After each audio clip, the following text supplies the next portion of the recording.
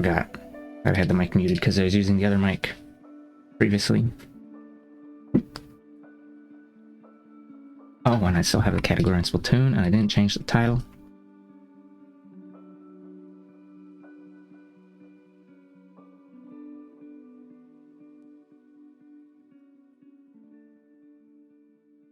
So good at this.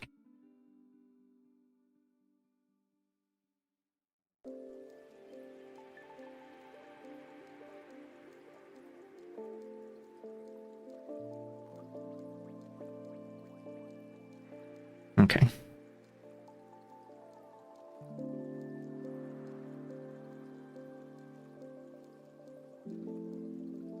Maybe I should open this in the page view. The page count is all the way over there. Let me use Sumatra PDF instead. Hello, Am.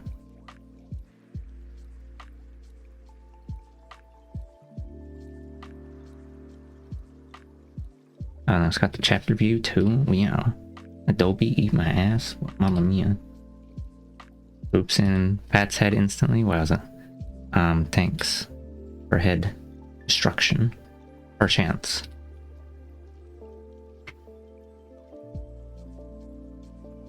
Let's see. Let me put up the things. I suppose I should turn off some of those redeems as well. Wishing you pleasant reading. My sleeping pattern is a complete mess to random hyperfixation type behavior. And I have work tomorrow, so it might be quiet and or nonsensical. Okay. Let's see.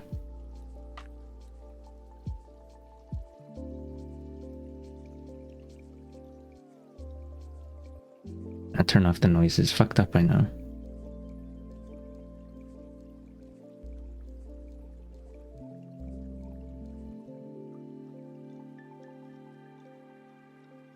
The noises in the throne. I think people will survive though. Okay.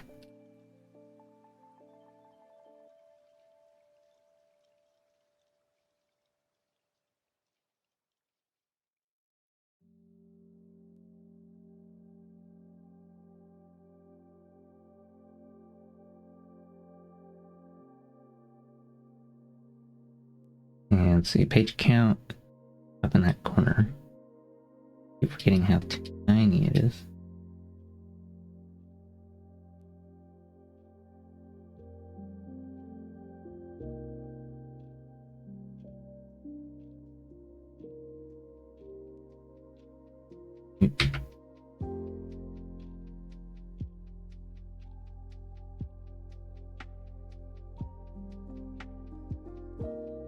Alright.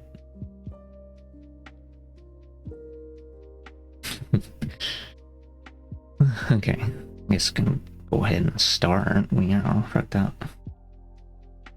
Oh wait, I didn't change the words on top and bottom. Let's see. Bottom right.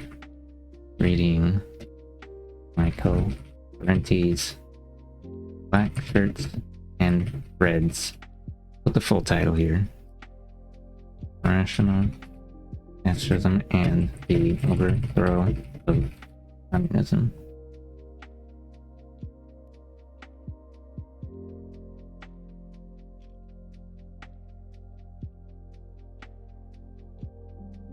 And let's see. Guess I'll read I read the preface last time I did a book. Oh, look at that crusty font.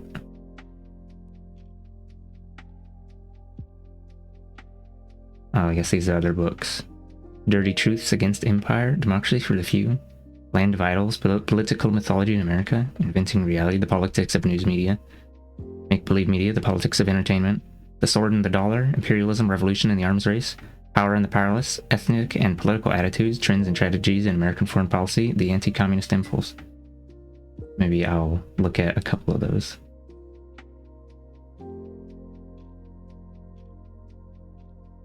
I'll zoom this out a bit so I can scroll faster.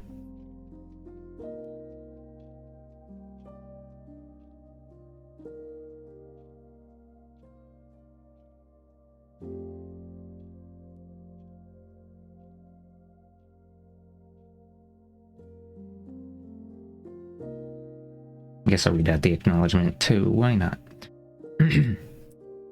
Acknowledgements. I'm indebted to Sally Zoriano, Peggy Noten, Jane Scantlebury, and Richard Plevin for their valuable support and helpful criticisms of the manuscript. On numerous occasions, Jane also utilized her professional librarian skills to track down much-needed information on my request. My thanks also to Stephanie Welch, Nyala Haze, and Catherine Cahill for valuable assistance rendered.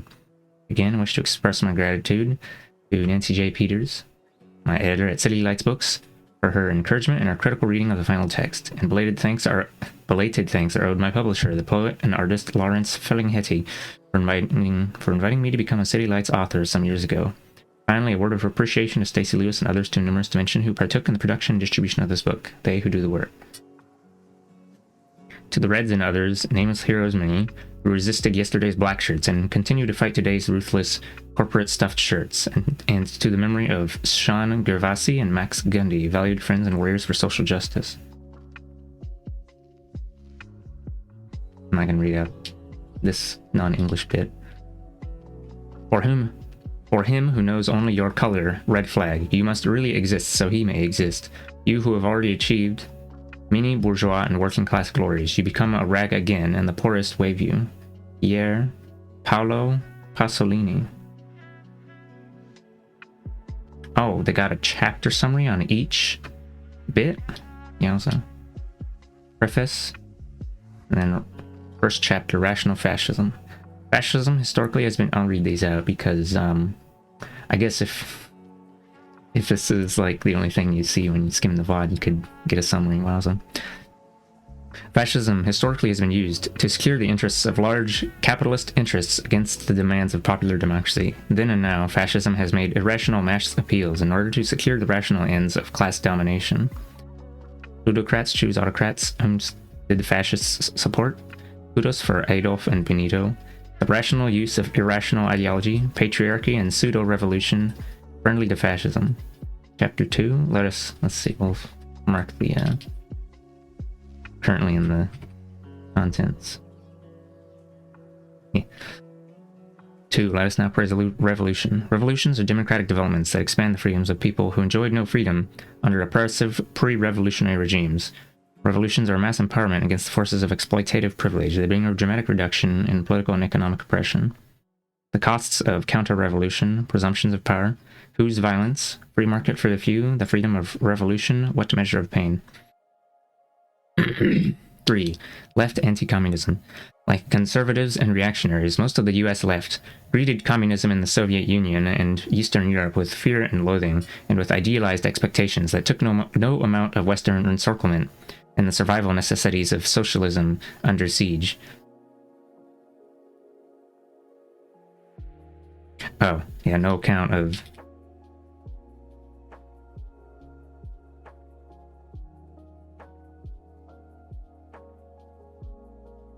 Yeah, Western encirclement, yeah. The vultures waiting to carve up and privatize. Ahem. Genuflection to orthodoxy, pure socialism versus siege socialism, decentralization versus survival. 4. Communism in Wonderland. The internal irrationalities and weaknesses of past communist economies and the systemic reasons why productivity stagnated and reforms were so difficult to effect. Rewarding inefficiency, nobody minding the store, wanting it all, reactionism to the surface, romanticizing capitalism. 5. Stalin's fingers. Newly published documentation on the Gulag reveals a somewhat different picture of the repressive nature of communist systems, both in the past and in recent times. The historic accomplishments in economic development within communist countries represented a positive gain in the lives of hundreds of millions. How many victims? Where did the Gulag go? Memories of maldevelopment. 6. The Pre-Market Paradise Goes East, Part 1. Repression by conservative forces in the former communist states in the name of, quote, democratic reform. Privileges from pre-communist days restored to the old owning classes. Western investors plundered the public sector at great profit to themselves, reducing the former communist countries to third world levels. Suppression of the left, one-way democracy. Must we adore Václav Havel? Colonizing the East. 7. The Free Market Paradise Goes East, Part 2. The emergence of free market, rapacity and growing inequality, widespread crime, social maladies, and victimization, especially of women, children, the elderly, and the poor. The third worldization and cultural decay of formerly collectivist societies. For vipers and bloodsuckers. Shock therapy for the many. Oh, shock therapy? That's the one that they love. Austerity. Turned up a notch. Crime and corruption. Cultural decay. Women and children last. Quote, we didn't realize what we had. Chapter 8. The end of Marxism. Understanding the fundamental concepts and discoveries of a view of society and politics that today is more relevant than ever, helping us to overcome truncated modes of thought, teaching us to ask why things are as they are. Some durable basics. More right than wrong. More wealth, more poverty. A holistic science. Learning to ask why. Chapter 9. Anything but class. Avoiding the C word. Class is more than a demographic category. Anything but class explanations of social realities invite us to deny the obvious links between wealth and power and the collision of ecology with capitalism. The class denial of class, the ABC theorists, everyday class struggle, wealth and power, eco-apocalypse, a class act. Okay, we're out of the table of contents now. I figured I should read through it since most of the time they just list the title, chapter titles and stuff for the head summaries and stuff. Preface. Let me zoom it in a little more. Preface. Preface? Preface. I don't know. This book invites those immersed in the prevailing orthodoxy of, quote, democratic capitalism to entertain iconoclastic views, to question the shibboleths of free market mythology and the persistence of both right and left anti-communism. And, oh, I forgot, I was gonna ping the, I deleted this role because I was feeling scrumble and then I undeleted it.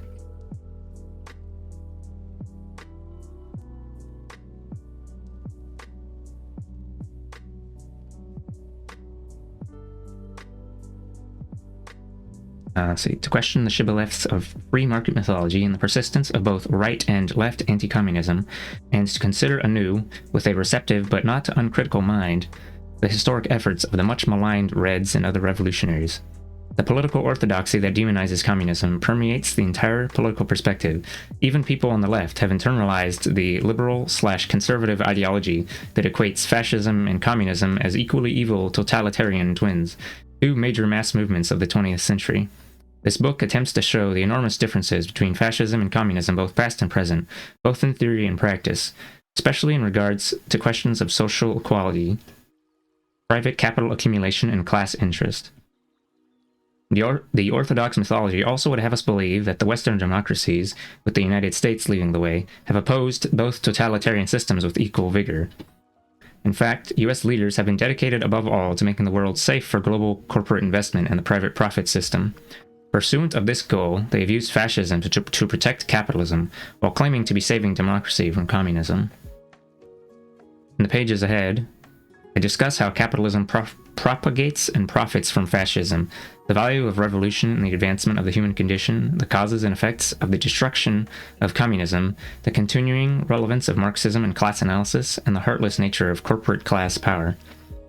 Over a century ago, in his great work Les Miserables, Victor Hugo asked, quote, will the future arrive?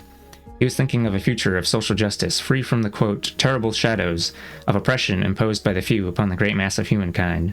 Of late, some scribes have announced, quote, the end of history. With the overthrow of communism, the monumental struggle between alternative systems has ended, they say. Capitalism's victory is total. No great transformations are in the offing. The global free market is here to stay. What you see is what you're going to get, now and always. This time, the class struggle is definitely over. Mic a little closer. So Hugo's question is answered. The future has indeed arrived, though not the one he had hoped for.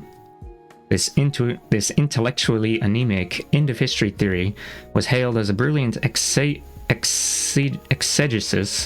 and accorded a generous reception by commentators and reviewers of the corporate-controlled media. It served the official worldview perfectly well, saying what the higher circles had been telling us for generations. that the struggle between classes is not an everyday reality, but an outdated notion, that an untrammeled capitalism is here to stay now and forever, that the future belongs to those who control the present. Oh, hello, Caldi. Alright. We'll get us mid.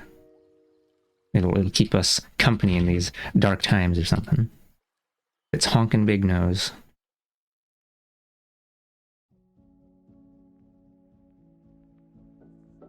Let's see. But the question we really should be asking is, do we have a future at all?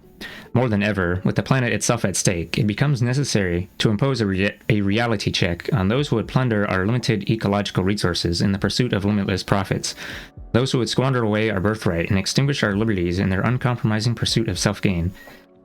History teaches us that all ruling elites try to portray themselves as the natural and durable social order, even ones that are in serious crisis, that threaten to devour their environmental base in order to continually recreate their hierarchical structure of power and privilege, and all ruling elites are scornful and intolerant of alternative viewpoints.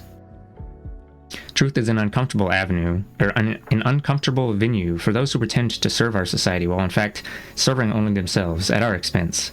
I hope this effort will chip away at the big lie. Oh, I think that was written before someone else started using the phrase big lie, but I'm sure the phrase big lie has been used by many people before. The truth may not set us free, as the Bible claims, but it is an important first step in that direction. Michael Parenti. Wow, the smoking?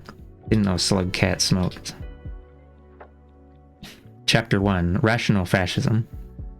I think I should stress that it's called rational fascism, not because rational, like, oh, that's a good idea. It's like the conditions that lead to fascism. Let me see. How's it? Here we go. I'm going to put quotation marks around it because I'm feeling special. Okay. While walking through New York's Little Italy, I passed a novelty shop that displayed posters and t-shirts of Benito Mussolini giving the fascist salute. When I entered the shop and asked the clerk why such items were being offered, he replied, "Well, some people like them. And maybe we need someone like Mussolini in this country."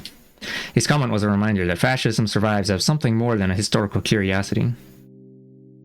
Worse than posters or t-shirts are the works by various writers bent on, quote, explaining Hitler or, quote, re-evaluating Franco, or in other ways, sanitizing fascist history.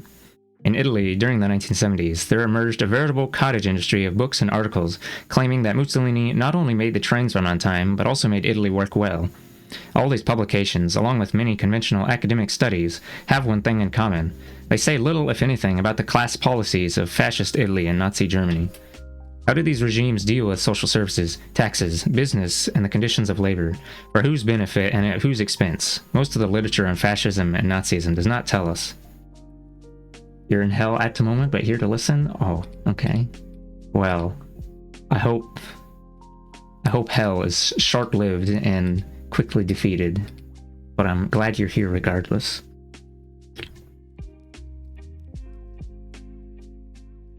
Sure. Okay. Plutocrats choose autocrats. Let us begin with a look at fascism's founder. Born in 1883, the son of a blacksmith. Thanks for the head pats. The son of a blacksmith, Benito Mussolini's early manhood was marked by street brawls, arrests, jailings, and violent, radical political activities. Before World War I, Mussolini was a socialist. A brilliant organizer, agitator, and gifted journalist, he became editor of the Socialist Party's official newspaper. Yet, many of his comrades suspected him of being less interested in advancing socialism than in advancing himself.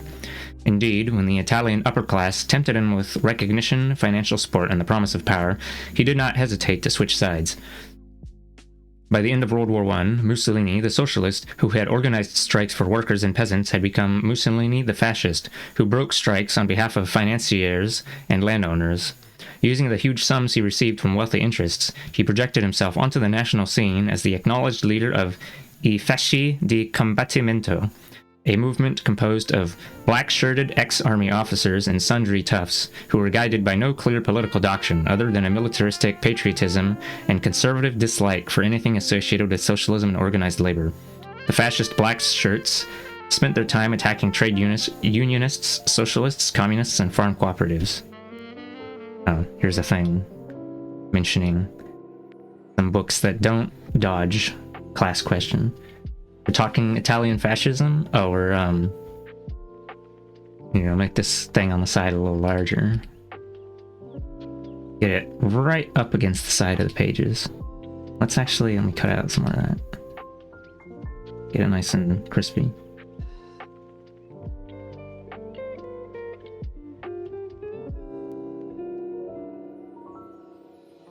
It's about fascism and capitalism and communism and anti-communism. All of the above, all at the same time. As, I guess they're all kind of related. But hello Titania. Let's see. I'll just read out the books here. The ones that don't evade questions of political economy and class power. Under the Axe of Fascism by Gaetano Salvemini. Fascism and Big Business by Daniel Guerin. Who Financed Hitler by James Poole and Suzanne Poole. Lectures on Fascism by Palmiro Togliatti. Behemoth by Franz Neumann. And Fascism and Social Revolution by R. Palme Dut. Okay, let's see. After World War I, Italy had settled into a pattern of parliamentary democracy. The smooth sack does not fit. Whatever. Turn it down a bit so it doesn't annoy me as much. Krill it. Never mind. Actually, we'll leave it. After World War I, Italy had settled into a pattern of parliamentary democracy. The low pay scales were improving, and the trains were already running on time. But the capitalist economy was in a post-war recession. Investments stagnated, heavy industry operated far below capacity, and corporate profits and agribusiness exports were declining. To maintain profit levels, the large landowners and industrialists would have to slash wages and raise prices. It's like we're in a cafe educating for La Revolution. Yeah, I guess. The state, in turn, would have to provide them with massive subsidies and tax exemptions. To finance this corporate welfareism, the populace would have to be taxed more heavily, and social services and welfare expenditures would have to be drastically cut. Measures that might sound familiar to us today. Yeah, it's austerity politics. Wowza. Really crunches my scrunch. Okay. But the government was not completely free to pursue this course. By 1921, many Italian workers and peasants were unionized and had their own political organizations. With demonstrations, strikes, boycotts, factory takeovers, and the forcible occupation of farmlands, they had won the right to organize, along with concessions in wages and work conditions. To impose a full measure of austerity upon workers and peasants, the ruling economic interests would have to abolish the democratic rights that helped the masses defend their modest living standards. The solution was to smash their unions, political organizations, and civil liberties. Industrialists and big landowners wanted someone at the helm who could break the power of organized workers and farm laborers and impose a stern order on the masses. For this task, Benito Mussolini, armed with his gang of Blackshirts, seemed the likely candidate. Currently busy with things, but you're gonna listen in the background? Alright, Volp, have a good lurk. So you'll read out this footnote as well. Footnote 2. Between January and May 1921, quote, the fascists destroyed 120 labor headquarters, attacked 243 socialist centers and other buildings, killed 202 workers, in addition to 44 killed by the police and gendarmerie, and wounded 1,144, end quote. During this time, 2,240 workers were arrested and only 162 fascists. In the 1921-22 period up to Mussolini's seizure of state power, quote, 500 labor halls and cooperative stores were burned and 900 socialist municipalities were dissolved. That's from Fascism and Social Revolution by Dut, page 124, I think. What that says. Okay. In 1922, the Federazione Industriale, composed of the leaders of industry, along with representatives from the banking and agribusiness associations, met with Mussolini to plan the, quote, March on Rome, contributing 20 million lire to the undertaking. With the additional backing of Italy's top military officers and police chiefs, the fascist, quote, revolution, really a coup d'etat, took place. Within 2 years after seizing state power, Mussolini had shut down all opposition newspapers and crushed the Socialist, Liberal, Catholic, Democratic, and Republican parties, which together had commanded some 80% of the vote. Labor leaders, peasant leaders, parliamentary delegates, and others critical of the new regime were beaten, exiled, or murdered by fascist terror squadristi.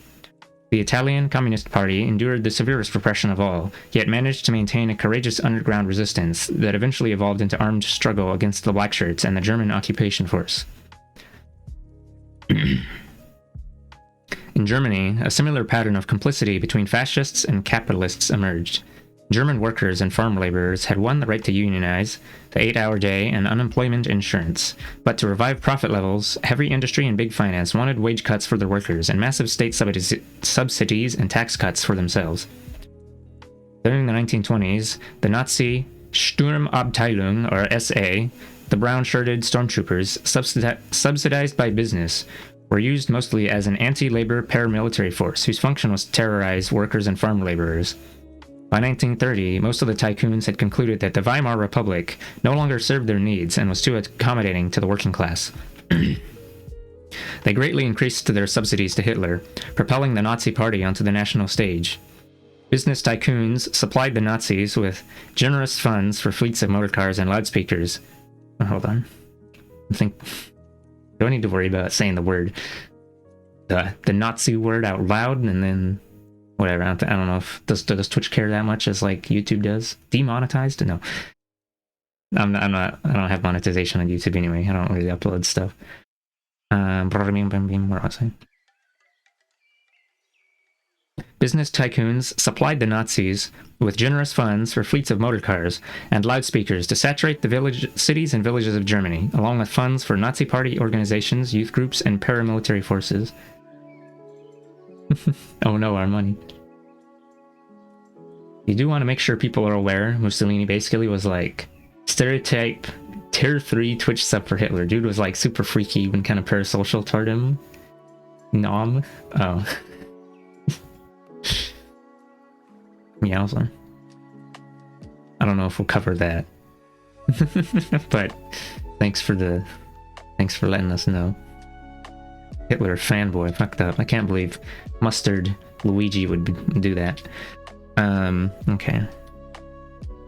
Funds for party organizations, youth groups, and paramilitary forces. In the July 1932 campaign, Hitler had sufficient funds to fly to 50 cities in the last 2 weeks alone. In that same campaign, the Nazis received 37.3% of the vote, the highest they ever won in a democratic national election. They never had a majority of the people on their side. To the extent that they had any kind of reliable base, it generally was among the more affluent members of society. In addition, elements of the petty bourgeoisie, and many lumpen proletariat served as strong-arm party thugs organized into the SA Stormtroopers. If you don't know what petty bourgeois and lumpen proletariat means, petty bourgeois is small business owners, and lumpen proletariat is like, I don't know, criminals, druggies, junkies, homeless. The ones that aren't even cool enough to be called normal proletariats. I think they're called lumpen proletariat because I don't know. Lumpen? Lump? It's like, I think, was it Marxist Bible one that came up with that term, and it was a little bit of a dismissive sort of term. See? Elements of the petty bourgeois and many lumpen proletariats served as strong-arm party thugs organized into the SA Stormtroopers, but the great majority of the organized working class supported the communists or social democrats to the very end. In the December 1932 election, 3 candidates ran for president: the conservative incumbent Field Marshal von Hindenburg, the Nazi candidate Adolf Hitler, and the Communist Party candidate Ernst Thälmann. In his campaign, Thälmann argued that a vote for Hindenburg amounted to a vote for Hitler, and that Hitler would lead Germany into war. The bourgeois press, including the Social Democrats, denounced this view as, quote, Moscow-inspired. Oh, including the Social Democrats? Wow, thanks, guys. Hindenburg was re-elected, while the Nazis dropped approximately 2 million votes in the Reichstag election, as compared to their peak of over 13.7 million. True to form, the Social Democrat leaders refused the Communist Party's proposal to form an 11th-hour coalition against Nazism. As in many other countries, past and present, so in Germany, the Social Democrats would sooner ally themselves with the reactionary right than make common cause with the Reds. Oh. Thanks for the water. Moister oyster, the best oyster. Alright, I'll do a sip. Cannot believe they would supply the piss baby party. I don't think I'm going to do any word replace. I'll just read it out as it is. I'm sure that past book readings already had enough. I said Palestine like 100 times. That's probably, that's gonna, I won't be able to get a job at Amazon anymore or whatever. Programming. What was it? I was gonna do something real quick and then I forgot. Oh, right. Oh, it looks like Twitch stuck a charity tag on for me.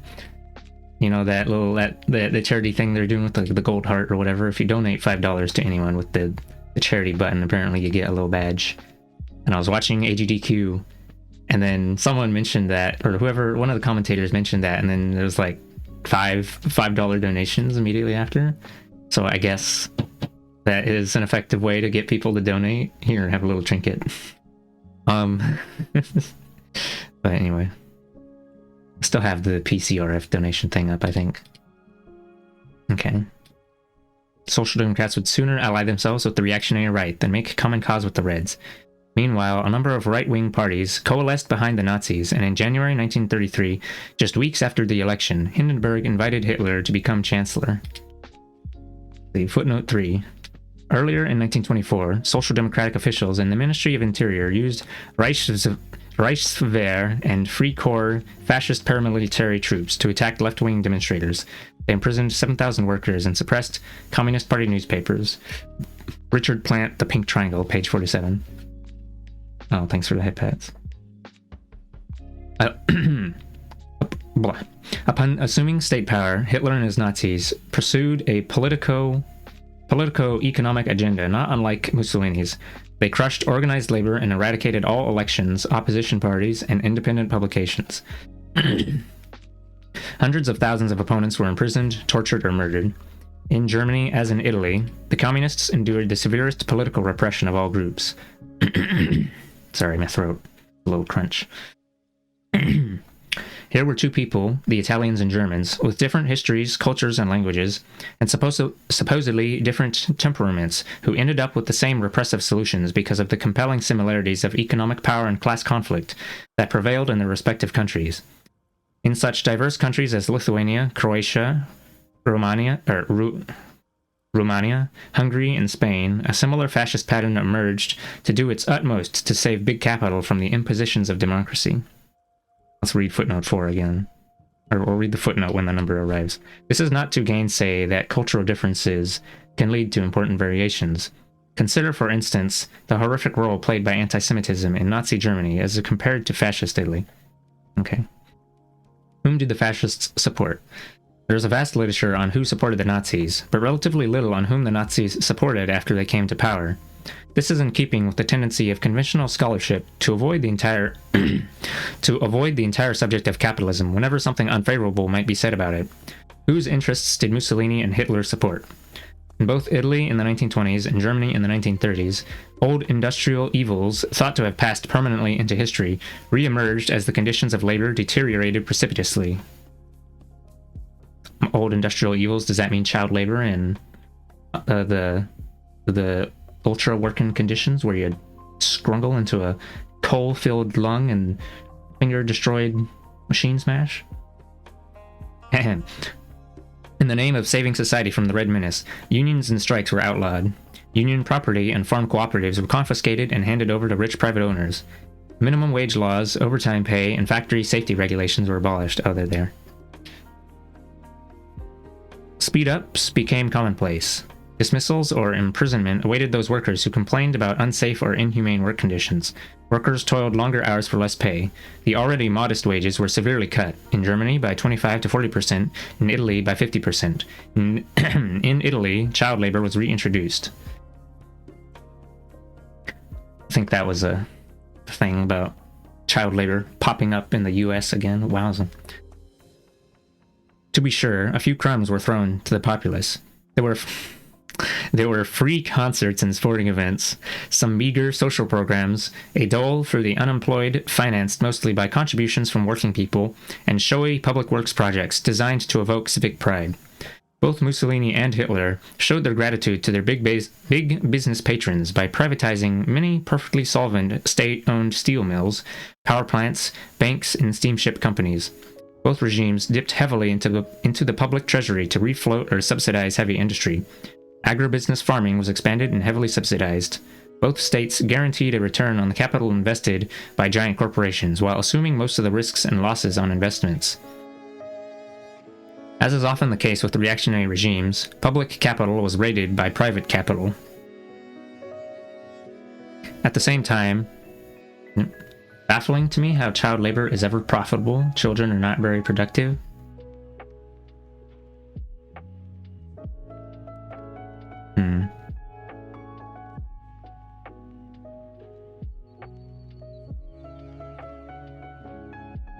Well, I don't know if it's ever about being productive.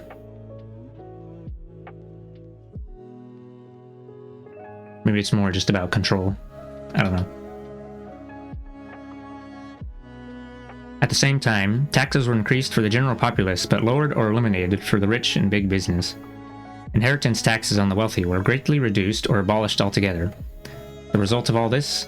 In Italy, during the 1930s, the economy was gripped by recession, a staggering public debt, and widespread corruption. But industrial profits rose, and the armaments factories busily rolled out weapons in preparation for the war to come. In Germany, unemployment was cut in half with a considerable expansion in armaments jobs, but overall poverty increased because of the drastic wage cuts. Oh, and I guess another thing is,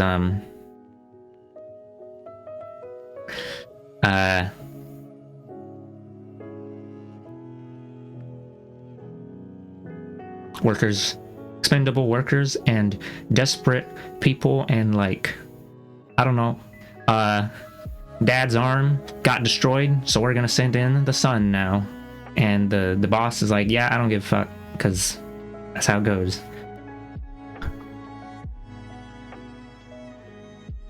Capitalists are obsessed with productivity and efficiency. Well, let me introduce them to a planned socialist economy. No, they're also obsessed with owning everything. Okay, let's see. Staggering public debt and widespread corruption. But industrial rolled out weapons in preparation for the war to come. In Germany, unemployment was cut in half with the considerable expansion in armaments jobs, but overall poverty increased because of the drastic wage cuts. And from 1935 to 1943, industrial profits increased substantially, while the net income of corporate leaders climbed 46%.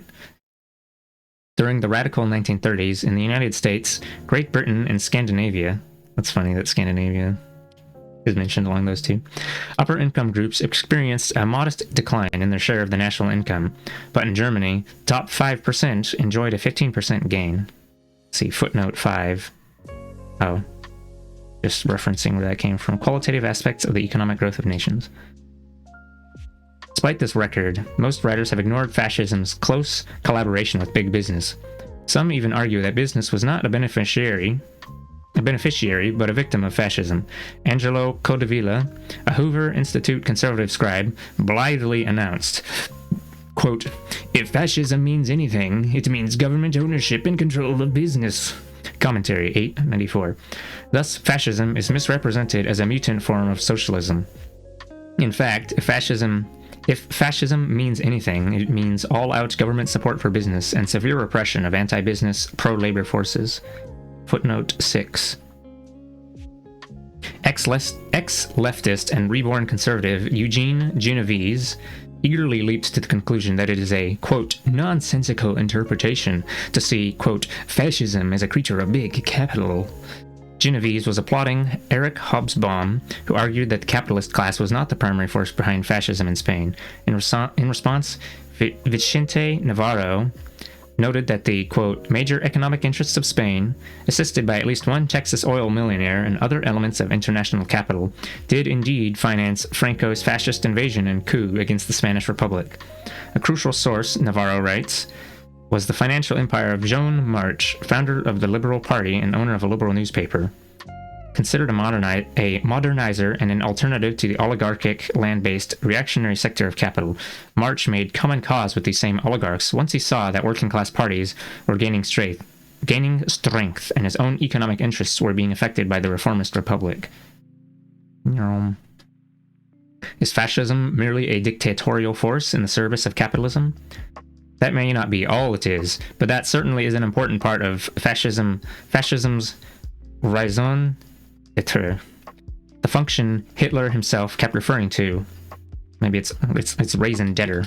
No, the function Hitler himself kept referring to when he talked about saving the industrialists and bankers from Bolshevism. It is a subject that deserves far more attention than it has received. That just sounds like the non-religious political version of a born-again Christian, reborn conservative. Yeah, it's sometimes the latent reactionaryism it splorts out and it juices all over the whatever. It's time to call out some when you're a brocialist and you're like, labor sounds good. You know, it would be cool if labor got some shit, and then you're like, you know, we should also help all those like other oppressed people, like the black people and the, I guess in Europe it would be like Slavs and like disabled people, and like, I don't know, and you know, maybe homosexuals aren't bad, and then they're like, whoa, what did you just say?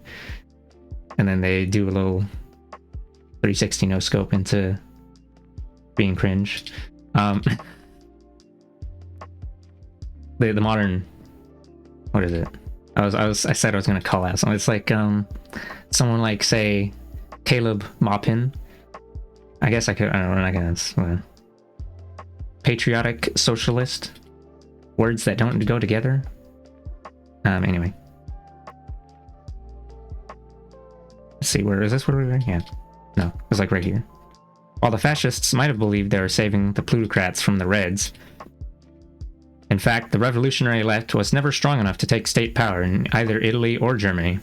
Popular forces, however, were strong enough to cut into profit rates and interfere with the capital accumulation process. This frustrated capitalism's attempts to resolve its internal contradictions by shifting more and more of its costs onto the backs of the working populace. Revolution or no revolution, this democratic working class resistance was troublesome to the moneyed interests. Along with serving the capitalists, fascist leaders served to themselves, getting in on the money at every opportunity. Their personal greed and their class loyalties were two sides of the same coin. Mussolini and his cohorts lived lavishly, cavorting within the higher circles of wealth and aristocracy.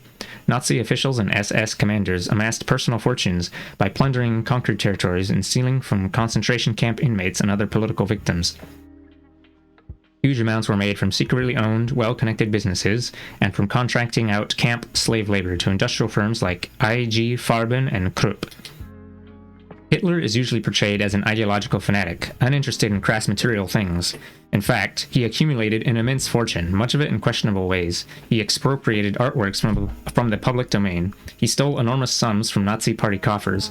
He invented a new concept, the, quote, personality right, that enabled him to charge a small fee for every postage stamp with his picture on it, a venture that made him hundreds of millions of marks. Footnote 7. There already was a stamp of von Hindenburg to honor his presidency.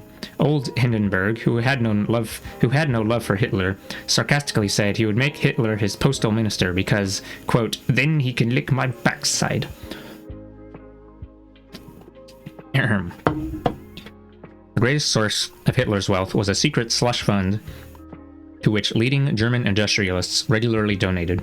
Hitler, quote, knew that as long as German industry was making money, his private money sources would be inexhaustible. Thus, he'd see to it that German industry was never better off than under his rule, by launching, for one thing, gigantic armament projects. Or what we today would call fat defense contracts. Fat. Oh, and footnote 8. Wolf Schwarzweiler, The Unknown Hitler, 197. Far from being the ascetic, Hitler lived self-indulgently. During his entire tenure in office, he got special rulings from the German tax office that allowed him to avoid paying income or property taxes. He had a motor pool of limousines, private apartments, country homes, a vast staff of servants, and a majestic estate in the Alps. His happiest times were spent entertaining European royalty, including the Duke and Duchess of Windsor, who numbered among his enthusiastic admirers. This is kind of off topic, and you doubt the book mentions it, but you wonder how much of that money would go toward his amphetamine, the Breaking Bad stuff. Oh, crack, Hitler, drugs, weed. Wow, meth. Probably, just that's the methamphetamine fund. Also contributed to by big business. Kudos for Adolf and Benito. Italian fascism and German Nazism had their admirers within the US business community and the corporate-owned press. Bankers, publishers, and industrialists, including the likes of Henry Ford. Oh yeah. Yeah, before the war started and then all that shit came out about atrocities, and everyone was sucking him. Everyone was like, wow, you should check this guy Hitler out, he's so cool. At least I think that's how it went. I think that's what we're gonna see here. Bankers, publishers, and industrialists, including the likes of Henry Ford, traveled to Rome and Berlin to pay homage, receive medals, and strike profitable deals. Many did their utmost to advance the Nazi war effort, sharing military-industrial secrets and engaging in secret transactions with the Nazi government, even after the United States entered the war. Footnote 9. Oh, Charles Higham, trading with the enemy. During the 1920s and early 1930s, major publications like Fortune, The Wall Street Journal, Saturday Evening Post, New York Times, Chicago Tribune, and Christian Science Monitor hailed Mussolini as the man who rescued Italy from anarchy and radicalism. They spun rhapsodic fantasies of a resurrected Italy where poverty and exploitation had suddenly disappeared, where Reds had been vanquished, harmony reigned, and Blackshirts protected a new democracy. Sorry. I had to read it in a voice. The Italian language press in the United States eagerly joined the chorus. The two most influential newspapers, L'Italia of San Francisco, financed largely by A.P. Giannini's Bank of America, and Il Progresso of New York, owned by multimillionaire Generoso Pope, looked favorably on the fascist regime and suggested that the United States could benefit from a similar social order.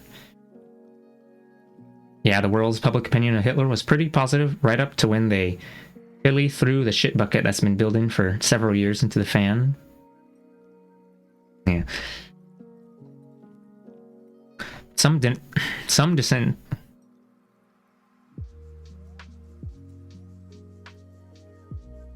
Yeah, that seems to be what is it? It was probably when it was too obvious to ignore, and everyone was like, that's actually fucking terrible, and maybe I don't know. What is it? When I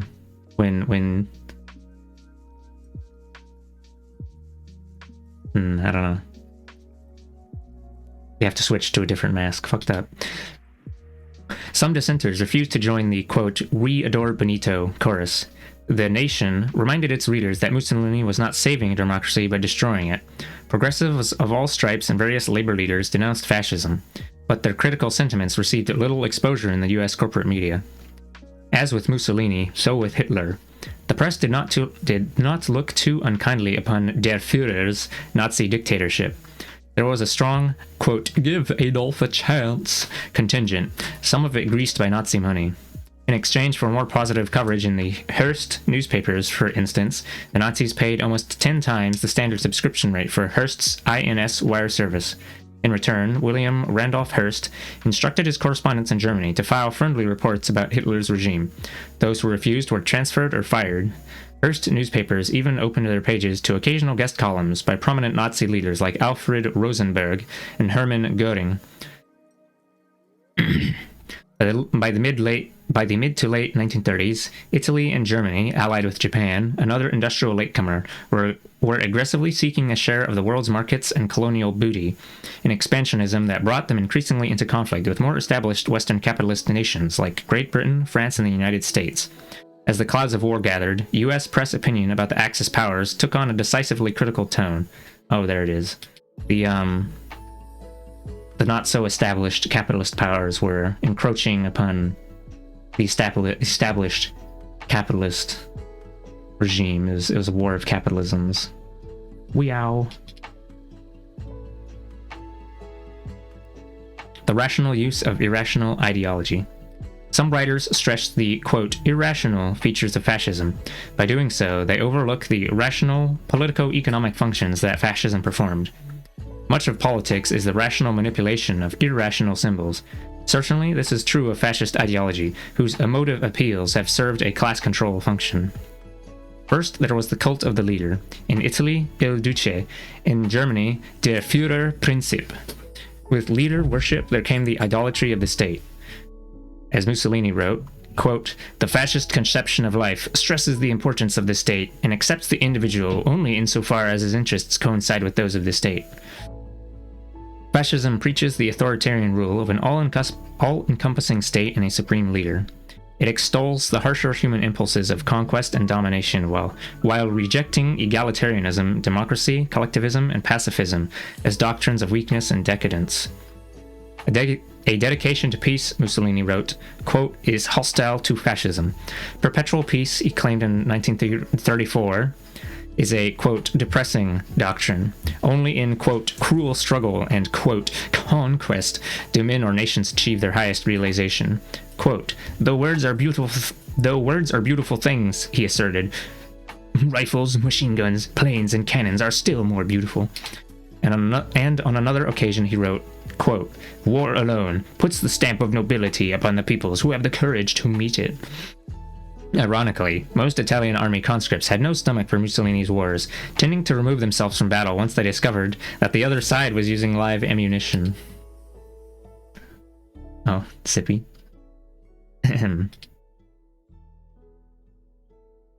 Fascist doctrine stresses monistic values. Ein Volk, ein Reich, ein Führer. One people, one rule, one leader. The people are no longer to be concerned with class divisions, but must see themselves as part of a harmonious whole, rich and poor as one, a view that supports the economic status quo by cloaking the ongoing system of class exploitation. This is in contrast to a left agenda that advocates the articulation of popular demands and a sharpened awareness of social injustice and class struggle. This monism is buttressed, as in supported, by atavistic appeals to the mythical roots of the people. For Mussolini, it was the grandeur that was Rome. For Hitler, the ancient folk. A play written by a pro-Nazi, Hans Jost, entitled Schlageter, and performed widely throughout Germany, soon after the Nazis seized power, Hitler attended the opening night in Berlin, pits folk mysticism against class politics. The enthusiastic August is talking to his father, Schneider. August, you won't believe it, Papa, but the young people don't pay much attention to these old slogans anymore. The class struggle is dying out. Schneider, so, and what do you have then? August, the folk community. Schneider, and that's a slogan? August, no, it's an experience. Schneider, my God, our class struggle, our strikes, they weren't an experience, eh? Socialism, the International, were they fantasies maybe? August, they were necessary, but they're historical experiences. Schneider, so, and the future therefore will have your folk community. Tell me, how do you actually envision it? Poor, rich, healthy, upper, lower, all this ceases with you, eh? August, look, Papa, upper, lower, poor, rich, that always exists. It is only the importance one places on that question that's decisive. To us, life is not chopped up into working hours and furnished with price charts. Rather, we believe in human existence as a whole. None of us regards making money as the most important thing. We want to serve. The individual is a corpuscle in the bloodstream of his people. SCH is just sh sound, and the J equals Y sound always makes people slip.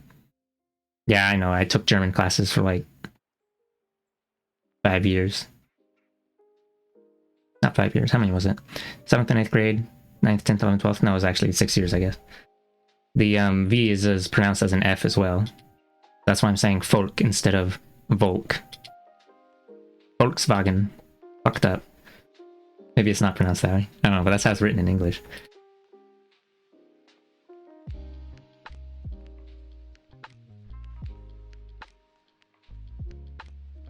That's why I'm saying it's like August, because that's how it's pronounced in German.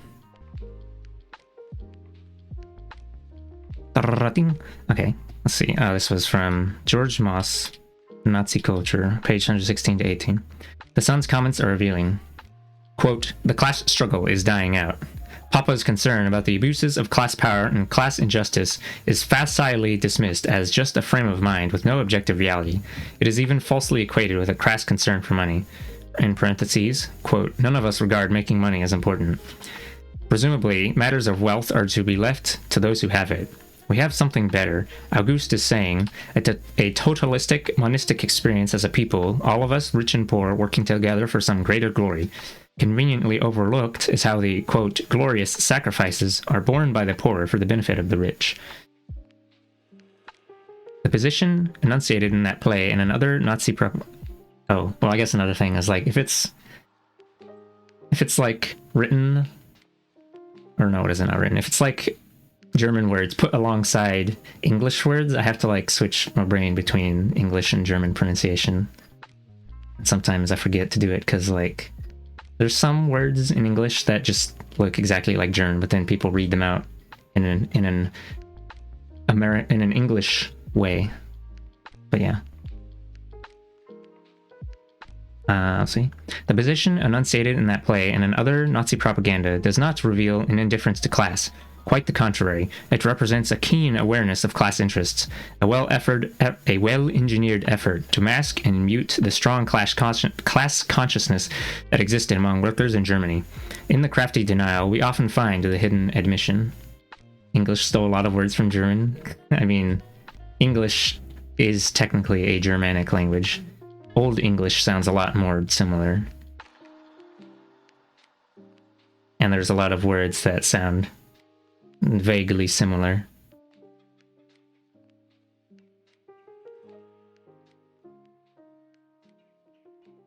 Like, I don't know. Wasser is water. That's just the one that I remember off the top of my head. And then there's the ones that are just like literally the same, like in more modern forms of English, just ripping words from German.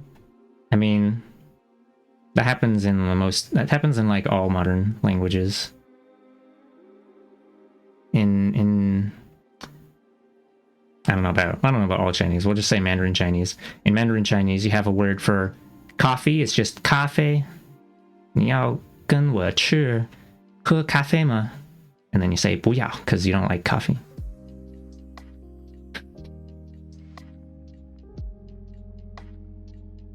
And then German has a word for cell phone called Handy, which is people who don't know much English, they think Handy is an English word, and then they try to call a cell phone Handy in English, and then we have a little chuckle.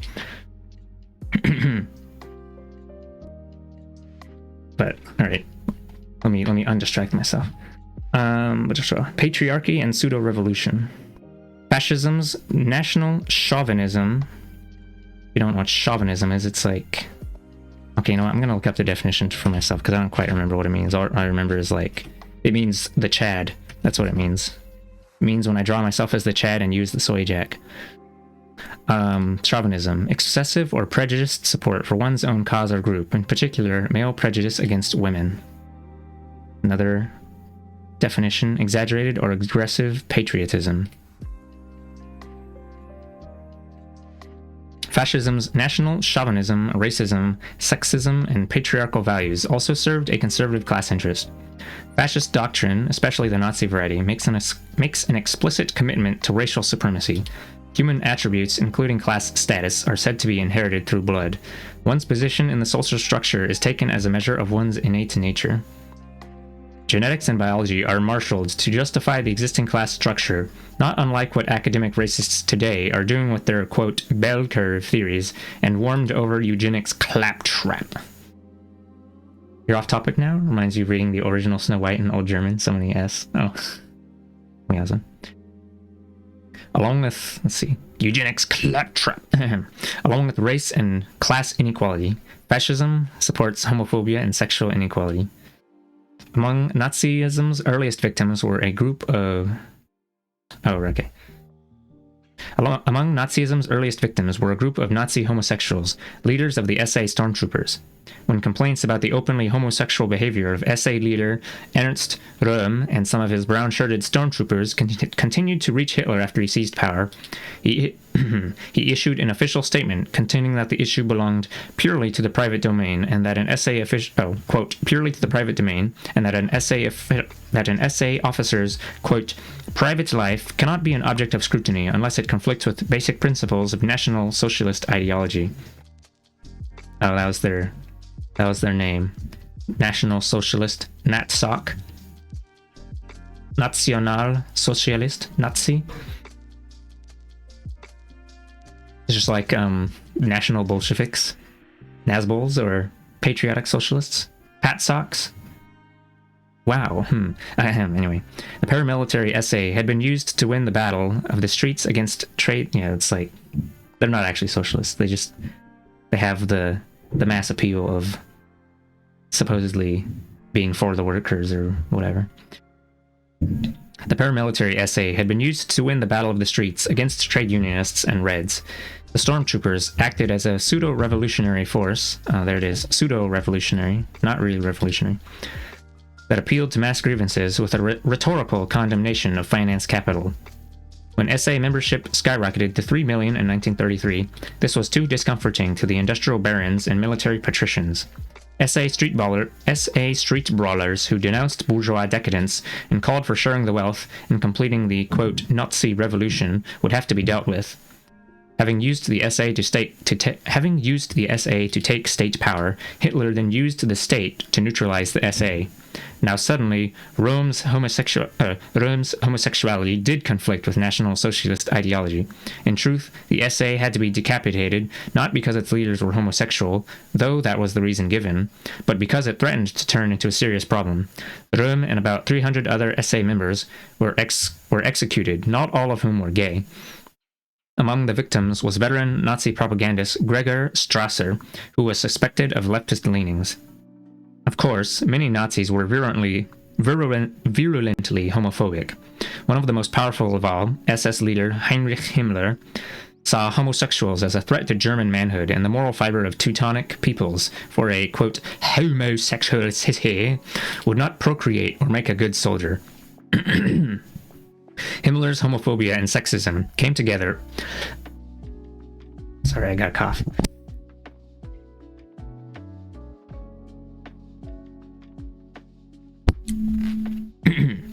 Himmler's homophobia and sexism came together when he announced, quote, if a man just looks at a girl in America, he can be forced to marry her or pay damages. Therefore, men protect themselves in the USA by turning to homosexuals. Women in the USA are like battle axes. They hack away at males, end quote. Oh, footnote 11. Richard Plant, The Pink Triangle, 91. Thus spoke one of the great minds of Nazism. In time, Himmler succeeded in extending the oppression of gays beyond the SA leadership. Thousands of gay civilians perished in SS concentration camps. In societies throughout the ages, if able to find the opportunity, women have attempted to limit the number of children they bear. This poses a potential problem for a fascist patriarchy that needs vast numbers of soldiers and armaments workers. Women are less able to assert their procreative rights if kept subservient and dependent. So fascist ideology extolled patriarchal authority. Every man must be a husband, a father, and a soldier, Il Duce said. Women's greatest calling was to cultivate her domestic virtues, devotedly tending to the needs of her family while bearing as many offspring for the state as she could. That straight up read like a modern incel post on Reddit. Oh, this one? Yeah. Wow. The historical context for, no, is it the historical roots of incelisms? Mamma mia spaghetti? Yeah, it's like recurring themes. Let's see. Patriarchal ideology was linked to a conservative class ideology that saw all forms of social equality as a threat to hierarchical control and privilege. The patriarchy buttressed the plutocracy. If you don't know what a buttress is, it's like those beams in the roof that hold it, that support it. That's like buttresses, or maybe no, it's like the Roman arcs. That's like a buttress or whatever. The patriarchy buttressed the plutocracy. If women get out of line, what will happen to the family? And if the family goes, the entire social structure is threatened. What then will happen to the state and to the dominant class's authority, privileges, and wealth? The fascists were big on what today is called, quote, family values, though most of the top Nazi leaders could hardly be described as devoted family men. Yeah, family values? Have you heard that one before? In Nazi Germany, racism and anti-Semitism served to misdirect legitimate grievances toward convenient scapegoats. Anti-Semitic propaganda was cleverly tailed to appeal to different audiences. Excuse me. Super patriots were told that the Jew was an alien internationalist. Unemployed workers were told that their nemesis was the Jewish capitalist and Jewish banker. For debtor farmers, it was the Jewish usurer. What does that mean? Usurer. A person who lends money at unreasonably high rates of interest. For the middle class, it was the Jewish union leader and Jewish communist. Here again, we have a consciously rational use of irrational images. The Nazis might have been crazy, but they were not stupid. Forgot how to spell that, but yeah, I got the architecture thing right. Okay. What distinguishes fascism from ordinary right-wing patriarchal autocracies is the way it attempts to cultivate a revolutionary aura. Fascism offers a beguiling mix, so like a seductive mix, a spicy mix of beguiling, who uses that word? A beguiling mix of revolutionary-sounding mass appeals and reactionary class politics. I guess I should mention the phrase reactionary in case no one knows that either. Reactionary just meaning in reaction to, it's like something, yeah, in reaction to current political, or is it in reaction to an opposing political force, or like current material conditions. It's like, it's usually 95% of the time like some right-wing shit, but yeah.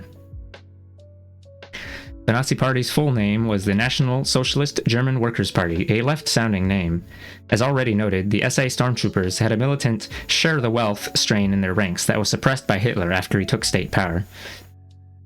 Both the Italian fascists and the Nazis made a conscious effort to steal the left's thunder. There were mass mobilizations, youth organizations,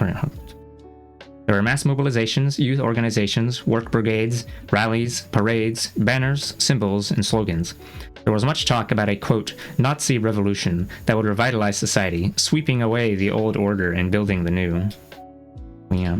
For this reason, mainstream writers feel free to treat fascism and communism as totalitarian twins. It is a case of reducing essence to form. The similarity in form is taken as reason enough to blur the vast difference in actual class content. Writers like A. James Gregor and William Ebenstein, countless Western political leaders, and others who supposedly are on the Democratic left, regularly lump fascism with communism. Thus, Noam Chomsky claims, quote, the rise of corporations was in fact a manifestation of the same phenomena that led to fascism and Bolshevism, which sprang out of the same totalitarian soil. But in the Italy, and Bolshevism was like a worker movement, I think. Let me see, footnote 12. Chomsky interviewed by Hussein Al-Kurdi, Perception, March, April 1996. But in the Italy and Germany of that day, most workers and peasants made a firm distinction between Bolshevism was like a communist movement. Made a firm distinction between fascism and communism, as did industrialists and bankers, who supported fascism out of fear and hatred of communism, a judgment based largely on class realities. I think I have heard before that Noam Chomsky, while he's perfectly willing to criticize capitalism and imperialism, and yeah, I guess those ones, he's not so big on communism. Yeah, Bolshevism led to the revolutions in Russia and the formation of the USSR. Yeah, I think that's why others who are supposedly on the Democratic left, that's, oh wow, dunking on Noam Chomsky, fucked up. I mean,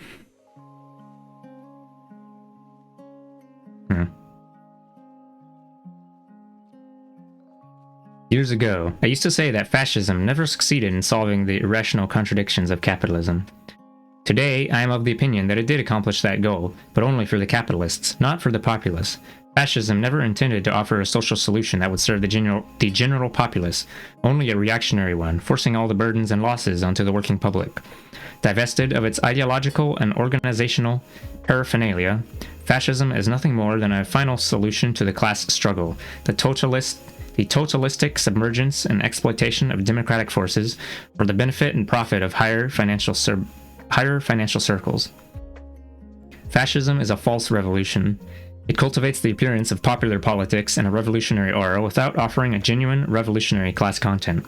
It propagates a, quote, new order while serving the same old moneyed interests. Its leaders are not guilty of confusion, but of deception. That they work hard to mislead the public does not mean they themselves are misled. Friendly to fascism. One of the things conveniently overlooked by mainstream writers is the way Western capitalist states have cooperated with fascism. In his collaborationist efforts, British Prime Minister Neville Chamberlain was positively cozy with the Nazis.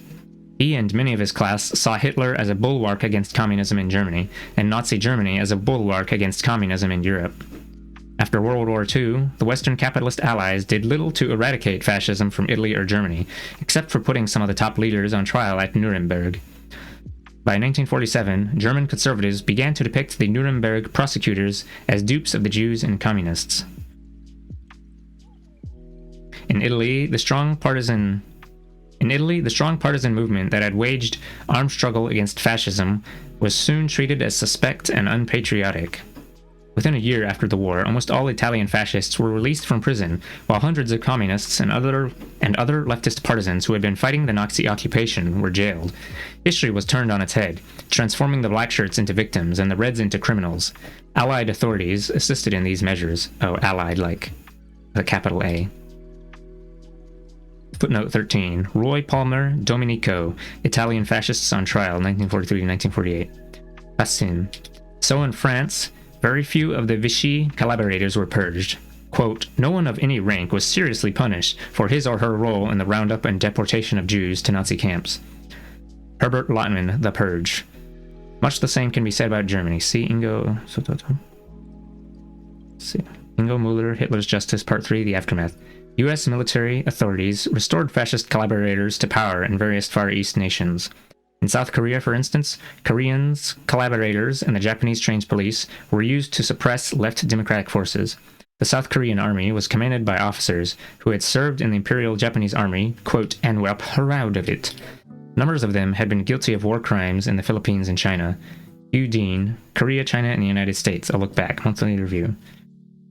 See, that was footnote 13 right here. Under the protection of U.S. occupation authorities, the police, courts, military, security agencies, and bureaucracy remained largely staffed by those who had served the former fascist regimes or by their ideological recruits, as is true to this day. Excuse me. The perpetrators of the Holocaust murdered 6 million Jews, 500,000... Oh, they used this word right here. 500,000 Romani, thousands of homosexuals, several million Ukrainians, Russians, Poles, and others, and got away with it, in good part because the very people who were supposed to investigate these crimes were themselves complicit. I didn't use the G word there because that is supposedly apparently a slur, and the proper word to refer to those people is Romani. R-O-M-A-N-I.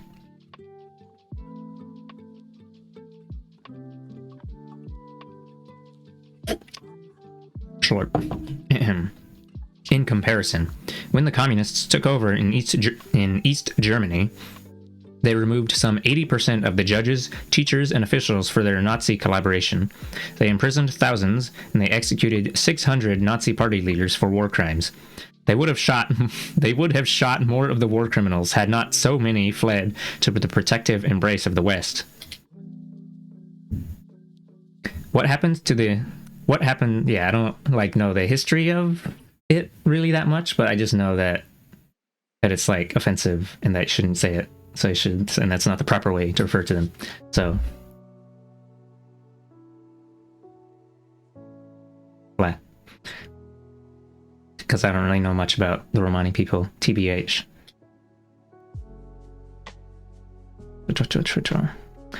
What happens to the US businesses that collaborated with fascism? The Rockefeller family's Chase National Bank used its Paris office in Vichy, France, to help launder German money to facilitate Nazi international trade during the war, and did so with complete impunity.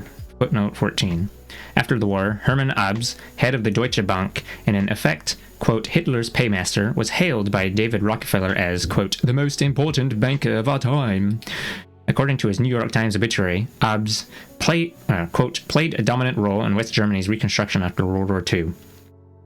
Neither the Times nor Rockefeller said a word about Abs's Nazi connections, his bank's predatory incursions across Nazi-occupied Europe, and his participation as a board member of I.G. Farben and the use of slave labor at Auschwitz. Robert Carl Miller, Portland Free Press. That was 14. You believe it comes from the stereotypes of thieves and fortune teller, and you think the word does actually translate to fortune teller, but you couldn't say what language. Okay. Corporations like DuPont, Ford, General Motors, and ITT owned factories in enemy countries that produced fuel, tanks, and planes that wreaked havoc on Allied forces. After the war, instead of being prosecuted for treason, ITT collected $27 million from the US government for war damages inflicted on its German plants by Allied bombings. General Motors collected over $33 million. Pilots were given instructions not to hit factories in Germany that were owned by US firms. Thus, Cologne was almost leveled by Allied bombing, but its Ford plant, providing military equipment for the Nazi army, was untouched. Indeed, German civilians began using the plant as an air raid shelter. When you hear the G word, you specifically think of fortune tellers? Yeah, that's like the prevailing stereotype, I think. I didn't know about this bit where they didn't bomb. Well, firstly, I didn't really know that US factories were in Germany, and then I didn't know that they're like, oh, don't bomb them because those are my factories, bro. And then civilians using them to hide. Oh, footnote 15. Charles Higham, Trading with the Enemy. Another reference, yeah. For decades, US leaders have done their part in keeping Italian fascism alive.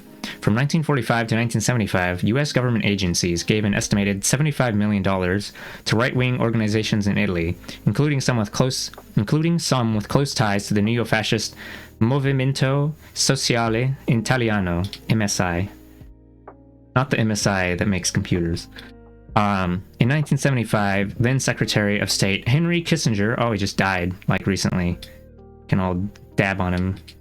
In 75, then Secretary of State Henry Kissinger met with MSI leader Giorgio Almirante in Washington to discuss what, quote, alternatives might be considered should the Italian communists win the elections and take control of the government.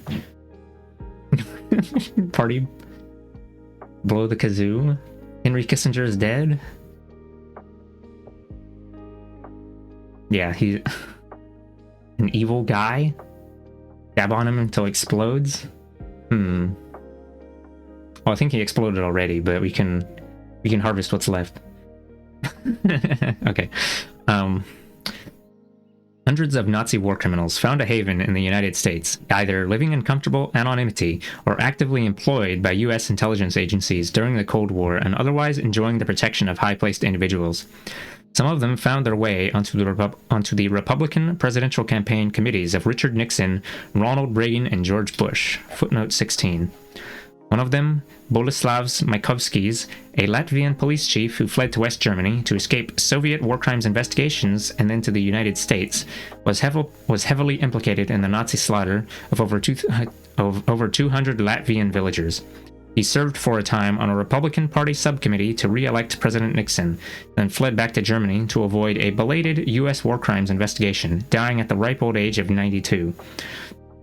Nazi war criminals have been aided by Western intelligence agencies, business interests, the military, and even the Vatican. In October 1944, German paratroop commander Major Walter Raeder slaughtered 1,836 defenseless civilians in a village near Bologna, Italy, as a reprisal against partisan activities. He was released from prison in 1985 after Pope John Paul II, among others, made an appeal on his behalf over the strenuous protests of relatives of the victims. Wowza. Thanks, Pope. Let's see. In Italy, from 1969 to 1974, high-ranking elements in Italian military intelligence and civilian intelligence agencies, members of P2, a secret lodge of upper-class reactionaries, pro-fascist Vatican officials and top military brass, and Gladio, a NATO-inspired anti-communist mercenary force, embarked upon a concerted campaign of terror and sabotage known as, quote, the strategy of tension. Other participants included a secret neo-fascist group called the Ordine Nuovo, NATO officials, members of the Carabinieri, mafia bosses, 30 generals, 8 admirals, and influential Freemasons like Licio Gelli, a fascist war criminal recruited by U.S. intelligence in 1944. The terrorism was aided and abetted by the, quote, international security apparatus, including the CIA. In 1995, the CIA refused to cooperate with an Italian parliamentary commission investigating the strategy of tension. Parentheses, Corriere della Sera, 95. The terrorist conspirators carried out a series of kidnappings, assassinations, and bombing massacres, stragi, including the explosion that killed 85 people and injured some 200, many seriously in the Bologna. Is it Bologna? Is that just how Americans? I don't know. It's gonna be Bologna, the Bologna. I'm not gonna say Bologna.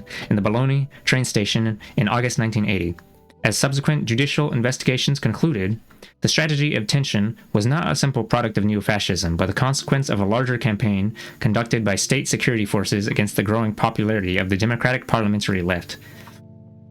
The objective was to, quote, combat by any means necessary the electoral gains of the Italian Communist Party and create enough fear and terror in the population so as to undermine the multi-party social democracy and replace it with an authoritarian, quote, presidential republic, or in any case, quote, a stronger and more stable executive. Parentheses, La Repubblica, Corriere della Sera, 95. It's got all the dates there. In the 1980s, scores of people were murdered in Germany, Belgium, and elsewhere in Western Europe by extreme rightists in the service of state security agencies. Z Magazine, March 1990. These acts of terrorism went mostly unreported in the U.S. corporate-owned media. As with the earlier strategy of tension in Italy, the attacks were designed to create enough popular fear and uncertainty so as to undermine the existing social democracies. Authorities in these Western European countries and the United States have done little to expose neo-Nazi networks. As the whiffs of fascism develop into an undeniable stench, we are reminded that Hitler's progeny are still with us, and that they have dangerous links with each other and within the security agencies of various Western capitalist nations. In Italy, in 1994, the national elections were won by the National Alliance, a broadened version of the neo-fascist MSI, in coalition with the League of Northern Separatists and Forza Italia, a quasi-fascist movement headed by industrialist and media tycoon Silvio Berlusconi. Excuse me.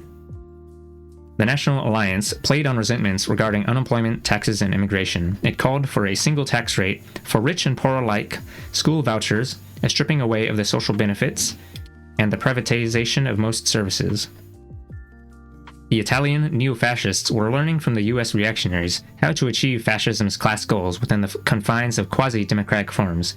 Use an upbeat, Reagan-esque optimism. Replace the jackbooted militarists with media-hyped crowd pleasers. Convince people that government is the enemy. Government is not the solution to our problem. Crunch. I was quoting Reagan. I was quoting that little demon. Convince people that government is the enemy, especially its social service sector, while strengthening the repressive capacities of the state. Instigate racist hostility and antagonisms between the resident population and immigrants. Preach the mythical virtues of the free market, and pursue tax and spending measures that redistribute income upward. I'm probably not going to cover it here because it's not about Reagan and the US specifically, but one of the things that Reagan did was the war on drugs, I believe. Let me check. The war on drugs, far from being a thing to like prevent drug use, was what is it? It was supposed to be how did it go? Cocaine illegal because we associate cocaine with black people, and then weed illegal because we associate weed with the hippies. So it's actually like a war. It was all about locking up black people and like leftist leaning type people. Like if they wanted to actually reduce drug usage, well, Hispanic? Oh, sorry. I think I was quoting some asshole.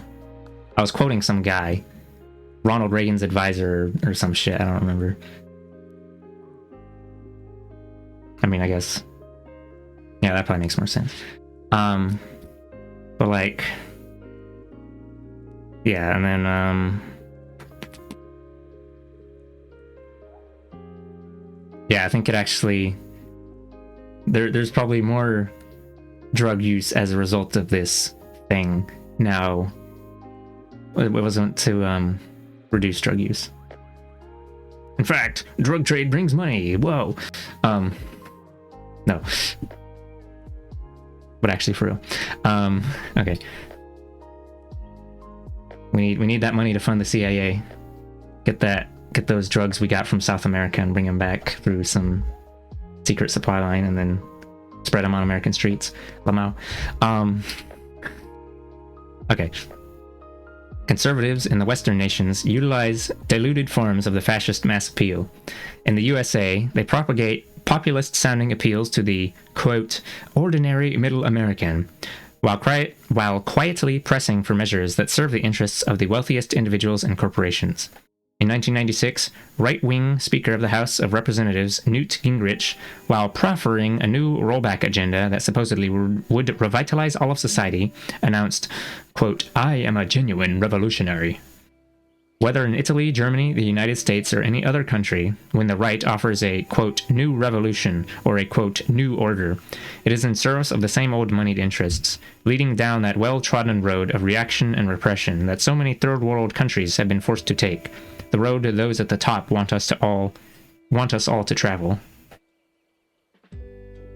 Chapter 2. Let us now praise revolution.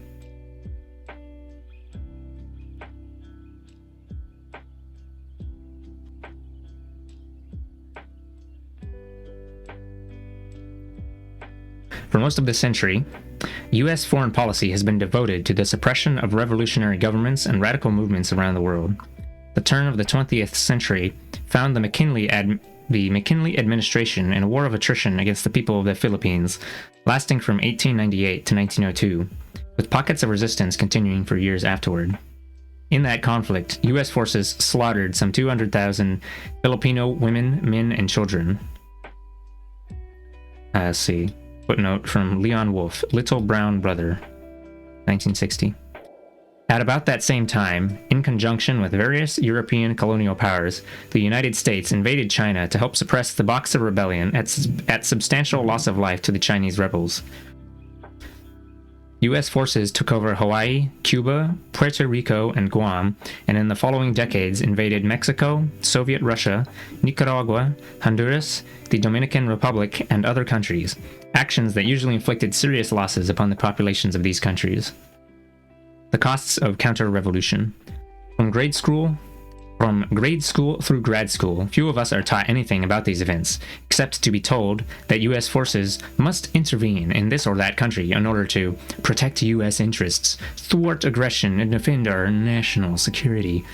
U.S. leaders fashioned other convenient rationales for their interventions abroad, like weapons of mass destruction. Wow. No, the public was told that the people of various countries were in need of our civilizing guidance and desired the blessings of democracy, peace, and prosperity. To accomplish this, of course, it might be necessary to kill off considerable numbers of the more recalcitrant among them. Such were the measures our policymakers were willing to pursue in order to, quote, uplift lesser peoples. Sorry. My voice was leaking out. I'm getting violent. The emergence of major communist powers like the Soviet Union and the People's Republic of China lent another dimension to U.S. global counter-revolutionary policy. The communists were depicted as evil incarnate, demonized conspirators who sought power for power's sake. The United States had to be everywhere to counteract this spreading, quote, cancer, we were told. In the name of democracy, U.S. leaders waged a merciless war against revolutionaries in Indochina for the better part of 20 years. They dropped many times more tons of explosives on Vietnam than were used throughout World War II by all combatants combined. Testifying before a congressional committee, former CIA Director William Colby admitted that under his direction, U.S. forces and their South Vietnam collaborators carried out the selective assassination of 24,000 Vietnamese dissidents in what was known as the Phoenix Program. His associate, the South Vietnamese Minister of Information, maintained that 40,000 was a more accurate estimate. Footnote 2, Mark Lane, Plausible Denial, 1991. U.S. policymakers and their media mouthpieces judged the war a, quote, mistake, because the Vietnamese proved incapable of being... Wait.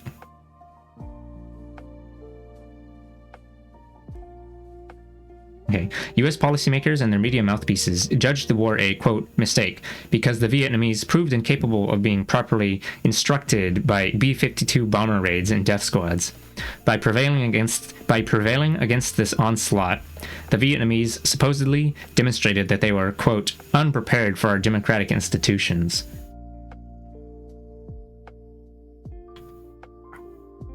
In pursuit of counter-revolution and in the name of freedom, U.S. forces or U.S.-supported surrogate forces slaughtered 2 million North Koreans in a 3-year war, 3 million Vietnamese, over 500,000 in aerial wars, over 500,000 in aerial wars over Laos and Cambodia, over 1.5 million in Angola, over 1 million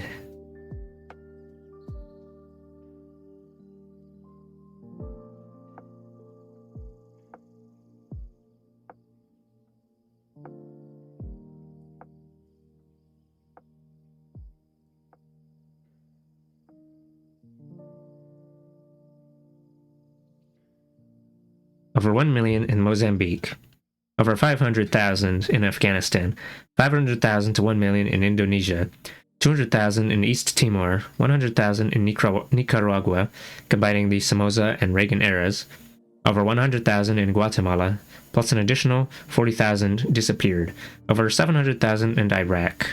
Footnote 3. I'll read that after this part. Over 700,000 in Iraq, over 60,000 in El Salvador, 30,000 in the, quote, dirty war of Argentina, though the government admits to only 9,000.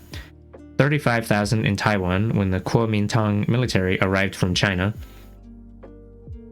Kuomintang, KMT, is like the, if I remember correctly, it's the,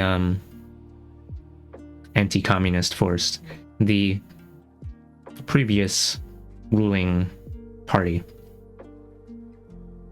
Or something. 20,000 in Chile, and many thousands in Haiti, Panama, Grenada, Brazil, South Africa, Western Sahara, Zaire, Turkey, and dozens of other countries, in what amounts to a free market world holocaust. I'm gonna go grab paper towel to wipe my face.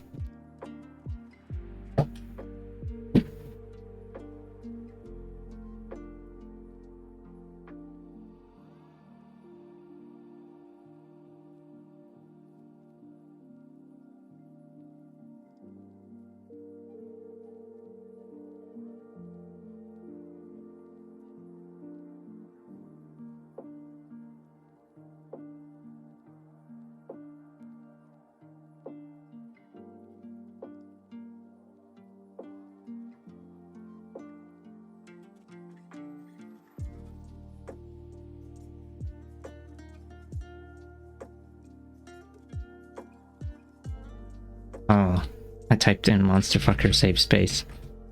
That's a tag, and it said this tag may conflict with Twitch's moderation policy. Fucked up. Putting in the silly joke tag. I mean, 100% serious tag. This is a monster fucker safe space. I mean, Whiteman knows a bit too.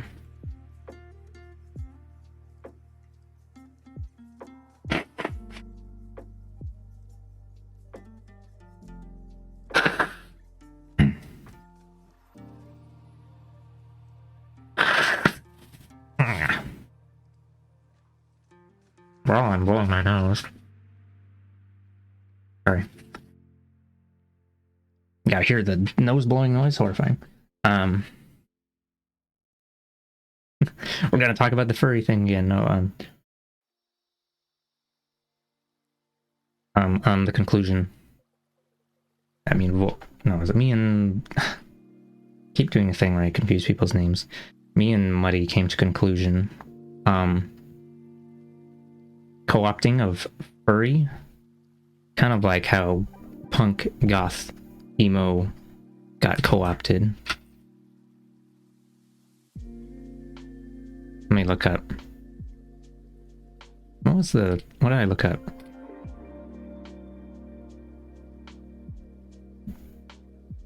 I looked up something and I had a nice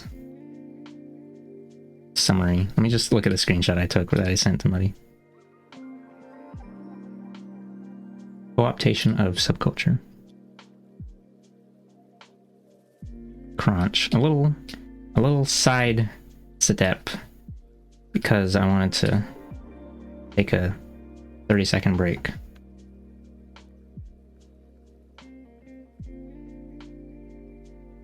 So what happens when a subculture gets co-opted? Commodification eliminates deviance and mutes any unwanted ideological, symbolical, or political associations, confining the group into a marketplace myth. And this was a thing that I was thinking about it extra slightly more than usual when I saw the fucking military furry on Twitter, and it's like, take away the furry part and it's just a bog standard right-wing conservative kind of violent guy. Yeah.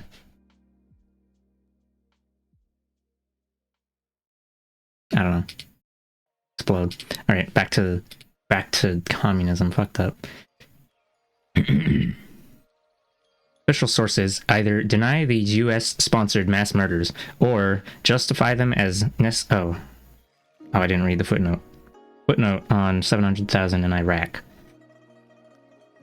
The 1991 war waged by the Bush administration against Iraq, which claimed an estimated 200,000 victims, was followed by U.S.-led United Nations economic sanctions. A study by the UN Food and Agriculture Organization, The Children Are Dying, 1996, reports that since the end of the war, 576,000 Iraqi children have died of starvation and disease, and tens of thousands more suffer defects and illnesses due to the 5 years of sanctions. Okay. Official sources either deny these U.S.-sponsored mass murders or justify them as necessary measures that had to be taken against an implacable communist foe. Anti-communist propaganda saturated our airwaves, schools, and political discourse. Despite repeated and often factitious references to the tyranny of the Red Menace, the anti-communist opinion makers never spelled out what communists actually did in the way of socioeconomic policy. This might explain why, despite decades of red-bashing propaganda, most Americans, including many who number themselves among the political cognoscenti, I have no idea what that is. Cognoscenti must be like intellect. Maybe it's like intellectual or something. Cognoscenti. People who are considered to be especially well informed about a particular subject. Yeah, intellectuals. Still cannot offer an informed statement about the social policies of communist societies. The anti-red propagandists uttered nary a word about how revolutionaries in Russia, China, Cuba, Vietnam, Nicaragua, and other countries nationalized the lands held by rich exploitative landlords and initiated mass programs for education, health, housing, and jobs. Not a word about how their efforts advanced the living standards and life chances of hundreds of millions in countries that had long suffered under the yoke of feudal oppression and Western colonial pillage, an improvement in mass well-being never before witnessed in history. No matter that the revolutionaries in various Asian, African, and Latin American countries enjoyed popular support and were willing to pursue a neutralist course in East-West relations rather than place themselves under the hegemony of either Moscow or Peking. Peking is how they used to call Beijing, the capital of China. And Moscow. I think most people know that's Russia, but yeah. They still were targeted for a counter-revolutionary battering. From opposing communists because they might be revolutionaries, it was a short step to opposing revolutionaries because they might be communists. The real sin of revolutionaries, communist or not, was that they championed the laboring classes against the wealthy few. They advocated changes in the distribution of class power and the way wealth was produced and used. They wanted less individualistic advancement at the expense of the many, and collective betterment for the entire working populace. Presumptions of power. Ruling classes throughout the world hate and fear communism, not for its lack of political democracy, but because it attempts to establish economic democracy by building an egalitarian, collectivist social system, though they rarely come right out and say as much. This counter-revolutionary, interventionist policy rests on several dubious assumptions that might be stated and rebutted as follows. Number 1. Quote, U.S. leaders have the right to define the limits of socio-economic development within... Sorry, I'm trying too hard to do an American voice. U.S. leaders have the right to define the limits of socio-economic development within other nations. Not true. Under no canon of international law or any other legal stricture do the leaders of this country have the right to ordain what kind of economic system or mode of social development another country may adopt. No more right than do the leaders of other countries have to dictate such things to the United States. In practice, the option to dictate is exercised by the strong over the weak, a policy of might, not right. Number 2. The United States must play a counter-revolutionary containment role in order to protect our national interests. This is true only if we equate, quote, our natural interests with the investment interests of high finance. U.S. interventionism has been very effective in building neo-imperialism, keeping the land, labor, natural resources, and markets of third-world countries available at bargain prices to multinational corporations. But these corporate interests do not represent the interests of the U.S. people. The public pays for the huge military budgets and endures the export of its jobs to foreign labor markets, the inflow of thousands of impoverished immigrants who compete for scarce employment and housing, and various other costs of empire. Footnote 4. For a further discussion of this and related points, see my book, Against Empire, Chapter 4. Furthermore, revolutionary governments like Cuba, Libya, Vietnam, and North Korea were, and still are, eager to trade and maintain peaceful relations with this country. These countries do... Oh yeah, I mentioned North Korea. North Korea is not some fucked up wacko zone like most mainstream media portrays them as. They're just another state that happens to be sitting on large... rare metal reserves, or rare earth metal reserves, or whatever. Okay. These countries do not threaten the national security of the United States or its, and also they're communist. Do not threaten the national security of the United States or its people, but the overseas interests of global capitalism. If allowed to multiply in numbers, countries with an alternative socialist system, one that uses the land, labor, capital, and natural resources in collectivist ways, placing people before profits, would eventually undermine global capitalism. Number 3. The United States has a moral obligation to guarantee the stability of nations that are undergoing democratic development but are threatened by revolutionaries and terrorists. In fact, most U.S. interventions are on behalf of corrupt and self-serving oligarchs and anti-democratic militarists who take power with or without the benefit of U.S.-sponsored showcase elections. Third world oligarchs are frequently educated at elite U.S. universities or end up on the CIA payroll, as do their police chiefs and military officers, many of whom receive training in torture and assassination at U.S. counterinsurgency institutions. Number 4. Fundamental social change should be peacefully pursued within the established order of nations rather than by revolutionary turmoil. U.S. policymakers maintain that they favor eliminating mass poverty in poorer countries and that they are not opposed to the laudatory objectives of social revolution, but to its violent methods. This is the part where you put your hand on your heart and you're like, oh. They say that transformations must be effected gradually and peacefully, preferably through private investment in the benign workings of the free market. In fact, corporate investment is more likely to deter rather than encourage reform by preempting markets and restructuring the local economy to fit foreign capital extraction needs. International finance capital has no interest in bettering the life chances of third world peoples. Generally, as Western investments have increased in the third world, life conditions for the ordinary peasants and workers have grown steadily more desperate. Whose violence? Whomstead does the violence belong to?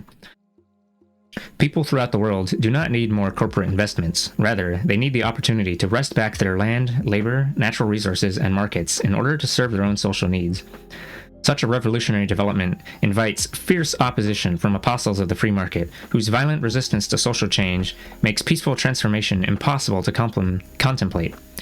Even in countries like the United States, where reforms of limited scope have been achieved without revolution, the, quote, peaceful means employed... Oh, I skipped a footnote. I'll finish this paragraph. The peaceful means employed have entailed popular struggle and turmoil, and a considerable amount of violence and bloodshed, almost all of it inflicted by police and security forces. The footnote 5 was the torture and assassination training.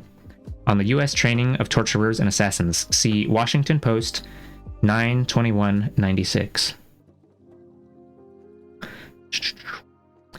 Let's see. Almost all of it inflicted by police and security forces. That last point frequently goes unmentioned in discussions about the ethics of revolutionary violence. The very concept of, quote, revolutionary violence is somewhat falsely cast, since most of the violence comes from those who attempt to prevent reform, not from those struggling for reform.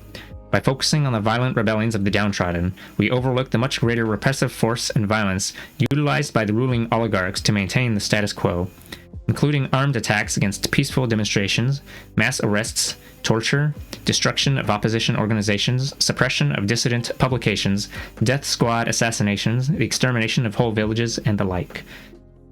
Wow, you know what that sounds like? Sounds like Israel, Palestine, whoa. That reminds me very specifically of, I saw a thread I was going to read about the October 7th attack. I just skimmed it a little bit, but what I'm reading is that, or what I read from what I skimmed was that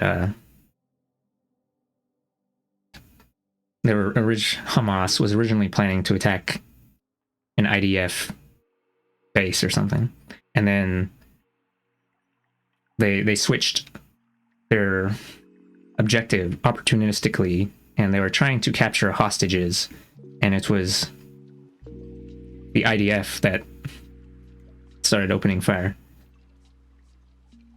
And as the IDF does, they may have killed some of their own civilians in the process, but I haven't looked too deep into this yet.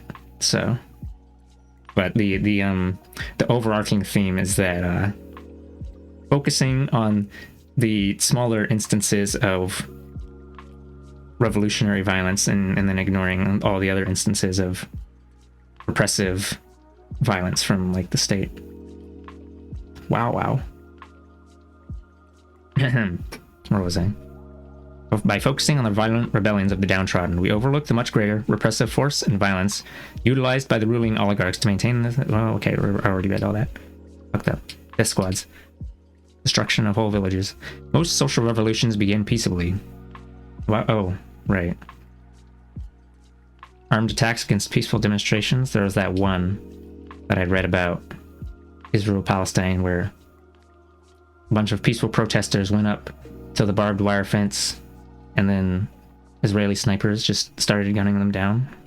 I don't remember the name of that one, but or when it happened, but it was a thing.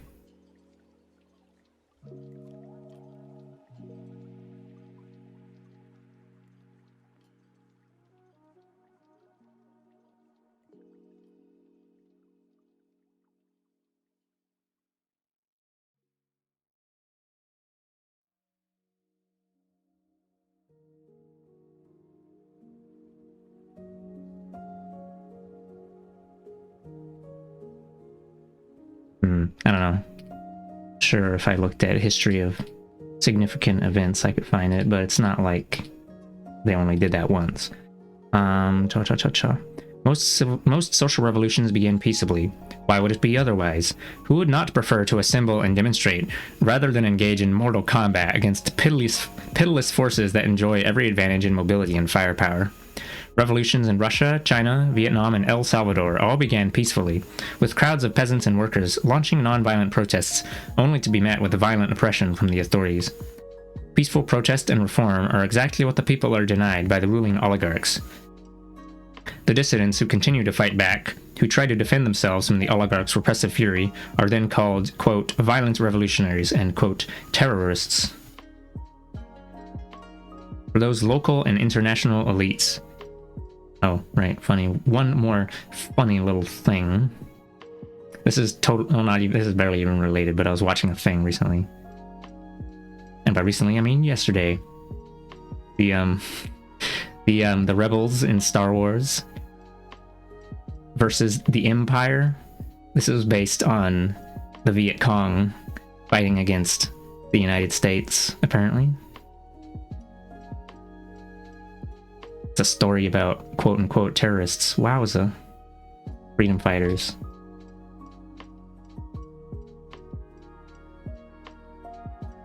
See, for those local and international elites who maintain control over most of the world's wealth, social revolution is an abomination.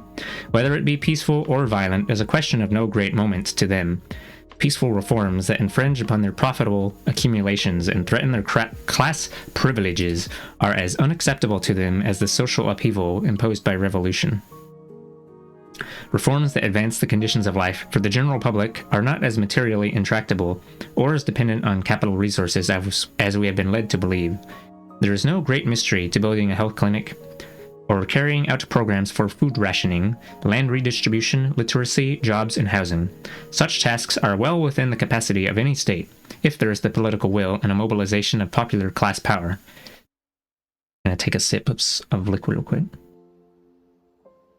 Consider Kerala, a state in India where the actions of popular organizations and mass movements have won important victories over the last 40 years against politico-economic oppression, generating a level of social development considerably better than that found in most of the Third World, and accomplished without outside investment. Kerala has mass literacy, a lower birth rate and lower death rate than the rest of India, better public health services, fewer child workers, higher nutrition levels, thanks to a publicly subsidized food rationing system, more enlightened legal support and educational programs for women, and some social security protections for working people and for the destitute and physically handicapped. In addition, the people of Kerala radically altered a complex and exploitative system of agrarian relations, farming relations, and won important victories against the more horrid forms of caste oppression. Oh right, I was looking at Indian caste system recently because I opened Twitter, and that was a big mistake opening Twitter. But I guess the caste system came from Hindu religion initially, but it wasn't quite so solidified until the Brits came along and like put it into law. And then it's when something's the law, it's extra crispy and hard to remove.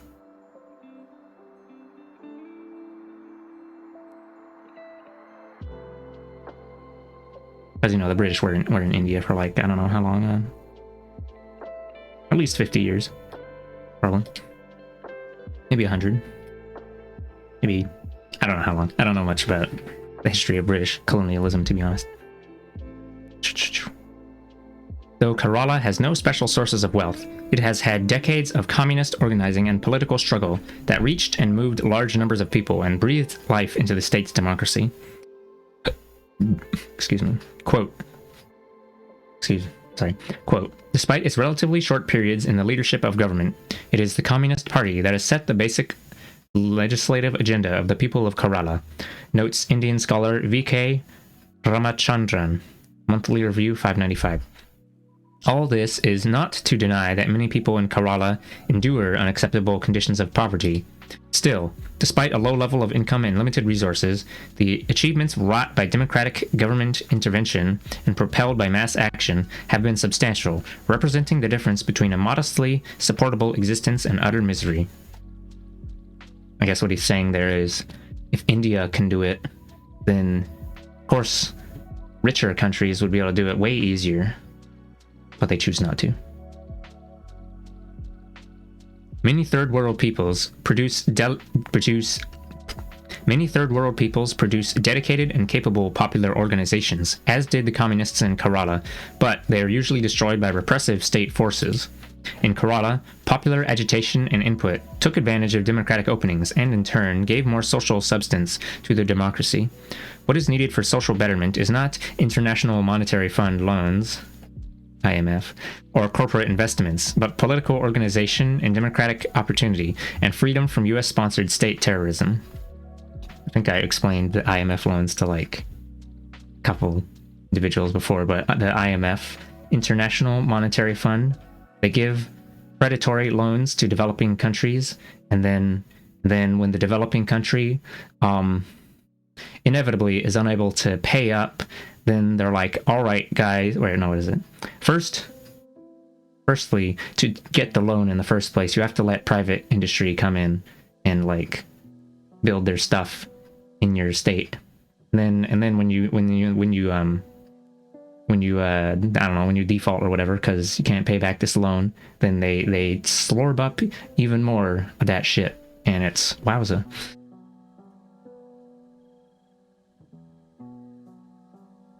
The gutting of the public sector or whatever. Okay. U.S. foreign aid programs offer another example of how imperialist policy masquerades as social reform within third world nations. Aid programs are not intended to effect serious social betterment. At best, they finance piecemeal projects of limited impact. More often, they are used to undermine local markets, drive small farmers off their land, build transportation and office facilities needed by outside investors, increase a country's debt and economic dependency, and further open its economy to multinational corporate penetration.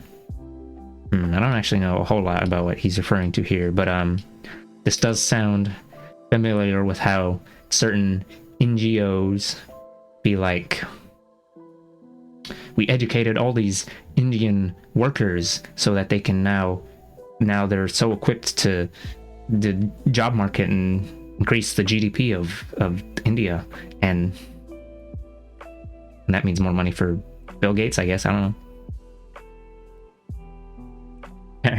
Okay, NGO is non-governmental organization, non-profit. Let's see, free market for the few. Third world revolutionaries are branded as the enemies of stability. Quote, stability is a code word for society in which privileged social relations are securely entrenched. When popular forces mobilize against privilege and wealth, this causes, quote, instability, which is judged to be undesirable by U.S. policymakers and their faithful flacks in the U.S. corporate media. Here we have a deceptive state of affairs.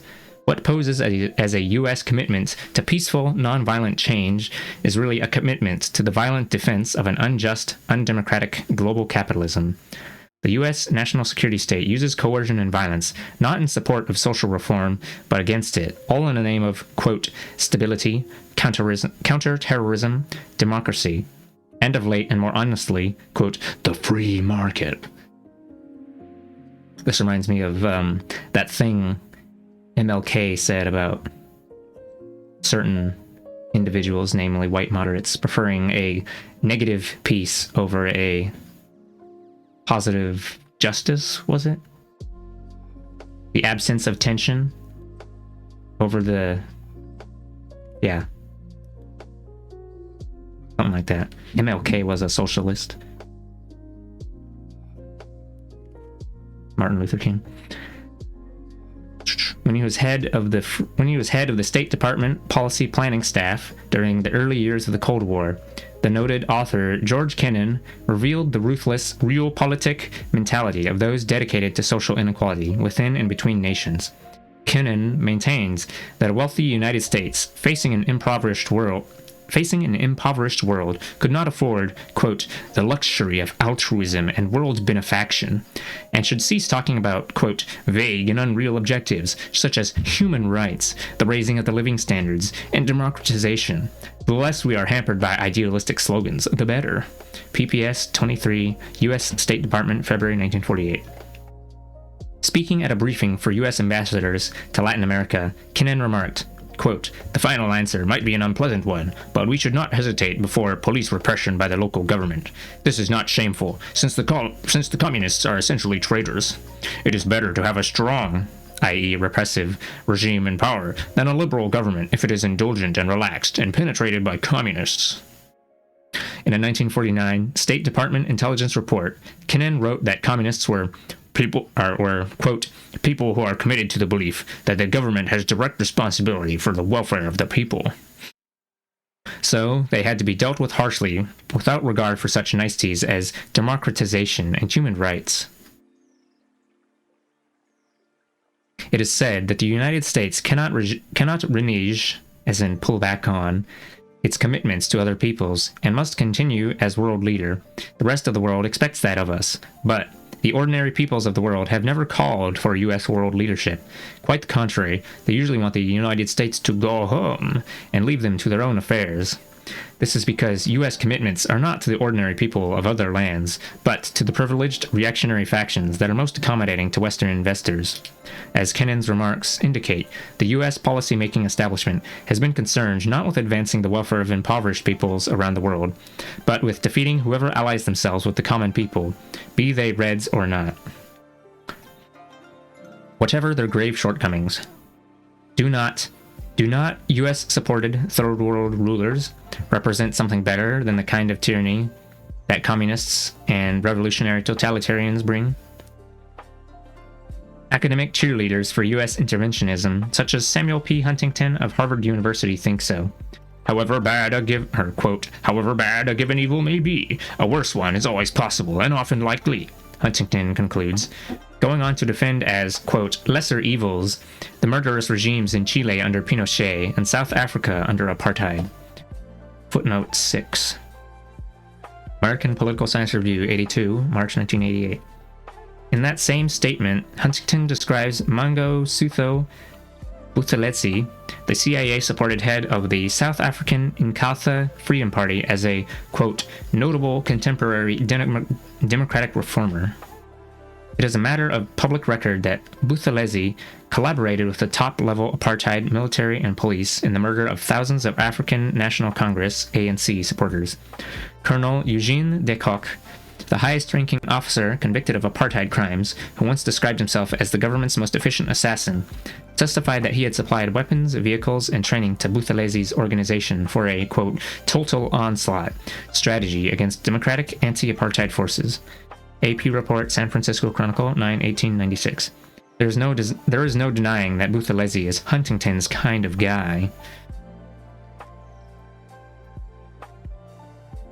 We might recall John Kirkpatrick's distinction between, quote, benign authoritarian right-wing governments that supposedly are not all that brutal and allow gradual change, and horrid totalitarian left-wing ones that suppress everyone. The real distinction is that the right-wing government maintains the existing privileged order of the free market, keeping the world safe for the empowered hierarchies and wealthy classes of the world. In contrast, the left-wing, quote, totalitarians want to abolish exploitative property relations and create a more egalitarian economic system. They're favoring the have-nots over the haves, is what makes them so despicable in the eyes of the latter.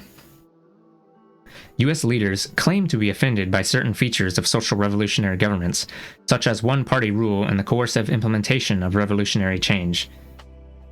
But one-party autocracy is acceptable if the government is rightist, that is, friendly toward private corporate investment, as in Turkey, Zaire, Guatemala, Indonesia, and dozens of other countries, including even communist countries that are sliding down the free market path, such as China.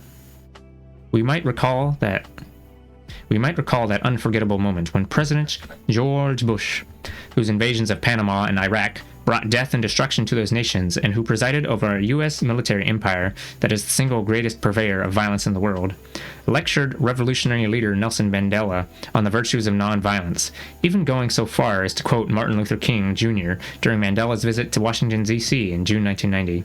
Mandela's real sin in Bush's eyes was that he was part of a revolutionary movement that engaged in armed struggle against the violently repressive apartheid regime in South Africa. Bush's capacity for selective perception had all the unexamined audacity of a dominant ideology that condemns only those who act against an unjust status quo, not those who use violence to preserve it. It would have come as a great relief to people around the world if the President of the United States had adopted a policy of nonviolence for his own government. In fact, he had done no such thing. I'm gonna take another sippy.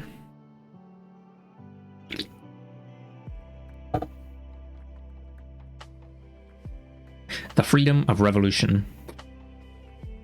U.S. politico-economic leaders may find revolutionary reforms undesirable, but most people who live in revolutionary societies find them preferable to the old regimes and worth defending. The Bay of Pigs invasion of Cuba was a fiasco not because of, quote, insufficient air coverage, but because the Cuban people closed ranks behind their government and threw back the invaders. Another, quote, captive people, the North Vietnamese, acted in similar fashion in the early 1970s. Instead of treating the severe destruction and disruptions caused by the U.S. aerial war against their country as a golden opportunity to overthrow, quote, Hanoi's yoke, they continued to support their beleaguered government at great sacrifice to themselves, and in South Vietnam, the National Liberation Front enjoyed tactical opportunities for supply and surprise, largely because it was supported by people in the countryside and cities.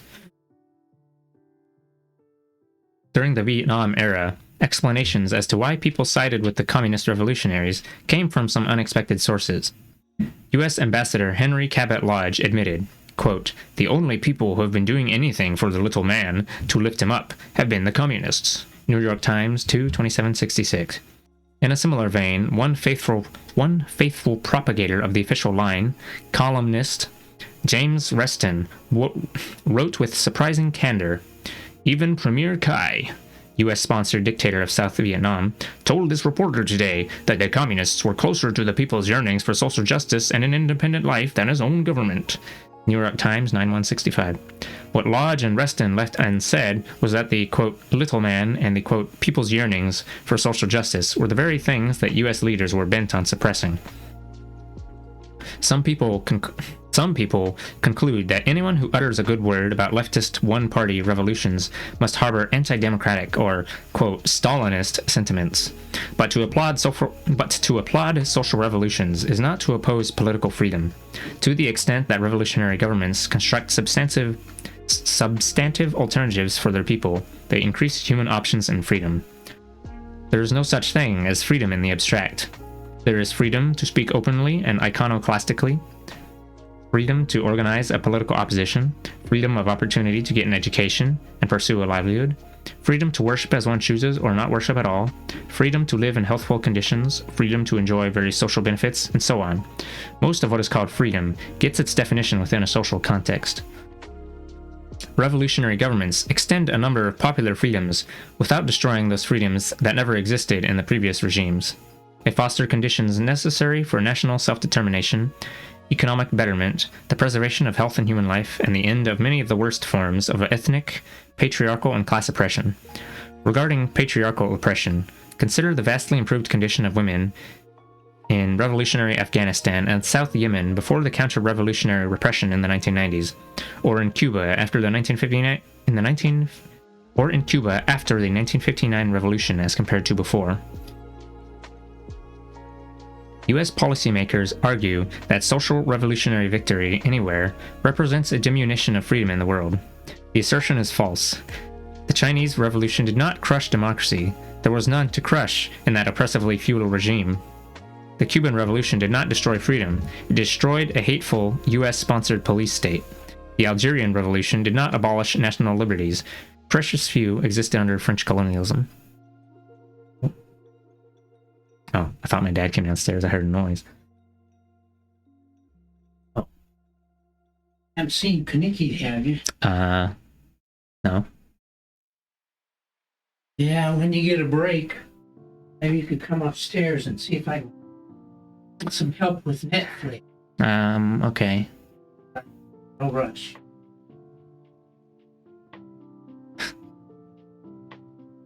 Where was I? See. I'll probably take a break around dinner time, which is to say in about half an hour. And I'll help my dad with whatever. The Algerian Revolution did not abolish national liberties. Precious few existed under French colonialism.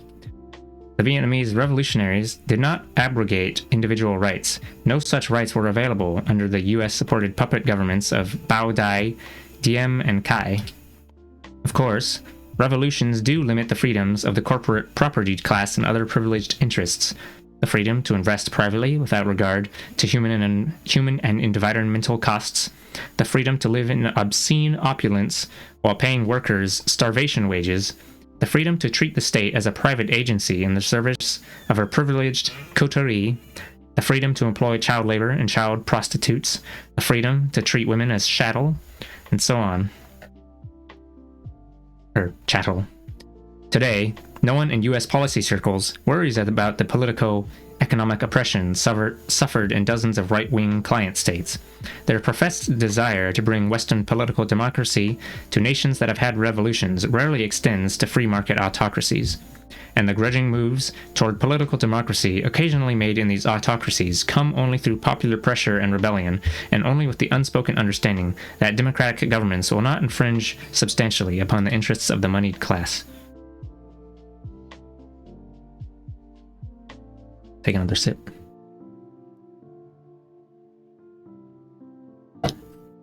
My throat is already feeling a little sore. I don't know if I'm gonna make it. Not only like I don't know if we're even a third of the way through. What measure of pain? Is the pain of revolution worth the gain? Cost-benefit accounting is a complicated business when applied to social transitions. But have we ever bothered to compare the violence of revolution against the violence that preceded it? I do not know how one measures the price of historical victories, said Robert Heilbronner. Excuse me. I only know that the way in which we ordinarily keep the books of history is wrong. We make no tally of the generations claimed by that combination of economic exploitation and political suppression so characteristic of the ancient regimes. The hapless victims of flood and famine in the Yangtze Valley of yesterday, the child prostitutes found dead in the back alleys of old Shanghai, the mujiks stricken by cold and starvation across the frozen steppes of Russia. And what of today? No one is tallying the thousands of nameless victims who succumb to US-trained torturers in Latin America, the hundreds of villages burned by counter-insurgency forces, the millions who are driven from their ancestral lands and sentenced to permanently stunted and malnourished lives, the millions more who perish in the desperate misery and congestion of shanty slums and internment camps. Their sufferings go unrecorded and are not figured in the balance when the revolution metes out justice to erstwhile oligarchs and oppressors, or commits excesses and abuses of its own. And how do we measure the pain of the tens of millions of children throughout the world, many as young as 6 and 7, who are forced to work 70 hours a week, confined in ill-lit, poorly ventilated workshops under conditions reminiscent of the most horrific days of the Industrial Revolution? The General Agreement on Tariffs and Trade, GATT, I'm going to call it GATT, a sweeping multinational free trade act that amounts to a carte blanche for global capitalism. Carte blanche be like, order whatever you want. Offers no protection for children who are exploited, abused, overworked, and underpaid. During GATT negotiations, leaders of third world countries successfully argued against placing any restrictions on child labor, arguing that children have always worked in their cultures and such traditional practices should be respected. To prohibit child labor would limit the free market and affect severe hardship on those poor families in which a child is often the only wage earner. Even if the long-standing practice of children helping out on farms is acceptable, assuming they are not overworked and are allowed to go to school, the practice of, quote, locking them into a hot box of a factory for 14 hours a day is something else. Furthermore, they may be the only wage earner, quote, because adult workers have been laid off in favor of children who are Yats in Ohio. No comment. Furthermore, they may be the only wage earner, quote, because adult workers have been laid off in favor of children who are infinitely more exploitable and provide bigger profits for prosperous factory owners. Anna Quindlen, New York Times, 11/23/94. Traveling across Cuba in 1959, immediately after the overthrow of the U.S.-supported right-wing Batista dictatorship, Mike Faulkner witnessed, quote, a spectacle of almost unrelieved poverty. The rural population lived in makeshift shacks without minimal sanitation. Malnourished children went barefoot in the dirt and suffered, quote, the familiar plague of parasites common to the Third World. There were almost no doctors or schools, and through much of the year, families that depended solely on the seasonal sugar harvest lived close to starvation. Monthly Review 396. How does that victimization in pre-revolutionary Cuba measure against the much more widely publicized repression that came after the revolution, when Castro's communists executed a few hundred of the previous regime's police assassins and torturers, drove assorted upper-class moneybags into exile, and intimidated various other opponents of radical reforms into silence? Today, Cuba is a different place. For all its mistakes and abuses, the Cuban Revolution brought sanitation, schools, health clinics, jobs, housing, and human services to a level not found throughout most of the Third World and in many parts of the First World. Infant mortality in Cuba has dropped from 60 per 1,000 in 1960 to 9.7 per 1,000 by 1991, while life expectancy rose from 55 to 75 in that same period. Smallpox, malaria, tuberculosis, typhoid, polio, and numerous other diseases have been wiped out by improved living standards and public health programs. Cuba has enjoyed a level of literacy higher than in the United States and a life expectancy that compares well with advanced industrial nations. NACLA Report on the Americas, September/October 1995. Let me read that footnote. Theodore MacDonald, Hippocrates in Havana, Cuba's healthcare system, 1995. Other peoples besides the Cubans have benefited. As Fidel Castro tells it, long quote block. The Cuban Revolution has sent teachers, doctors, and workers to dozens of third world countries without charging a penny. It shed its own blood fighting colonialism, fighting apartheid, and fascism. At one point, we had 25,000 third world students studying on scholarships. We still have many scholarship students from Africa and other countries.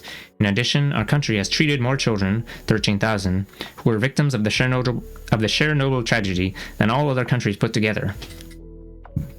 Excuse me. They don't talk about that, and that's why they blockade us. The country with the most teachers per capita of all countries in the world, including developed countries.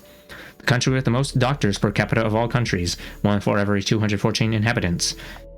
The country with the most art instructors per capita of all countries in the world. The country with the most sports instructors in the world. That gives you an idea of the effort involved. A country where life expectancy is more than 75 years. Why are they blockading Cuba? Because no other country has done more for its people. It's the hatred of the ideas that Cuba represents. Monthly Review 695. Cuba's sin, in the eyes of global capitalists, is not its, quote, lack of democracy.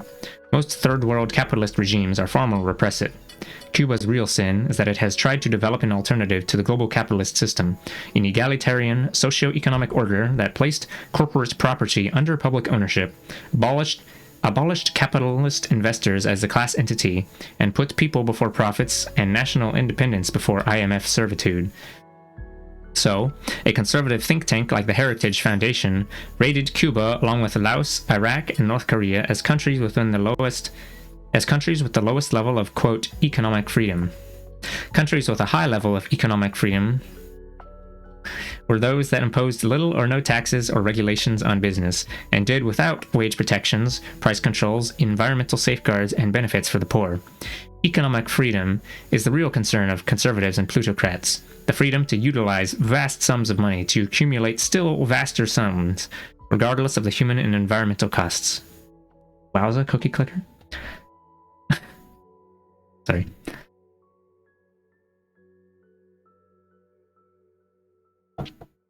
watched a video with Muddy about how Cookie Clicker be like when you do a capitalism and you destroy the world, all for the pursuit of making number go up and making the cookies larger.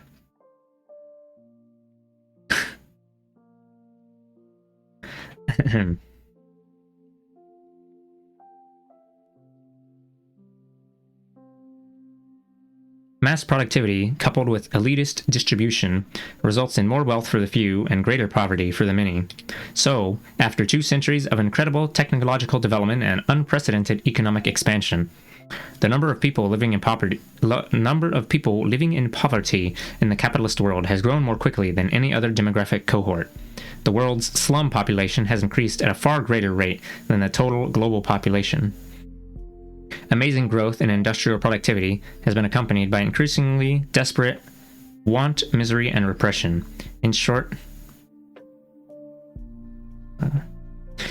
there is a causal link between vast concentrations of wealth and widespread poverty. The next time someone preaches the free market gospel of economic freedom and productivity, we need ask for whose benefit and at whose cost. That is a part of Cookie Clicker, made more pointed by the fact that it's possible to avoid destroying the entire universe by just not explaining the grannies as much. Oh, I mean, even if you didn't class into granny horrors, you're still owning all the mines and factories and banks and time machines and shit.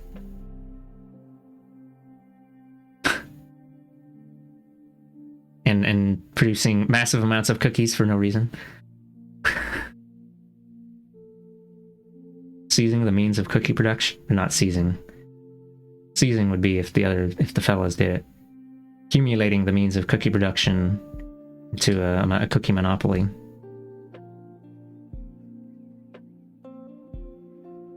Although I'm sure capitalists, if they could utilize Eldritch Grandma technology, they would go ahead and do so.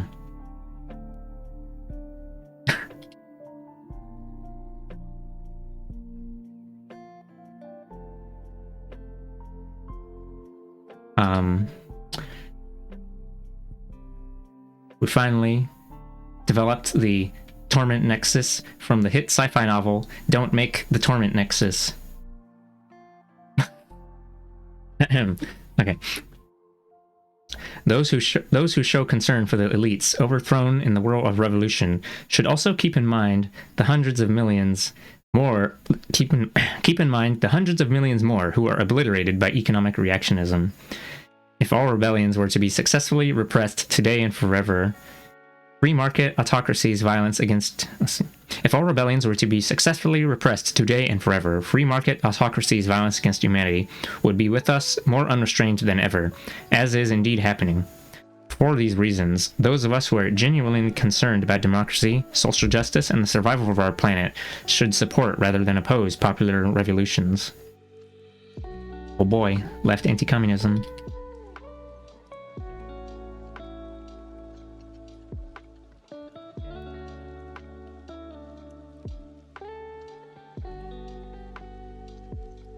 I'm gonna take a sippy.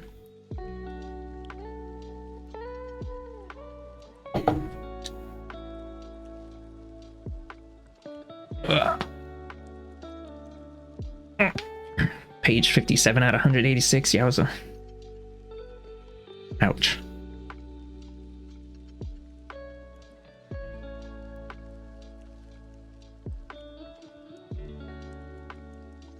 I'm gonna take a couple minutes break, and I'm gonna click on Twitter buttons.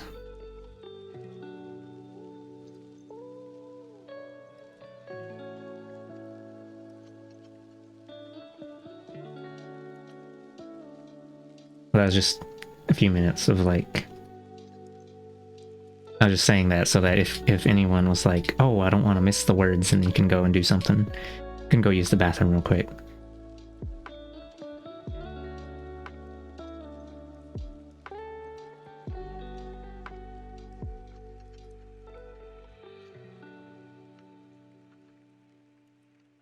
Turbo bathroom time.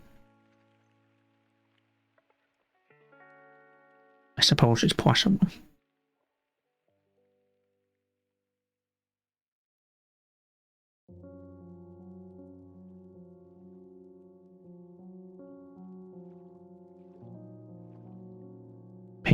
invoice for an art commission that I was buying from someone. Hold on, is this the right account? Yeah.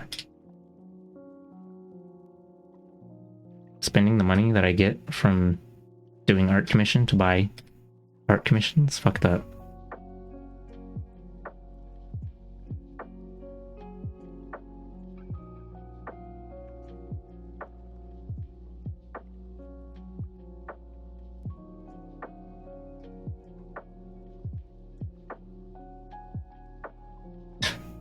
Artist survival resource circulation.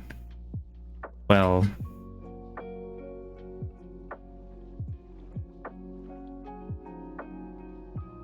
this doesn't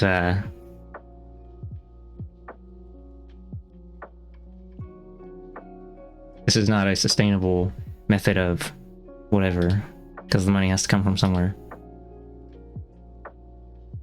It has to come from someone who has a normal job of labor exploitation moment gaming.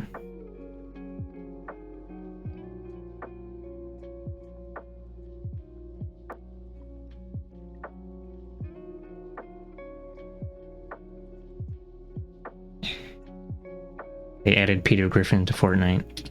Pretty fucked up, honestly.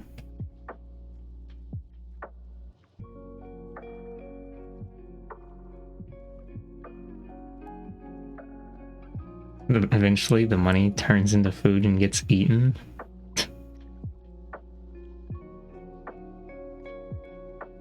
Yeah, the I mean, to be honest, ideally,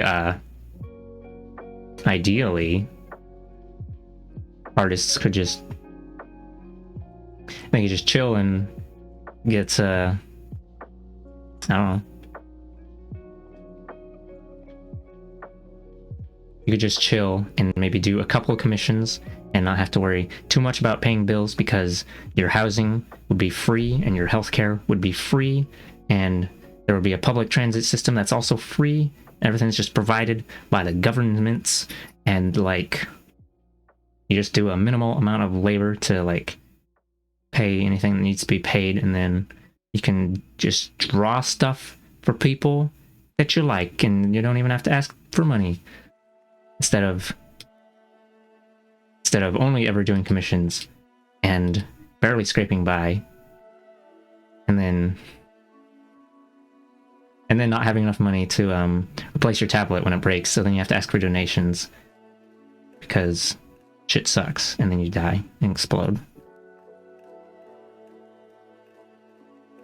Not related. You think part of why you've been withdrawn lately is because sometimes it feels like when you think you figure out something that makes sense to you, that isn't popular to those around you. You don't know how to explain your rationale in a way that doesn't sound like you're just making stuff up. So instead you just clam up and say, / do nothing, or something.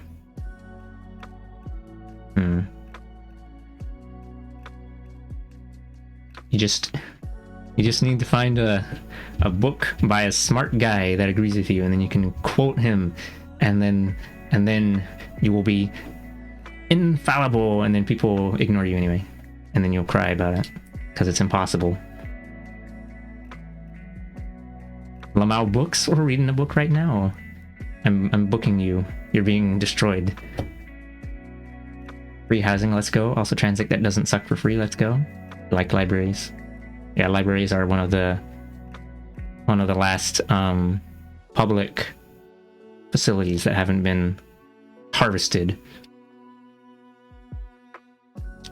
If I remember correctly, it's because it has like religious roots or something, and that's why it's so sturdy, because it's been around for so long that people just assume it to be a thing that should exist. Also, the jury duty system clearly doesn't have to be as hostile as it currently is. Legal system fucked sideways. Yeah, I'd rather not quote random book people. They might be saying things that means different stuff than what you meant, or something. Oh, okay. Don't get you wrong, being able to find a book or a blog that analyzes a concept and gives words for the ideas you don't know how to express is super cool, but also you want your expressions to be you, however many filters of reality they go through.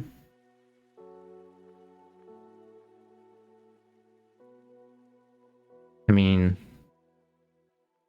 I think it is inevitable that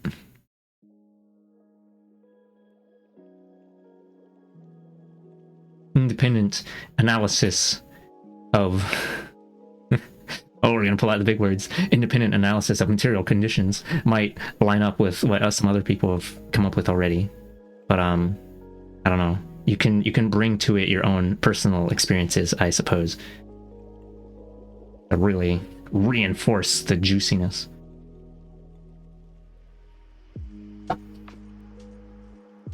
As a reminder, running on completely botched sleep might be doing words wrong. Meow. Does that mean you woke up just to watch this? Humanity is whack.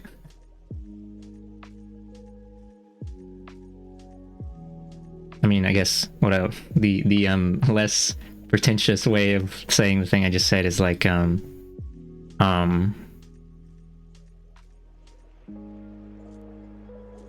although everyone may be unique, the experiences you have may be shared by many people, even if you don't know them, or something. Fucked up. That means there's some fucked up creature that's like me out there.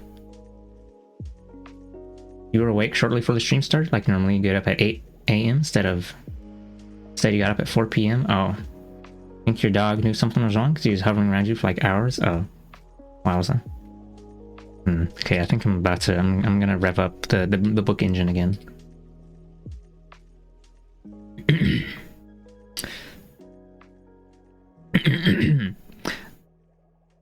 Hold on, I'll wait for the last drip.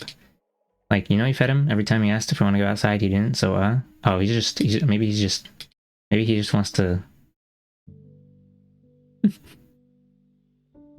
He just wants to protect. Fucked up.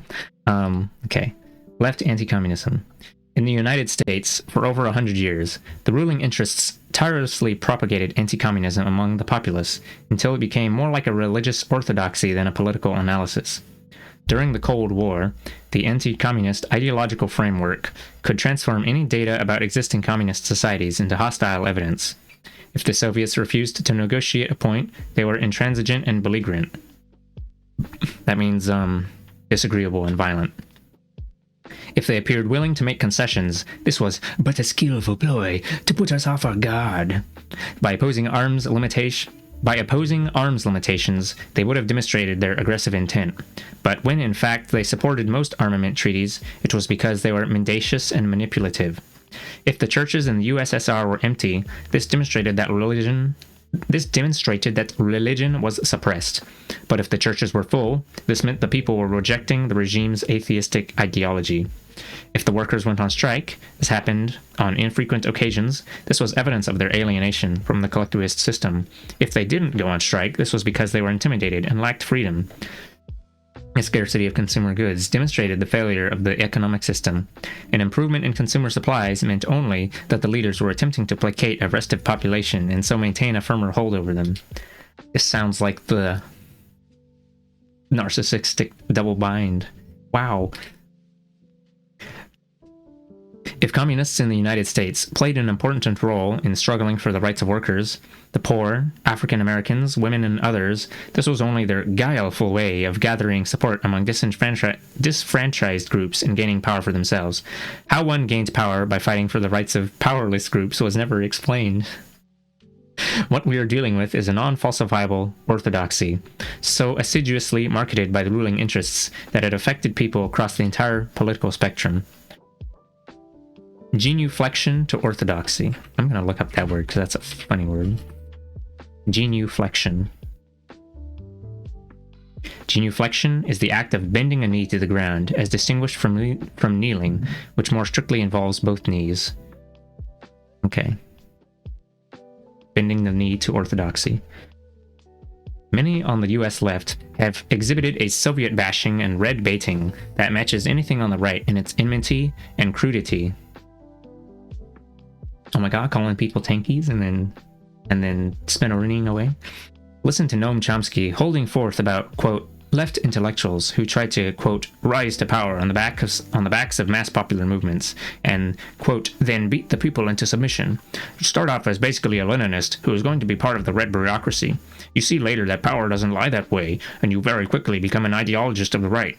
We're seeing it right now in the former Soviet Union. The same guys who were communist thugs 2 years back are now running banks and are enthusiastic free marketers and praising Americans. Z Magazine 1095. Chomsky's imagery is heavily indebted to the same U.S. corporate political culture he so frequently criticizes on other issues. In his mind, the revolution was betrayed by a coterie of, quote, communist thugs, who merely hunger for power rather than wanting the power to end hunger. Wow, nice wordplay.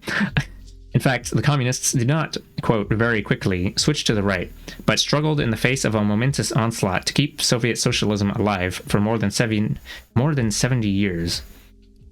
To be sure, in the Soviet Union's waning days, some, like Boris Yeltsin, crossed over to capitalist ranks, but others continued to resist free market incursions at great cost to themselves, many meeting their deaths during Yeltsin's violent repression of the Russian parliament in 1993.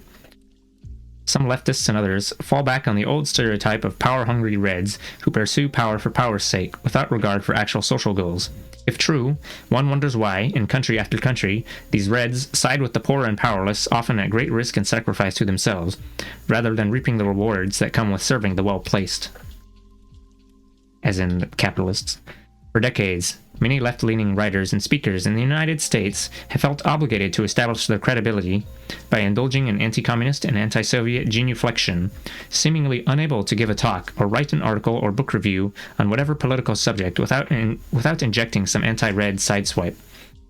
The intent was, and still is, to distance themselves from the Marxist-Leninist left. Adam Hochschild, a liberal writer and publisher, warned those on the left who might be lackadaisical about condemning existing communist societies that they, quote, weaken their credibility. Guardian 523/84. In other words, to be credible opponents of the Cold War, we first had to join in Cold War condemnations of communist societies. Ronald Radash urged that the peace movement purge itself of communists so that it not be accused of being communist. Guardian 316/83. If I understand Radash, to save ourselves from anti-communist witch hunts, we should ourselves become witch hunters.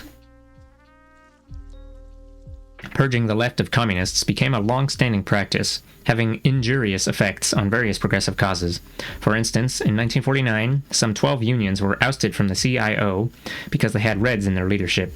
The purge reduced CIO membership by some 1.7 million, and seriously weakened its recruitment drives and political clout. In the late 1940s, to avoid being, quote, smeared as Reds, Americans for Democratic Action, ADA, a supposedly progressive group, became one of the most vocally anti-communist organizations. The strategy did not work. ADA and others on the left were still attacked for being communist or soft on communism by those on the right. Then and now, many on the left have failed to realize that those who fight for social change on behalf of the less privileged elements of society will be red-baited by conservative elites, whether they are communists or not. For ruling interests, it makes little difference whether their wealth and power is challenged by, quote, communist subversives or, quote, loyal American liberals. All are lumped together as more or less equally abhorrent. This reminds me of, that shit where it's like,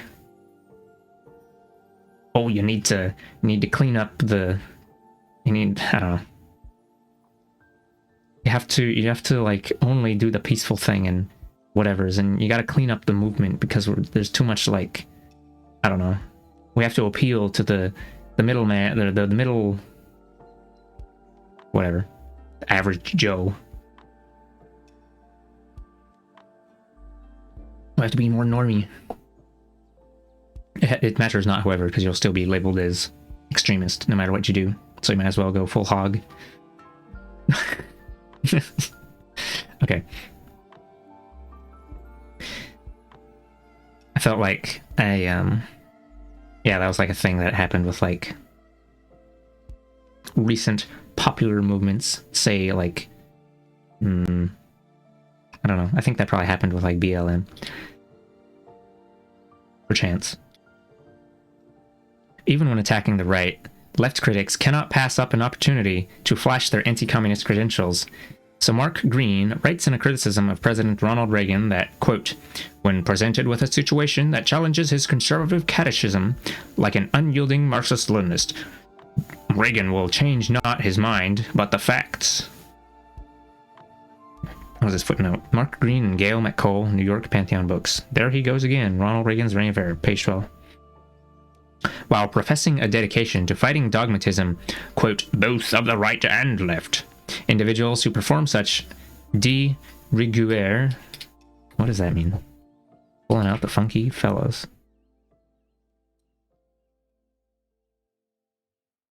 De rigueur. De rigueur, required by etiquette or current fashion.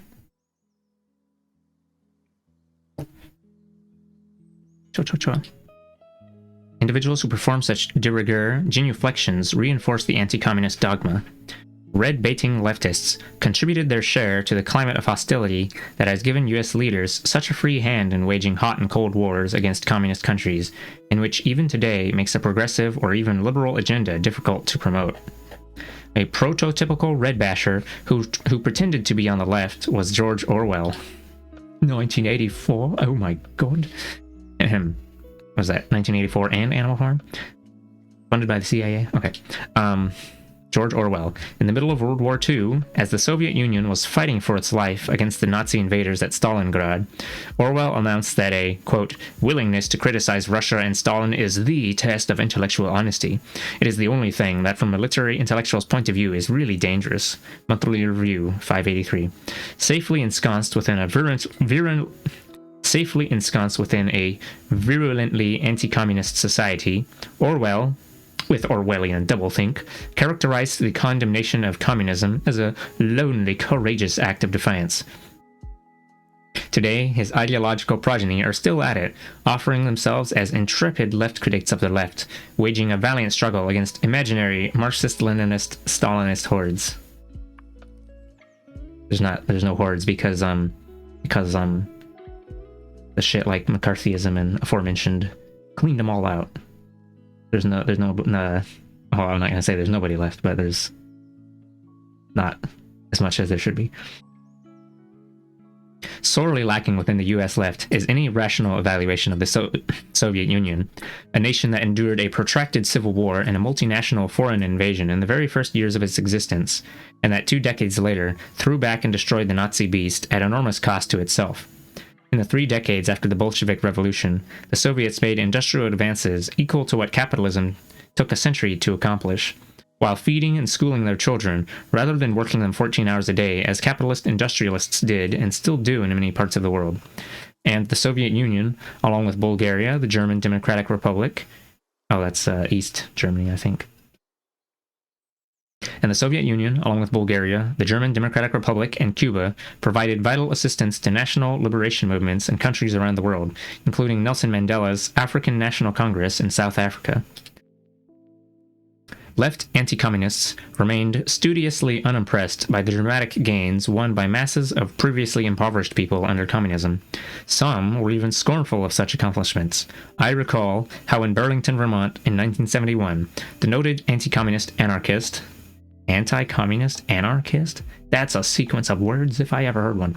The noted anti-communist anarchist Murray Bookchin derisively referred to my concern for, quote, the poor little children who got fed under communism. His words. Slinging labels. Oh my god, we're going to talk about tankies now? No, those of us who refused to join in the Soviet bashing were branded by left anti-communists as, quote, Soviet apologists and, quote, Stalinists, even if we disliked Stalin and his autocratic system of rule, and believed there were things seriously wrong with existing Soviet society. Footnote 2. In the first edition of my book, Inventing Reality, I wrote, quote, The US media's encompassing negativity in regard to the Soviet Union might induce some of us to react with an unqualifiedly glowing view of that society.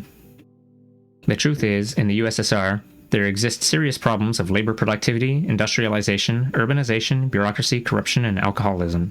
There are production and distribution bottlenecks, plan failures, consumer scarcities, criminal abuses of power, suppression of dissidents, and expressions of alienation among some persons in the population. Our real sin was that, unlike many on the left, we refused to uncritically swallow US media propaganda about communist societies.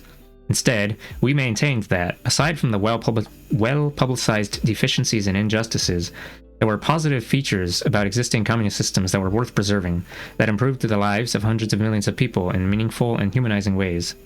This claim had a decidedly unsettling effect on left anti-communists, who themselves could not utter a positive word about any communist society, except possibly Cuba, and could not lend a tolerant or even courteous ear to anyone who did. Footnote 3. Many on the US left, who displayed only hostility and loathing toward the Soviet Union and other European communist states, have a warm feeling for Cuba, which they see as having a true revolutionary tradition and a somewhat more open society. In fact, at least until the present, January 1997. Yeah, 97? That's when this book was published? Okay. Cuba has had much the same system as the USSR and other communist nations: public ownership of industry, a planned economy, close relations with existing communist nations, and one-party rule, with the party playing a hegemonic role in the government, media, labor unions, women's federations, youth groups, and other institutions. Saturated by anti-communist orthodoxy, most US leftists have practiced a left McCarthyism against people who did have something positive to say about existing communism, excluding them from participation in conferences, advisory boards, political endorsements, and left publications. Like conservatives, left anti-communists tolerated nothing less than a blanket condemnation of the Soviet Union as a Stalinist monstrosity and a Leninist moral aberration. McCarthyism, McCarthy was, I don't remember, he was some guy some US politician guy who got a lot of people imprisoned for being suspected communists, whether or not they were or not, I don't know. Let's see, footnote 4. Partly in reaction to the ubiquitous anti-communist propaganda that permeated US media and public life, many US communists, and others close to them, refrained from criticizing the autocratic features of the Soviet Union. Consequently, they were accused of thinking that the USSR was a workers', quote, paradise by critics who seemingly would settle for nothing less than paradisial standards. After the Khrushchev revelations in 1953, US communists grudgingly allowed that Stalin had made, quote, mistakes, and even had committed crimes.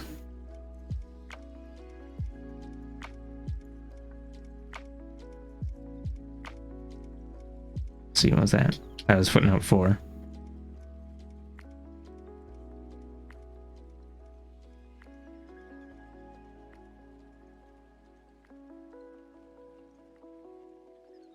You need to brush up on him so you can understand better why you're being that name as a verb or noun. You don't know your English and languages. Oh, McCarthyism.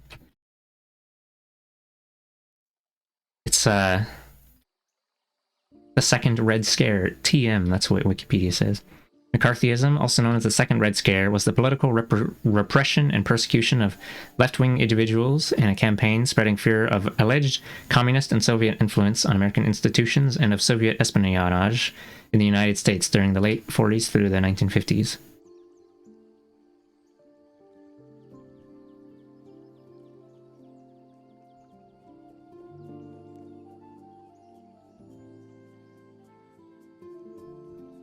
U.S. Senator Joseph McCarthy.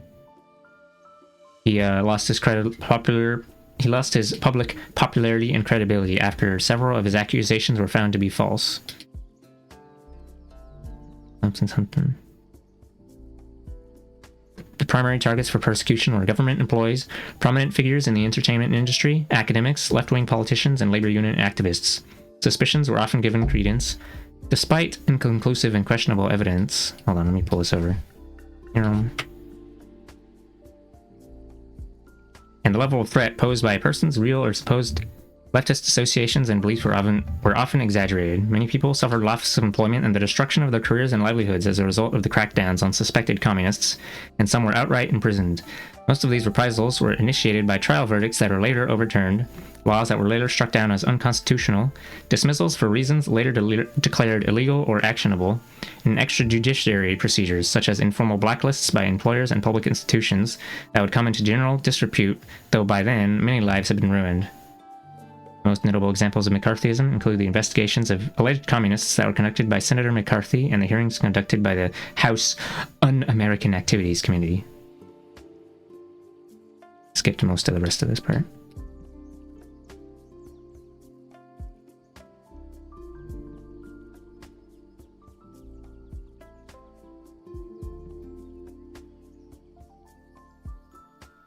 See. That many U.S. leftists have scant familiarity with Lenin's writings and political work does not prevent them from slinging the, quote, Leninist label. Noam Chomsky, who is an inexhaustible fount of anti-communist caricatures, offers this comment about Leninism. Oh, no, I think Muddy's not going to like hearing that Noam Chomsky actually sucks.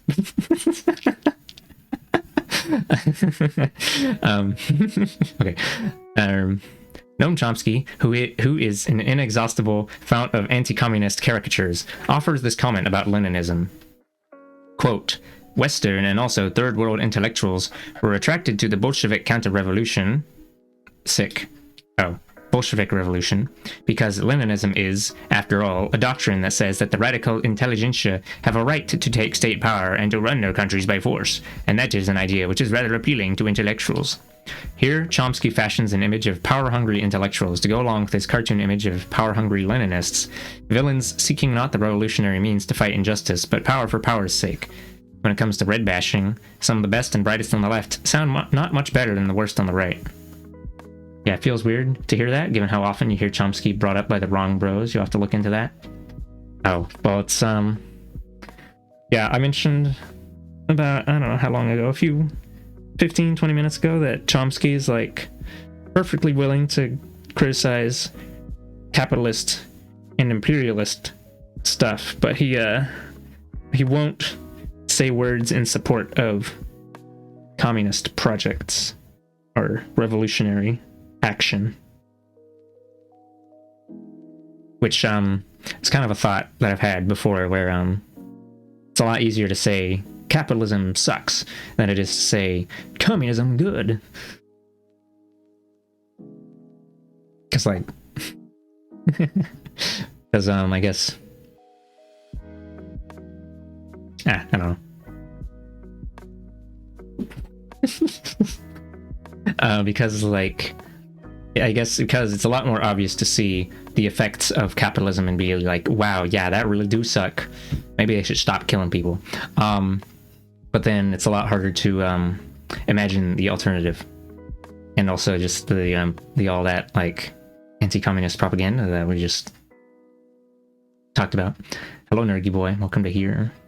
We're reading about communism or something. Or actually, we're on chapter 3, left anti-communism. Right, meow.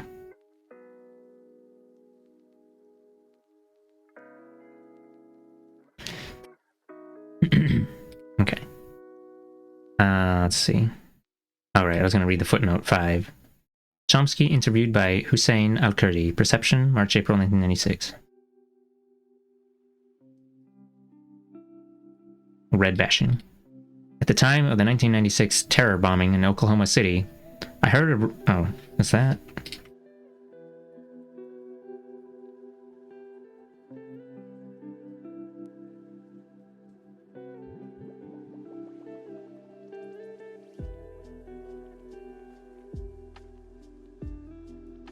I don't know if I remember hearing about this. Or I guess that's the year I was born, so I guess I wouldn't be hearing about this anyway. I got really confused because your brain somehow translated wrong bros to the fine brothers. Yowza. Yeah, I don't think I've heard of the wrong, or actually maybe, I don't know. I may have seen Anne mention them, but I've never looked them up before. Okay. At the time of the 96 terror bombing in Oklahoma City, I heard a radio commentator announce, quote, Lenin said that the purpose of terror is to terrorize. U.S. media commentators have repeatedly quoted Lenin in that misleading manner. In fact, his statement was disapproving of terrorism. He polemicized.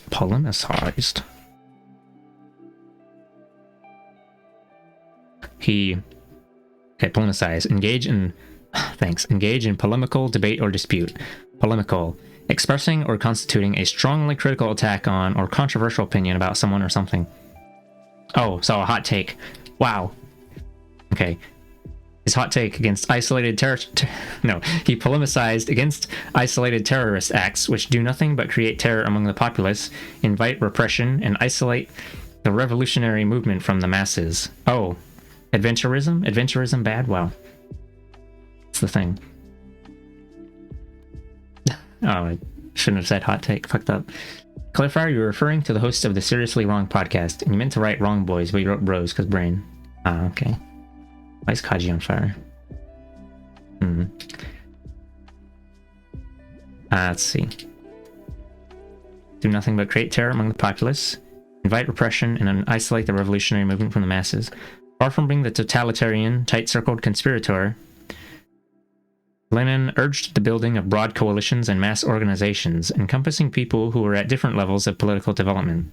He advocated whatever diverse means were needed to advance the class struggle, including participation in parliamentary elections and existing trade unions. To be sure, the working class, like any mass group, needed organization and leadership to wage a successful revolutionary struggle, which was the role of a vanguard party, but that did not mean the proletarian revolution could be fought and won by putschists or terrorists. Putschists. Meaning of putschist in English, believing that a government should be removed by force. That's what Cambridge Dictionary says. Lenin constantly dealt with the problem of avoiding the two extremes of liberal bourgeois opportunism and ultra-left adventurism. Yet he himself is repeatedly identified as an ultra-left putschist by mainstream journalists and some on the left. If you don't know what adventurism is, it's when instead of building a revolutionary base, you go and buy an AK-47 and some grenades and you blow up a pipeline, and then you don't actually get anything done because they just build another pipeline. And then they be like, "Oh my God, did you hear about the communists? They blew up a pipeline. They're so evil. We must suppress them." And then everyone's like, "Oh, I guess the communists are evil." And then it doesn't do any shit. Yeah, that's adventurism, I guess. So let's see. Whether Lenin's approach to revolution is desirable or even relevant today is a question that warrants critical examination. But a useful evaluation is not likely to come from people who misrepresent his theory and practice. Footnote 6. I refer the reader to Lenin's books, The State and Revolution, quote, Left-Wing Communism in Infantile Disorder, What is to be Done, ? And various articles and statements still available in collected editions. See also John Ehrenberg's treatment of Marxism-Leninism in his The Dictatorship of the Proletariat, Marxism's Theory of Socialist Democracy. Left anti-communists find any association with communist organizations morally unacceptable because of the, quote, crimes of communism. Yet many of them are themselves associated with the Democratic Party in this country. I'm guessing that means this country means the U.S. Either as voters or as members, apparently unconcerned about the morally unacceptable political crimes committed by leaders of that organization. When the Obama drone strike kill count, and when the Joe Biden was like, let's finish Trump's wall and let's continue the border camps or something. Okay. Under one or another Democratic administration, 120,000 Japanese Americans were torn from their homes and livelihoods and thrown into detention camps. Atomic bombs were dropped on Hiroshima and Nagasaki with an enormous loss of innocent life. The FBI was given authority to infiltrate political groups. The Smith Act was used to imprison leaders of the Trotskyist Socialist Workers' Party and later on leaders of the Communist Party for their political beliefs. Detention camps were established to round up political dissidents in the event of a, quote, national emergency. During the late 1940s and 50s, 8,000 federal workers were purged from government because of their political associations and views, with thousands more in all walks of life witch-hunted out of their careers. The Neutrality Act was used to impose an embargo on the Spanish Republic that worked in favor of Franco's fascist legions. Homicidal counter-insurgency programs were initiated in various Third World countries, and the Vietnam War was pursued and escalated. And for the better part of a century, the congressional leadership of the Democratic Party protected racial segregation and stymied all anti-lynching and fair employment bills. Yet, all these crimes, bringing ruination and death to many, have not moved the liberals, the Social Democrats, and the, quote, democratic socialist anti-communists to insist repeatedly that we issue blanket condemnations of either the Democratic Party or the political system that produced it, certainly not with the intolerant fervor that has been directed against existing communism. Wow, big, juicy cuts or whatever? I don't know. Go off for real, bestie? Okay. Pure socialism versus siege socialism. The upheavals in Eastern Europe did not constitute a defeat for socialism because socialism never existed in those countries, according to some US leftists. They say that the communist states offered nothing more than bureaucratic, one-party, quote, state capitalism, or some such thing. Whether we call the former communist countries, quote, socialist, is a matter of definition. Oh, thanks for the water.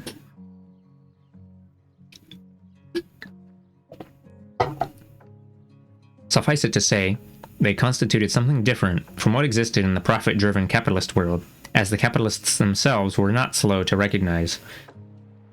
First, in communist countries, there was less economic inequality than under capitalism. The perks enjoyed by party and government elites were modest by corporate CEO standards in the West, as were their personal incomes and lifestyles. Soviet leaders like Yuri Andropov and Leonid Brezhnev lived not in lavishly appointed mansions like the White House, but in relatively large apartments in a housing project near the Kremlin set aside for government leaders.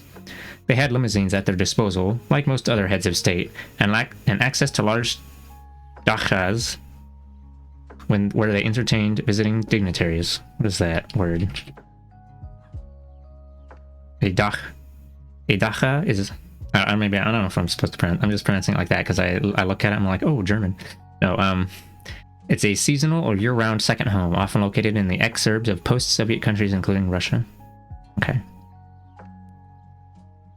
Just a second home, seasonal home, but they had none of the immense personal wealth that most U.S. leaders possess.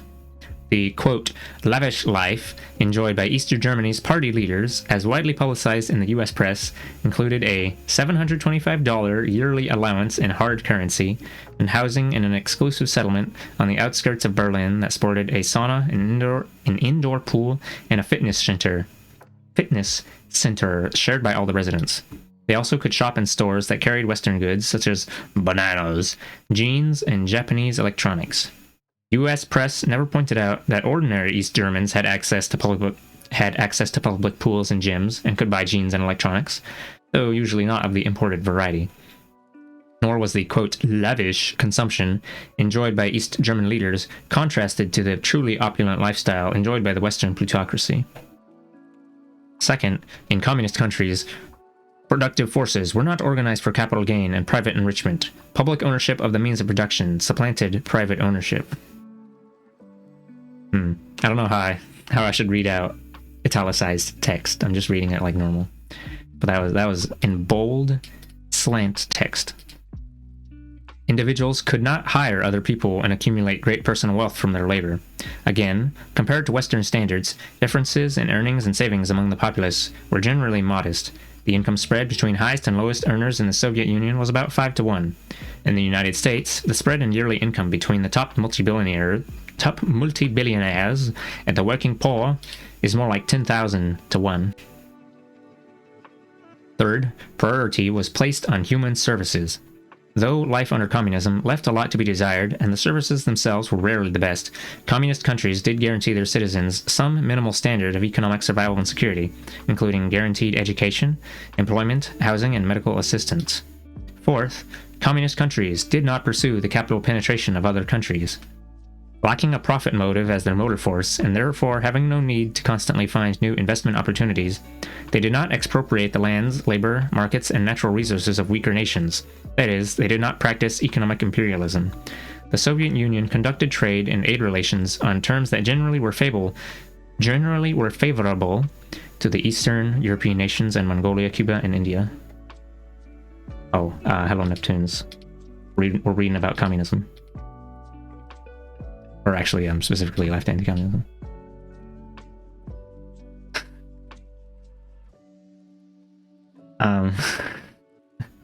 You know, it's I started doing book readings of political books.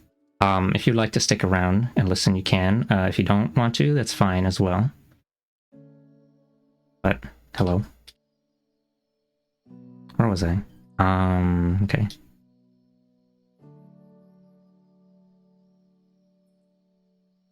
All of the above were organizing principles for All of the above were organizing principles for every communist system to one degree or another. None of the above apply to free market countries like Honduras, Guatemala, Thailand, South Korea, Chile, Indonesia, Zaire, Germany, or the United States. But a real socialism, it is argued, would be controlled by the workers themselves through direct participation instead of being run by Leninists, Stalinists, Castroites, or other ill-willed, power-hungry, bureaucratic cabals of evil men who betray revolutions. Unfortunately, this, quote, pure socialism view is ahistorical and non-falsifiable.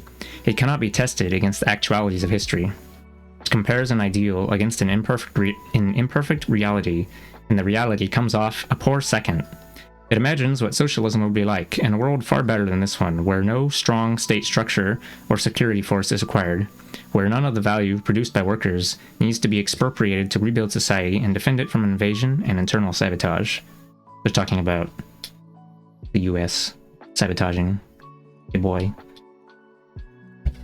The pure socialists' ideological anticipations remain untainted by existing practice. They do not explain how the manifold functions of a revolutionary society would be organized, how external attack and internal sabotage would be thwarted, how bureaucracy would be avoided, scarce resources allocated, policy differences settled, priorities set, and production and distribution conducted. Instead, they offer vague statements about how the workers themselves will directly own and control the means of production and will arrive at their own solutions through creative struggle. No surprise, then, that the pure socialists support every revolution except the ones that succeed. The pure socialists had a vision of a new society that would create and be created by new people, a society so transformed in its fundaments as to leave little opportunity for wrongful acts, corruption, and criminal abuses of state power.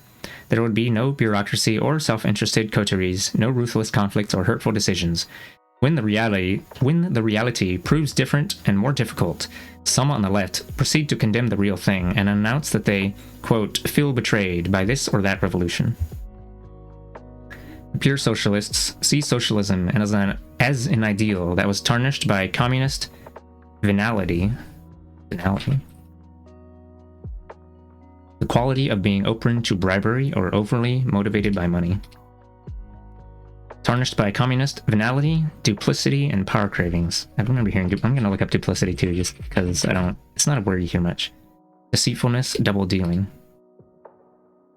The pure socialists oppose the Soviet model, but offer little evidence to demonstrate that other paths could have been taken.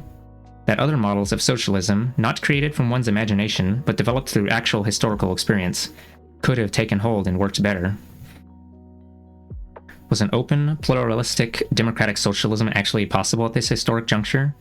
The historical evidence would suggest it was not, as the political philosopher Karl Shames argued. How do the left critics know that the fundamental problem was the, quote, nature of the ruling revolutionary parties, rather than, say, the global concentration of capital that is destroying all independent economies and putting an end to national sovereignty everywhere? And to the extent that it was, where did this, quote, nature come from? Was this, quote, nature disembodied, disconnected from the fabric of the society itself, from the social relations impacting on it? Thousands of examples could be found in which the centralization of power was a necessary choice in securing and protecting socialist relations. In my observation of existing communist societies, the positive of, quote, socialism and the negative of, quote, bureaucracy, authoritarianism, and tyranny interpenetrated in virtually every sphere of life. Carl Shames, correspondence to me, 1/1592. I've been saying socialists too many times and starting to flop my mouth. The pure socialists regularly blame the left itself for every defeat it suffers. Their second guessing is endless. So, we hear that revolutionary struggles fail because their leaders wait too long, or act too soon, are too timid or too impulsive, too stubborn or too easily swayed. We hear that revolutionary leaders are compromising or adventuristic, bureaucratic or opportunistic, rigidly organized or insufficiently organized, undemocratic, or failing to provide strong leadership. But always, the leaders fail because they do not put their trust in the, quote, direct actions of the workers, who apparently would withstand and overcome every adversity, if only given the kind of leadership available from the left critics' own groupuscle. Unfortunately, the critics seem unable to apply their own leadership genius to producing a successful revolutionary movement in their own country. Tony Febo questioned this blame the leadership syndrome of the pure socialists. Oh boy, another quote block. It occurs to me that when people as smart, different, dedicated, and heroic as Lenin, Mao, Fidel Castro, Daniel Ortega, Ho Chi Minh, and Robert Mugabe, and the millions of heroic people who followed and fought with them, all end up more or less in the same place, then something bigger is at work than who made what decision at what meeting, or even what size houses they went home to after the meeting. These leaders weren't in a vacuum, they were in a whirlwind, and the suction, the force, the power that was twirling them around has spun and left this globe mangled for more than 900 years, and to blame this or that theory, or this or that leader, is a simple-minded substitute for the kind of analysis that Marxists should make. Guardian, 11/13/91. I think the whirlwind they're talking about for the 900 years is or we're just gonna do a shot. It's not a shot in the dark, it's more like a shot in a room that's well lit enough, I guess. It's colonialism. Wow. Who would have thunk? Okay.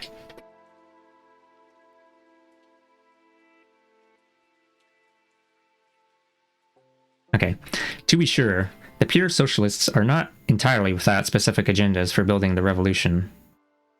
After the Sandinistas overthrew the Somoza dictatorship in Nicaragua,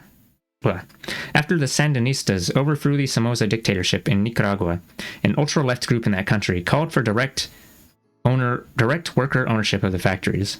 The armed workers would take control of production without benefit of managers, state planners, bureaucrats, or a formal military. While undeniably appealing, this worker syndicalism denies the necessities of state power. Under such an arrangement, the Nicaraguan revolution would not have lasted 2 months against the US-sponsored counter-revolution that savaged the country.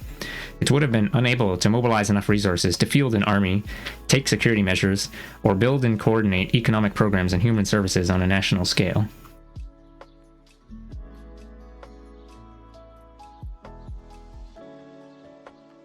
I think this is actually something that I've seen in some videos before and came to the conclusion, or the conclusion was delivered to me. The state security apparatus and that kind of suppressing counter-revolutionary movements necessary when the U.S. hegemony exists. A little island in the ocean of sharks or whatever. I don't know.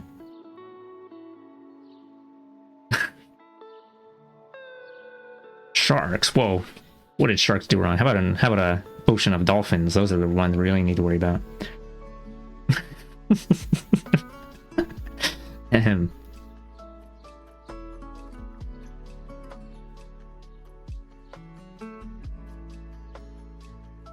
Anyway.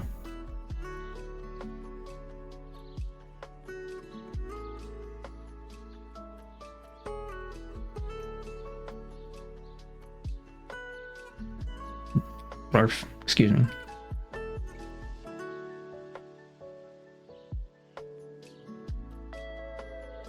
Hmm.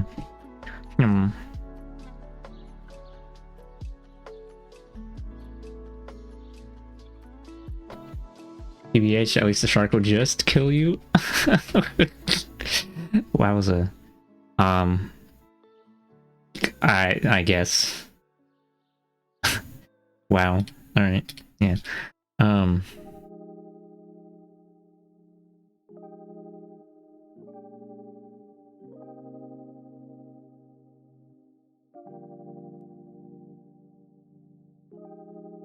don't know if Neptune is still here, but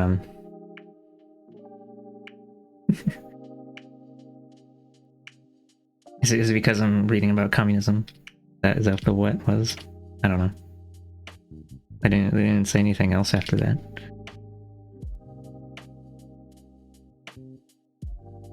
Alright. Decentralization versus survival. Oh, dolphins enjoy tormenting their food? Oh. Yeah. Okay. Decentralization versus survival. For a people's... Okay, I'll hold off for a moment. Don't recall what exactly you're reading off at the time.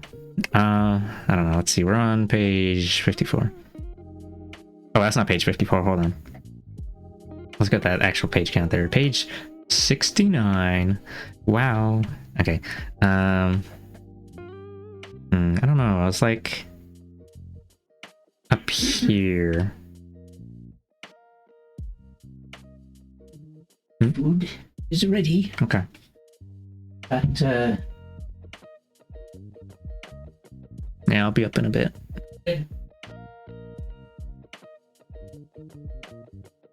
Let's see. What was this? Talking about... What was this bit here?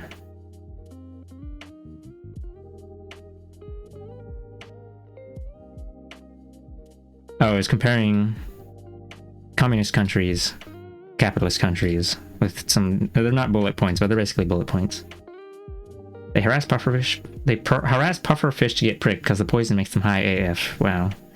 Yowza. Okay. Yeah, I was like right around here. I don't know. Okay. Here we go. I'm gonna go seek a snack and inhale it. Alright. I'm gonna take the dinner break in a moment, and it's gonna be fucked up. But I'll try to get to the end of this chapter. Decentralization versus survival. For a people's revolution to survive, it must seize state power and use it to A. break the stranglehold exercised by the owning class over the society's institutions and resources, and B... Sorry, my brain's distracted. Let me read this again. For a people's revolution to survive, it must seize state power and use it to A. break the stranglehold exercised by the owning class over the society's institutions and resources, and B. withstand the reactionary counterattack that is sure to come. The internal and external dangers a revolution faces necessitate a centralized state power that is not particularly to anyone's liking. Not in Soviet Russia in 1917, nor in Sandinista Nicaragua in 1980. Oh. Hello, Umber. I remembered I can wave my arm. We're reading about communism.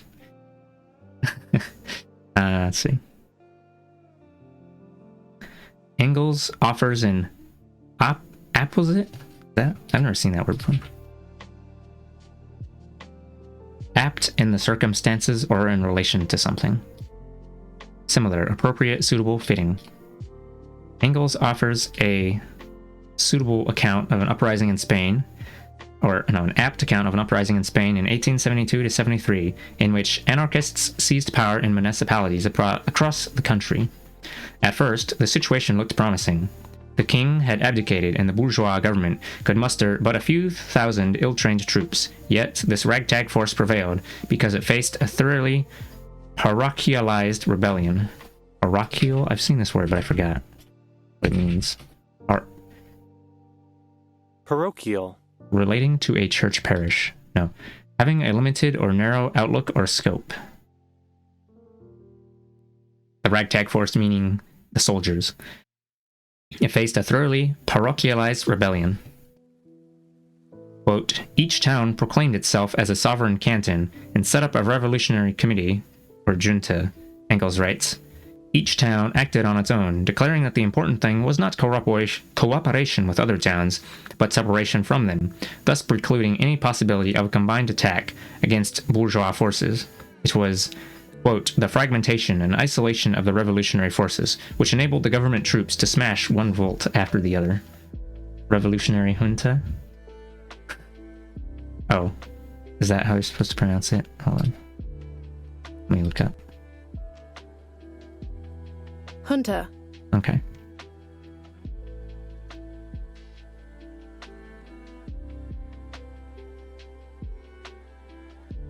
That was the Google voice.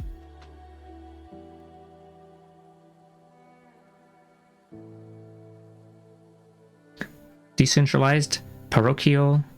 Parochial. I'm just gonna say parochial. Autonomy is the graveyard of insurgency, which may be one reason why there has never been a successful anarcho-syndicalist revolution.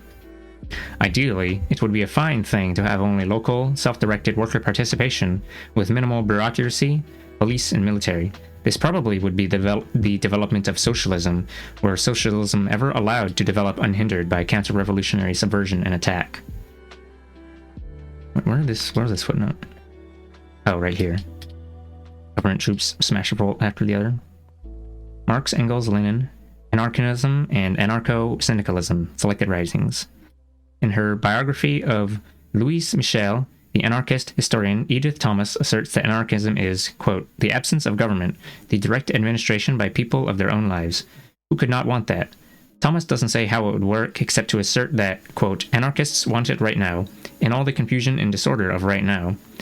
She notes proudly that anarchism, quote, is still intact as an ideal, for it has never been tried. That is exactly the problem. Why in so many hundreds of actual rebellions, including ones led by anarchists themselves, has anarchism never been tried or never succeeded in surviving for any length of time in an, quote, intact anarchist form? In the anarchist uprising Engels described, the rebels, in seeming violation of their own ideology, did not rely on Thomas's, quote, direct administration by the people, but set up ruling juntas. The unpracticed, unattainable quality of the ideal helps it to retain its better-than-anything appeal in the minds of some. Alright, here we are.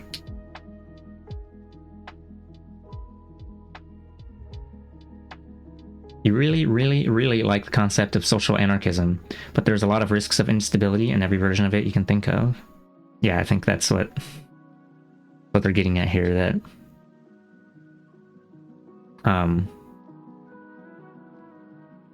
any capitalist alternative that you want to establish doesn't exist in a vacuum, and it will be attacked. Although I get, let's see, what is it, either externally or internally.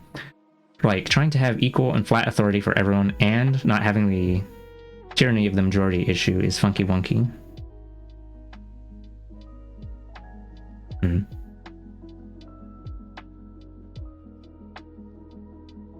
Yeah, that is a thing that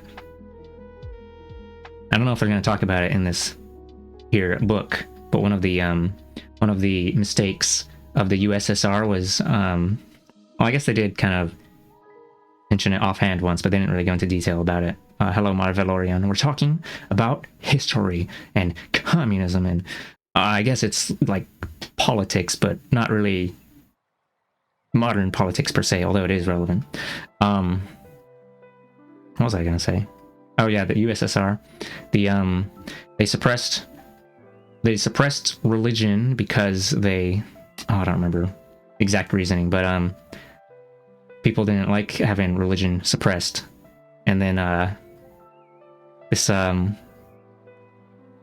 that was one mistake. They eventually let some pressure off on that, but I think like the damage was done already or something, because it's like I think what people have said looking back on that is that it's something that a cultural force that could utilize instead of suppressing. And then another mistake that I don't think it was like intentional was to get good jobs you had to learn Russian. So then they didn't intentionally suppress the other cultures of the the other states that were grouped in the USSR, but it was like, if you wanted to move into the city and get a good job, you had to learn Russian. So people stopped learning their own native languages and learned Russian. And, they just, it's like, forget my home culture. We don't need that shit. So then, oops, good job. You forked up. Yeah, those are a few things that I remembered, but there's probably more similar things, but I don't know. This is okay. I mean, they're probably going to talk about the USSR a decent bit anyway, since it's like one of the most relevant examples anyway. Let's see. Okay, this probably would be the development of socialism. Blah, blah, blah. One might recall how in 1918 to 20, 14 capitalist nations, including the United States, invaded Soviet Russia in a bloody but unsuccessful attempt to overthrow the revolutionary Bolshevik government. The years of foreign invasion and civil war did much to intensify the Bolsheviks' siege psychology with its commitment to lockstep party unity and a repressive security apparatus. Thus, in May 1921, the same Lenin who had encouraged the practice of internal party democracy and struggled against Trotsky in order to give the trade unions a greater measure of autonomy, now called for an end to the workers' opposition and other factional groups within the party. Let's take a look at footnote 8. Trotsky was among the more authoritarian Bolshevik leaders, least inclined to tolerate organizational autonomy, diverse views, and internal party democracy. But in the fall of 1923, finding himself in a minority position, outmaneuvered by Stalin and others, Trotsky developed a sudden commitment to open party procedures and workers' democracy. Ever since, he has been hailed by some followers as an anti-Stalinist Democrat. Yeah, the fracturing of parties is a thing that, it's like, I guess it's like it comes from a good intent, and then I don't know, CIA is going to see that shit and be like, oh, these guys don't like the current ruling government. Let's send in a bunch of goobs to bolster them. I don't know. No, it's not always like that, but internal divisions, internal weakness, easier to exploit them. I don't know. Yeah, that's why they're talking about the internal security apparatus on this bit. Where was I? Oh, footnote. Okay. The time has come, or quote, the time has come, he told an enthusiastically concurring 10th Party Congress, to put an end to opposition, to put a lid on it. We have had enough opposition. Open disputes and conflicting tendencies within and without the party, the communists concluded, created an appearance of division and weakness that invited attack by formidable foes. Only a month earlier, in April 1921, Lenin had called for more worker representation on the party's Central Committee. In short, he had become not anti-worker, but anti-opposition. Here was a social revolution, like every other, that was not allowed to develop its political and material life in an unhindered way. Footnote 9. Regarding the several years before 1921, the Sovietologist Stephen Cohen writes, quote, the experience of civil war and war communism profoundly altered both the party and the emerging political system. Other socialist parties were expelled from the Soviets, and the Communist Party's, quote, democratic norms, as well as its almost libertarian and reformist profile, gave way to a, quote, rigid authoritarianism and pervasive militarization. Much of the popular control exercised by local Soviets and factory committees was eliminated. In the words of one Bolshevik leader, quote, the Republic is an armed camp. See Cohen's Bukharin and the Bolshevik Revolution. You mentioned earlier that no one actually likes what is it? No one actually likes the idea of the one state security apparatus, but wow, I guess all the countries that still have a communist system of some sort today basically did that. By the late 1920s, the Soviets faced the choice of moving in a still more centralized direction with a command economy and forced agrarian collectivization and full-speed industrialization under a commandist, autocratic party leadership, the road taken by Stalin, or B, moving in a liberalized direction, allowing more political diversity, more autonomy for labor unions and other organizations, more open debate and criticism, greater autonomy among the various Soviet republics, a sector of privately owned small businesses, independent agricultural development by the peasantry, greater emphasis on consumer goods, and less effort given to the kind of capital accumulation needed to build a strong military-industrial base. The latter course, I believe, would have produced a more comfortable, more humane and serviceable society. Siege socialism would have given way to worker-consumer socialism. The only problem is that the country would have risked being incapable of withstanding the Nazi onslaught. Instead, the Soviet Union embarked upon a rigorous, forced industrialization. This policy has often been mentioned as one of the wrongs perpetrated by Stalin upon his people. Footnote 10. To give one of innumerable examples, recently Roger Burbach faulted Stalin for, quote, rushing the Soviet Union headlong on the road to industrialization. See his correspondence, Monthly Review, March 1996, page 35.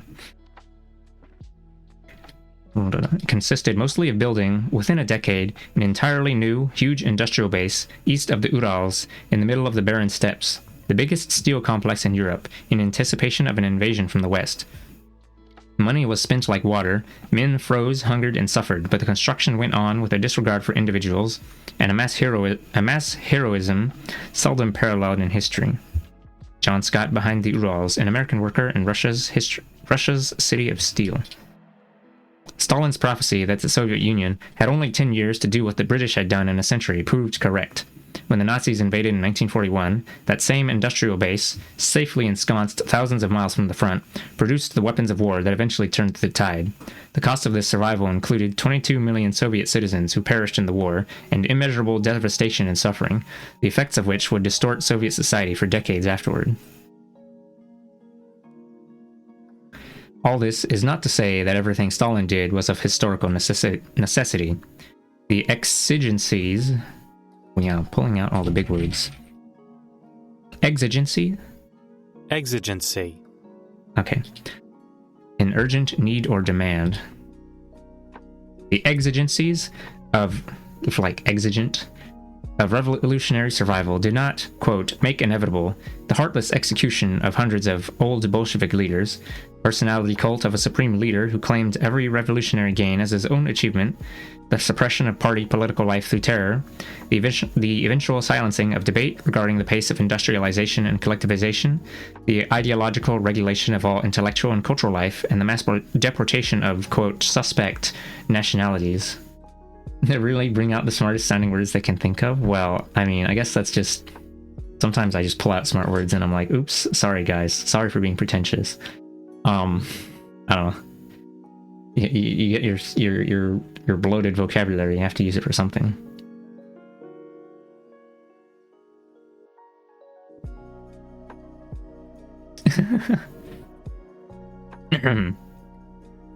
Excuse me. I mean, I guess it helps you be specific, but it's also can also make it a little harder to understand. Appreciate when you pause and tell me the easy way to understand. Oh, you're welcome.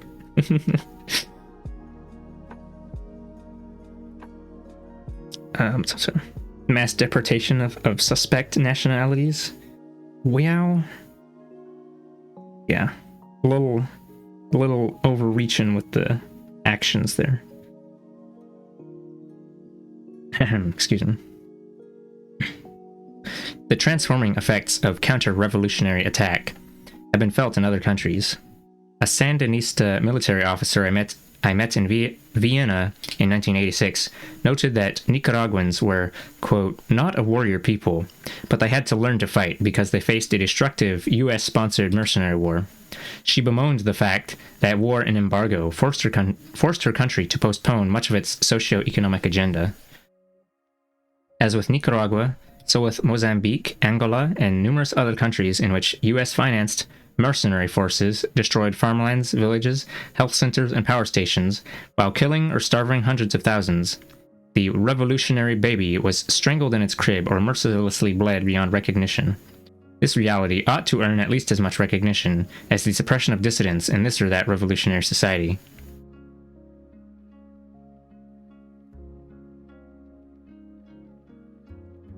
The overthrow of Eastern European and Soviet communist governments was cheered by many left intellectuals.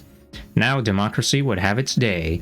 The people would be free from the yoke of communism, and the US left would be free from the albatross of existing communism, or as left theorist Richard Lichtman put it, quote, liberated from the incubus of the Soviet Union and the succubus of communist China.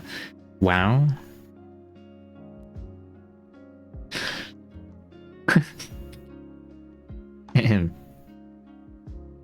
Rude. In fact, the capitalist restoration in Eastern Europe seriously weakens the numerous Third World liberation struggles that had received aid from the Soviet Union and brought a whole new crop of right-wing governments into existence, ones that now worked hand in glove with US global counter-revolutionaries around the globe. Oh yeah, liberation struggles that received aid from the Soviet Union, because back in the day when they were printing out AK-47s like toilet paper, and they just fucking dumped AKs on people for free. You're like, oh, you're having a revolution? Here, have a pile of 10,000 AK-47s. Wowza. And that's why this firearm is so common around the world, because they just fucking printed millions of them. And then other countries also made their own clones of them. Like, say the, whatever, what do the Chinese call it? It's like called the Type something or other. Type 56. And then there was like another name of it was like the VZ something or other.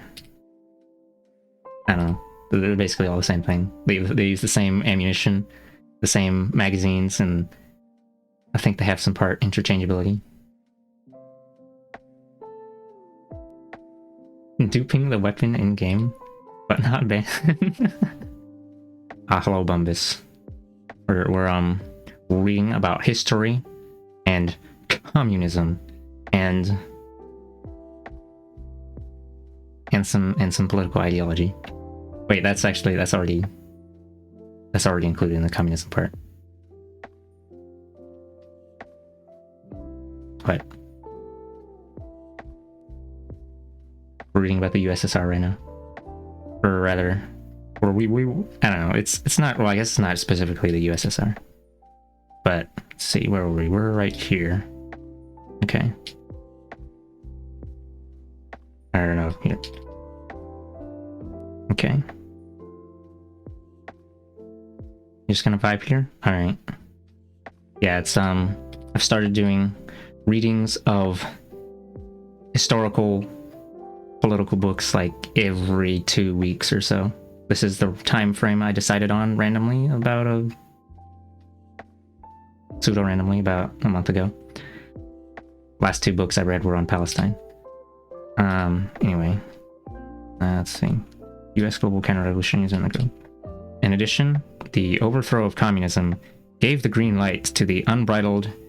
oh yeah, I forgot the other keyword. Capitalism, whoa. No, okay. The overthrow of communism gave the green light to the unbridled exploitative impulses of Western corporate interests. No longer needing to convince workers that they live better than their counterparts in Russia, and no longer restrained by a competing system, the corporate class is rolling back the many gains that working people in the West have won over the years. Now that the free market in its meanest form is emerging triumphant in the East, so will it prevail in the West. Quote, capitalism with a human face is being replaced by, quote, capitalism in your face. As Richard Levins put it, quote, so in the new exuberant aggressiveness of world capitalism, we see what communists and their allies had held at bay. Monthly Review 996. need to consume more books. Yeah, it's part of the reason I was doing these streams, because I'm not gonna read these on my own. I can't sit down and like read through them. Technically, it might be slower to read them out loud, but I mean, I guess it's like I also get to read them for other people. Woo! Very educational. Yeah, I guess so. It's like, oh my god, we're gonna dunk on U.S. education system? No. I mean, the best way to learn about a topic, I guess, is to read a book entirely dedicated to it. Although,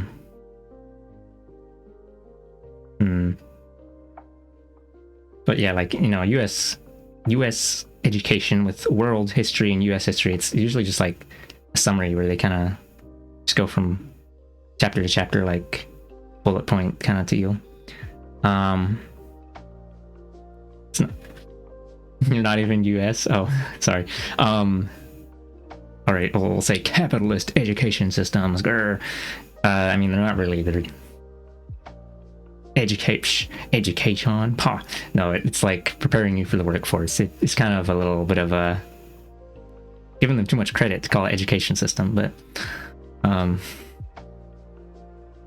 thing is, it all connects. Yeah, it's historical context places things in a makes them make a lot more sense. Just uninformed, especially on all political aspects. Yeah, it's don't worry, I used to be like that too. We all started out uneducated, or not uneducated. Uneducated sounds kind of mean. Uninformed. Yeah, it's like that. I mean, it's like, I mean, who has an incentive to tell you about, oh, you know, all the bad things the U.S. did and all the things you could have had and whatever. I'm gonna head to bed, but it's been educational. All right, Lawatu, have a good sleep. I'm glad you enjoyed receiving my communist propaganda. Oh yeah, that's right. Hound Milk has a tag, communist propaganda, in his tags, but he spelled it wrong. He spelled propaganda wrong. I haven't bothered to tell him. Fucked up, TBH. Becoming informed is a lot of just like rechecking history, I guess, or the sources be. Yeah, it's. I was gonna say like, there are some books that this actually reminds me of how Volp was in Muddy's chat and saying something once about like, how was it? Making sure your sources are good. And like, or was it like citing a lot of sources, but like some books are whack. Like there's this one, what was it? It was mentioned in that book called 10 Myths of Israel. I forgot the name of it. But it was like the author suggested that this book may have been just penned by some CIA people and then authorship given to another person. And it was like full of, what was it? It was full of crap, and then that guy called Norman Finkelstein went in. Oh yeah, actually, funny thing, Noam Chomsky was mentioned in that book too. What is it? So this guy went in like, because he was interested in the history of Israel, and he went to like fact check the stuff in that book, and then he was like, oh, this doesn't make any sense. And then he went and like submitted some stuff, and then everyone in his like university was like, no, don't talk about that. And then like Noam Chomsky said to him, you're gonna get your career will be ruined if you try to publish this. Okay, hold on, let me read this real quick. You placed your pants on your bed and she just instantly went on them and sleeps there now, you know, because the pants smell like you and because you're the kitty mama. I say kitty mama because cats are matriarchal and the moms are the ones that wear the pants in the household.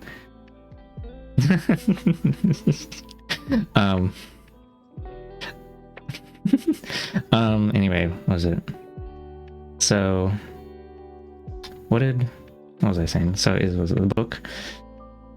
Right, this book eventually, what is it? So the US intellectuals, they all were like, yeah, best book ever, thumbs up. And then when it came over to the UK, everyone, I guess they're a little bit of moral fiber than the intellectuals in the US or something. And then everyone in the UK dunked on this book and said that it was, it's fucking trash. And then everyone in the US was like, oh, we're just gonna pretend that didn't happen. So it's like a book that on surface level might seem like a good source, but like you have to look into or not look into, it's like, I don't know. I don't know, I guess it's kind of that thing where there is no escaping bias. So instead of considering, is this source unbiased, you see what the bias of that thing is. Because the other book I was thinking of was this one called The Black Book of Communism, which is like, it's a very anti-communist book, obviously.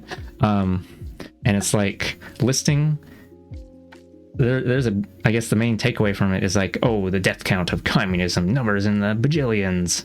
But they count, well, firstly, they counted like deaths, like, say, Nazis who were executed in military trials, whatever, after like, World War II or some shit. And then also counting like counter-revolutionary dissenters. And they even counted, what is it? Okay. And then they also counted, I didn't get to the last bit yet. They also counted deaths from famine, which, those weren't intentional killings. And then they even counted unborn babies. So they're being a little, inflating the numbers a bit, just a bit. But like, so this book is obviously very biased against trying to make communism look horribly evil. But, on surface level, you might just see this and go like, oh, this looks like a trustworthy book, even if you don't know too much about it. You'd like to read more into like Central to South American history stuff? Yeah. There's, I don't know. There is so much history that I could probably stand to like learn more about. Like, I hardly know shit about Africa. Africa is like,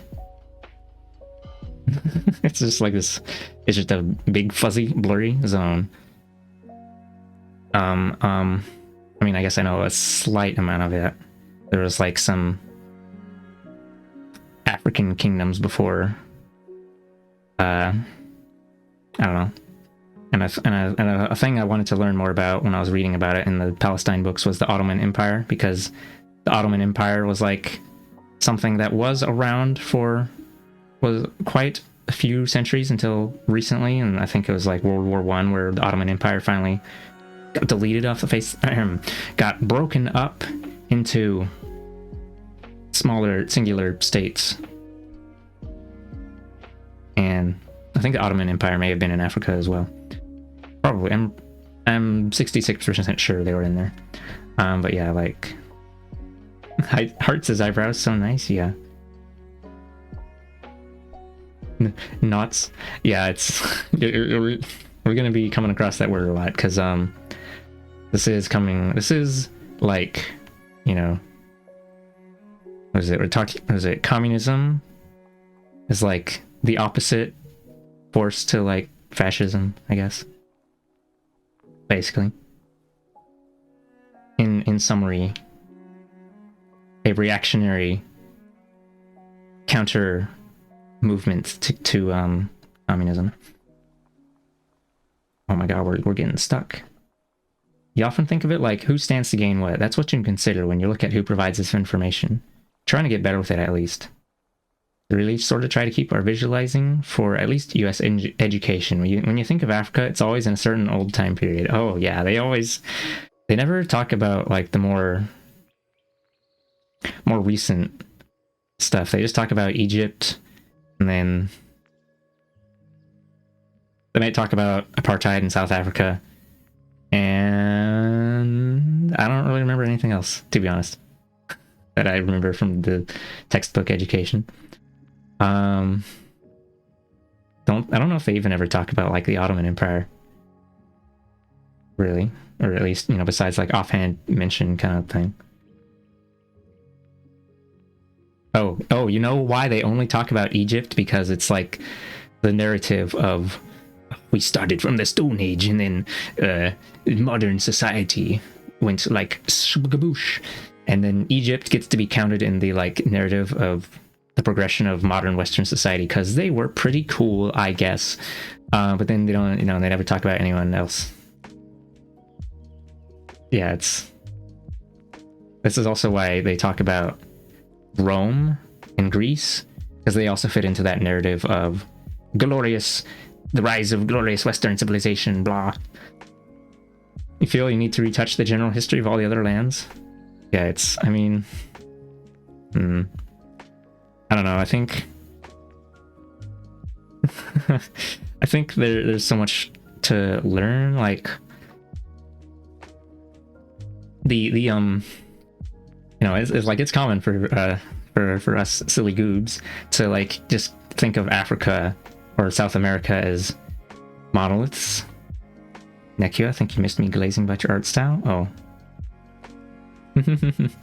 Hold on, let me check. Oh yeah, Bombus was saying that your emotes are so well made, Nekio. The heart eyebrows? It's cool, it's true, Nekio is in fact a PogChamp artist. Or, yeah, what was I saying? Africa and South America and West Asia and Southeast Asia and island nations, they're like, none of them are monoliths, so they're all like, you know, it's like if you wanted to really dive deep on history, you got to learn about like every singular country, and I don't know, there's a lot to learn about. And even like, I don't know, even like if you do, even with that, it's like the current modern conception of like each nation, those borders were drawn up by colonialists generally. So I don't know, it's like I don't know, we're just probably gonna be learning forever until we fucking die. It's gonna be fucked up. We're gonna have to be learning all the time. Fucked up, mamma mia. Farther it is away from Europe, the less we have a far back history idea, except for, here's a cool highlight. DRG. Deep Rock. Sir, delayed saying this. It was the World Wars that broke up the Ottoman Empire. Okay, yeah, that's the idea I got from things I've read recently. You see how Smurfcat's head keeps popping up in the lower left corner? That's because of me cutting out that little corner. That little table of contents on the left. Anyway, what was I?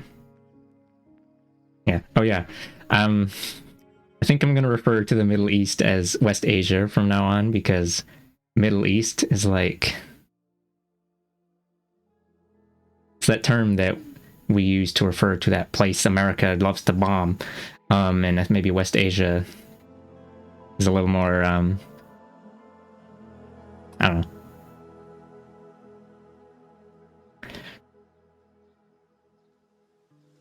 Technically, India is part of the Middle East, if I remember correctly, or rather, it's part of West Asia, but people don't usually think of it as the Middle East. Middle East, I think, kind of comes from that whole Orient thing, like, oh, the East, the Eastern Orient, and then this is the middle of the Eastern Orient, or something. I don't know. Yeah, your bestie was sending you a little post the other day of like some cultural clothes of different ethnic regions of Vietnam, and that's like over 50 different groups at least, with their own histories in one country that small. Made you wish you knew more where your family history in Vietnam is. Yeah, I guess I have the benefit of knowing who my I could go and visit China and I would know a multitude of relatives. I don't know if you know any relatives in Vietnam. Or if you do, you probably have never spoken with them before. It's all part of Orientalism. You remember the book you listened to before? The author is Arab, and she talked a little on the constantly changing words of location for West Asia. Yeah. Yeah, it's like, we already got the word Asia. Oh, we already got the words for the continents. We'll just, I don't know. It's like more neutral, I guess. Okay. See, this is where we were. I'm going to wait a second. Oh my god, kitty. Hello, kitty. He's a little smelly. Oof. Oh, my cable stuck on the... Oops. Meow. You know, theoretically, there's like extended clan family, but you know, nothing of them. Oh, yeah, there's... It would probably be awkward. And I don't know if it would be able to find any connection, and then it might just make you feel worse to be like rejected or something. I don't know. Meow. One leg in each zone? Kinda sucks, TBH.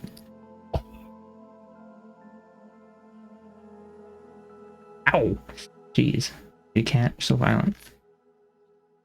He's violent by his mere existence of sharp claws. Alright, I'm gonna start... Oh, we were at the end of the chapter. Fucked up. Having never understood the role that existing communist powers played in tempering the worst impulses of Western capitalism and imperialism, and having perceived communism as nothing but an unmitigated evil, the left anti-communists did not anticipate the losses that were to come. Some of them still don't get it. The way that's worded, you can tell this was made by some guy who's still alive. It was published in 1997. Let me see when this was. Let's see how old this guy is. He's 90 years old. Damn. Well, I guess he's gonna croak soon. Fucked up. Thank you for the follow, DD Divine. Welcome to communism. Welcome to the capitalism takedown or something. No, I don't know. You're distracted, lurk. All right. Have a good lurk. Thank you. Oh right, I said I was gonna go eat. Maybe I should do that. Heck, right at this. Well, I mean, yeah. I said I was gonna do it at the end of a chapter, and then I got distracted. Communism in Wonderland. I'll read the first bit, and then I'm gonna go eat. It's gonna be like 10 minutes. Communism in Wonderland. The various communist countries suffered from major systemic deficiencies. While these internal problems were seriously exacerbated by the destruction and military threat imposed by the Western capitalist powers, there were a number of difficulties that seemed to inhere in the system itself. Inhere? Is that like inherit? Inhere. Exist essentially or permanently in. Yeah, like inherited. Okay. Rewarding inefficiency. Alright, I'm gonna go and eat for real. And I'll be back. I'm gonna finish this. I want to finish the whole book in one go, because that's how I've been doing it so far, and it means it's not like split up into different VODs. But yeah. Food time.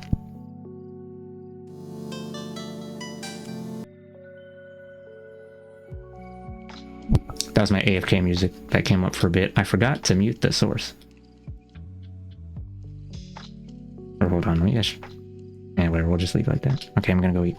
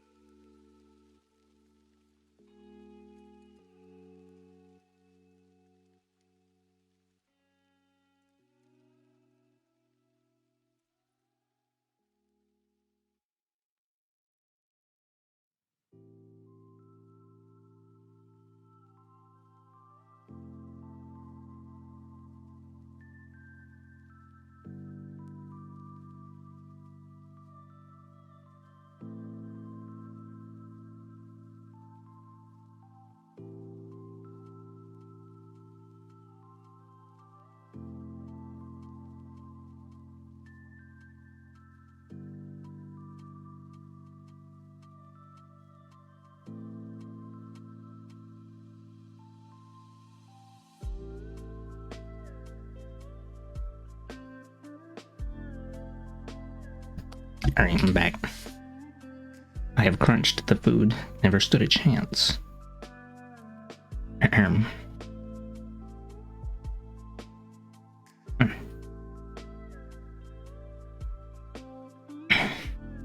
Also filled up my water bowl a bit. The can of suspicious liquid was defeated a while ago. So now we're just gonna drink water.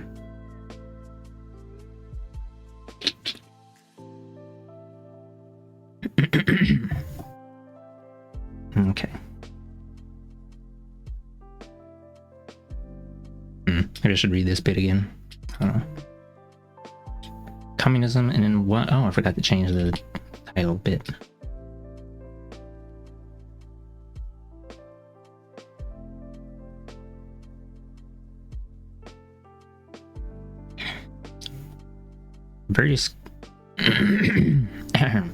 The various communist countries suffered from major systemic deficiencies. Oh yeah, I also forgot to say, have a good lurk, Volp. And Nar, thank you for listening. Wow. While these internal problems were seriously exacerbated by the destruction and military threat imposed by the Western capitalist powers, there were a number of difficulties that seemed to inhere in the system itself. Rewarding inefficiency. All communist nations were burdened by rigid economic command systems. All framed in the past tense, the following discussion also applies to the few remaining communist countries still in existence. Central planning was useful and even necessary in the earlier period of siege socialism to produce steel, wheat, and tanks in order to build an industrial base and withstand the Nazi onslaught. But it eventually hindered technological development and growth, and proved incapable of supplying a wide enough range of consumer goods and services. No computerized system could be devised to accurately model a vast and intricate economy. No system could gather and process... Did the font just change? Got a little less crusty. No system could gather and process the immense range of detailed information needed to make correct decisions about millions of production tasks. Top-down planning stifled initiative throughout the system.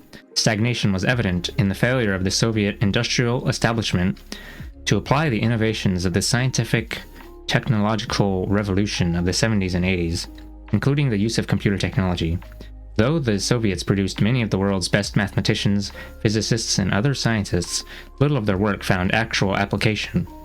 As Mikhail Gorbachev complained before the 28th Communist Party Congress in 1990, quote, "We can no longer tolerate the managerial system that rejects scientific and technological progress and new technologies, that is committed to cost ineffectiveness and generates squandering and waste."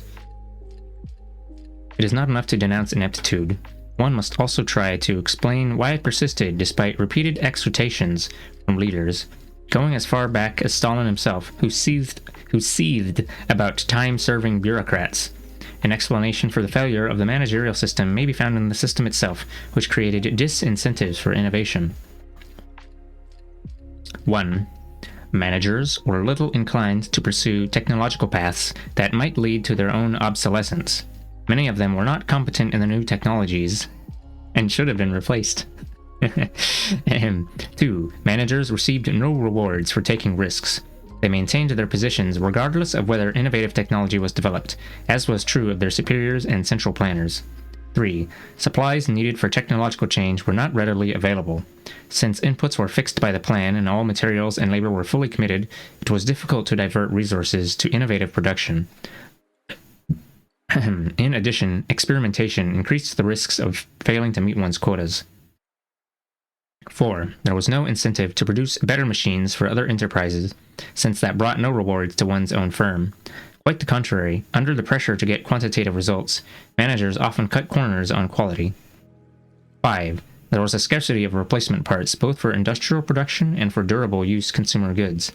Because top planners set such artificially low prices for spare parts, it was seldom cost-efficient for factories to produce them.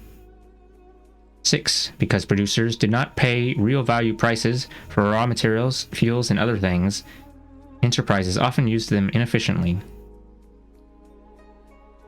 7. Productive capacity was underutilized. Problems of distribution led to excessive unused inventory.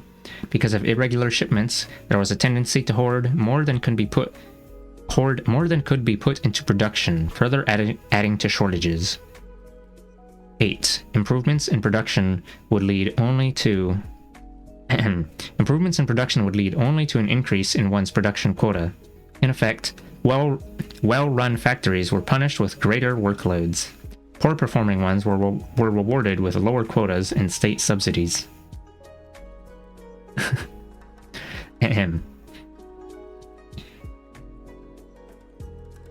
Managerial irresponsibility was a problem in agriculture as well as industry.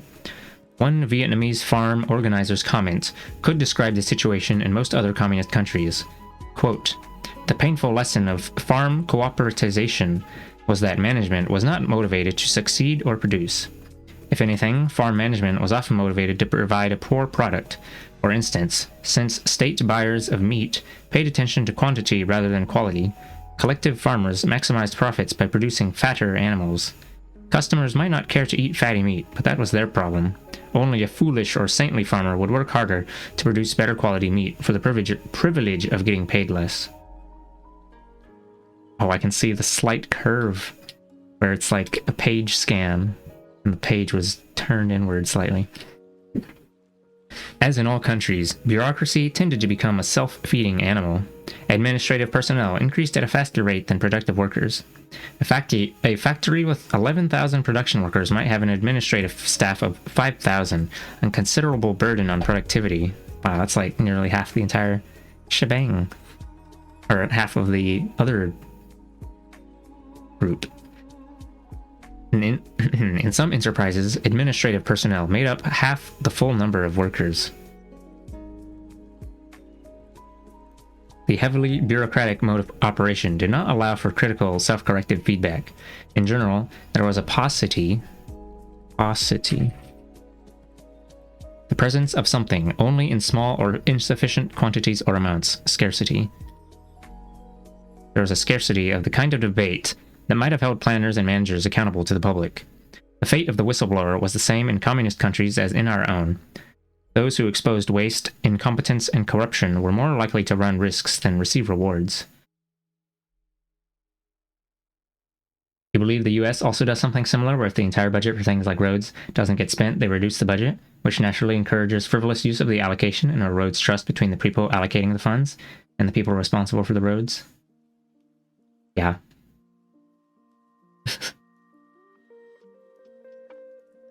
Yeah. Build a new stadium, because we didn't, then we didn't just get, the money goes away. We didn't need a new stadium. But, I guess.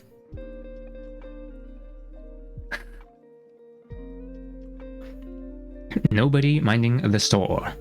We've been taught that people living under communism suffer from, quote, "the totalitarian control over every aspect of life," as Time magazine 5/27/96 still tells us. Talking to the people themselves, one found that they complained less about overbearing control than about the absence of responsible control. Maintenance people failed to perform needed repairs. Occupants of a new housing project might refuse to pay rent, and no one bothered to collect it. With lax management in harvesting, storage, and transportation, as much as 30% of all produce was lost between field and store, and thousands of tons of meat were left to spoil. People complained about broken toilets, leaky roofs, rude salespeople, poor quality goods, late trains, deficient hospital services, and corrupt and unresponsive bureaucrats. Excuse me. Corruption and favoritism were commonplace. There was the manager, who regularly pilfered the till, the workers who... Oh, I just realized maybe I should have put the little... Let's see. Let me put this shit in the title, just for sillies. Bonk. There you go. Corruption and favoritism were commonplace. There was the manager who regularly pilfered the till, the workers who filched foodstuffs and goods from state stores or supplies from factories in order to service private homes for personal gains. The peasants on collective farms who stripped parts from tractors to sell them on the black market, the director who accepted bribes to place people at the top of a waiting list to buy cars, and the farmers who hoarded livestock which they sold to townspeople at 3 times the government's low procurement price. All this was hardly the behavior of people trembling under a totalitarian rule of terror. The system itself rewarded evasion and non-compliance.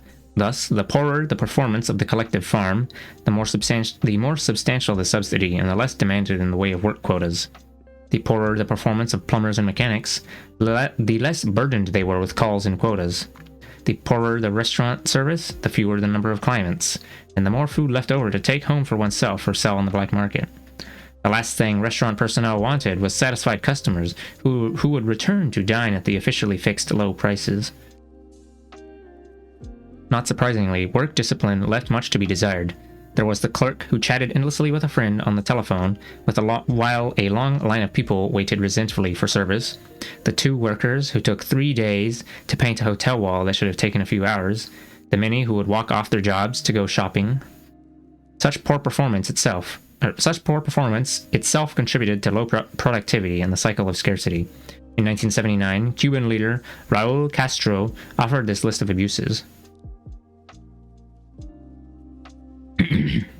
The lack of work discipline, unjustified absences from work, deliberate go-slows so as not to surpass the norms, which are already low and poorly applied in practice, so that they won't be changed. In contrast to capitalism, when people in the countryside worked an exhausting 12-hour workday and more, there are a good many instances today, especially in agriculture, of people working no more than 4 or 6 hours, with the exception of cane cutters and possibly a few other kinds of work. We know that in many cases, heads of brigades and foremen make a deal with workers to meet the norm in half a day and then go off and work for the other half for some nearby small private farmer for extra income, or to go slow and meet the norm in 7 or 8 hours, or do 2 or 3 norms in a day and report them over other days on which they don't go to work. All these, quote, tricks of the trade in agriculture are also to be found in industry, transportation services, repair shops, and many other places where there's rampant buddyism, cases of, quote, you do me a favor and I'll do you one, and pilfering on the side. Cuba Update 380.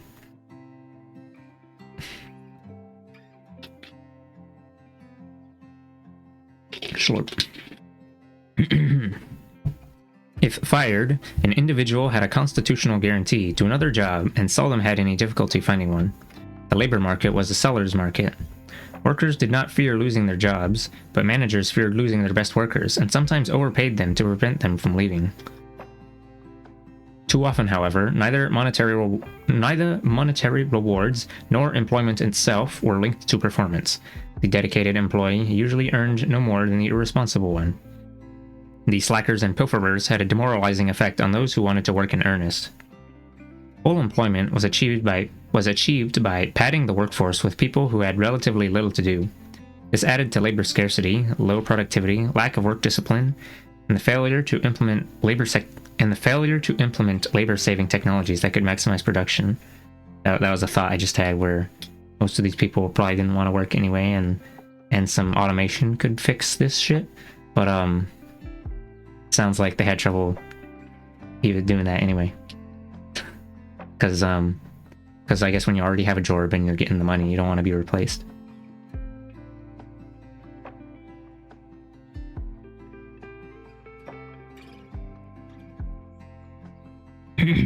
The communists operated on the assumption that once capitalism and its attendant economic abuses were eliminated, and once social production was communalized and people were afforded some decent measure of security and prosperity, they would contentedly do their fair share of work. That often proved not so. Communist economies had a kind of wonderland quality in that prices seldom bore any relation to actual cost or value.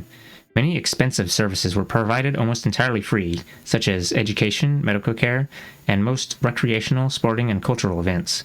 Housing, transportation, utilities, and basic foods were heavily subsidized. As in cheap. Many people had money, but not much to buy with it. High-priced quality goods and luxury items were hard to come by. All this, in turn, affected work performance. Why work hard to earn more when there was not that much to buy? They needed Xboxes. This is what was going to save communism. No. Sorry. Wage increases designed to attract workers to disagreeable or low prestige jobs or as incentives to production only added to the disparity between purchasing power and the supply of goods. Prices were held artificially low, first out of dedication to egalitarian principles, but also because attempts to readjust them provoked worker protests in Poland, East Germany, and the USSR. Thus, in the Soviet Union and Poland, the state refused to raise the price of bread, which was priced at only a few pennies per loaf, though it cost less than animal feed.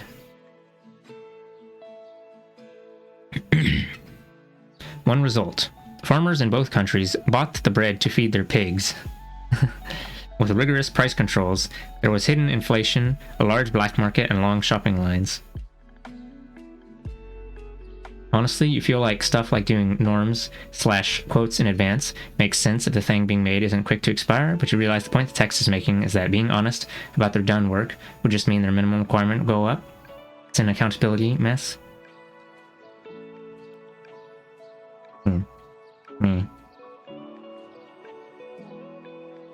It's the negative incentives or whatever, I don't know. And then there's this bit I just read. Bread is cheaper than animal feed, so they bought bread to feed their animals instead of animal feed. Fucked up. TBH explodes. Taking away the bread from people who want to eat bread. Ahem. Citizens were expected to play by the rules and not take advantage of the system, even when the system inadvertently invited transgressions. They were expected to discard a self-interested mode of behavior, when in fact there was no reward and some disadvantage in doing so. The, quote, brutal totalitarian regime was actually a giant trough from which many took whatever they could. There was strong resentment concerning consumer scarcities, the endless shopping lines, the 10-year wait for a new automobile, the housing shortage that compelled single people to live at home or get married in order to qualify for an apartment of their own, and the 5-year wait for that apartment. The crowding and financial dependency on parents often led to early divorce. These and other such problems took their toll on people's commitment to socialism. Wanting it all. I listened to an East German friend complain of poor services and inferior products. The system did not work, he concluded. But what of the numerous social benefits so lacking in much of the world, I asked. Aren't these to be valued? His response was revealing. Quote, oh, nobody ever talks about that. People took for granted what they had in the way of human services and entitlements, while hungering for the consumer goods dangling in their imaginations. The human capacity for discontent should not be underestimated. People cannot live on the social wage alone. Once our needs are satisfied, then our wants tend to escalate, and our wants become our needs. A rise in living standards often incites a still greater rise in expectations. As people are treated better, they want more of the good things and are not necessarily grateful for what they already have. Leading professionals who had attained relatively good living standards wanted to dress better, travel abroad, and enjoy the more abundant lifestyles available to people of means in the capitalist world. It was this desire for greater affluence, rather than the quest for political freedom, that motivated most of those who immigrated to the West. Material wants were mentioned far more often than the lack of democracy. The immigrés who fled Vietnam in 1989 were not persecuted political dissidents. Usually, they were relatively prosperous craftsmen, small entrepreneurs, well-educated engineers, architects, and intellectuals seeking greater opportunities. To quote one, I don't think my life here in Vietnam is very bad. In fact, I'm very well off. But that's human nature to always want something better. Human nature. Another testified, we had 2 shops and our income was decent, but we wanted a better life. And another, they left for the same reasons we did. They wanted to be richer just like us. Footnote 2. All quotations from the Washington Post, 4/12/89. Today, a, quote, get-rich mania is spreading throughout much of Vietnam as that nation lurches toward a market economy. That was in 96. It's been 27 years. I don't know how far they might have lurched by now.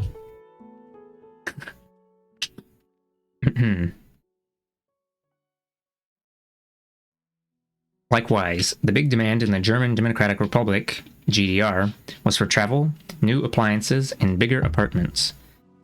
Washington Post 8/28/89. The New York Times 3/13/90 described East Germany as a, quote, country of 16 million who seem transfixed by one issue. How soon can they become as prosperous as West Germany? Only seeing what the rich kids got and not what it would be like to be poor AF? Well, whatever. A national poll taken in China reported that 68% chose as their goal, quote, to live well and get rich. PBS TV report 696. In 1989, I asked the GDR ambassador in Washington, D.C. why his country made such junky two-cylinder cars. He said the goal was to develop good public transportation and discourage the use of costly private vehicles. But when asked to choose between a rational, efficient, economically sound, and ecologically sane mass transportation system, or an automobile with its instant mobility, special status, privacy, and personal empowerment, the East Germans went for the latter, as do most people in the world. The ambassador added ruefully, "We thought building a good society would make good people. That's not always true." Whether or not it was a good society, at least he was belatedly recognizing the discrepancy between public ideology and private desire. In Cuba today, many youth see no value in joining the Communist Party and think Fidel Castro has had his day and should step aside. The revolutionary accomplishments in education and medical care are something they take for granted and cannot get excited about. Generally, they are more concerned about their own personal future than about socialism. University courses on Marxism and courses on the Cuban Revolution, once over-enrolled, now go sparsely attended, while students crowd into classes on global markets and property law. Newsday 4/12/96. Weow. With the US blockade and the loss of Soviet aid, the promise of abundance receded beyond sight in Cuba, and the cornucopia of the North appeared ever more alluring. Many Cuban youth idealize life in the United States and long for its latest styles and music. Like the... I guess since this was published in like 96, 97, the internet wasn't really too big yet. You can just download the car, guys. Long for its latest styles and music. Like the Eastern Europeans, they think capitalism will deliver the goodies at no special cost. When told that young people in the United States face serious hurdles, they respond with all the certainty of inexperience. We, quote, we know that many people in the States are poor and that many are rich. If you work hard, however, you can do well. It is the land of opportunity. Wow, they really got that,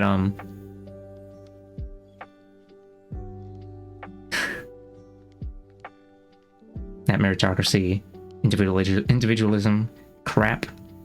Ahem. By the second or third generation, relatively few are still alive who can favorably contrast their lives under socialism with the great hardships and injustices of pre-revolutionary days, as stated by one Cuban youth who has no memory of life before the revolution. We're tired, quote, we're tired of the slogans. That was all right for our parents, but the revolution is history. San Francisco Chronicle 8/25/95. In a society of rapidly rising and sometimes unrealistic expectations, those who did not do well, who could not find employment commensurate with their training, or who were stuck with drudge work, were especially inclined to want change. Even in the best of societies, much labor has an instrumental value, but no inherent gratification. The sooner a tedious task is completed, the sooner there is another to be done, so why knock yourself out? If, quote, building the revolution, and quote, winning the battle of production mean performing essential but routine tasks for the rest of one's foreseeable future, the revolution understandably loses its luster. There is often not enough interesting and creative work to go around for all who consider themselves interesting and creative people.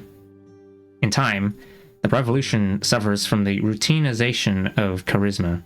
Ordinary people cannot sustain in everyday life a level of intense dedication for abstract, albeit beautiful ideals. Why struggle for a better life if it cannot now be attained? And if it can be enjoyed now, then forget about revolutionary sacrifice. Reactionism to the surface. I'm gonna do a slurp. Quick.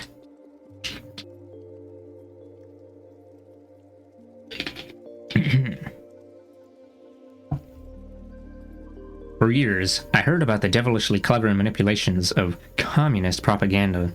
Later on, I was surprised to discover that news media in communist countries were usually lackluster and plodding.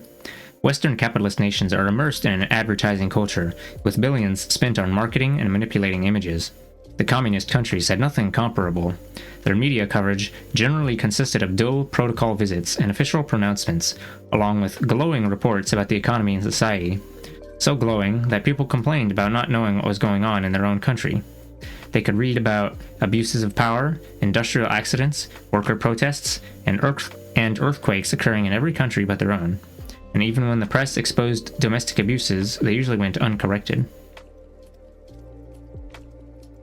Media reports sometimes so conflicted with daily experience that the official press was not believed, even when it did tell the truth, as when it reported on poverty and repression in the capitalist world. If anything, many intellectuals in communist nations were utterly starry-eyed about the capitalist world and unwilling to look at its seamier side. Ferociously opposed to the socialist system, they were anti-communist to the point of being full-fledged adulators of Western reactionism. The more rabidly reactionary chic a position was, the more appeal it had for the intelligentsia. With almost religious fervor, intellectuals maintained that the capitalist West, especially the United States, was a free market paradise of superabundance and almost limitless opportunity. Nor would they believe anything to the contrary. Well, gee, I guess you better go live there yourself. With complete certitude, well-fed, university-educated Moscow intellectuals sitting in their modest but comfortable apartments would tell U.S. visitors, "The poorest among you live better than we."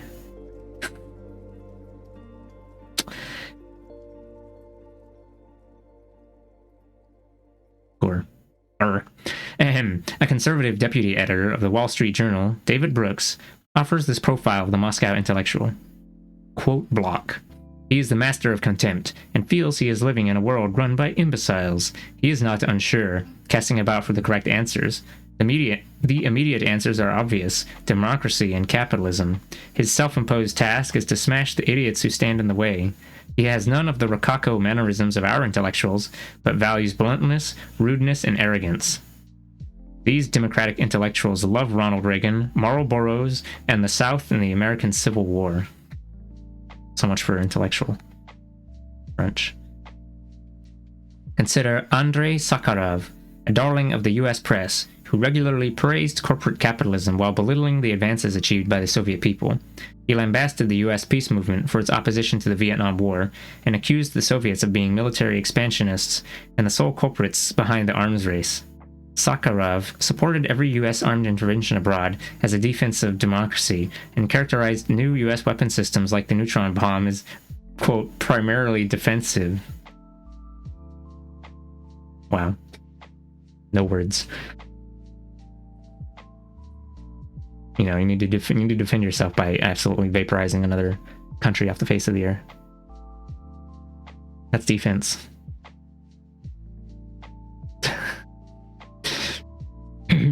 Anointed by US leaders and media as a, quote, human rights advocate, he never had an unkind word for the human rights violations perpetrated by the fascist regimes of faithful US client states, including Pinochet's Chile and Suharto's Indonesia, and he directed snide remarks toward those who did. He regularly attacked those in the West who dissented from anti-communist orthodoxy and who opposed US interventionism abroad. As with many other Eastern European intellectuals, Sakharov's advocacy of dissent did not extend to opinions that deviated to the left of his own. Hello, Claire.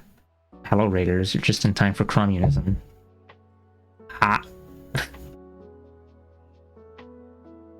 Hope stream was good. Tell me how it went, perchance. Quickly, before I start reading again. Okay, but yeah, hello. Anyone who just came in, I'm reading a book called Blackshirts and Reds. It's about capitalism and fascism and communism all at once in a great sticky mess.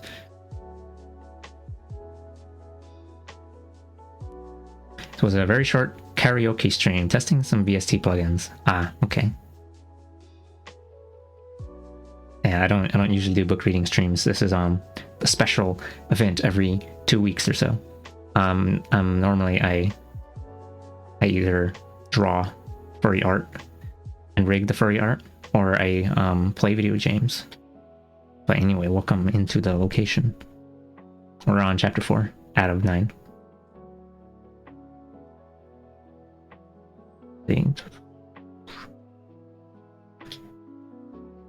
This chapter is about how when communist utopia arrives, that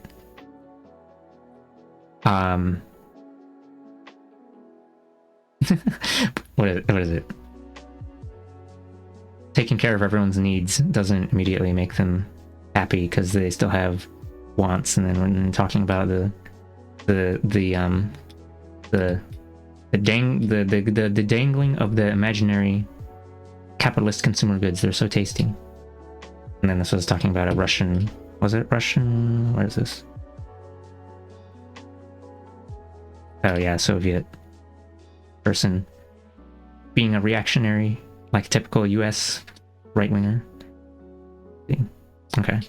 The tolerance for Western imperialism extended into the upper reaches of the Soviet government itself, as reflected in a remark made in 1989 by a high-ranking official in the Soviet Foreign Ministry, Andrei Kozyrev, who stated that third world countries, quote, suffer not so much from capitalism as from a lack of it. Either by design or stupidity, he confused capital, which those nations lack, with capitalism, of which they have more than enough to victimize them. He also claimed that, quote, none of the main bourgeois groups in America are connected with militarism. To think of them as imperialists who plundered third world countries is a, quote, stereotyped idea that should be discarded, New York Times 1789. Oh, I missed a footnote. As a system of analysis mainly concerned with existing capitalism, Marxism has relatively little to say about the development of socialist societies. I'll read it after I get this paragraph. Oh shit, it's kind of long actually. I'm gonna read let's see, the footnote was Sakharov. See Andrei Sakharov, My Country and the World, especially chapters 3, 4, and 5. A memorable moment was provided me by the noted journalist I.F. Stone in Washington, D.C. in 1987. Izzy, as he was called, had just given a talk at the Institute for Policy Studies, praising Sakharov as a courageous champion of democracy, a portrayal that seemed heavily indebted to the U.S. media image of Sakharov. Encountering Stone in the street after the event, I said to him that we should distinguish between Sakharov's right to speak, which I supported, and the reactionary CIA-ridden content of his speech, which we were under no obligation to admire.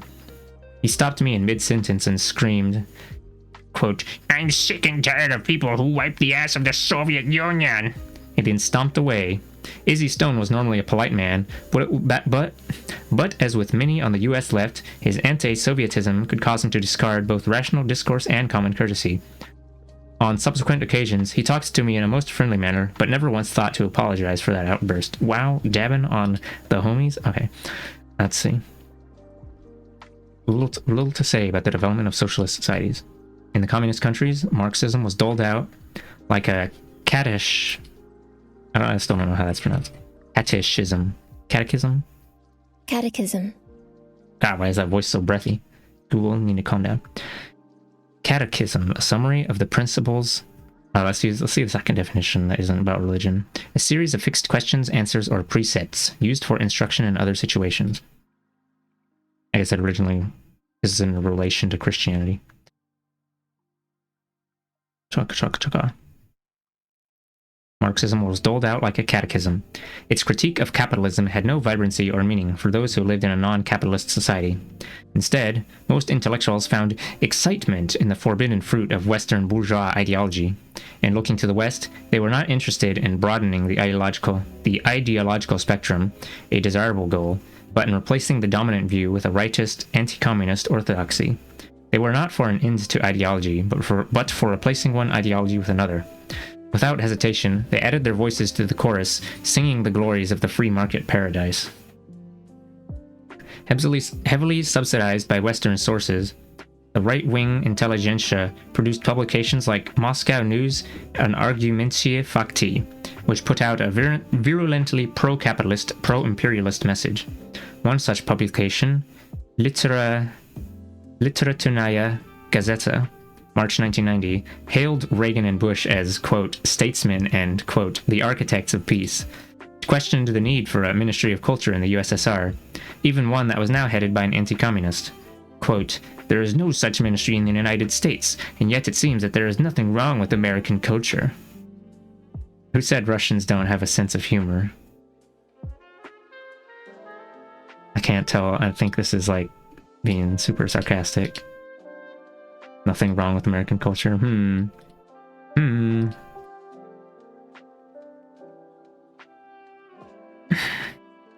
With the decline of communist power in Eastern Europe, the worst political scum began to float to the surface.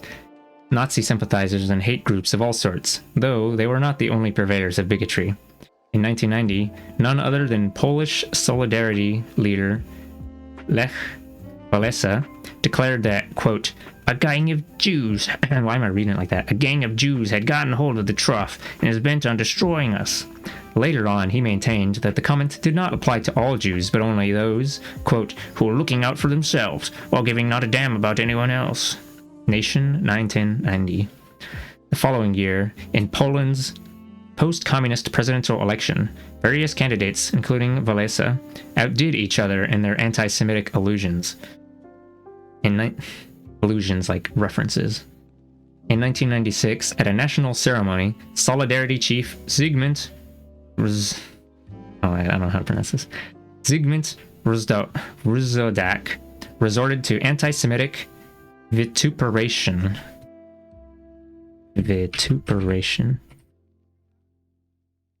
Bitter and abusive language.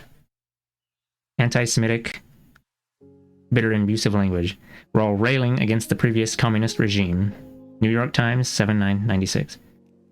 Romanticizing capitalism. In 1990, in Washington, D.C., the Hungarian ambassador held a press conference to announce that his country was discarding its socialist system because it did not work. When I asked why it did not work, he said, quote, I don't know. Here was someone who confessed that he had no understanding of the deficiencies of his country's socio-economic process, even though he was one of those in charge of that process. Leaders who talk only to each other are soon out of touch with reality. The policymakers of these communist states showed a surprisingly un-Marxist understanding of the problems they faced. There were denunciations and admonitions plenty. What is an admonition? Too many big words for me. Admonish. An act or action of admonishing. Warn or reprimand someone firmly. There were denunciations and admonitions aplenty, but little systemic analysis of why and how things had come to such an impasse. Instead, there was much admiration for what was taken to be Western capitalist know-how, and remarkably little understanding of the uglier side of capitalism and how it impacted upon the world. In the USSR, glasnost, the use of critical debate to invite innovation and reform, opened Soviet debate. They let the debate bros in. Cool. Glasnost opened Soviet media to Western penetration and accelerated the very disaffection it was intended to rectify. Disaffection, like disappointment, disillusion, disenfranchisement.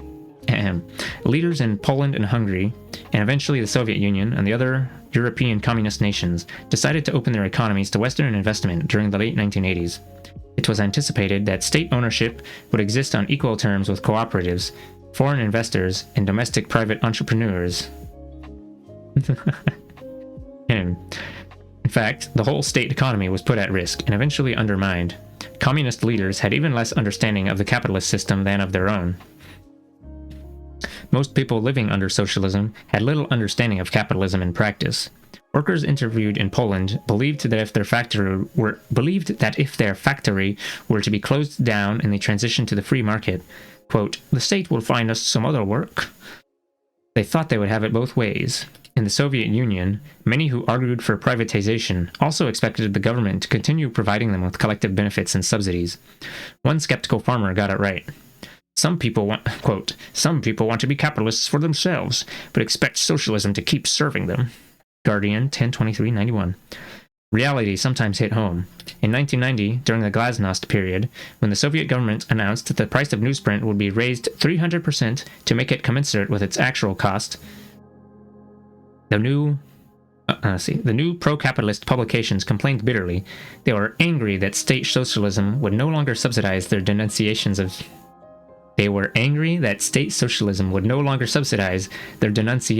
of state socialism. They were being subjected to the same free market realities they so enthusiastically advocated for everyone else, and they did not like it. Not everyone romanticized capitalism. Many of the Soviet and Eastern European immigrants who had migrated to the United States during the 70s and 80s. Many of the Soviet and Eastern European immigrants who had migrated to the United States during the 70s and 80s complained about this country's poor social services, crime, harsh work conditions, lack of communitarian spirit, vulgar electoral campaigns, inferior educational standards, and the astonishing ignorance that Americans had about history. Wow, dabbing on the US. They discovered they could no longer leave their jobs during the day to go shopping, that their employers provided no company doctor when they fell ill on the job, that they were subject to severe reprimands when tardy, that they could not walk the streets and parks late at night without fear, that they might not be able to afford medical services for their family or college tuition for their children, and that they had no guarantee of a job and might experience unemployment at any time. Want me to be on VC just to be your live dictionary? Let me know. Oh, it's fine. Some words I'm looking them up because I'm not sure of the exact definition, even though I know generally what it's supposed to mean, and I'm looking them up for the benefit of people listening. Some of them are just obtuse words I've never heard before, but yeah, it's fine. But I appreciate the offer.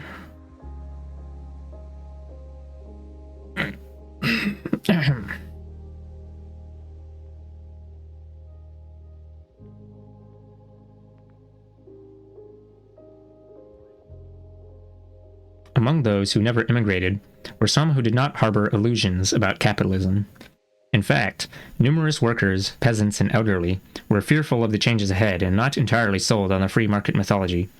A 1989 survey in Czechoslovakia found that 47% wanted their economy to remain state-controlled, while 43% wanted a mixed economy, and only 3% said they favored capitalism. New York Times, 12/189.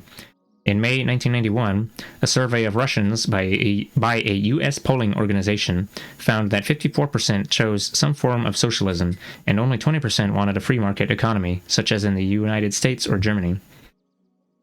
Another 27% elected for, quote, a modified form of capitalism as found in Sweden. Oh. Welfare capitalism, as in capitalism with a little bit of a buoy that we stole from down south. From the exploited countries. Anyway, still, substantial numbers, especially among intellectuals and youths, the two groups who know everything, opted for the free market paradise without the faintest notion of its social costs. Against the inflated imagination, reality is a poor thing. Against the glittering image of the West's cornucopia, the routinized, scarcity-ridden, and often exasperating experiences of communist society did not have a chance. Little breadcrumbs sprinkled on top of systematically induced poverty, teehee. Yeah.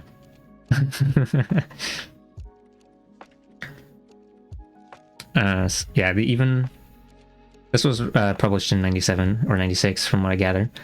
But even the social democratic countries' safety nets are eroding away. So much for that. Wow.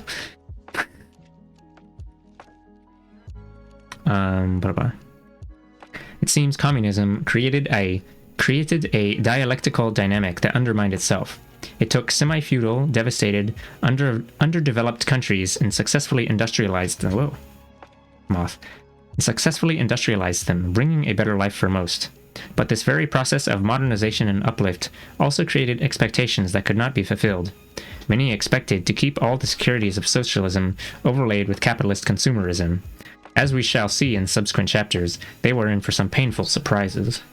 Shock therapy? Say it ain't so. Ahem. One reason siege socialism was the name they used earlier for socialism with a very rigid like management and economic planning so they could rapidly industrialize and protect themselves against war. One reason siege socialism could not make the transition to consumer socialism is that the state of siege was never lifted. As noted in the previous chapter, the very real internal deficiencies within communist systems were exacerbated by unrelenting external attacks and threats from the Western powers.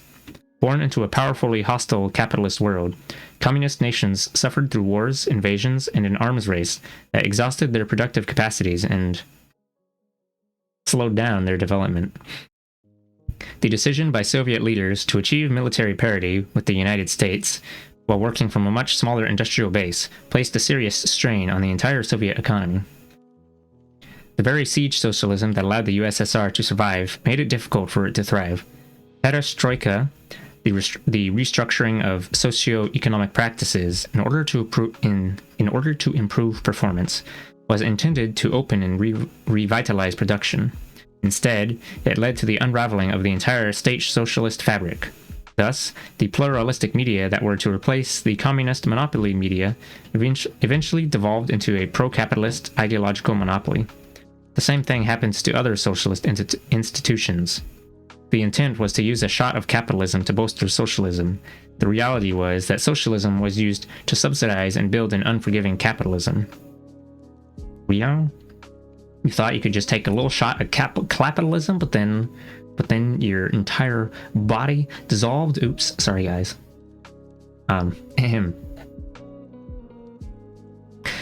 Pressed hard throughout its history by global capitalism's powerful financial, economic, and military forces, state socialism endured a perpetually tenuous existence, only to be swept away when the floodgates were opened to the West. Yeah, crunched. Chapter 5, Stalin's fingers. This will be a figurative exploration of his fingers and not a literal one.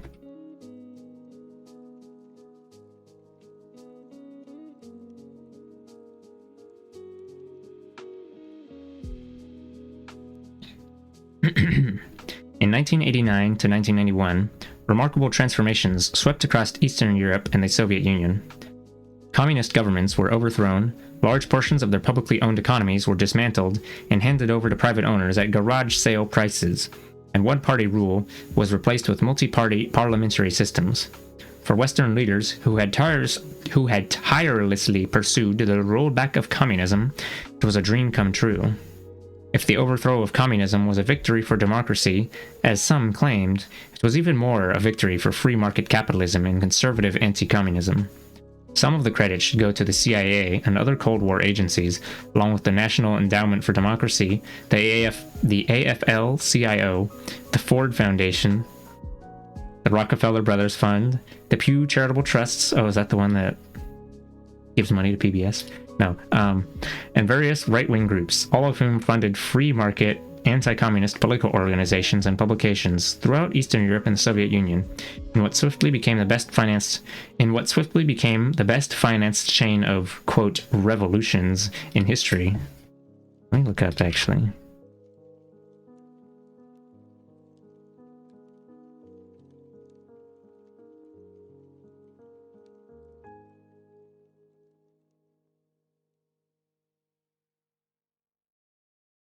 Okay, yeah, PBS does get money from the Pew Charitable Trusts, I think.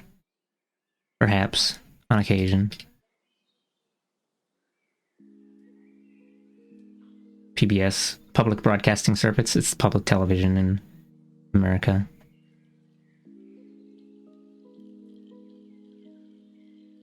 Actually, I mean, I don't know, it might be kind of hard to find stuff about that, actually. Never mind. Okay. The upheavals occurred with remarkably little violence.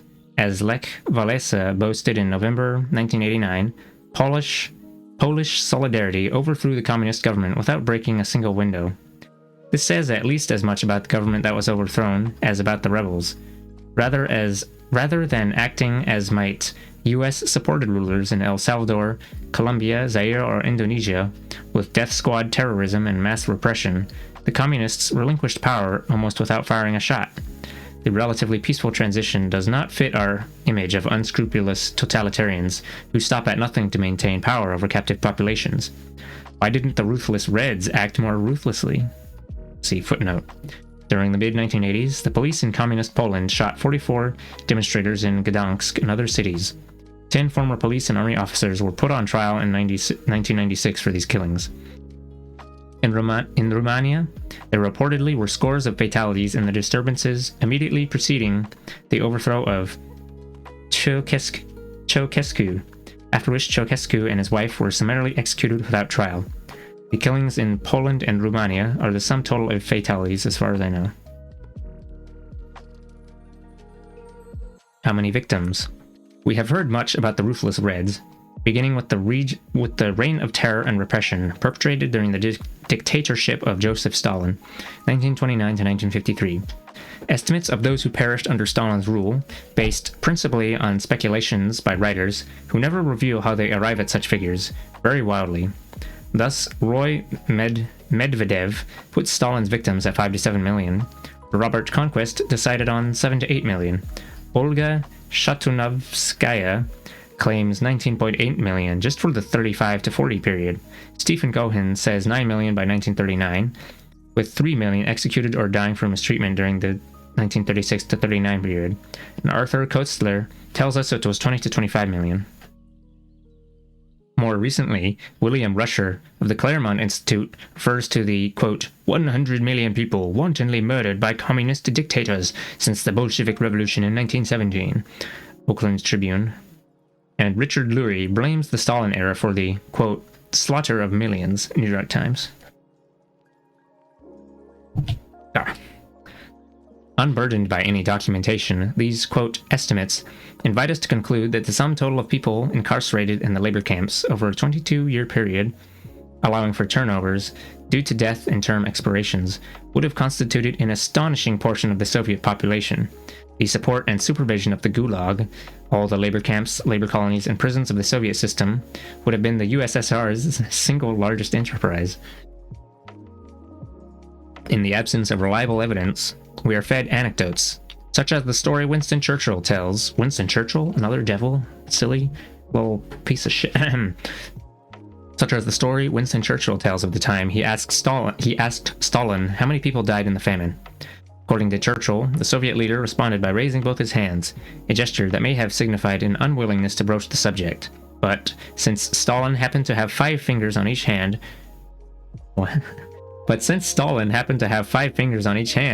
Churchill concluded, without benefit of a clarifying follow-up question, that Stalin was confessing to 10 million victims.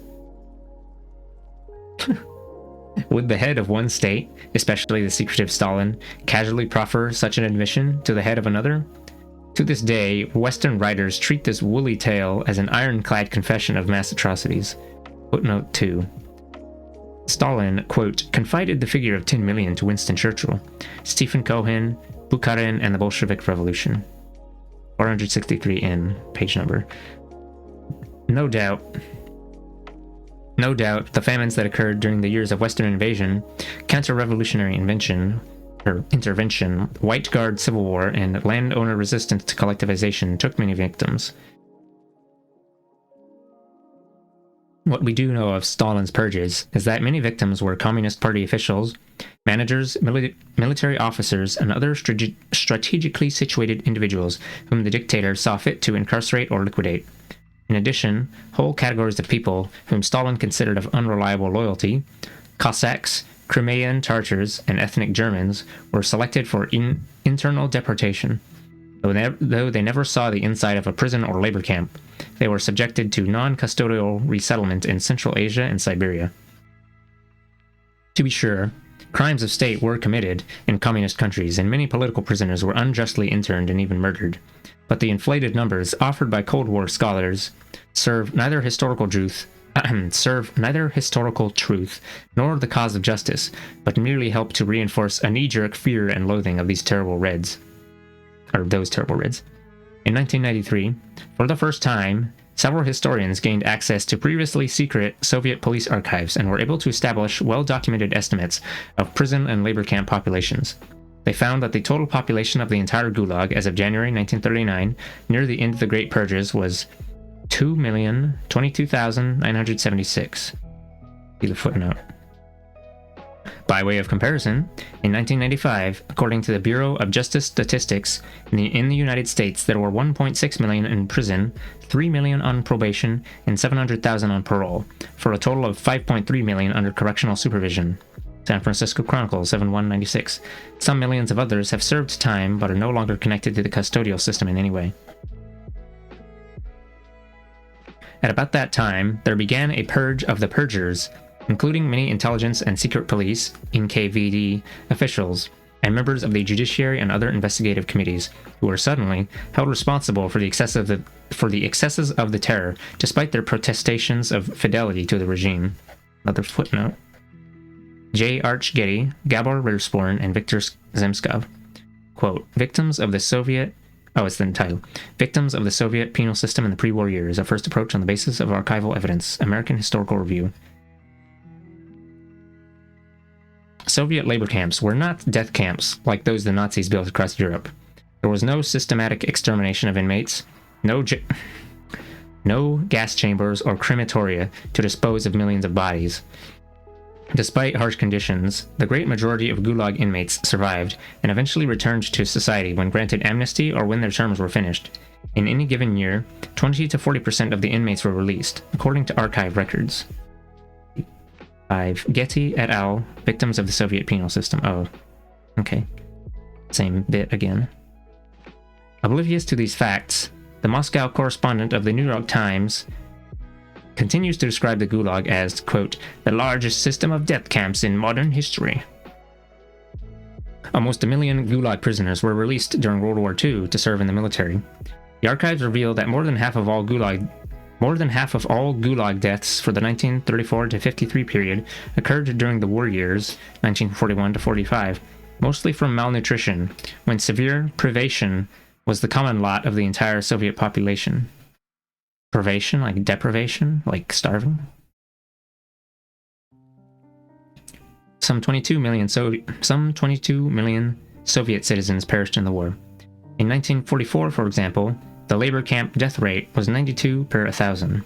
By 1953, with the post-war recovery, camp deaths had declined to 3 per 1,000.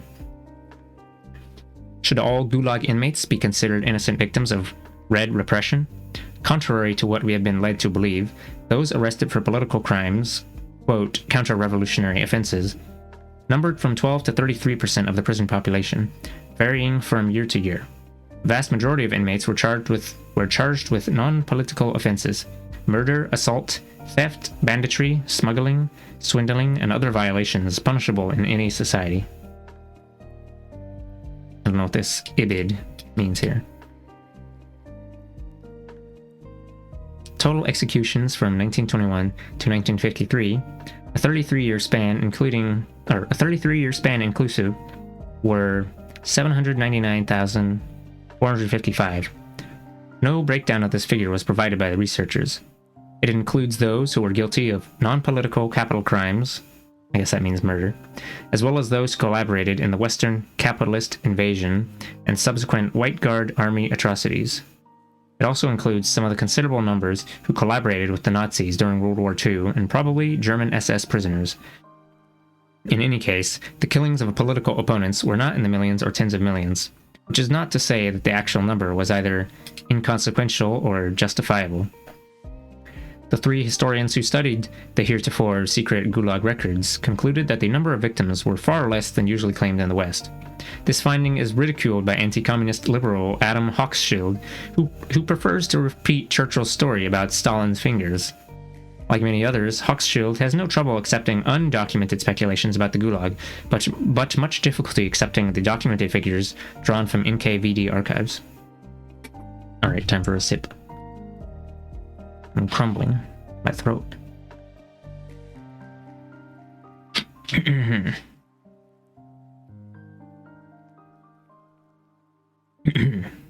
Where did the Gulag go? Some Russian anti-communist writers, such as Solzhenitsyn and Sakharov, and many U.S. anti-communist liberals, maintain that the Gulag existed right down to the last days of communism. Footnote. The term Gulag was incorporated into the English language, in part because constant references were made to its presumed continued existence. A senior fellow at the liberal-oriented Institute for Policy Studies, Robert Borsage, sent me a note in December 1982, emphatically stating in part that, quote, the Gulag exists. When I gave talks at college campuses during the 1980s about President Reagan's domestic spending policies, I repeatedly encountered faculty members who, regardless of the topic under discussion, insisted that I also talk about the Gulag, which, they said, still contained many millions of victims. My refusal to bend the knee, his refusal to bend the knee to that orthodoxy, upset a number of them. Okay, put it up. Last days of communism. If so, where did it disappear to? After Stalin's death in 1953, more than half of the Gulag inmates were freed, according to the study of the NKVD files previously cited. But if so many others remained incarcerated, why have they not materialized? When the communist states were overthrown, where were the half-starved hordes pouring out of the internment camps with their tales of travail?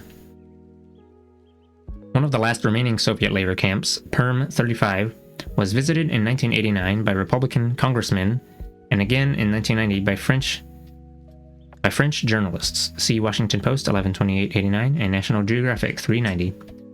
Both parties found only a few dozen prisoners, some of whom were identified as outright spies. Others were refuseniks, who had been denied the right to immigrate.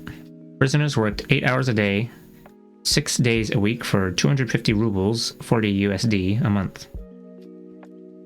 What of the supposedly vast numbers of political prisoners said to exist in the other, quote, communist totalitarian police states of Eastern Europe? Why no evidence of their mass release in the post-communist era? And where are the mass of political prisoners in Cuba?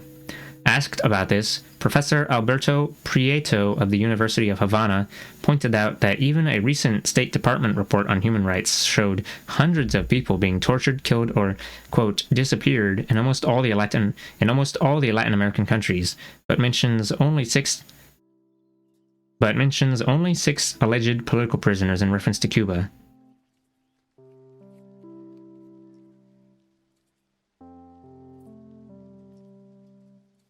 Yowza. If there were mass atrocities right down to the last days of communism, why did not the newly installed anti-communist regimes seize the opportunity to bring erstwhile communist rulers to justice? Why no Nuremberg-style public trials documenting widespread atrocities? Why were not hundreds of party leaders and security officials and thousands of camp guards rounded up and tried for the millions they supposedly exterminated? The best the West Germans could do was charge East German leader Erich Honecker, several other officials, and 7 border guards with shooting people who tried to escape over the Berlin Wall, a serious charge but hardly indicative of a gulag. Authorities in the Western capitalist Federal Republic of Germany, FRG, did contrive a charge of, quote, treason against persons who served as officials, military officers, soldiers, judges, attorneys, and others of the now-defunct German Democratic Republic, GDR, a sovereign nation that once had full standing in the United Nations, and most of whose citizens had never been subjects of the FRG. As of 1996, more than 300, quote, treason cases had been brought to trial, including a former GDR intelligence chief, a defense minister, and 6 generals, all indicted for carrying out what were their legal duties under the constitution and laws of the GDR, in some instances fighting fascism and CIA sabotage. Many of the defendants were eventually acquitted, but a number were sentenced to prison. What we witness here is the Nuremberg trials in reverse. Reds put on trial for their anti-fascist efforts by West German, friendly-to-fascism prosecutors, using a retroactive application of FRG penal law for GDR citizens. As of the beginning of 1997, several thousand more trials were expected. Footnote: the vice president of the highest court in the GDR was a man named Reinwarth, who had been put in a concentration camp by the Nazis during the war, and who... the last part of that's fucking cut off. Wowza. Scan. Didn't get every bit of the page? Fuck that. He did something. It's okay, the footnotes are not, like, super important, that's why they're footnotes. In 1995, Miroslav Stefan, the former secretary of the Prague Communist Party, was sentenced to 2.5 years for ordering Czech police to use tear gas and water cannons against demonstrators in 1988. Is this the best example of bloodthirsty red oppression that the capitalist restorationists in Czechoslovakia could find? An action that does not even qualify as a crime in most Western nations? Wowza. Didn't even use rubber bullets on them? Wow. Ahem. Slash. Sardonic. In 1996 in Poland, 12 elderly Stalin-era political policemen were sentenced to prison for having beaten and mistreated prisoners over 50 years earlier during the communist takeover after World War II. San Francisco Chronicle 3996. Again, one might wonder why post-communist leaders seeking to bring the communist tyrants to justice could find nothing more serious to prosecute than a police assault case from a half-century before. Most of those incarcerated in the Gulag were not political prisoners, and the same appears to be true of inmates in the other communist states. In 1989, when the millionaire playwright Václav Havel became president of Czechoslovakia, he granted amnesty to about 2/3 of the country's prison population, which numbered not in the millions, but in the thousands. Havel assumed that most of those incarcerated under communism were victims of political repression, and therefore deserved release. Oh, here's the rest of the footnote. Wow, that's a long footnote. And therefore deserved release. He and his associates were dismayed to discover that a good number were experienced criminals who lost no time in resuming their unsavory pursuits. Okay, let's read this footnote. The vice president, let's see, what was this guy's name? Oh, right, it just says it there. The vice president of the highest court in the GDR was a man named Reinwarth, who had been put in a concentration camp by the Nazis during the war, and who was the presiding judge in trials that convicted several CIA agents for sabotage. He was sentenced in 1996 to 3.5 years. Helene Heymann, who had been imprisoned during the Hitler regime for her anti-Nazi activities, later was a judge in the GDR, where she presided over anti-sabotage trials. She was put on trial in 1996. When her conviction was read out, it was pointed out by the judge that an additional factor against her was that she was trained by a Jewish lawyer who had been a defense attorney for the Communists and Social Democrats. Also put on trial were GDR soldiers who served as border guards. More than 20 GDR soldiers were shot to death from the western side in various incidents that went unreported in the Western press. Klaus Fiske, Witch Hunt Trials of East German Leaders Continue, People's Weekly World, 10/1996. These trials are in direct violation of the FRG GDR Unification Treaty, which states that any criminal prosecution of acts undertaken in the GDR is to be done in accordance with GDR laws operative at the time. Yowza. Well, I guess violating treaties ain't no big deal for the powers that be. Memories of Maldevelopment. In Chapter 2, that was the one titled, Let Us Now Praise Revolution. In Chapter 2, I discussed the role of popular revolution in advancing the condition of humankind. That analysis would apply as well to communist revolutions, and is worth reiterating in the present context. We hear a great deal about the crimes of communism, but almost nothing about its achievements. Communist governments inherited societies burdened with an age-old legacy of economic exploitation and maldevelopment. Much of pre-communist Eastern Europe, as with pre-revolutionary Russia and China, was in effect a third world region with widespread poverty and almost non-existent capital formation. most rural transportation was still by horse and wagon. The devastation of World War II added another heavy layer of misery upon the region, reducing hundreds of villages and many cities to rubble.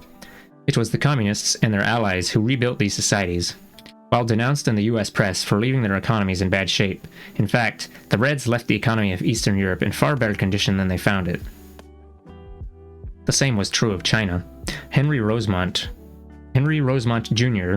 notes that when the communists liberated Shanghai from the US-supported reactionary Kuomintang regime in 1949, about 20% of that city's population, an estimated 1.2 million, were drug addicts.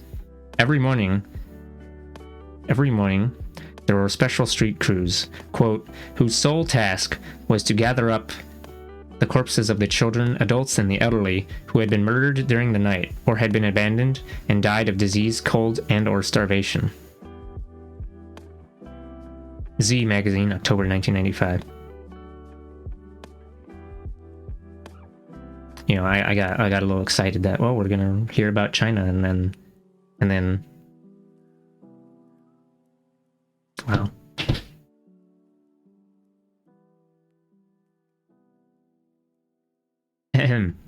During the years of Stalin's reign, the Soviet nation made dramatic gains in literacy,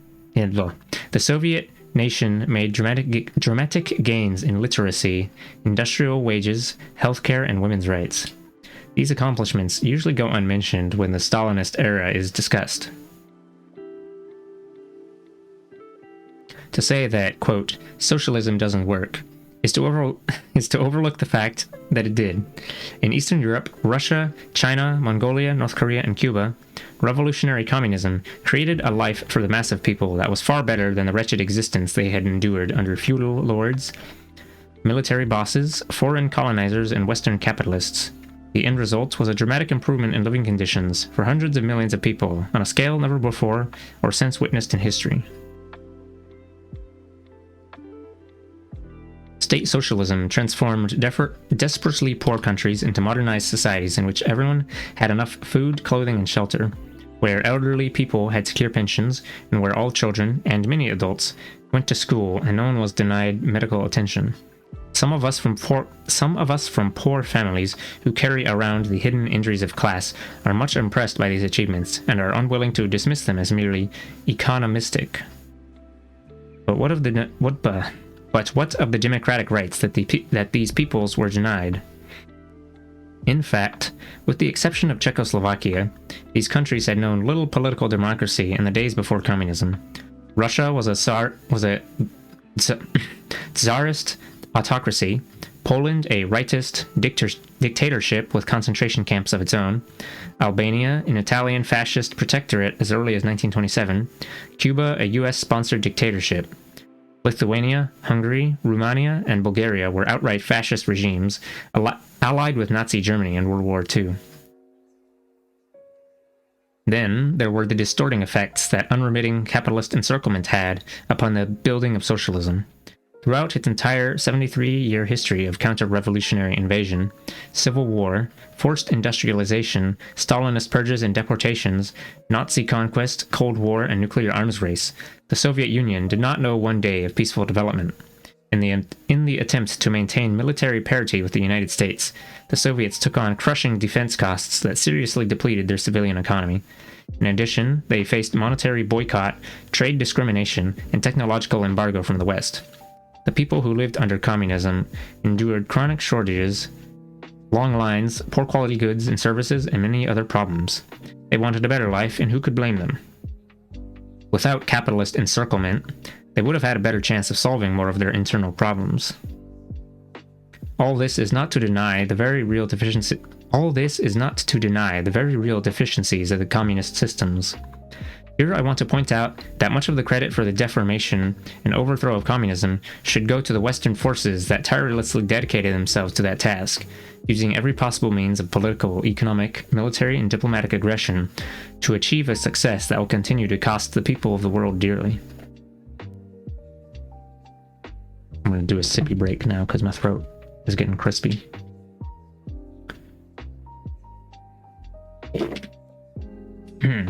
Pardon me. Real schlorpen hours.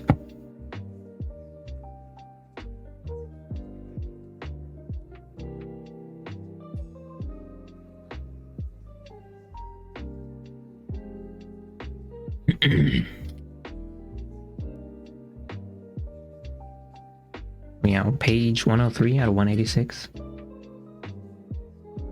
Was that like halfway there? Yeah. Or like past the middle now. I think the next book I'm probably going to read is going to be Orientalism by Edward W. Said. Because I got to beat Nekula to the punch. No, no, it's because it's just something I'm interested in reading. And it might be tangentially relevant to things happening in Palestine as well. And also relevant to my own Chinese background. Yowza. Defeat Nekula in the Battle of Text Read. Oh, I'm being silly. Nekula, I was reading a book as well recently. He read, or maybe, I don't know if it was a book, maybe it was an article, but it was a long enough thing that you could probably count it as a book. Excuse me. It was called Decolonization is Not a Metaphor. I only caught a very small amount of it.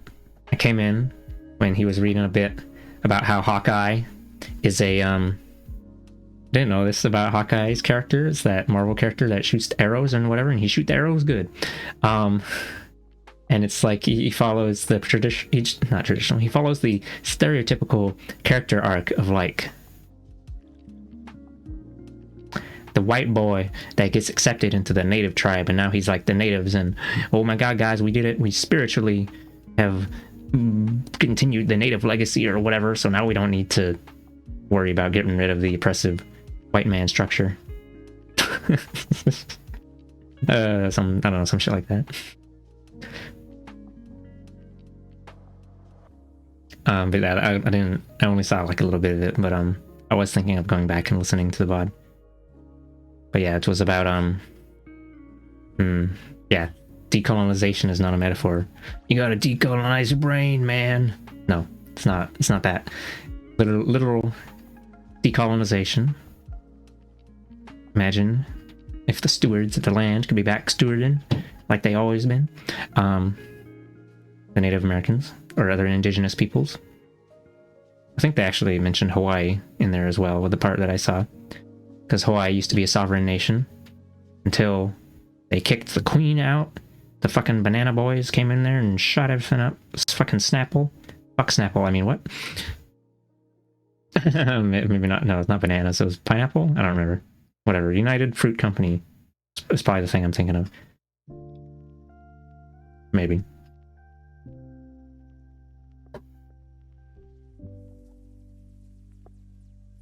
You know what happened? It's probably something like, if I remember right, it's like, you know, the capitalists came in and they had the factories and shit, and then you try and be like, hey, you know, maybe you should stop shipping off all that graphite to the US. We're gonna try and take over now. And then they were like, what? Hey guys, and hey US Army, US government, can you send your army over here? And then they sent their army over there, and then bam bam boom, Hawaii destroyed. This stream is not sponsored by Snapple.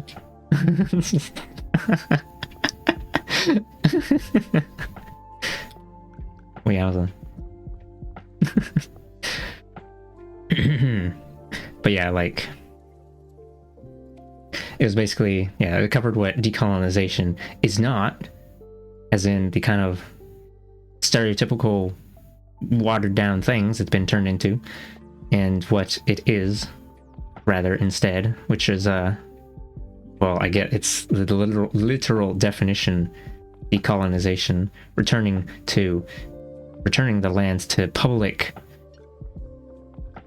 I was gonna say ownership, but public ownership is a Western European concept. No, returning it to public usage. There you go. Well, that's still not the best word. The word that they use is stewardship, because you don't just T-pose on the land and farm the goods every 2 weeks. You take care of the land, and the land takes care of you. Wow. Anyway. Okay, tomfoolery break is over. Fucked up. Okay. The free market paradise goes east. Part 1. Oh, right, let me change the thing.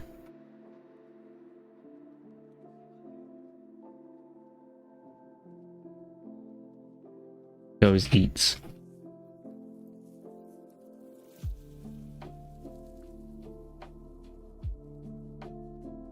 I'll just make it a capital I, even though it looks kind of silly goofy. Excuse me. Can't believe this. Too much talking results in burping? Horrifying. I hope no one's keeping count. Okay.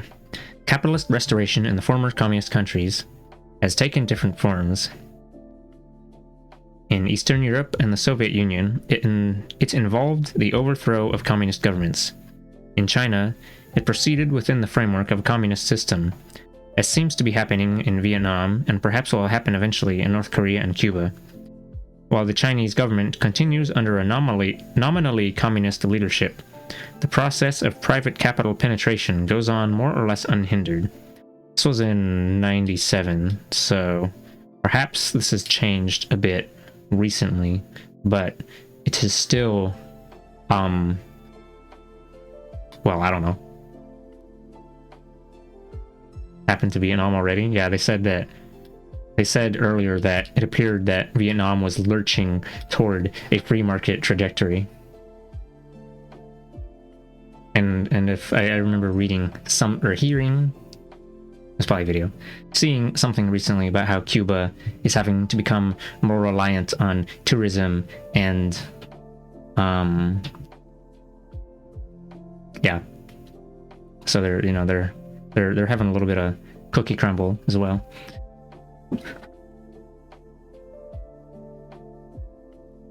And relying on tourism means Western money coming in.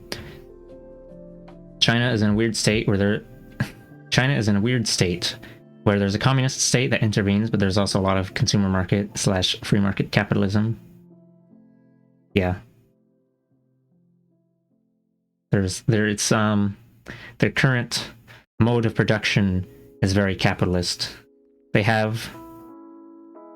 sometimes, what is it? Yeah, they sometimes intervene in, what is it? There was one corporate executive, they punished, if it was the US, what would happen is, they would get a clap in the wrist and they get fined like a few $100 million or something, but in China, they just executed him. I think that's what happened. If your country has many billionaires, then the communism has failed. Yeah, I mean, might be too late to right the ship or whatever. I don't know.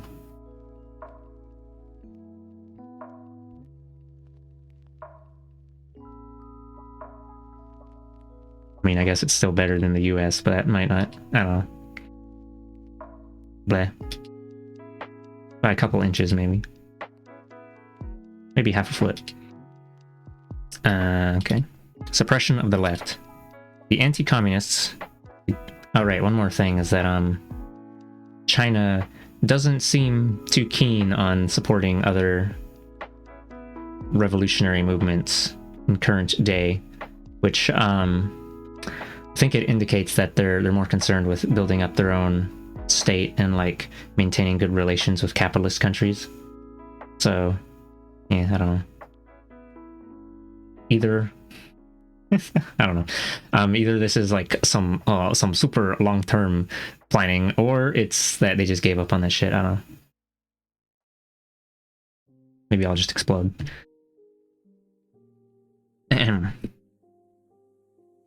Suppression of the left. The anti-communists who took power in Eastern Europe and the Soviet Union in 1989 in Eastern Europe and the Soviet Union in 1989 to 91 set about to impose bourgeois dominance over political and cultural life. Oh, I guess I should have explained the word bourgeois in case you've never heard that before. I don't know. I just kind of assume that people have heard that enough in modern day since, well, I don't know, but maybe I'm assuming too much. Bourgeois is the ruling class. The owning class. The ones that Jeff Bezos and his 500 clones, ahem, anyway, set about to impose bourgeois dominance over political and cultural life, purging communists from government, the media, universities, professions, and courts. While presenting themselves as democratic reformers, they soon grew impatient with the way democratic reforms of popular resistance limited their efforts to install an unrestrained free market capitalism. In Russia, associates of President Boris Yeltsin talked of the, quote, dangers of democracy, and complained that, quote, most representative bodies have become a hindrance to our market reforms. Apparently, the free market, said by, quote, reformers to be the very foundation of political democracy, could not be introduced through democratic means. In 1992, the presidents of Poland, Czechoslovakia, and Russia demanded that their parliaments be suspended and they be allowed to rule by presidential decree, with repressive measures against, quote, hardliners and holdovers who resisted the free market, quote, reforms. Their goal was not power to the people, but profits to the privileged. This process of democratization via suppression began even before the actual overthrow of communism. In 1991, Soviet President Mikhail Gorbachev, prodded by Russian President Yeltsin, announced that the Communist Party of the USSR no longer had legal status. The party's membership funds and buildings were confiscated. Workers were prohibited from engaging in any kind of political activities in the workplace. 6 leftist newspapers were suppressed, while all other publications, many of them openly reactionary, enjoyed uninterrupted distribution. The U.S. media, and even many on the U.S. left, hailed these acts of suppression as, quote, moving ahead with democratic reforms. By golly. Sorry, that was too American of an accent. Gorbachev then demanded that the Soviet Congress abolish itself. It had remained too resistant to change. Actually, the Congress was not opposed to democratic debate and multi-party elections. These were already in practice. It resisted an unbridled free market capitalism, and for that reason would have to go. Gorbachev repeatedly cut off the microphones during debate and threatened single-handedly to abolish the Congress by emergency decree. He forced a vote 3 times until he got the desired abolition. These strong-arm methods were reported in the U.S. press without critical comment. What gave Yeltsin and Gorbachev the excuse to pursue this repressive course was the curious incident of August 1991, when a nervous group of leaders, mouthing vague phrases about the deterioration of life in the Soviet Union, attempted an oddly orchestrated, quote, coup against the Gorbachev government, one that flopped before it ever got off the ground. Weeks later, the Washington Post, 9/26/91, noted happily that the defeat of the coup was a triumph for the Soviet moneyed class. Among the coup's militant opponents were private entrepreneurs and thousands of members of the Russian stock exchange, who routinely made 20 times the average wage of ordinary Soviets. They headed onto, quote, the streets of Moscow to defend their right to wheel and deal. The coup collapsed. Democracy triumphed. Private businessmen contributed more than 15 million rubles to buy food and equipment for the defenders. One broker was struck by how few workers responded to Yeltsin's call to defend democracy. The boldness of this investor class in the face of an armed coup might have another explanation. A socialist critic of communism, Boris Kagarlitsky, argued, quote, in fact, there was no coup at all. Socialist critic of... okay. The soldiers were unarmed and confused. The tanks called out were undirected, quote, and the leaders of the so-called coup never even seriously tried to take power. The real coup, says Kagarlitsky, came in the aftermath when Boris Yeltsin used the incident to exceed his constitutional powers and dismantle the Soviet Union itself, absorbing all its powers into his own Russian Republic. While claiming to be undoing the, quote, old regime, Yeltsin overthrew the new democratic Soviet government of 1989 to 1991. In late 1993, facing strong popular resistance to his harsh free market policies, Yeltsin went further. He forcibly disbanded the Russian parliament and every other elected representative body in the country, including municipal and regional councils. He abolished Russia's constitutional court and launched an armed attack upon the parliamentary building, killing an estimated 2,000 resistors and demonstrators. Thousands more were jailed without charges or a trial, and hundreds of elected officials were placed under investigation. Yeltsin banned labor unions from all political activities, suppressed dozens of publications, exercised monopoly control over all broadcast media, and permanently outlawed 15 political parties. He unilaterally scrapped the constitution and presented the public with a new one that gave the president nearly absolute power over policy, while reducing the democratically elected parliament to virtual impotence. Footnote. The new constitution was seemingly approved in a December 1993 referendum. However, a commission appointed by Yeltsin himself found that only 46% of eligible voters had participated, rather than the 50% required to ratify a constitution. Los Angeles Times, 6/3/94. Little note has been taken of the fact that Yeltsin was ruling under an illegal constitution. See, reducing the democratically elected parliament to virtual impotence.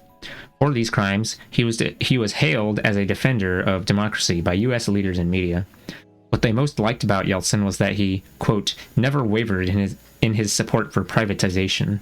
San Francisco Chronicle, 7/6/94. Footnote. For a more detailed account of the Yeltsin repression and the whitewash it received in the U.S. media, see Yeltsin's coup and the media's alchemy in Michael Parenti, Dirty Truths. Oh, hello. Shadow and Candy Raid? Oh. Hello, you just walked into history class. So sorry. Excuse me. I hope Strims was good. Let me shout you out. I actually haven't set up like the other exclamation point command for shouting outing yet. So history class? Leaf emoji? Had a great time? Oh, okay. What were you doing? Were you, I don't know. I'm gonna assume that there was a slight possibility you were gaming. But yeah, I'm reading a book by Michael Parenti called Blackshirts and Reds. Well, actually, the title's on the bottom here. It's about... Okay, my one sentence summary now is going to be that it's about the intersection of capitalism, fascism, and communism and anti-communism. There you go. A whole bunch of words that may mean nothing to you if you don't know what they mean already. Maybe that doesn't explain shit. But yeah, it's history about communist countries and capitalist stuff. A little sprinkle of World War II, maybe, but mostly more like Cold War up to the 90s. Shout out. And oh, I guess I should introduce myself. I forgot. I'm a free artist. I don't usually read book. I'm only doing this like every other week on the weekend. I usually do art or play games. I'm a free artist, and I made this live 2D rig I'm using along with a multitude of others. Oh, I have to wait 27 more seconds. Fuck that. Okay, I'll just leave that there.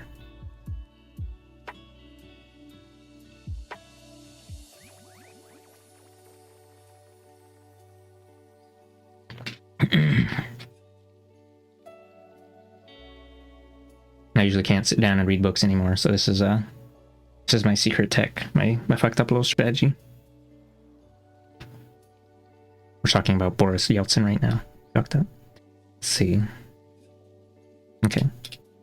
Yeltsin, the quote Democrat, twice suspended publication of the Communist Party newspaper Pravda. He charged it exorbitant rent for the use of its own facilities.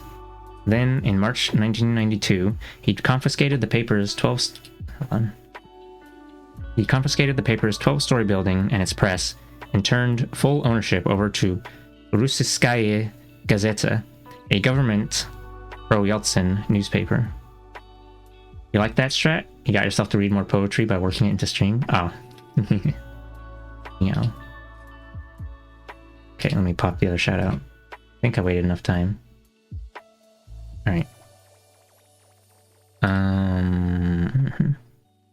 Yeltsin's, quote, elite Oman troops repeatedly attacked leftist demonstrators and pickets in Moscow and other Russian cities. Parliamentary Deputy Andrei Aidzerdzis, an independent, and Deputy Valentin Martemyanov, a communist, who both vigorously opposed the Yeltsin government, were victims of political assassination. In 1994, journalist Dmitry Kolodov, who was probing corruption in high places, also was assassinated. In 1996, Yeltsin won re-election as president, beating out a serious challenge from a communist rival.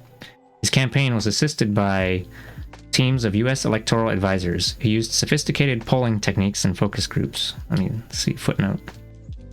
Oh, that's a long footnote. I'm going to wait until I finish this paragraph. Yeltsin also benefited from multi-million-dollar donations from U.S. sources and a $10 billion aid package from the International Monetary Fund and World Bank. Equally important for victory was the crooked counting of ballots, as cursorily reported in one ABC late evening news story in July 1996. Oh, I guess since you just came in, I should probably explain. Yeltsin was like one of the... Oh, actually, they just... I guess you probably would have just missed the bit, but it's like he came into power and he this was right when, what was it? He was the guy who dissolved the USSR and let the capitalisms in. Let's see, where was it? Okay, let me read the footnote real quick. Focus groups and polling techniques. These U.S. political consultants operated in strict secrecy, lest they be seen as interfering in Russian affairs, which indeed they were. They advised Yeltsin against making extended speeches and urged more sound bites and photo opportunities. Wow, the advertising marketing tech. They pointed to issues and images he could exploit and ones he should avoid. Excuse me. Political scientist Larry Zabato, who long opposed the involvement of U.S. consultants in foreign elections, observed that Americans can be stripped of their citizenship for voting in a foreign election. Quote, why then should it be acceptable to influence millions of votes in a foreign election? I would add that no foreigner is allowed to contribute money to U.S. candidates or work on their campaign staffs, but U.S. leaders can send large sums and secret teams of consultants to manipulate and sway foreign elections. Just another example of the double standard under which U.S. policy operates. Yeltsin exercised monopoly control over Russia's television networks, enjoying campaign coverage that amounted to non-stop promotionals. In contrast, opposition candidates were reduced to non-persons, given only fleeting exposure, if that. Yeltsin's re-election was hailed in the West as a victory for democracy. In fact, it was a victory for private capital and monopoly media, which is not synonymous with democracy, though often treated as such by U.S. leaders and opinion makers. Yeltsin's commitment is... there's a typo. Wow. Yeltsin's commitment is to capitalism, not democracy. In March 1996, several months before the election, when polls showed him trailing the communist candidate, Gennady Zyuganov, Yeltsin ordered decrees drawn up, quote, that would have canceled the election, closed down parliament, and banned the Communist Party. New York Times, 7/2/96. But he was dissuaded by advisors who feared the measures might incite too much resistance. Though he decided not to call off the election, Yeltsin was never committed to turning over the government to a communist if he lost. San Francisco Chronicle, 7/26/96. I've been reading out like the little source snippets every time, but I don't know if I should. I'll keep doing it though, because I've been doing it just for this one reading. Fucked up. During the 1996 campaign, Yeltsin and his associates repeatedly announced that a communist victory would bring, quote, civil war. In effect, they were voicing their willingness to discard democracy and resort to force and violence if the election did not go their way, nor was it taken as an idle threat. At one point, surveys showed that, quote, about half the population believed that civil war would result if the communists won. Sacramento Bee, 7/9/96. Through all of this, Yeltsin received vigorous support from the White House and the U.S. media. An editorial in The Nation, 6/17/96, asked, What if a popularly elected communist president in Russia had pursued Yeltsin's harsh policies of privatization, plunging his country into poverty, turning over most of its richest assets to a small segment of previous communist officials, suppressing dissident elements, using tanks to disband a popularly elected parliament that opposed his policies, rewriting the constitution to give himself almost dictatorial power, and doing all the other things Yeltsin has done? Would U.S. leaders enthusiastically devote themselves to the re-election of this, quote, communist president, and remain all but silent about his transgressions? The question is posed rhetorically. The Nation editorial presumes that the answer is no. In fact, I would respond, yes, of course. U.S. leaders would have no trouble supporting this, quote, communist president, for he would be communist in name only. In actual deed, he would be a devoted agent of capitalist restoration. Yeah, they're describing all the things that Yeltsin did already, but then changing the label to communist, but like, all these actions aren't communist. Let's see, He'd be communist in name only.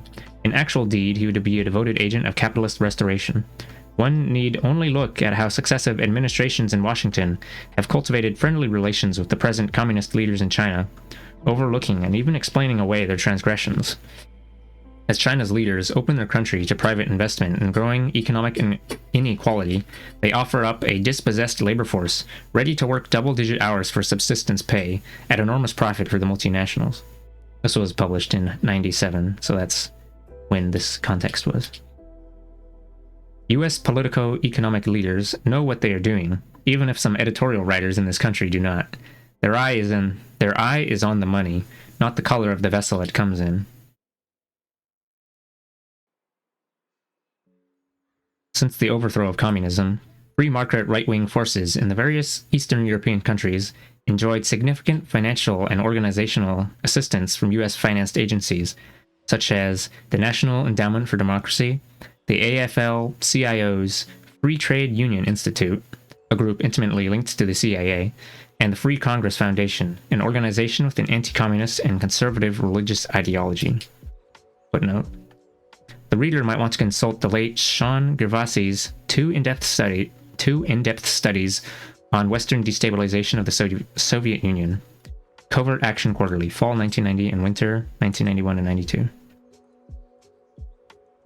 Communists and other Marxists endured political repression throughout Eastern Europe.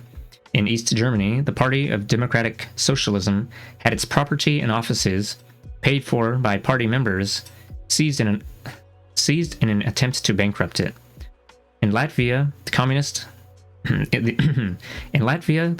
activist Alfreds Rubiks, who protested the inequities of free market, quote, reform, has been kept in prison for years without benefit of trial. In Lithuania, communist leaders were tortured and then imprisoned for long durations.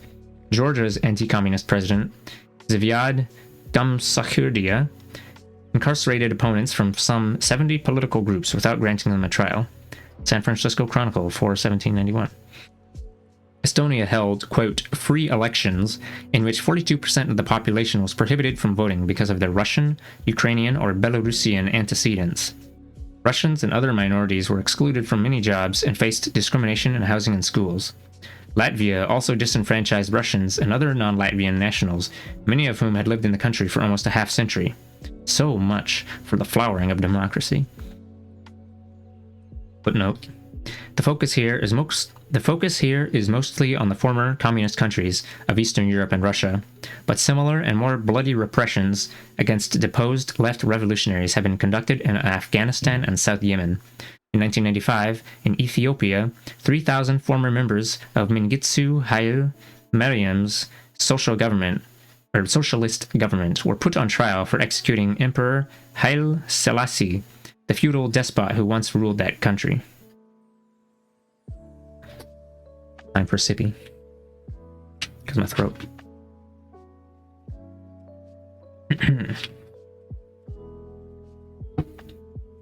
One-way democracy. More important than democratic rule was free market, quote, reform, a code word for capitalist restoration. As long as democracy could be used to destabilize one-party communist rule, it was championed by the forces of reaction. But when democracy worked against free market restoration, the outcome was less tolerated. In 1990, in Bulgaria, capitalist restoration did not go according to plan. Despite generous financial and organizational assistance from U.S. sources, including the Free Congress Foundation, the Bulgarian conservatives ended up a poor second to the communists in what Western European observers judged to be a fair and open election. What followed was a coordinated series of strikes, demonstrations, economic pressure, acts of sabotage, and other disruptions reminiscent of CIA-orchestrated campaigns against left governments in Chile, Jamaica, Nicaragua, and British Guyana. Within 5 months, the free market oppositionists forced the democratically elected communist government to resign. Bulgarian communists, quote, complained that the U.S. had violated democratic principles in working against freely elected officials. Footnote. For information on Bulgaria, see William Bloom's report in Covert Action Quarterly, Winter 1994-95. The same pattern emerged in Albania, where the democratically elected communist government won an overwhelming victory at the polls, only to face demonstrations, a general strike, economic pressure from abroad, and campaigns of disruption financed by the National Endowment for Democracy and other U.S. sources. After 2 months, the communist government collapsed. Once the right took power, a new law was passed, denying Albanian communists and other opponents of capitalist restoration the rights to vote or otherwise participate in political activities. As a reward for having extended democratic rights to all citizens, the Albanian communists and all former state employees and judges were stripped of their civil rights. In the 1996 Albanian elections, the socialists and other opposition parties, who had been predicted to do well, withdrew from the election hours before the polls closed in protest of the, quote, blatantly rigged vote. Election monitors from the European Union and the United States said they witnessed numerous instances of police intimidation and the stuffing of ballot boxes. The Socialist Party had its final campaign rally banned and a number of prominent leaders barred from running for office because of their past communist affiliations. New York Times, 5/28/96. When the socialists and their allies tried to hold protest rallies, they were attacked by Albanian security forces who beat and severely injured dozens of demonstrators. People's Weekly World, 5/11/96 and 6/1/96. Openly anti-Semitic groups, crypto-fascist parties, and hate campaigns surfaced in Russia, Poland, Hungary, Ukraine, Belarus, Czechoslovakia, and Romania. Museums that commemorated the heroic anti-fascist resistance were closed down, and monuments to the struggle against Nazism were dismantled. In countries like Lithuania, former Nazi war criminals were exonerated, some even compensated for the years they had spent in jail. Jewish cemeteries were desecrated, and xenophobic attacks against foreigners of darker hue increased. That's a euphemistic way of putting that. With the communists no longer around, Jews and foreigners were blamed for low crop prices, inflation, crime, and other social ills. On June 11, 1995, Lech Walesa's personal pastor, Father Hinrich Jankowski, declared during a mass in Warsaw that the, quote, Star of David is implicated in the swastika as well as in the hammer and sickle, and that the, quote, diabolic aggressiveness of the Jews was responsible for the emergence of communism and for World War II. The priest added that Poles should not tolerate governments made up of people who are tied to Jewish money. Walesa, who was present during the sermon, declared that his friend Jankowski was not an anti-Semite but simply, quote, misinterpreted. Rather than retracting his comments, Jankowski spewed forth the same bile in a subsequent television interview. At about that time, placards that read Jews to the quote, Jews to the gas, and, quote, down with the Jewish communist conspiracy, were visible at a Polish solidarity demonstration of 10,000 in Warsaw, earning not a censorious word of censoring from church or state authorities. Nation 8/7/95. The economic policies of the fascist Pinochet regime in Chile were openly admired by the newly installed capitalist government in Hungary.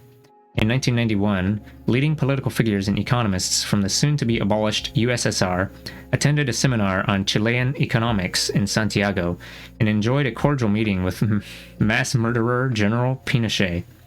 The Chilean dictator also was accorded a friendly interview in Literaturnaya Gazeta, a major Russian publication. Yeltsin's former security chief, Alexander Lebed, is a Pinochet admirer. Instead of being transformed into capitalist states, some communist nations were entirely obliterated as political entities. Besides the obvious example of the Soviet Union, there's the German Democratic Republic, or East Germany, which was absorbed into the Federal Republic of Germany. South Yemen was militarily attacked and crushed by North Yemen. Ethiopia was occupied by Tigrayan and Eritrean forces that imprisoned large numbers of Ethiopians without trial, expropriated Ethiopian property, suppressed Ethiopian education, business, and news media, and imposed a, quote, systematic enforcement of tribalism in political organization and education. Tilahun Yilma, Correspondence, New York Times, 4/24/96. A systematic enforcement of tribalist political organization might well describe Yugoslavia's fate, a nation that was fragmented by force of arms into a number of small conservative republics under the suzerainty of the Western powers. I'm gonna look that up. Pretty sure it's like... I have an idea of what it means. The right of a country to partly control another. Okay. With that dismemberment, the opposite of sovereignty. With that dismemberment came a series of wars, repressions, and atrocities committed by all contending sides. One of Yugoslavia's first breakaway republics was Croatia, which in 1990 was taken over by a rightist coterie, including some former Nazi collaborators, backed by the armed might of the proto-fascist National Guard Corps, under a constitution that relegated Serbs, Jews, the G word again. Serbs, Jews, Romani, and Muslims to second-class status. Serbs were driven from the civil service and police, evicted from their homes, had their businesses taken from them, and were subjected to special property taxes. Serbian newspapers in Croatia were suppressed.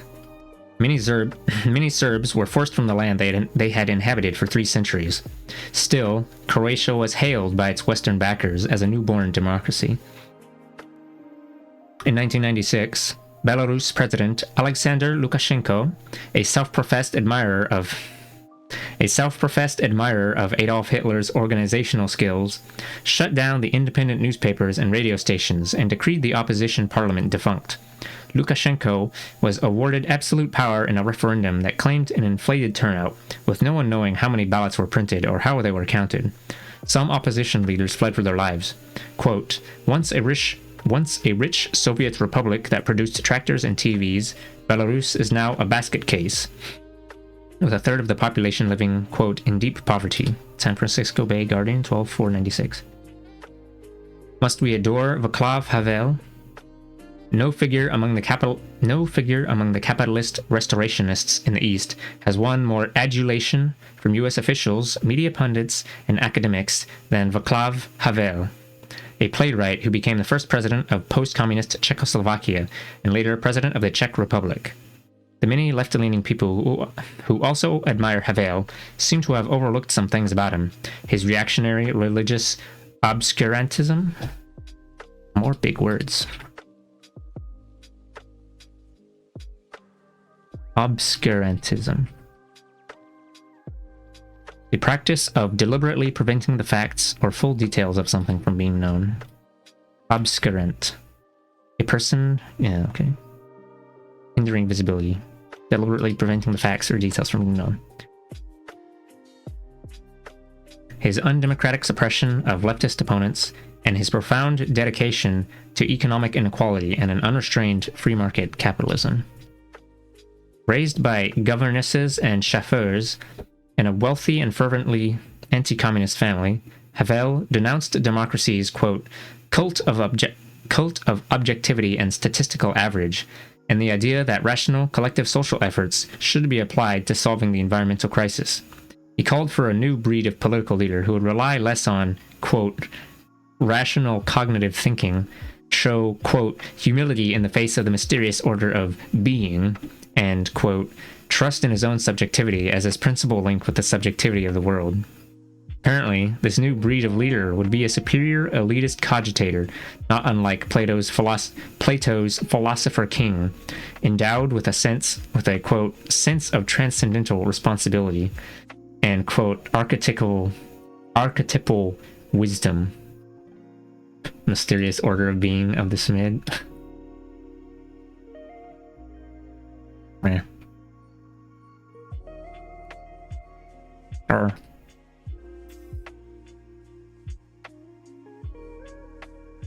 ever talk to me or my son again? No. Okay, here we go.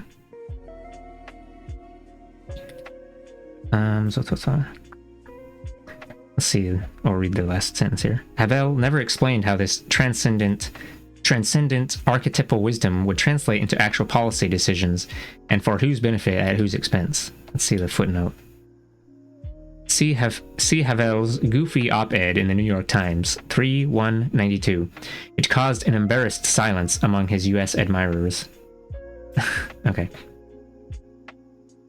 Havel called for efforts to preserve the Christian family in the Christian nation, presenting himself as a man of peace and stating that he would never sell arms to oppressive regimes. He sold weapons to the Philippines and the fascist regime in Thailand. In June 1994, General Pinochet, the man who butchered Chilean democracy, was reported to be arms shopping in Czechoslovakia, with no audible objections from Havel. Excuse me. Havel joined wholeheartedly in George Bush's Gulf War, an enterprise that killed over 100,000 Iraqi civilians. In 1991, along with other Eastern European pro-capitalist leaders, Havel voted with the United States to condemn human rights violations in Cuba, but he has never uttered a word of condemnation of rights violations in El Salvador, Colombia, Indonesia, or any other U.S. client state. In 1992, while president of Czechoslovakia, Havel, the great Democrat, demanded that parliament be suspended and he be allowed to rule by edict, the better to ram through free market, quote, reforms. That same year, he signed a law that made the advocacy of communism a felony, with a penalty of up to 8 years imprisonment. He claimed the Czech constitution required him to sign it. In fact, as he knew, the law violated the Charter of Human Rights, which is incorporated into the Czech constitution. In any case, it did not require his signature to become law. In 1995, he supported and signed another undemocratic law barring communists and former communists from employment in public agencies. The propagation of anti-communism has remained a top priority for Havel. Footnote 7, goofy op-ed? Yeah. I read that out a bit ago, but let me see, what was the footnote about? Being unable to explain what this archetypal wisdom and transcendentness meant.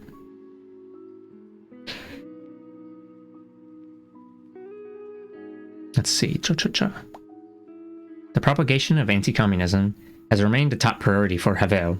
He led, quote, a frantic international campaign, San Francisco Chronicle, 2/1795, to keep in operation 2 U.S.-financed Cold War radio stations, Radio Free Europe and Radio Liberty, so they could continue saturating Eastern Europe with their anti-communist propaganda. Wait, is that like Radio Free Asia? Wow. Fringe? Explodes. Let me see.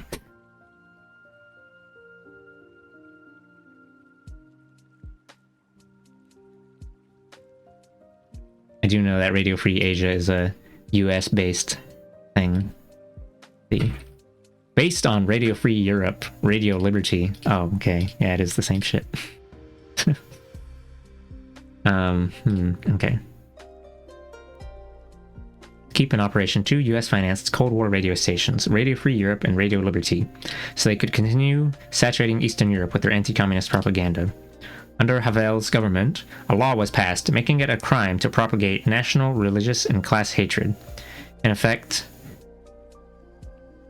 In effect, criticisms of big-moneyed interests were now illegal, being unjustifiably lumped with ethnic and religious bigotry. Havel's government warned labor unions not to involve themselves in politics. Some militant unions had their property taken from them and handed over to compliant company unions. In 1985, Havel announced that the, quote, revolution against communism would not be complete until everything was privatized. Havel's government liquidated the properties of the Socialist Union of Youth, which included campsites, recreation halls, and cultural and scientific facilities for children, putting the properties under the management of 5 joint stock companies at the expense of the youth who were left to roam the streets. Under Czech privatization and, quote, restitution programs, you bet Havel would even privatize the SMID. Well, it's true. They said the quote revolution is not going to be over until everything's privatized. So you're gonna have to get on the SMID trading, SMID exchange. No longer SMIDs be propagated at no cost or whatever.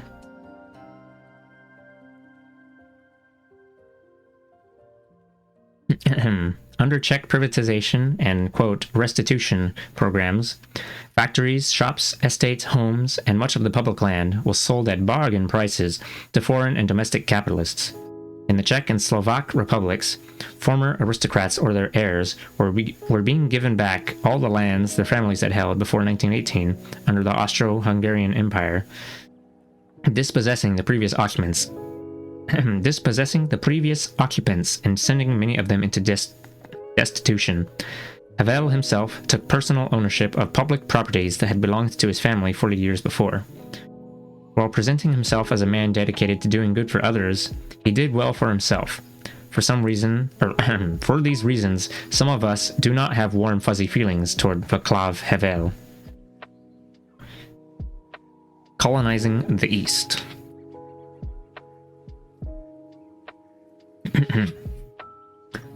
Once the capitalist restorationists in Eastern Europe and the former Soviet Union took state power, they worked hard to make sure that the new order of corporate plunder, individual greed, low wages, mindless pop culture, and limited electoral democracy would take hold. They set about dismantling public ownership of production and the entire network of social programs that once served the public. They integrated the erstwhile communist countries into the global capitalist system by expropriating their land, labor, natural resources, and markets, swiftly transforming them into impoverished third-world nations. All this was hailed in the US corporate-owned press as a great advance for humanity. The former communist nations are being recolonized by Western capital. I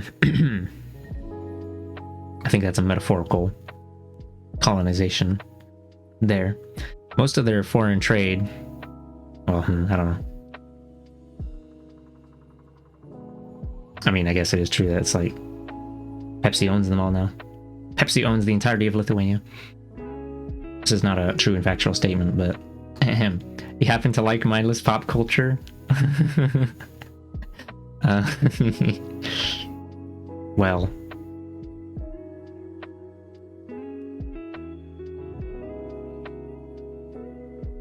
Arg. I used to play video games for like... Video games used to be my, We're picking on video games specifically because I don't have any other I don't pop any other cultures.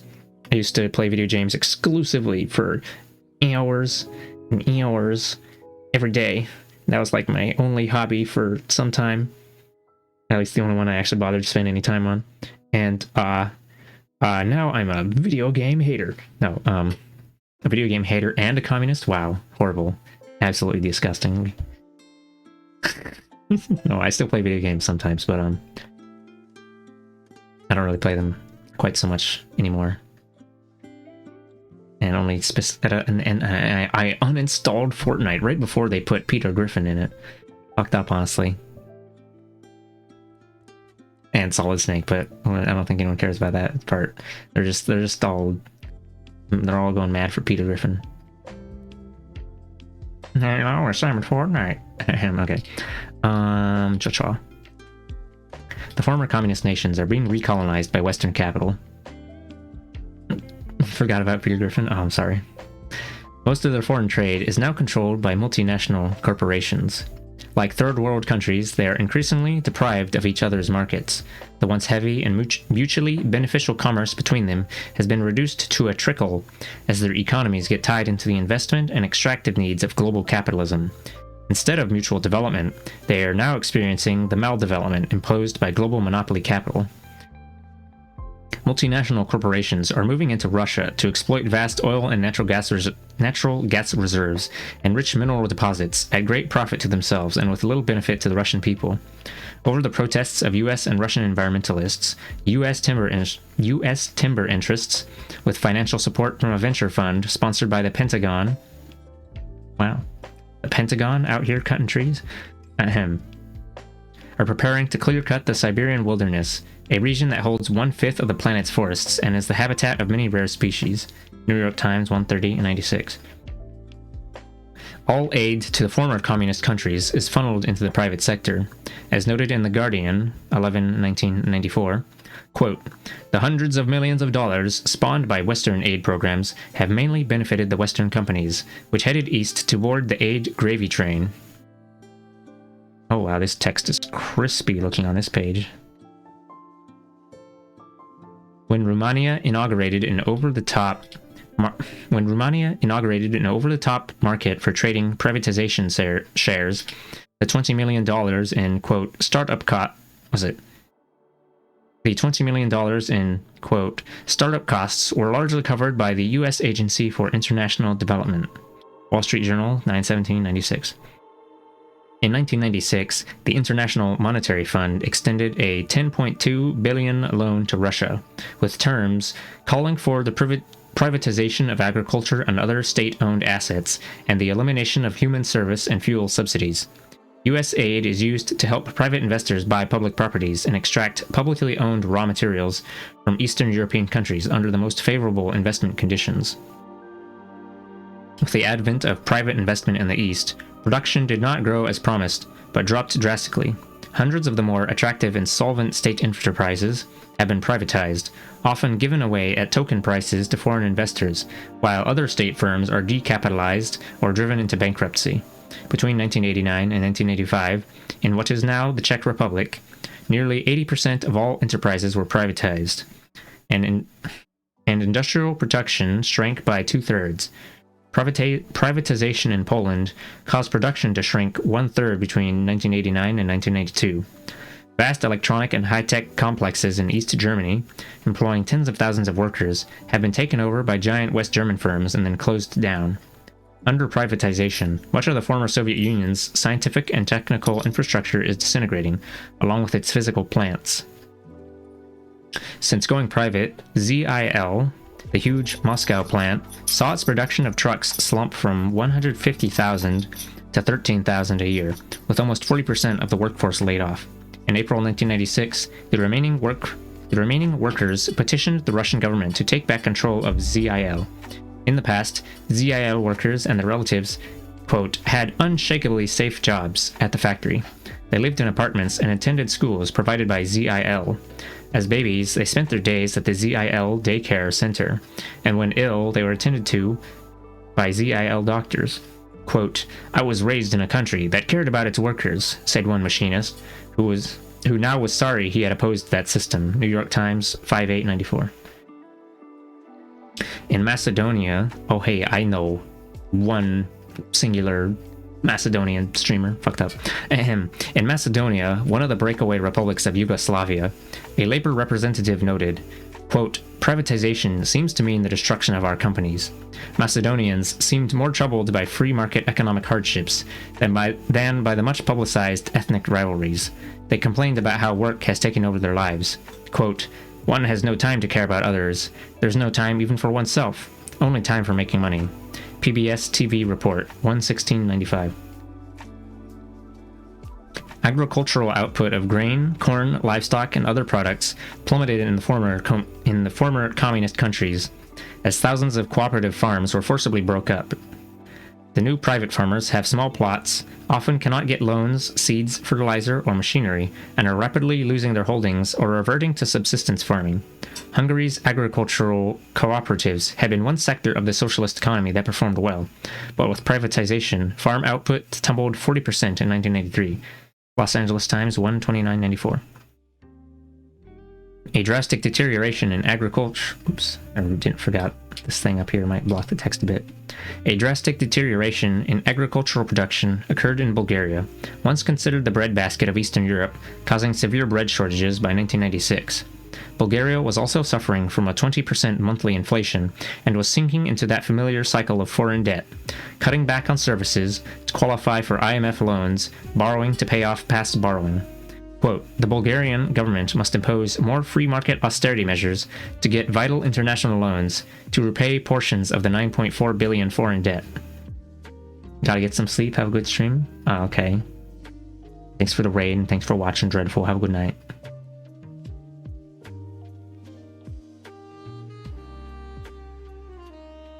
I hope you enjoyed my my agitprop.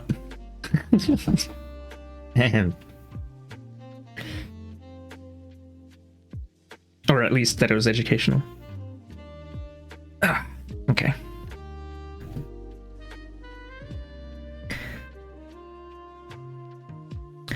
In 1992... Oh, whoops. I'm supposed to stretch. Okay, I'll stretch. Arg. I mean, I don't really need to stretch my arms to read, but whatever. Excuse me. Infinite source of burps? Say it ain't so. See if I can read out 2 paragraphs and then stretch at the same time. Fucked up. In 1992, the Lithuanian government decreed that former owners and their descendants could reclaim property confiscated during the socialist era.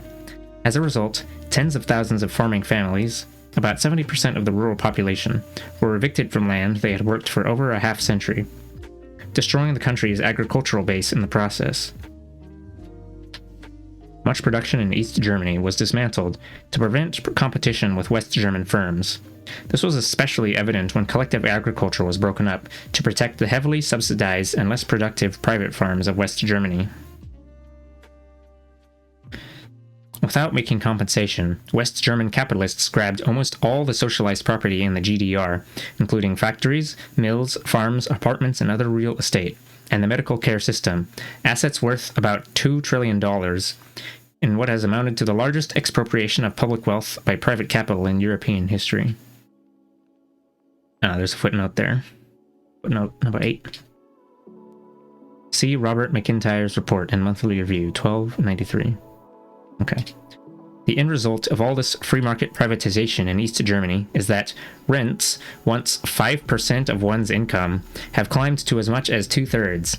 Likewise, the costs of transportation, childcare, healthcare, and higher education have soared beyond the reach of many. East Germans of various political stripes have a number of complaints. A. The net money flow has been east to west in what amounts to a colonization of the East. B. The free market is a myth. The West German economy is heavily subsidized and fully regulated, but against the interests of the East. C. West German police are much more brutal than were the East German police. D. If West Germany had denazified anywhere near as thoroughly as it forced the East to desocialize, it would be a totally different country. Z Magazine, 792. On that last point, it should be noted that German officials are bringing criminal charges against those who, quote, collaborated with the GDR of East Germany in any official capacity, including even teachers and minor administrators. Footnote 9. Several thousand former GDR officials, judges, and others have been imprisoned or are facing prison terms for, quote, treason. See the discussion in Chapter 5. Immigrants from communist states are astonished by the amount of bureaucracy they find in the West. 2 Soviet immigrants to Canada complained, independently of each other, that, quote, bureaucracy here was even worse than at home. Monthly Review, 588. East Germans living in the West were staggered by the flood of complicated forms they had to fill out for taxes, health insurance, life insurance, unemployment compensation, job retraining, rent subsidies, and bank accounts. Furthermore, quote, Because of the kind of personal information they had to give, they felt more observed and spied on than they were by the Stasi, the GDR security police. Z Magazine, 792. Soviet Jews who immigrated to Israel during the Cold War era experienced a similar disillusionment with the difficulties of life and lack of idealism. The discouraging letters they sent home were considered an important factor in the drop in immigration from the USSR to Israel. With the capitalist restoration in full swing, the peoples of the former communist nations had ample opportunity to learn what life was like in the free market paradise. Their experiences are detailed in the next chapter. Crunch. The Crunch experience. Crunch, smash, slam. Mamma mia, spaghetti.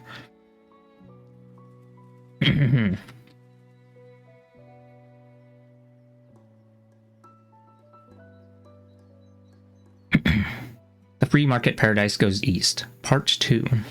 Oh, okay, let me change this again.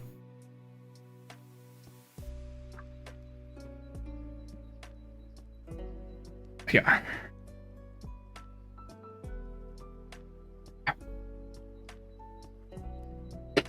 Ooh. Ouch. I'm taking off my second hoodie. We're downgrading to level 1 hoodie. Oh, okay.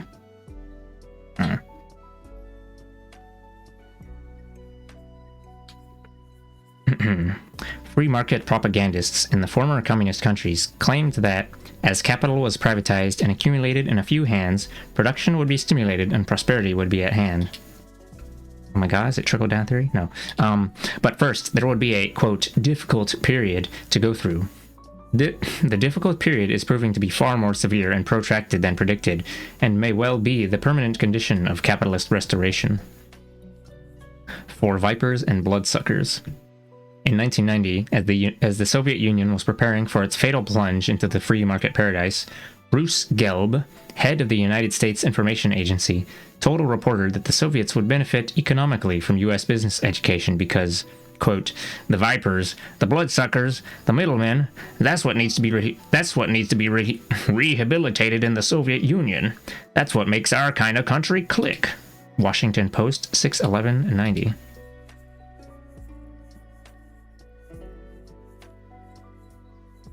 Today, the former communist countries and China are clicking away with vipers and bloodsuckers. Thousands of luxury cars have appeared on the streets of Moscow and Prague. Rents and real estate prices have skyrocketed. Numerous stock exchanges have sprung up in China and Eastern Europe, 16 in the former USSR alone. And a new class of investors, speculators, and racketeers are wallowing in wealth. The professed goal is no longer to provide a better life for all citizens, but to maximize the opportunities for individuals to accumulate personal fortunes. More opulence for the few creates more poverty for the many. As one young female journalist in Russia put it, quote, every time someone gets richer, I get poorer. New York Times, 10/15/95. In Russia, the living standard of the average family has fallen almost by half since the market, quote, reforms took hold. A report from Hungary makes the same point.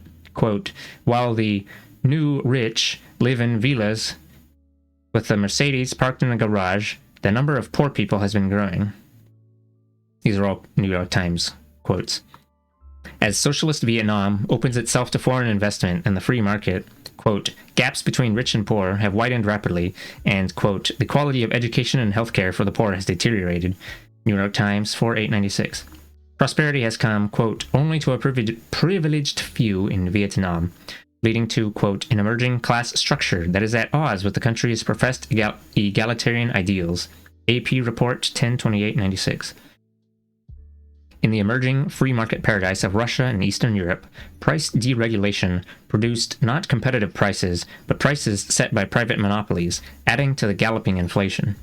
Beggars, pimps, dope pushers, and other hustlers ply their trades as never before, and there has been a dramatic rise in unemployment, homelessness, air and water pollution, prostitution, spousal abuse, child abuse, and just about every other social ill.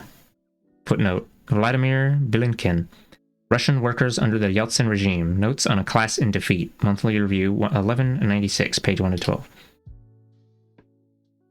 In countries like Russia and Hungary, As widely reported in the US press, the suicide rate has climbed by 50% in a few years.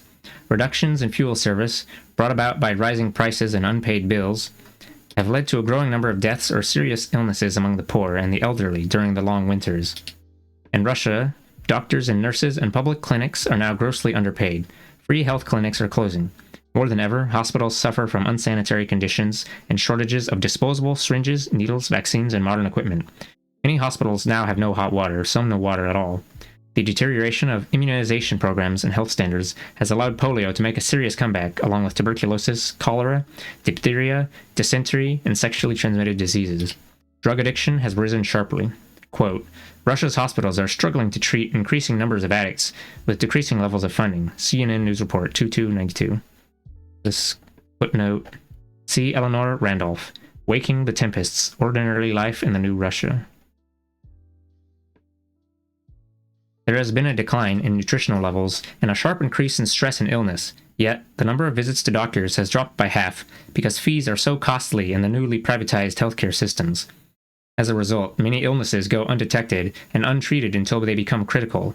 Russian military officials describe the health of conscripts as, quote, catastrophic. Within the armed forces, suicides have risen dramatically, and deaths from drug overdoses have climbed 80% in recent years. Toronto Star, 11/5/95. The overthrow of communism brought a rising infant mortality and soaring death rates in Russia, Bulgaria, Hungary, Latvia, Moldavia, Romania, Ukraine, Mongolia, and East Germany. 1/3 of Russian men never lived to 60 years of age. In 1992, Russia's birth rate fell below its death rate for the first time since World War II. In 1992 and 1993, East Germans buried 2 people for every baby born. The death rate rose nearly 20% for East German women in their late 30s and nearly 30% for men of the same age. New York Times 4694. With the end of subsidized rents, estimates of homelessness in Moscow alone run as high as 300,000. The loss of resident permits deprives the homeless of medical care and other state benefits, such as they are. Dressed in rags and victimized by both mobsters and government militia, thousands of indigents... Is that a fancy word for homeless people? Poor/needy. Thousands of indigents die of cold and hunger on the streets of various cities. In Romania, thousands of homeless children live in sewers and train stations, sniffing glue to numb their hunger, begging and falling prey to various predators. National Public Radio News, 7/21/96. In Mongolia, hundreds of homeless children live in the sewers of Ulaanbaatar.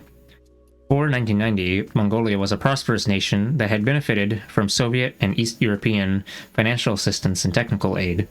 Its new industrial centers produced leather goods, woolen products, textiles, cement, meat, grain, and timber. Quote, the communist era dramatically improved the quality of life of the people, achieving commendable levels of social development through state-sponsored social welfare measures. But free market privatization and deindustrialization has brought unemployment, mass poverty, and widespread malnutrition to Mongolia. Footnote, K.L. Abwe Wikrama, The Marketization of Mongolia, Monthly Review, 396, page 25-33, and reports cited therein. Shock therapy for the many. Unemployment rates have risen as high as 30% in countries that once knew full employment under communism. One Polish worker claims that the jobless are pretty much unemployable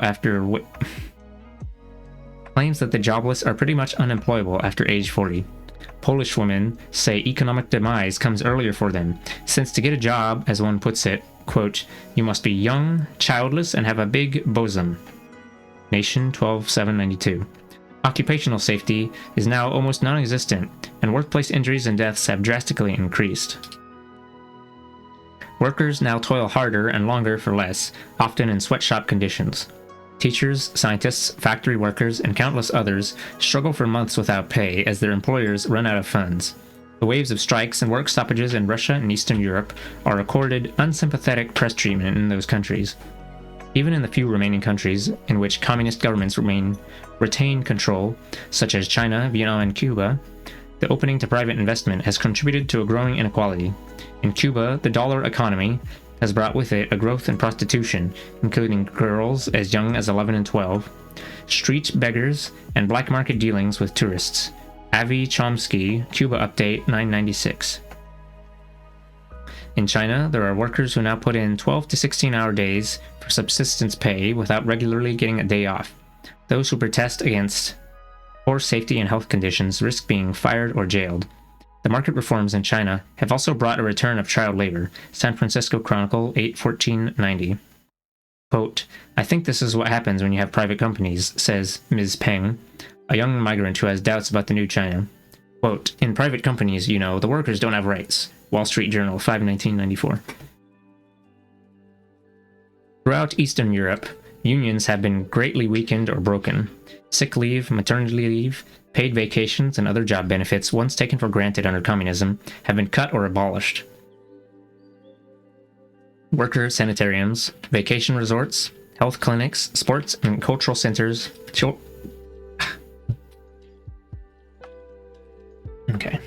Worker sanitariums, vacation resorts, health clinics, sports and cultural centers, children's nurseries, daycare centers, and other features that made communist enterprises more than just workplaces have nearly vanished. Rest homes formerly reserved for workers have been privatized and turned into casinos, nightclubs, and restaurants for the nouveau riche. There's a footnote there. One booming employment area is the business security forces and private armies, which in the Soviet Union alone muster some 800,000 men. Quote, "Another employer of choice for working-class youth is the immense state apparatus of repression, which is now more formidable than that of the Soviet period. Today, this apparatus is numerically superior to the armed forces, better paid and better equipped. The regime's real enemy is inside, after all." Belinkin, Russian Workers Under the Yeltsin Regime, Monthly Review. Real income has shrunk by as much as 30 to 40% in the ex-communist countries. In 1992 alone, Russia saw its consumer spending drop by 38%. By comparison, during the Great Depression, consumer spending in the United States fell 21% over 4 years. Well, 21% over 4 years versus 38% in 1 year? Wowza. Ahem. Yeah.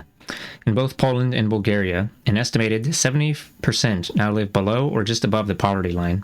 In Russia, it is 75 to 85%, with a third of the population barely subsisting in absolute economic desperation.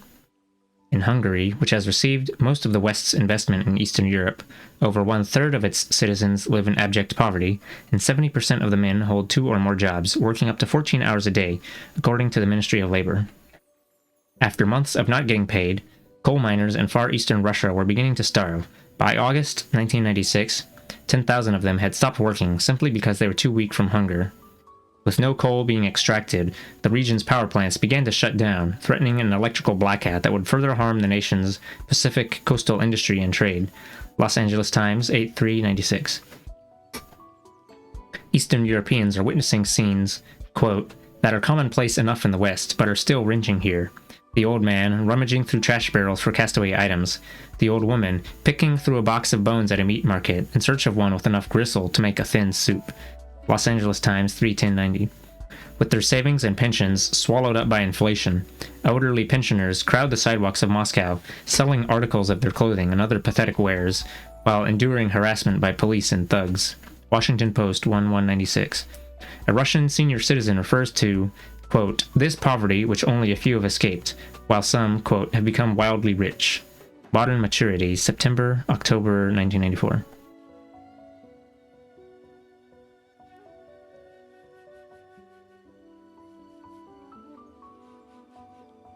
Crime and corruption.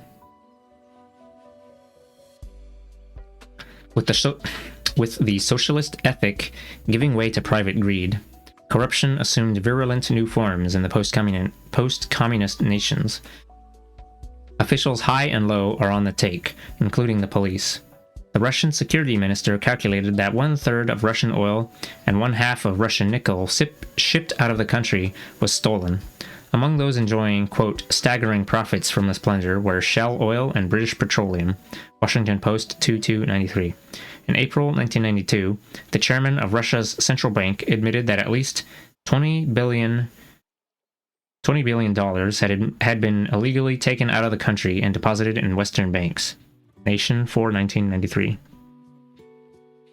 Choice chunks of public real estate are quietly sold off at a fraction of their value in exchange for payoffs to the officials who preside over the sales.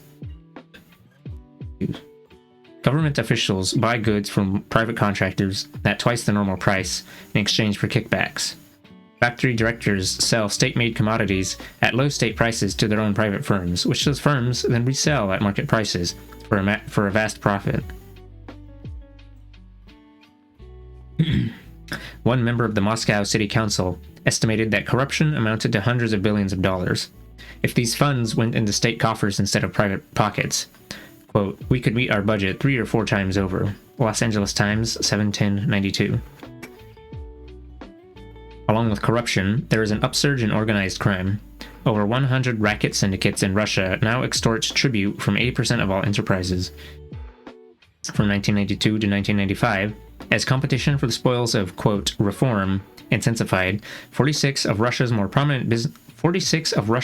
prominent businessmen were slain in gangland-style murders. In 1995, there were more than 2,500 contract murders, almost all of them unsolved. Quote, contract murders occur regularly now in Russia, and most go without much notice.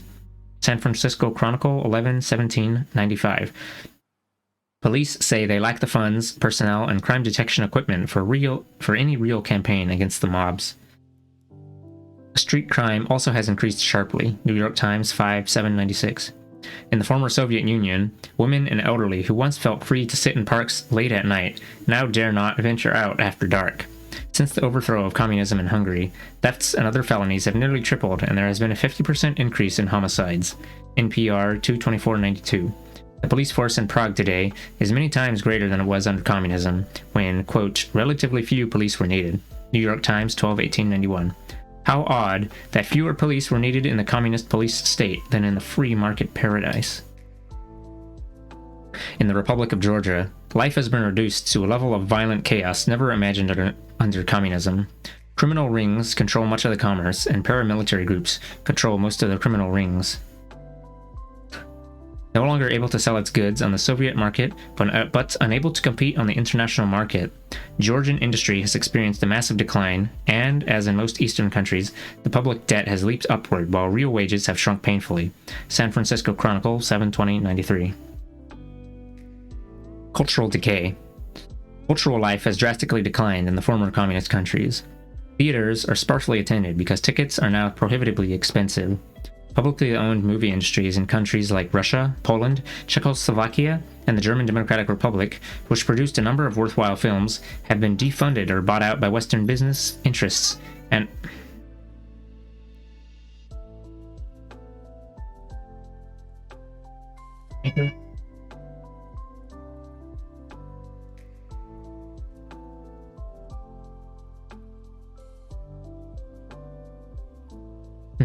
okay. Which produced a number of worthwhile films, have been defunded or bought out by Western business interests and now make cartoons, commercials, and music videos. Movie houses have been taken over by corporate chains and offer many of the same Hollywood junk films that we have the freedom to see. Subsidies for the arts and literature have been severely cut. Symphony orchestras have disbanded or taken to playing at block parties and other minor occasions. Communist countries used to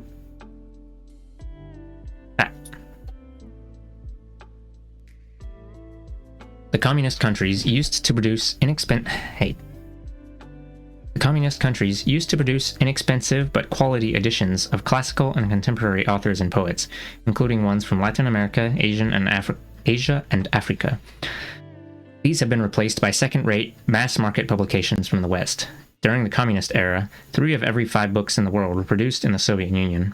Today, as the cost of books, periodicals, and newspapers has skyrocketed and education has declined, readership has shrunk almost to third world levels. books of a Marxist or otherwise critical left perspective have been removed from bookstores and libraries.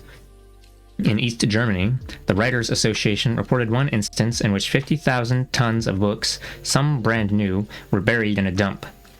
The German authorities who disposed of the books apparently did not feel quite free enough to burn them. Education, once free, is now accessible only to those who can afford the costly tuition rates. The curricula have been, quote, depoliticized, meaning that a left perspective critical of imperialism and capitalism has been replaced by a conservative one that is supportive or at least uncritical of these forces. Descending upon the unhappy societies of Eastern Europe and Russia are the Hare Krishnas, Mormons, Moonies, Jehovah's Witnesses, Baha'is, righteous Christian evangelicals, self-improvement hucksters, instant success peddlers, and other materialistic spiritualist scavengers who prey upon the deprived and the desperate, offering solace in the next world or the promise of wealth and success in this one. The president of one of Russia's largest construction companies summed it up. Quote, all the material well-being that people had, they lost in 1 hour. There's practically no more free medical care, accessible higher education, no right to a job or rest. The houses of culture, libraries, stadiums, kindergartens, and nurseries, pioneer camps, schools, hospitals, and stores are closing. The cost of housing, communal services, and transport are no longer affordable for the majority of families. People's Weekly World 4/696. Facing forced privatization, news and entertainment media have had to find rich owners, corporate advertisers, conservative foundations, or agencies within the newly installed capitalist governments to finance them. Excuse me.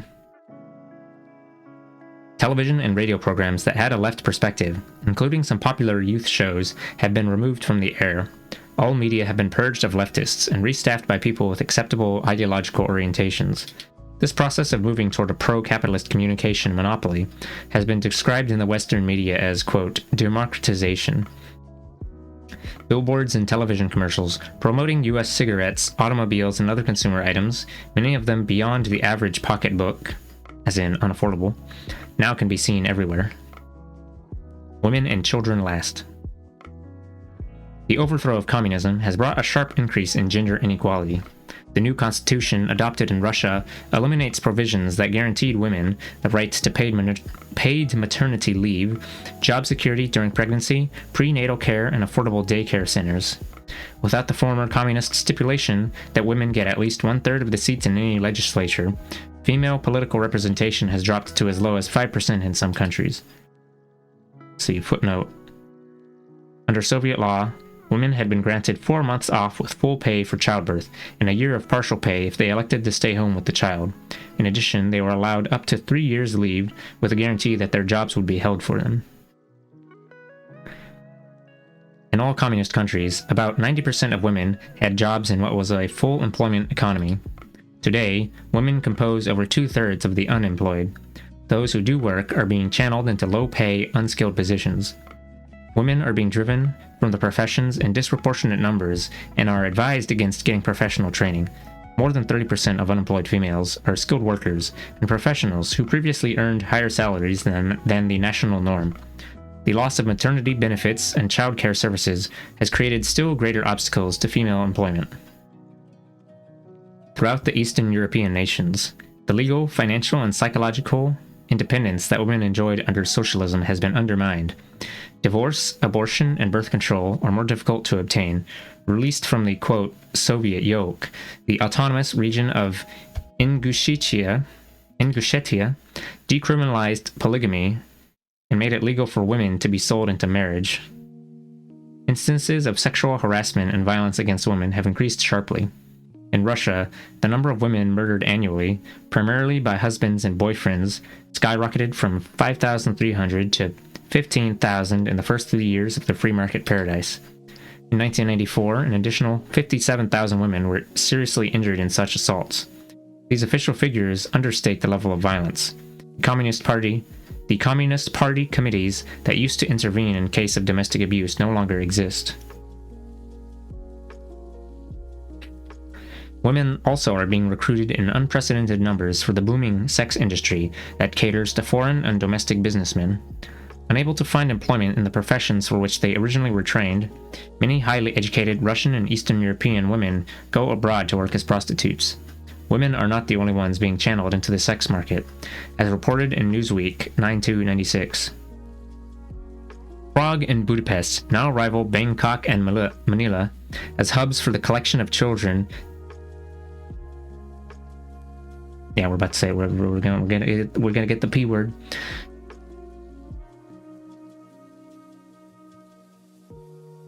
CP. Prague and Budapest now rival Bangkok and Manila as hubs for the collection of children to serve visiting pedophiles.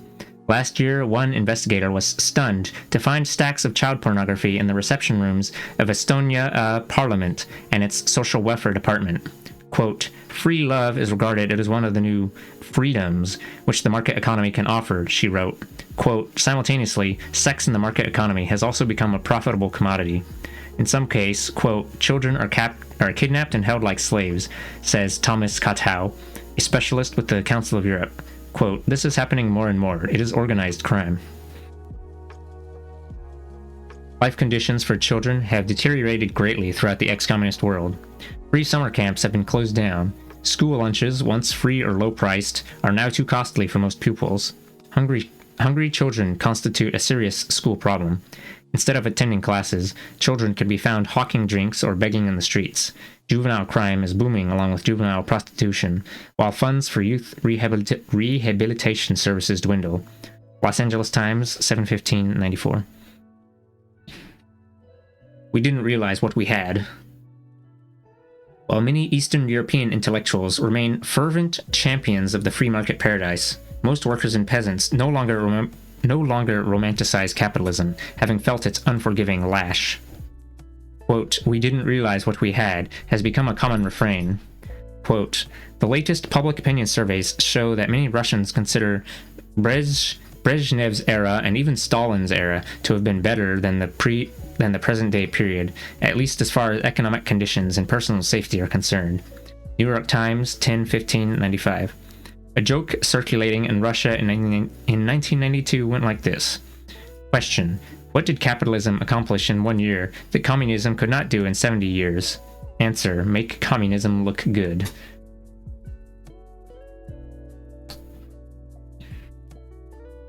Throughout Eastern Europe and the former USSR, many people grudgingly admitted that conditions were better under communism. Hold on. Oh, yeah. Yes, it's a bit of a sarcastic jonking of Ion. Throughout Eastern Europe and the former USSR, many people grudgingly admitted that conditions were better under communism. Pro-capitalist Angela Stent of Georgetown University allows that, quote, "Most people are worse off than they were under communism. The quality of life has deteriorated with the spread of crime and the disappearance of the social safety net." New York Times, 12/20/93. An East German steelworker is quoted as saying, quote, "I do not know if there is a future for me, and I'm not too hopeful. The fact is, I lived better under communism." New York Times, 3/3/91.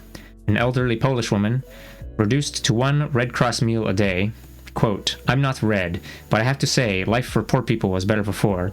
Now things are good for businessmen, but not for us poor."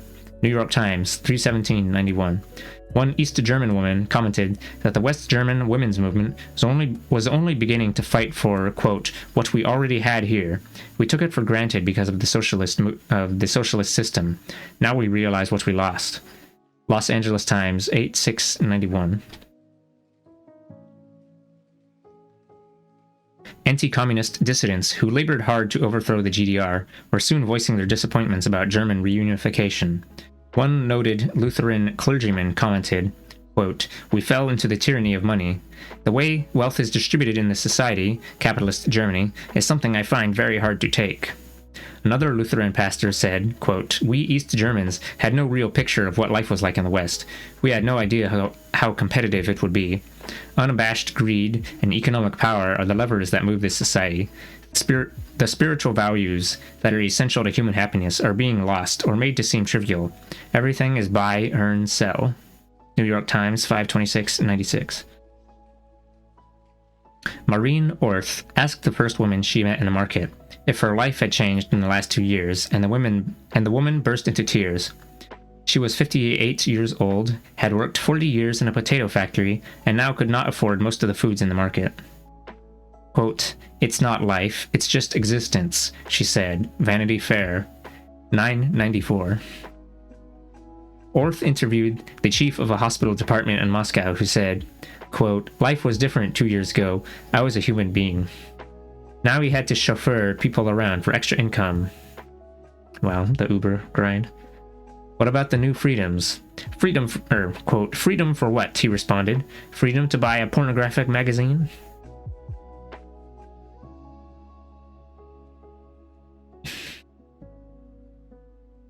In a similar vein, former GDR defense minister Heinz Kessler commented, quote, "Sure, I hear about the new freedom that people are enjoying in Eastern Europe. But how do you define freedom? Millions of people in Eastern Europe are now free from employment, free from safe streets, free from healthcare, free from social security." New York Times, 7/20/96. Do people in the East want the free market? Opinion polls taken in late 1993 in Russia showed only 20% of all respondents supported a market economy. By large majorities, people believed that state control over prices and over private business is, quote, useful, and that, quote, the state should provide everyone with a job and never tolerate unemployment. In Poland, 92% wanted to keep the state welfare system, and lopsided majorities wanted to retain subsidized housing and foods and return to full employment. Monthly Review, 1294.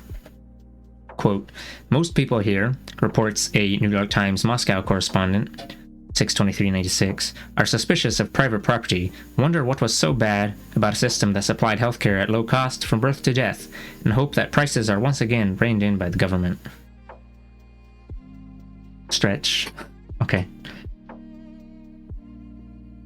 One report from Russia describes, quote, "a bitter electorate which has found life under a Democrat, meaning Yeltsin, worse than under the now departed communists."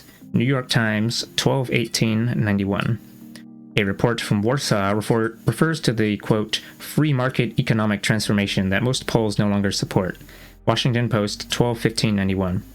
People's biggest fears are inflation, unemployment, crime, and pollution. State socialism, quote, "the system that did not work," provided everyone with some measure of security. Free market capitalism, quote, "the system that works," brought a free-falling economy, financial plunder, deteriorating social conditions, and mass suffering. In reaction, Eastern European voters have been returning communists to office to preside over the ruin and wreckage of broken nations. By 1996, former communists and their allies had won significant victories in Russia, Bulgaria, Poland, Hungary, Lithuania, and Estonia, sometimes emerging as the strongest blocs in their respective parliaments. This was achieved in the face of the same intimidations, police harassments, monetary disadvantages, restrictive ballot access, media shutout, and fraudulent vote counts that confront leftist parties in most, quote, "democratic capitalist countries." When the first anti-communist upheavals began in Eastern Europe in 1989, there were those on the left who said that if the people in those countries discovered that they didn't like the free market system, they could always return to some variant of socialism. As I argued at the time, this was hardly a realistic view.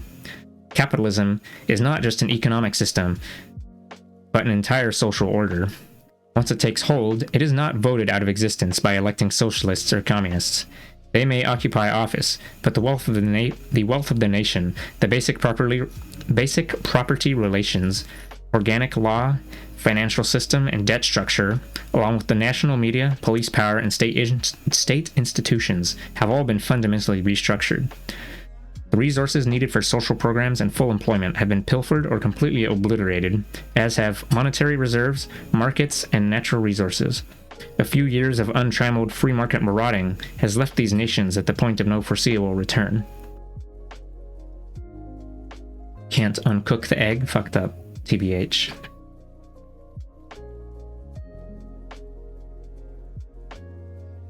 The belief propagated by the free market, quote, reformers, is that the transition from socialism to capitalism can only be made through a vast private accumulation of capital.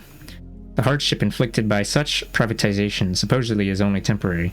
The truth is, nations get stuck in that, quote, temporary stage for centuries.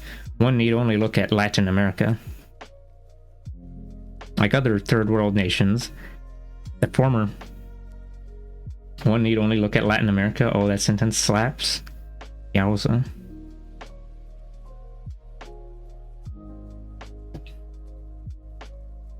There's lots of slapping in this book. Very violent.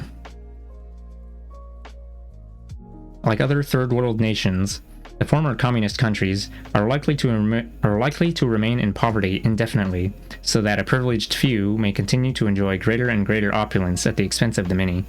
Oh yeah, I finished stretching, by the way. To secure greater and greater opulence at the expense of the many.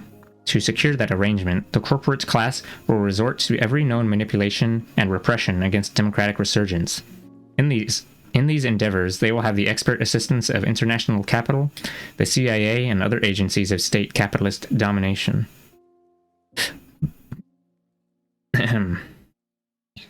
According to Noam Chomsky, communism, quote, was a monstrosity, and, quote, the collapse of tyranny in Eastern Europe and Russia is, quote, an occasion for rejoicing for anyone who values freedom and human dignity. I treasure freedom and human dignity, yet find no occasion for rejoicing. The post-communist societies do not represent a net gain for such values.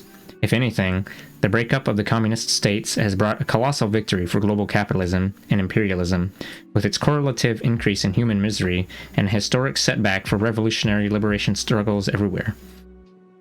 There will be harder times ahead, even for modestly reformist nationalist governments, as the fate of Panama and Iraq have indicated. The breakup also means a net loss of global pluralism and a more intensive socio-economic inequality throughout the world. Oh, we got 2 footnotes. Okay. Footnote 6. Noam Chomsky, Powers and Prospects. Page 83. And second footnote. The overthrow of communism, however, does not mean the end of the US global military machine. Quite the contrary, huge sums continue to be spent, and new weapons systems and high-tech methods of killing continue to be developed in order that a tight grip be kept on the world by those who own it.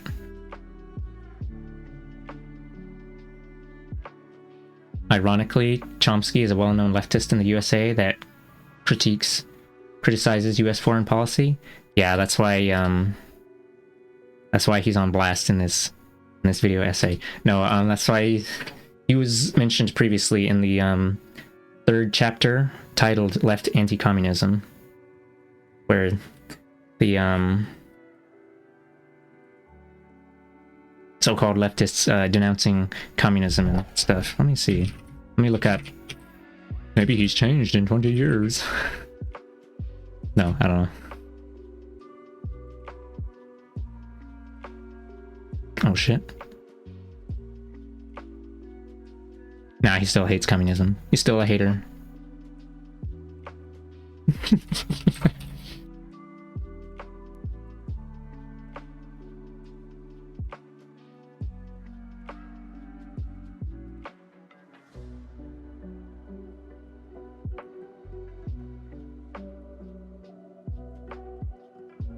Or at least that's what I got on a cursory look for like 30 seconds. I'm not gonna look. I don't know. There's like the wiki page that says his political views on such and such, but I don't feel like skimming the whole 10 paragraphs.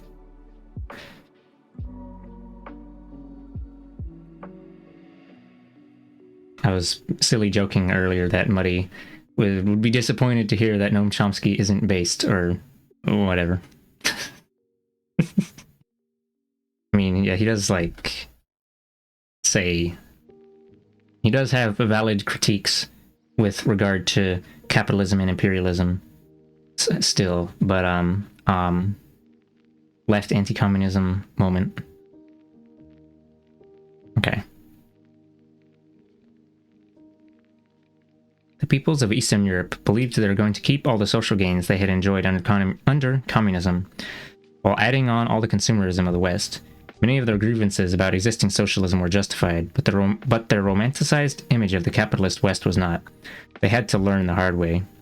expecting to advance from second world to first world status, they've been rammed down into the third world, ending up like capitalist Indonesia, Mexico, Zaire, and Turkey. They wanted it all and have been left with almost nothing.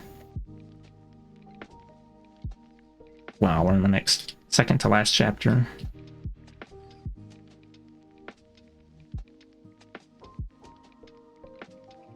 He's also the most important person in linguistics in the 20th century. Oh, I didn't know that.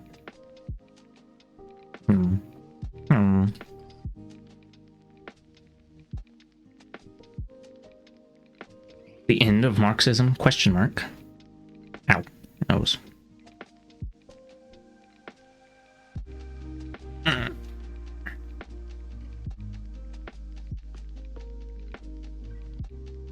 Dogma, the dialectical materialism. We know. So rude.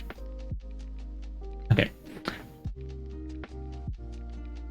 Some people say Marxism is a science, and others say it is a dogma, a bundle of reductionist, unscientific claims. I would suggest that Marxism is not a scientist in the positivist sense, formulating hypotheses and testing for predictability, but more accurately a social science, one that shows us how to conceptualize systematically and systemically, moving from surface appearances to deeper, broader features, so better to understand both the specific and the general and the relationship between the two. Marxism has an explanatory power that is superior to mainstream bourgeois social science because it deals with the imperatives of class power and political economy, the motor forces of society and history. The class basis of political economy is not a subject for which mainstream social science has much understanding or tolerance. Footnote. This aversion to recognizing the realities of class power exists even among many who consider themselves to be on the left. See the discussion on the anything but class theorists in the next chapter. In 1915, Lenin wrote that, quote, bourgeois science will not even hear of Marxism, declaring that it has been refuted and annihilated. Marx is attacked with equal zest by young scholars who are making a career by refuting socialism, and by decrepit elders who are preserving the tradition of all kinds of outworn systems. Making a career by refuting socialism? Is that the root of the right-wing grifting? Oh my god. No. Okay. Over 80 years later, the careerist scholars are still declaring Marxism to have been proven wrong once and for all. As the anti-communist liberal writer Irving Howe put it, quote, the simplistic formula of textbooks, including the Marxist ones, no longer hold. That is why some of us don't regard ourselves as Marxists.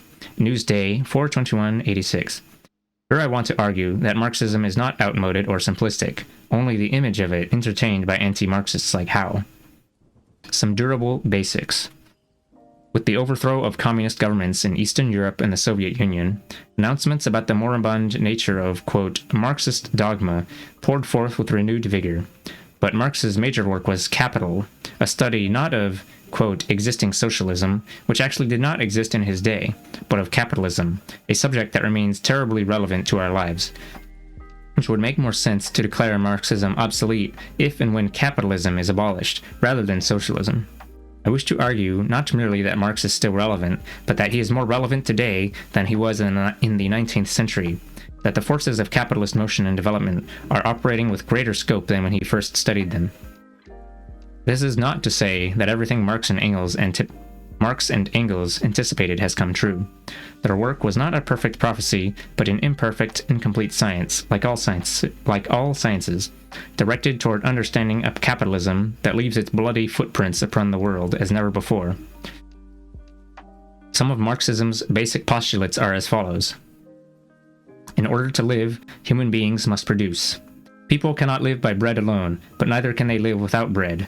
This does not mean all human activity can be reduced to material motives, but that all activity is linked to a material base.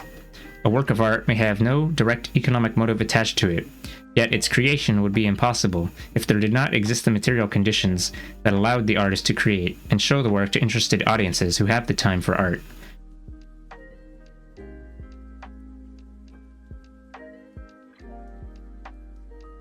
What people need for survival is found in nature, but rarely in a form suitable for immediate consumption. Labor therefore becomes a primary condition of human existence. but labor is more than a way of providing for survival. It is one of the means whereby people develop their material and cultural life, acquiring knowledge and new modes of social organization. The conflicting class interests that evolve around the productive forces shape the development of a social system. When we speak of early horticultural societies, or of slave or feudal or mercantile or industrial capitalist societies, we are recognizing how the basic economic relations leave a defining stamp on a given social order. Capitalist theorists present capital as a creative, providential force. Providence? Jesus? As they would have it, capital gives shape and opportunity to labor. Capital creates production, jobs, new technologies, and a general prosperity. Marxists turn the equation around. They argue that, of itself, capital cannot produce anything. It is the thing that is produced by labor. Only human labor can create the farm and the factory, the machine and the computer.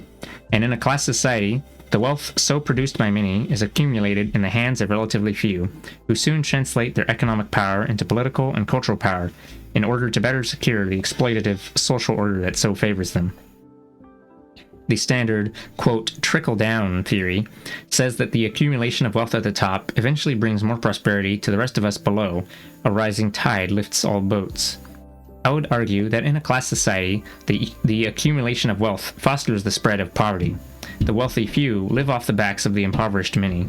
There can be no rich slaveholders living in idle comfort without a mass of penniless slaves to support their luxurious lifestyle. No lords of the manor who live in opulence without a mass of impoverished landless serfs who till the lord's lands from dawn to dusk. So too under capitalism, there can be no financial moguls and industrial tycoons without millions of underpaid and overworked employees. Exploitation can be measured not only in paltry wages, but in the disparity between the wealth created by the worker and the pay she or he receives. Thus, some professional athletes receive dramatically higher salaries than most people, but compared to the enormous wealth they produce for their owners, and taking into account the rigors and relative brevity of their careers, the injuries sustained, and the lack of lifelong benefits, it can be said they are exploited at a far higher rate than most workers. Conservative ideologues defend capitalism as the system that preserves culture, traditional values, the family, and community. Marxists would respond that capitalism has done more to undermine such things than any other system in history, given its wars, colonizations, and forced migrations, its enclosures, evictions, poverty wages, child labor, homelessness, underemployment, crime, drug infestation, and urban squalor. All over the world, community in the broader sense, the Gemeinschaft, with its organic social relationships and strong reciprocal bonds of commonality and kinship, is forcibly transformed by global capital into commercialized, atomized, mass-market societies. In the Communist Manifesto, Marx and Engels referred to capitalism's implacable drive to settle, quote, over the whole surface of the globe, creating, quote, a world after its own image. No system in history has been more relentless in battering down ancient and fragile cultures, pulverizing centuries-old practices in a matter of years, devouring the resources of whole regions, and standardizing the varieties of human experience.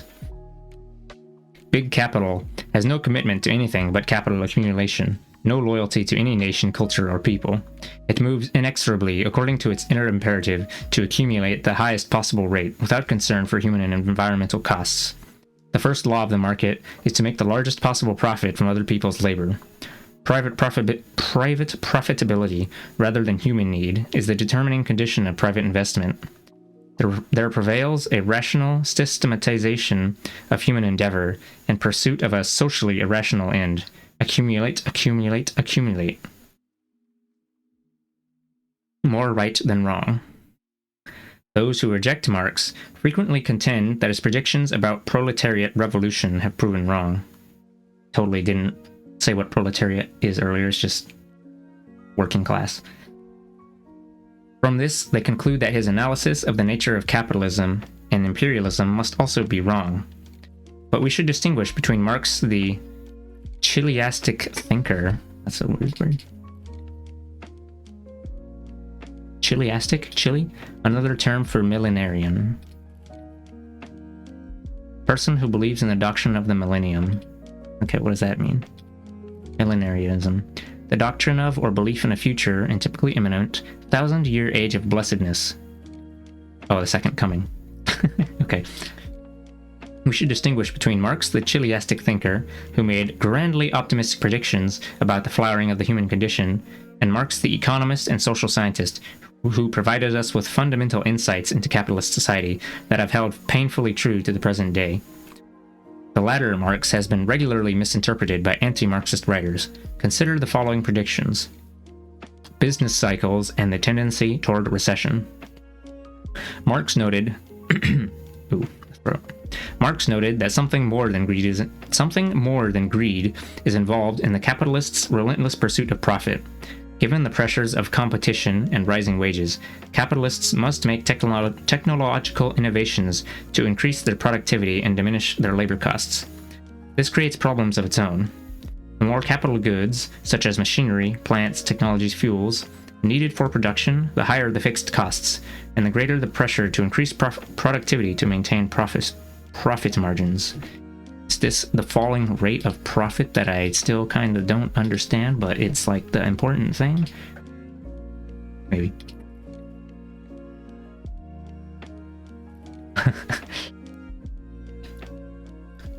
Footnote. As an industry becomes more capital intensive, proportionately more money must be invested to generate a given number of jobs. But business is not dedicated to creating jobs. In fact, capitalists are constantly devising ways to downsize the workforce. From 1980 to 1990, the net number of jobs created by the biggest corporations in the United States, the, quote, Fortune 500, was 0.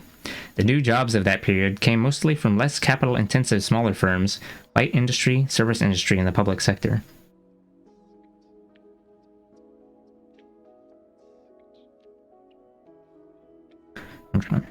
Since workers are not paid enough to buy back the goods and services they produce, Marx noted, there is always the problem of a disparity between mass production and aggregate demand. If demand slackens, owners cut back on production and investment. Even when there is ample demand, they are tempted to downsize the workforce and intensify the rate of exploitation of the remaining employees, seizing any opportunity to reduce benefits and wages. The ensuing drop in the workforce's buying power leads to a further decline in demand and to business recessions that inflict the greatest pain on those with the least assets. Oh my god, there it is. The tendency for profits to fall. Falling rate of profit crunch. Marx foresaw this tendency for profits to fall and for protracted recessions and economic instability. As the economist Robert Heilbronner noted, this was an extraordinary prediction, for in Marx's day, economists did not recognize boom and bust business cycles as inherent to the capitalist system. But today, we know that recessions are a chronic condition, and, as Marx also predicted, they have become international in scope. Capital concentration. When the Communist Manifesto first appeared in 1848, bigness was the exception rather than the norm. Yet, Marx predicted that large firms would force out or buy up smaller adversaries and increasingly dominate the business world as capital became more concentrated. This was not the accepted wisdom of that day and must have sounded improbable to those who gave it any attention. But it has come to pass. Indeed, the rate of mergers and takeovers has been higher in the 1980s and 90s than at any other time in the history of capitalism. Growth of the proletariat. Another of Marx's predictions is that the proletariat, workers who have no tools of their own and must work for wages or salaries, selling their labor to someone else, would become an ever greater percentage of the workforce. In 1820, about 75% of Americans worked for themselves on farms or in small businesses and artisan crafts. By 1940, that number had dropped to 21.6%. Today, less than 10% of the labor force is self-employed. And by today, they mean 97. The same shift in the workforce can be observed in the Third World. From 1970 to 1980, the number of wage workers in Asia and Africa increased by almost two-thirds, from 72 million to 120 million. The tendency is toward the steady growth of the working class, both industrial and service workers, and, as Marx predicted, this is happening globally, in every land upon which capitalism descends. Proletarian revolution. As capitalism develops, so will the proletariat, Marx predicted. We have seen that to be true, but he went further. With the growing misery and polarization, the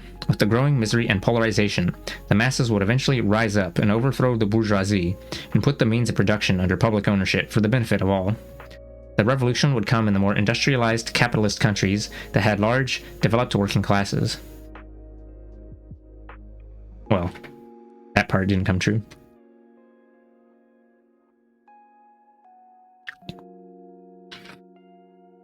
was the less industrialized ones. Whatever, but let's blah. What struck Marx about the working class was its level of organization and consciousness.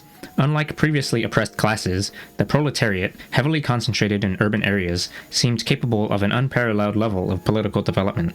It would not only rebel against its oppressors, as had slaves and serfs, but would create an egalitarian, non-exploitative social order as never before seen in history. In his day, Marx saw an alternative system emerging in the clubs, mutual aid societies, political organizations, and newspapers of a rapidly growing British working class. For the first time, history would be made by the masses in a conscious way, a class for itself. Sporadic rebellion would be replaced by class-conscious revolution. Instead of burning down the manor, the workers would expropriate it and put it to use for the collective benefit of the common people, the ones who built it in the first place. Certainly, Marx's predictions about revolution have not materialized. There has been no successful proletariat revolution in an advanced capitalist society. As the working class developed, so did the capitalist state, whose function has been to protect the capitalist class with its mechanisms of police suppression and its informational and cultural hegemony. If you don't know what hegemony is, it's like a thing of total control and uniformity. But I'll look up the definition just to check. Leadership or dominance, especially by one country or social group over others.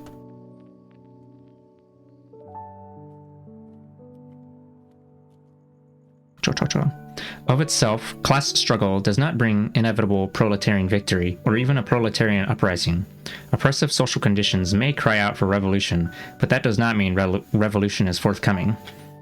This point is still not understood by some present-day leftists. In his later years, Marx himself began to entertain doubts about the inevitability of a victorious workers' revolution. So far, the prevailing force has not been revolution but counter-revolution, the devilish destruction wreaked by capitalist states upon popular struggles at a cost of millions of lives. Marx also underestimated the extent to which the advanced capitalist state could use its wealth and power to create a variety of institutions that slow down and distract popular consciousness or blunt discontent through reform programs. Contrary to his expectations, successful revolutions occurred in less developed, largely peasant societies, such as Russia, China, Cuba, Vietnam, though the proletariats in those countries participated, and sometimes, as in the case of Russia in 1917, even spearheaded the insurgency. Although Marx's predictions about revolution have not materialized as he envisioned, in recent years there have been impressive instances of working-class militancy in South Korea, South Africa, Argentina, Italy, France, Germany, Great Britain, and dozens of other countries, including even the United States. Such mass struggles usually go unreported in the corporate media. In 1984 to 85, in Great Britain, a bitter, year-long strike resulted in some 10,500 coal miners being arrested, 6,500 injured or battered, and 11 killed. For the British miners locked in that conflict, class struggle was something more than a quaint, obsolete concept. So, in other countries, in Nicaragua, a mass uprising brought down the hated Somoza dictatorship. In Brazil, in 1980 to 83, as Peter Worsley observes, quote, "The Brazilian working class has played precisely the role assigned to it in 19th century Marxist theory, paralyzing Sao Paulo in a succession of enormous mass strikes that began over bread and butter issues, but which in the end forced the military to make major political concessions, notably the restoration of a measure of authentic party political life. Revolutions are relatively rare occurrences, but popular struggle is a widespread and constant phenomenon." More wealth, more poverty. Marx believed that as wealth becomes more concentrated, poverty will become more widespread and the plight of working people ever more desperate. According to his critics,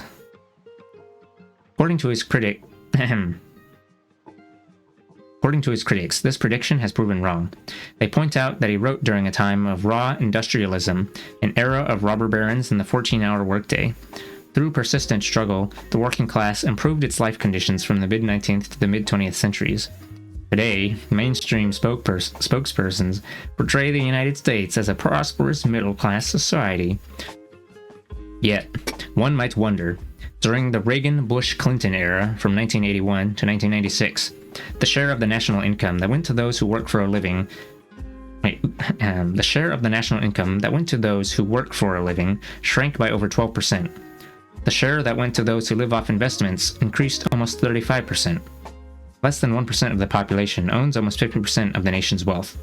The richest families are hundreds of times wealthier than the average household in the lower 90% of the population. The gap between America's rich and poor is greater than it has been in more than half a century, and is getting ever greater. Thus, between 1977 and 1989, the top 1% saw their earnings grow by over 100%, while the three lowest quintiles averaged a 3 to 10% drop in real income. Footnote: Paul Krugman, Peddling Prosperity. The New York Times, 6/20/96, reported that income disparity in 1995, quote, was wider than it has been since the end of World War II.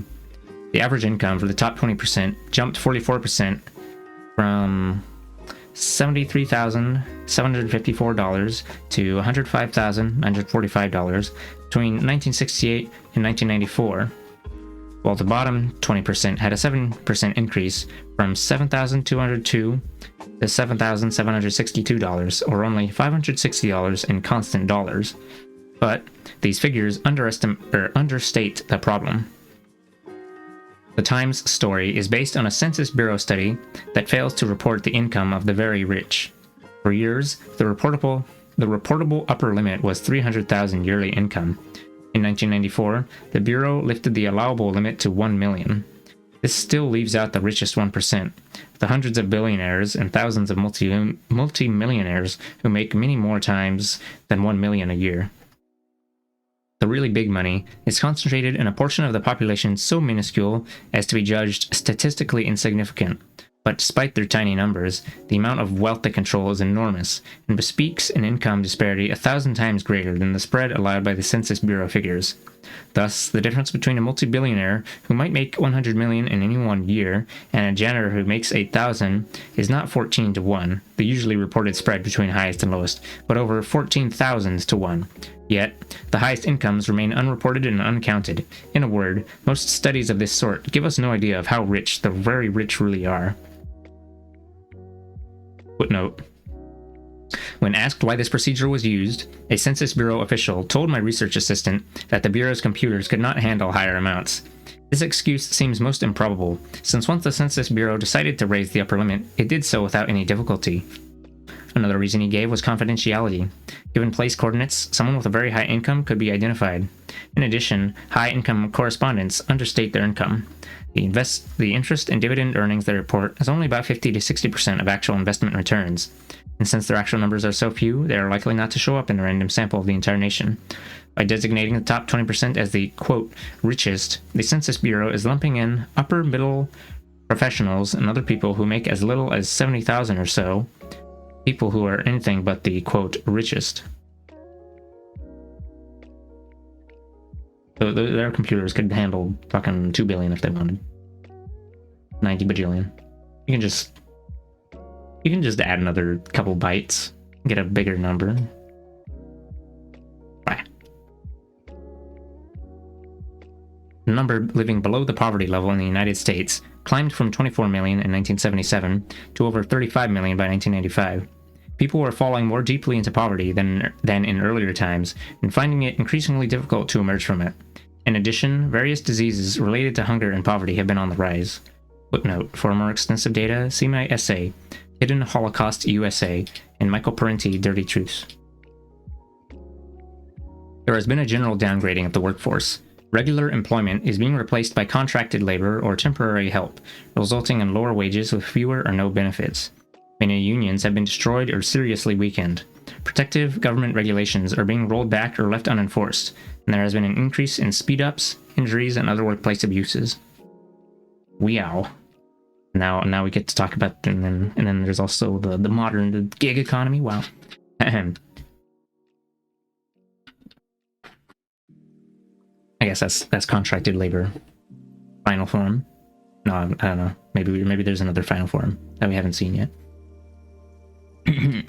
By the 1990s, the growing impoverishment of the middle and working classes, including small independent producers,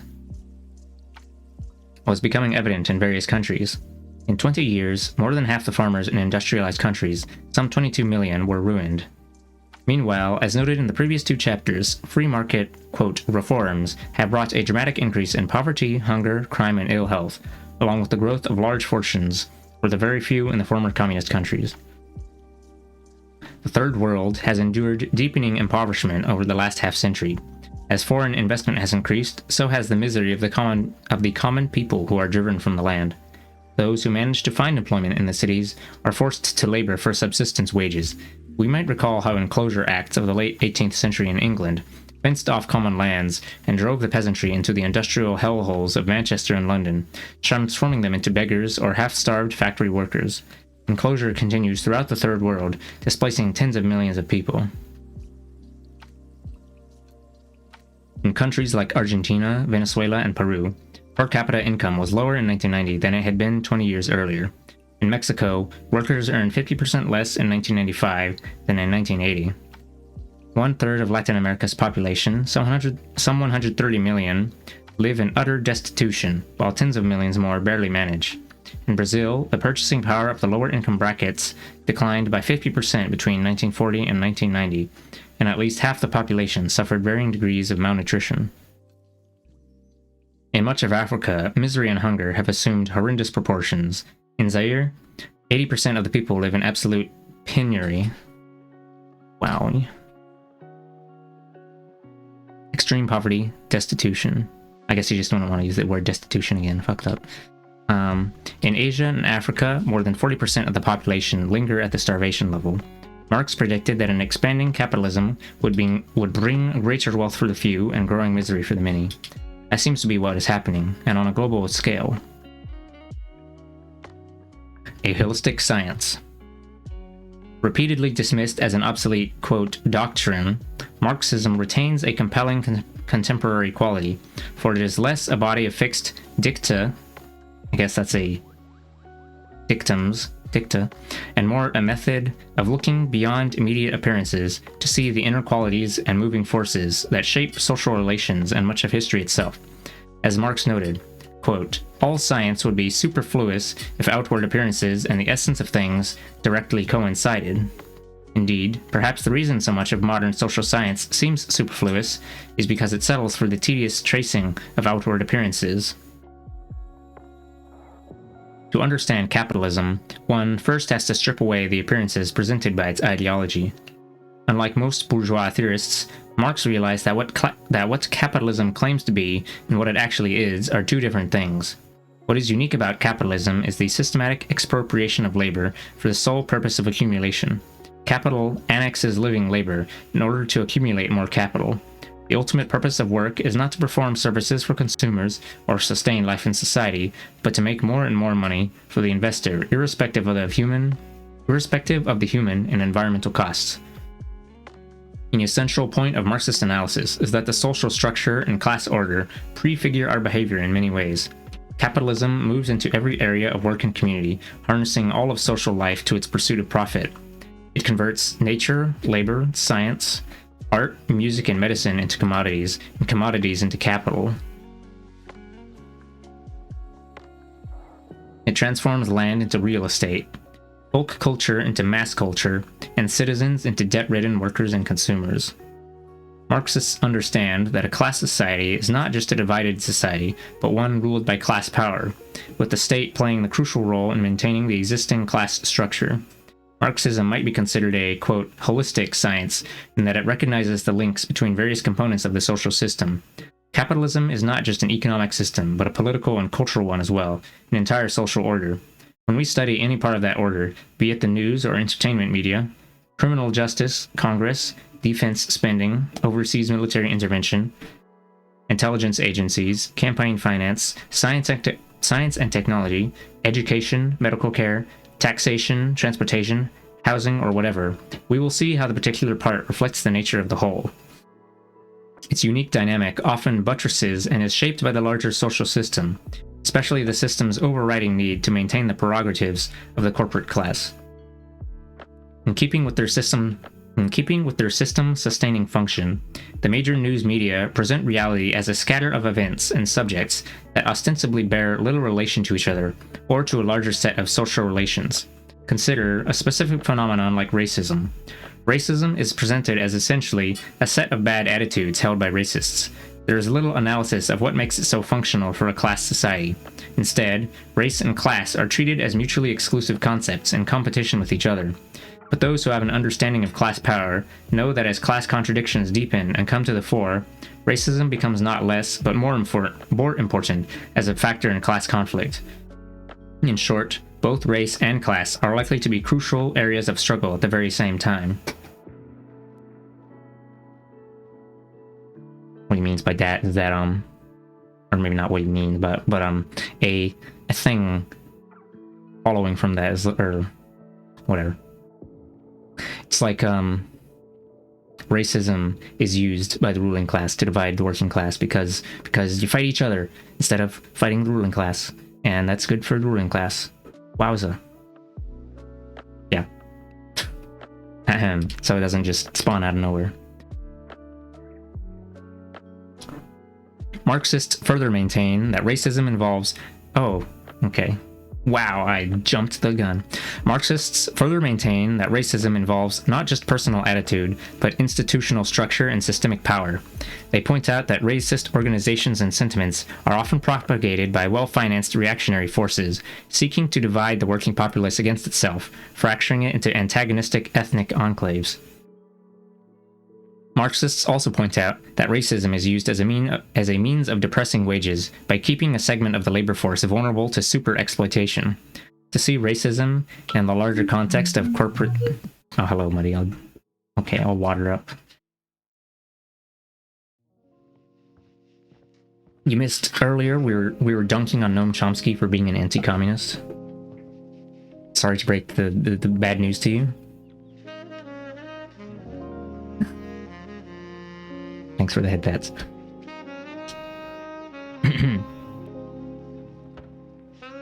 Okay, we're still on your way home, but you may have needed water. And what? Oh, I'm sorry. Yes, he's mentioned in one of the previous chapters. It was like 6 or 7, and he's also mentioned in the left anti-communism chapter. Yeah. Okay. You wanna? It's there in the VOD, I guess. Well, no. Control F Noam Chomsky. No. Okay. Oh wait, that's right. It has an index, so you can Control F him. Let's see, 150 is where we're at. Chomsky? Noam. 17, 42, 46, 120. Okay. I already forgot what page I was on. I'm sure I'll be able to find it easily.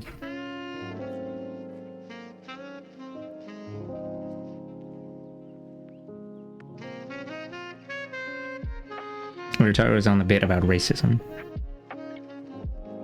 Here it is. Oh, thanks, regardless. Found it. Wow. Although I guess, yeah. Okay. I knew the chapter I was on, at least. So, let's see. Marxists also point out that racism is used as a means of depressing wages by keeping a segment of the labor force vulnerable to superexploitation. To see racism in the larger context of corporate society is to move from a liberal complaint to a radical analysis. Instead of thinking that racism is an irrational output of a basically rational and benign system, we should see it as a rational output of a basically irrational and unjust system. By quotation marks, or by quote rational, I mean purposive and functional in sustaining the system that nurtures it. Lacking a holistic approach to society, conventional social science tends to compartmentalize social experience. So, we are asked to ponder whether this or that phenomenon is cultural or economic or psychological, when usually it is a blend of all these things. Thus, an automobile is unmistakably an economic artifact, but it also has a cultural and psychological component, and even an aesthetic dimension.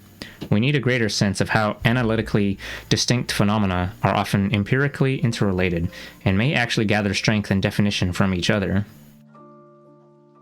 Marxists do not accept the prevalent view of institutions as just, quote, being there with all the natural innocence of mountains, especially the more articulated formal institutions such as the church, army, police, military, university, media, medicine, and the like. Institutions are heavily shaped by class interests and class power. Far from being neutral and independent bastions, the major institutions of society are tied to the big business class. Corporate representatives exercise direct decision-making power through control of governing boards and directorships. Business elites usually control the budgets and the very property of various institutions, a control inscribed into law through corporate charters and enforced by the police powers of the state. Their power extends to the managers picked, the policies set, and the performances of employees. If conventional social science has any one dedication, it is to ignore the linkages between social action and the systemic demands of capitalism, avoiding any view of power in its class dimensions and any view of class as a power relationship. For conventional researchers, power is seen as fragmented and fluid, and class is nothing more than an occupational or income category to be correlated with voting habits, consumer styles, or whatever, and not as a relationship between those who own and those who labor for those who own. In the Marxist view, there can be no such thing as a class as such, a social entity unto itself.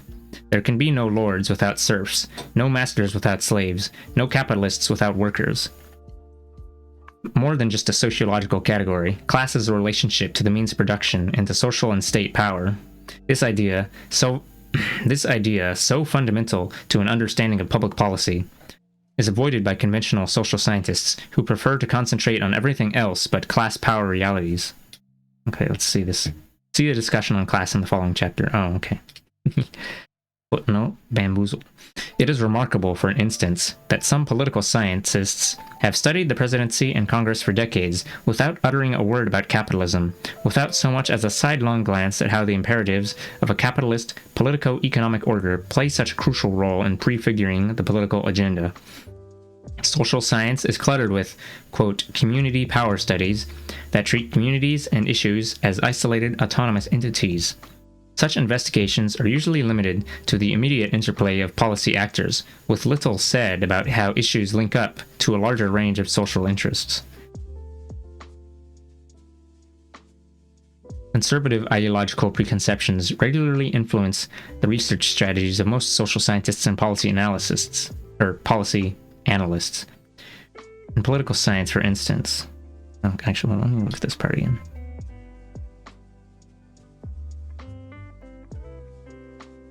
Okay, yeah.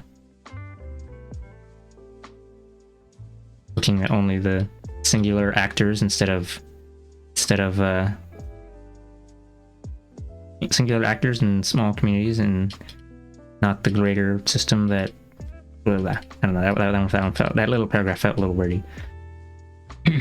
Okay. Conservative ideological preconceptions regularly influence the research strategies of most social scientists and policy analysts. In political science, for instance, 1. The relationships between industrial capitalist nations and third world nations are described as A, quote, dependency and interdependency, and as fostering a mutually beneficial development rather than B, in imperialism that exploits the land, labor, and resources of weaker nations for the benefit of the favored classes in both the industrial and less developed worlds. 2. The United States and other, quote, democratic capitalist societies are said to be held together by A, common values that reflect the common interest, not by B, class power and domination. 3. The fragmentation of power in the political process is supposedly indicative of A fluidity and democratization of interest group pluralism, rather than B, the pocketing and structuring of power in unaccountable and undemocratic ways. 4.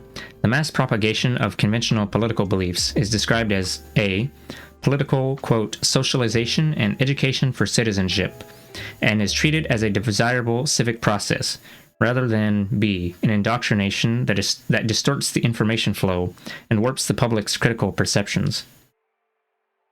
In each of these instances, mainstream academics offer version A not as a research finding, but as an a priori assumption. A priori. see. In a way, based on theoretical deduction rather than empirical observation. Oh yeah, they make up some theory and say, this is how the world works, and then they try to apply it to events instead of looking at the world and seeing how events play out and then saying, see that thing that happened there? That pattern, that's how the world works.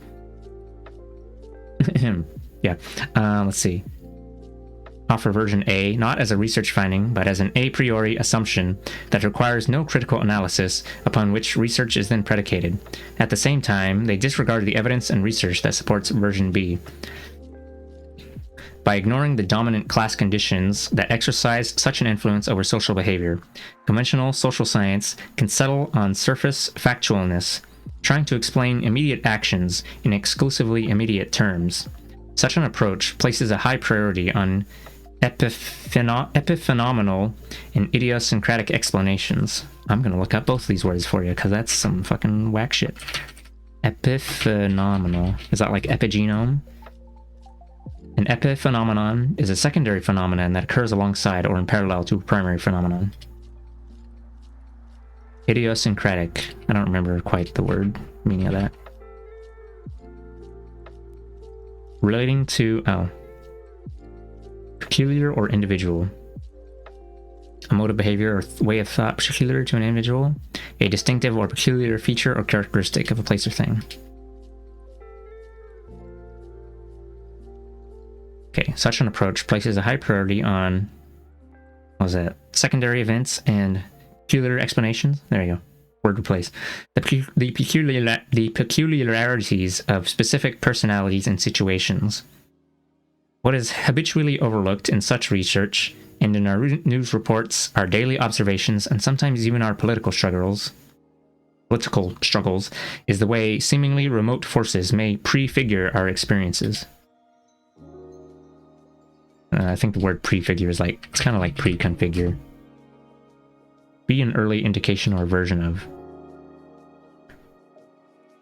Learning to ask why. When we think without Marx's perspective, that is, without considering class interests and class power, we seldom ask why certain things happen. Many things are reported in the news, but few are explained. Little is said about how the social order is organized and whose interests prevail. Devoid of a framework that explains why things happen, we are left to see the world, as do mainstream media pundits, as a flow of events, a scatter of particular developments and personalities unrelated to a larger set of social relations, propelled by happenstance, circumstance, confused intentions, and individual ambition, never by powerful class interests, and yet producing effects that serve such interests with impressive regularity. Thus, we fail to associate social problems with the socio-economic forces that create them, and we learn to truncate our own critical thinking. Imagine if we attempted something different. For example, if we tried to explain that wealth and poverty exist together, not in accidental juxtaposition, but because wealth causes poverty, an inevitable outcome of economic exploitation both at home and abroad. How could such an analysis gain any exposure in the capitalist media or in mainstream political life? Suppose we started with a particular story about how child labor in Indonesia is contracted by multinational corporations at near starvation wage levels. This information probably would not be carried in right-wing publications, but in 1996 it did appear, after decades of effort by some activists, in the centrist mainstream press. What if we then crossed the line and said that these exploitative employer-employee relations were backed by the full might of the Indonesian military government? Fewer media would carry this story, but it might still get mentioned in an inside page of the New York Times or Washington Post. Then, suppose we crossed another line and said that these repressive arrangements would not prevail were it not for generous military aid from the United States, and that for almost 30 years the homicidal Indonesian military has been financed, armed, advised, and trained by the U.S. national security state. Such a story would be even more unlikely to appear in the liberal press, but it is still issue-specific and safely without an overall class analysis, so it might well make its way into left-liberal opinion publications like The Nation and The Progressive. Now, suppose we pointed out that the conditions found in Indonesia, the heartless economic exploitation, brutal military repression, and lavish U.S. support, exist in scores of other countries. Suppose we then crossed that most serious line of all, and instead of just deploring this fact, we also asked why successive U.S. administrations involved themselves in such unsavory pursuits throughout the world. And what if then we tried to explain that the whole phenomenon is consistent with the U.S. dedication to making the world safe for the free market and the giant multinational corporations, and that the intended goals are A. to maximize opportunities to accumulate wealth by depressing the wage levels of workers throughout the world and preventing them from organizing on behalf of their own interests, and B. to protect the overall global system of free market capital accumulation. Then what if, from all this, we concluded that U.S. foreign policy is neither timid, as the conservatives say, nor foolish, as the liberals say, but is remarkably successful in rolling back just about all governments and social movements that attempt to serve popular needs rather than private corporate greed? Such an analysis, hurriedly sketched here, would take some effort to lay out and would amount to a Marxist critique, a correct critique of capitalist imperialism. Though Marxists are not the only ones that might arrive at it, it almost certainly would not be published anywhere except in a Marxist publication. We crossed too many lines. Because we tried to explain the particular situation, child labor, in terms of a larger set of social relations, corporate class power, our presentation would be rejected out of hand as, quote, ideological. The perceptual taboos imposed by the dominant powers teach people to avoid thinking critically about such powers. In contrast, Marxism gets us into the habit of asking why, of seeing the linkage between political events and class power. A common method of devaluing Marxism is to misrepresent what it actually says and then attack the misrepresentation. This happens easily enough, since most of the anti-Marxist critics and their audiences have only a passing familiarity with Marxist literature and rely instead on their own caricatured notions. Thus, the Roman Catholic Pastoral Letter on Marxist Communism rejects the claim that, quote, structural revolution can cure a disease that is man himself, nor can it provide, quote, the solution of all human suffering. But who makes such a claim? There is no denying that revolution does not entirely cure all human suffering. But why is that assertion used as a refutation of Marxism? Most Marxists are neither chiliastic, i.e., second coming of Jesus moment, nor utopian. They dream not of a perfect society, but of a better, more just life. They make no claim to eliminating all suffering, and recognize that even in the best of societies, there are the inevitable assaults of misfortune, mortality, and other vulnerabilities of life. And certainly in any society, there are some people who, for whatever reason, are given to wrongful deeds and self-serving corruptions. The highly imperfect nature of human beings should make us all the more determined not to see power and wealth accumulating in the hands of an unaccountable few, which is the central dedication of capitalism. Excuse me. Capitalism and its various institutions affect the most personal dimensions of everyday life in ways not readily evident. A Marxist approach helps us to see connections to which we were previously blind, to relate effects to causes, and to replace the arbitrary and the mysterious with the regular and the necessary. A Marxist perspective helps us to see injustice as rooted in systemic causes that go beyond individual choice, and to view crucial developments not as neutral happenings, but as the intended consequences of class power and interest. Marxism also shows how even unintended consequences can be utilized by those with superior resources to service their interests. Is Marx still relevant today? Only if you want to know why the media distort the news in a mostly mainstream direction, why more and more people at home and abroad face economic adversity while money continues to accumulate in the hands of relatively few, why there is so much private wealth and public poverty in this country and elsewhere, why U.S. forces find it necessary to intervene in so many regions of the world, why a rich and productive economy offers chronic recessions, underemployment, and neglect of social needs, and why many political office holders are unwilling or unable to serve the public interest. Let's see that footnote.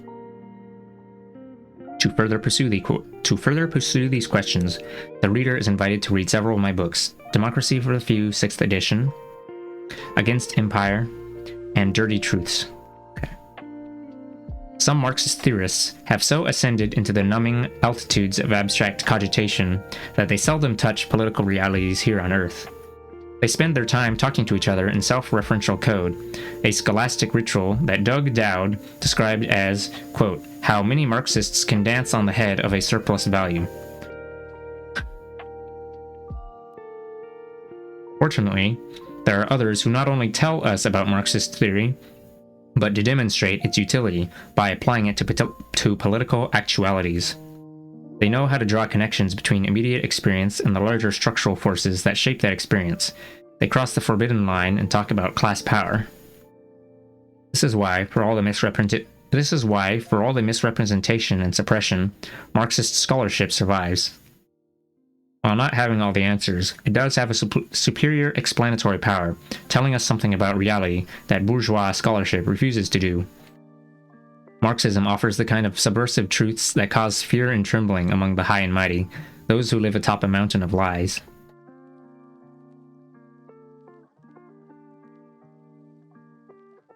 We're on the last chapter.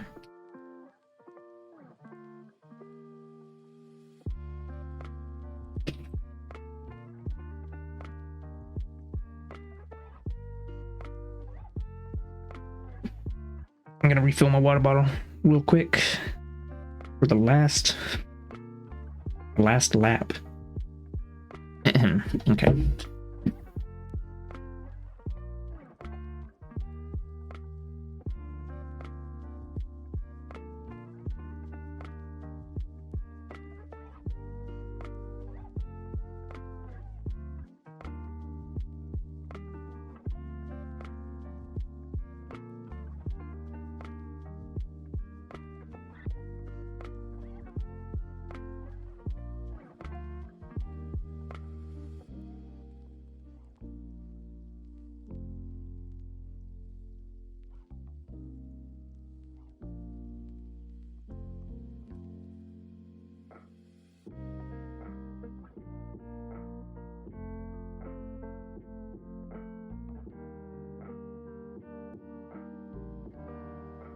Wow.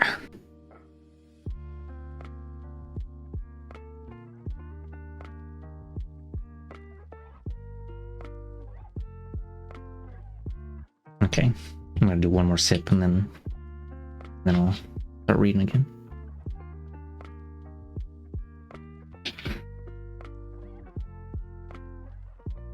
Wonder how many creatures have come in here and be like, "Oh my god, communism," and then they're never gonna speak to me again. Fucked up. Or maybe it's just no, I don't know. Maybe it's mostly in the US that people are like super still Red Scare juice. Mysterious and unknowable? I don't know.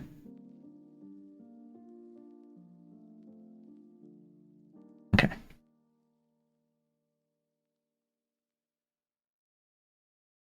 Okay, anything but class. Avoiding the C word. Class is a concept that is strenuously avoided by both mainstream writers and many on the left. When certain words are... I'm gonna assume by left means like... I don't know. When he says liberal scholars, he specifically says that. So I guess left means anything from democratic socialists and further to the left. You'd purchase Scoot's audiobook? Oh, okay. Let's see. Class is a concept that is strenuously avoided by both mainstream writers and many on the left. Maybe this was more true in 97. I don't know. Before I was born. When certain words are eliminated from public discourse, so are certain thoughts. Dissident ideas become all the more difficult to express when there are no words to express them. Class... or forgot to say quotation marks, whatever. Class is usually dismissed as an outworn Marxist notion with no relevance to contemporary society. It is a 5-letter word that is treated like a dirty 4-letter one. With the C word out of the way, it is then easy to dispose of other politically unacceptable concepts, such as class privilege, class power, class exploitation, class interest, and class struggle. These too are judged no longer relevant, if ever they were, in a society that supposedly consists of the fluid, pluralistic interplay of diverse groups. The class denial of class. Those who occupy the higher circles of wealth and power are keenly aware of their own interests. While they sometimes seriously differ among themselves on specific issues, they exhibit an impressive cohesion when it comes to protecting the existing class system of corporate power, property, privilege, and profit. At the same time, they are careful to discourage public awareness of the class power they wield. They avoid the C word, especially when used in reference to themselves, as in, quote, owning class, upper class, or moneyed class. And they like it the least when the politically active elements of the owning class are called the ruling class. The ruling class in this country, the US, has labored long to leave the impression that it does not exist, does not own the lion's share of just about everything, and does not exercise a vastly disproportionate influence over the affairs of the nation. Such precautions are themselves symptomatic of an acute awareness of class interests. Yet, ruling class members are far from invisible. Their command positions in the corporate world, their control of international finance and industry, their ownership of the major media, and their influence over state power and the political process are all matters of public record to some limited degree. While it would seem a simple matter to apply the C word to those who occupy the highest reaches of the C world, the dominant class ideology dismisses any such application as a lapse into, quote, conspiracy theory. Let's see the footnote. For a more detailed treatment of ruling class resources and influences, see my Democracy for the Few. Okay. The C word is also taboo when applied to the millions who do the work of society for what are usually... I'm not going to say that word. Let's see. Who do the work of society for what are usually trash wages. Really low wages. The, quote, working class, a term that is dismissed as Marxist jargon, and it is verboten to refer to the exploiting and exploited quote, exploiting and exploited classes, for then one is talking about the very essence of the capitalist system, the accumulation of corporate wealth at the expense of labor. The C word is an acceptable term when prefaced with the soothing adjective middle. Every politician, publicist, and pundit will rhapsodize about the middle class, the object of their heartfelt concern. The much admired and much pitied middle class is supposedly inhabited by virtuously self-sufficient people, free from the presumed profligacy of those who inhabit the lower rungs of society. By including almost everyone, quote, middle class, let me look up profligacy real quick, quote, middle class serves as a conveniently amorphous concept, as in ever-shifting and hard to define, that masks the exploitation and inequality of social relations. It is a class label that denies the actuality of class power.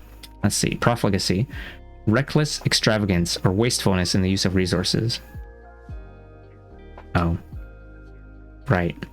The idea that the poor people are poor because they just don't hustle hard enough or whatever. I don't know. Explodes. The C word is allowable when applied to one other group, the desperate lot who live on the lowest rung of society, who get the least of everything while being regularly blamed for their own victimization, the, quote, underclass. References to the presumed deficiencies of underclass people are acceptable because they reinforce the existing social hierarchy and justify the unjust treatment accorded society's most vulnerable elements. Class reality is obscured by an ideology whose tenets might be summarized and rebutted as follows. Credo. There are no real class... Oh. Okay, credo and response. Credo. There are no real class divisions in this society. Save for some rich and poor, almost all of us are middle class. Response. Wealth is enormously concentrated in the hands of relatively few in this country. While tens of millions work for poverty-level wages when work is to be had, the gap between rich and poor has always been great and has been growing since the late 1970s. Those in the middle have also been enduring increasing economic injustice and insecurity.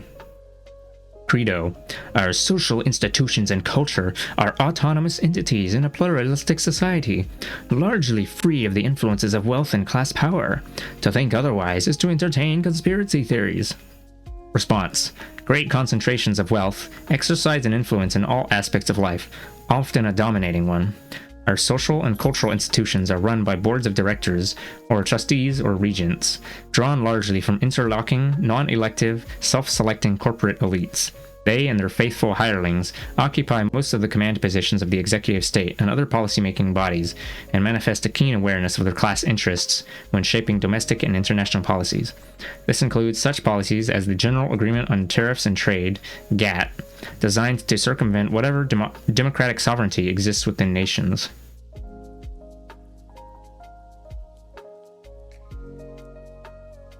Yeah, when the oil executives go into office and then the elected officials come out of office and go into oil executive positions, and then I explode instantly.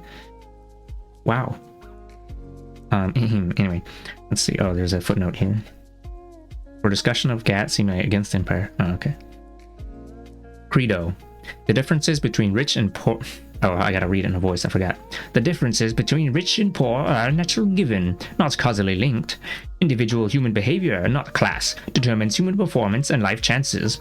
Existing social arrangements are a natural reflection of largely innate human proclivities. Response. All conservative ideologies justify existing inequities as the natural order of things, inevitable outcomes of human nature.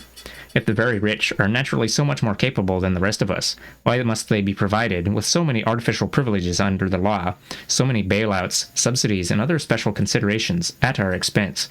Their, quote, naturally superior talents include unprincipled and illegal subterfuges such as price fixing, stock manipulation, insider trading, fraud, tax evasion, the legal enforcement of unfair competition, ecological spoliation.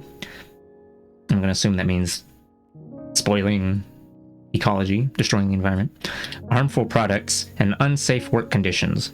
One might expect naturally superior people not to act in such rapacious and venal ways. Differences in talent and capacity, as might exist between individuals, do not excuse the crimes and injustices that are endemic to the corporate business system. The ABC theorists. Even among persons normally identified as progressive, one finds a reluctance to deal with the reality of capitalist class power. Sometimes the dismissal of the C word is quite categorical.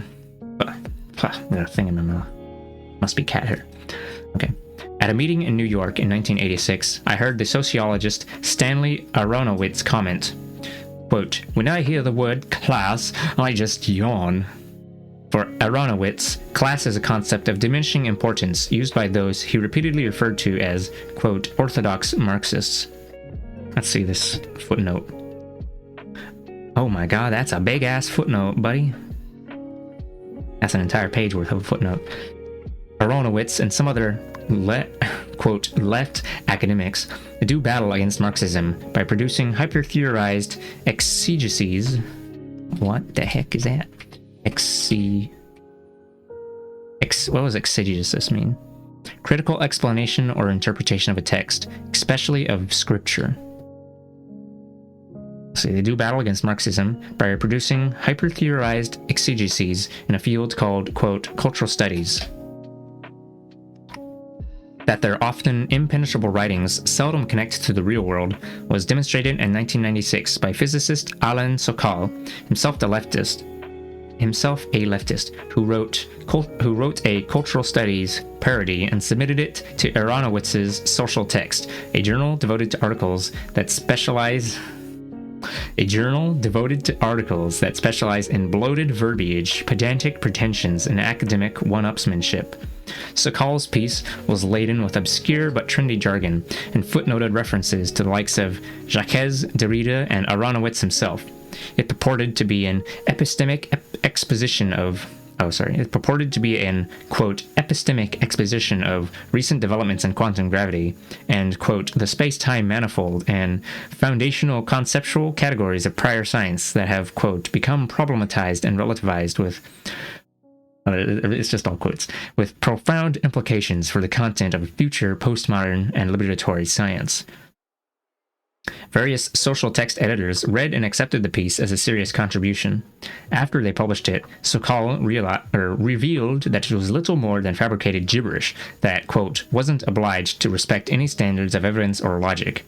In effect, he demonstrated that the journal's editors were themselves so profoundly immersed in pretentiously inflated discourse as to be unable to distinguish between a genuine intellectual effort and a silly parody.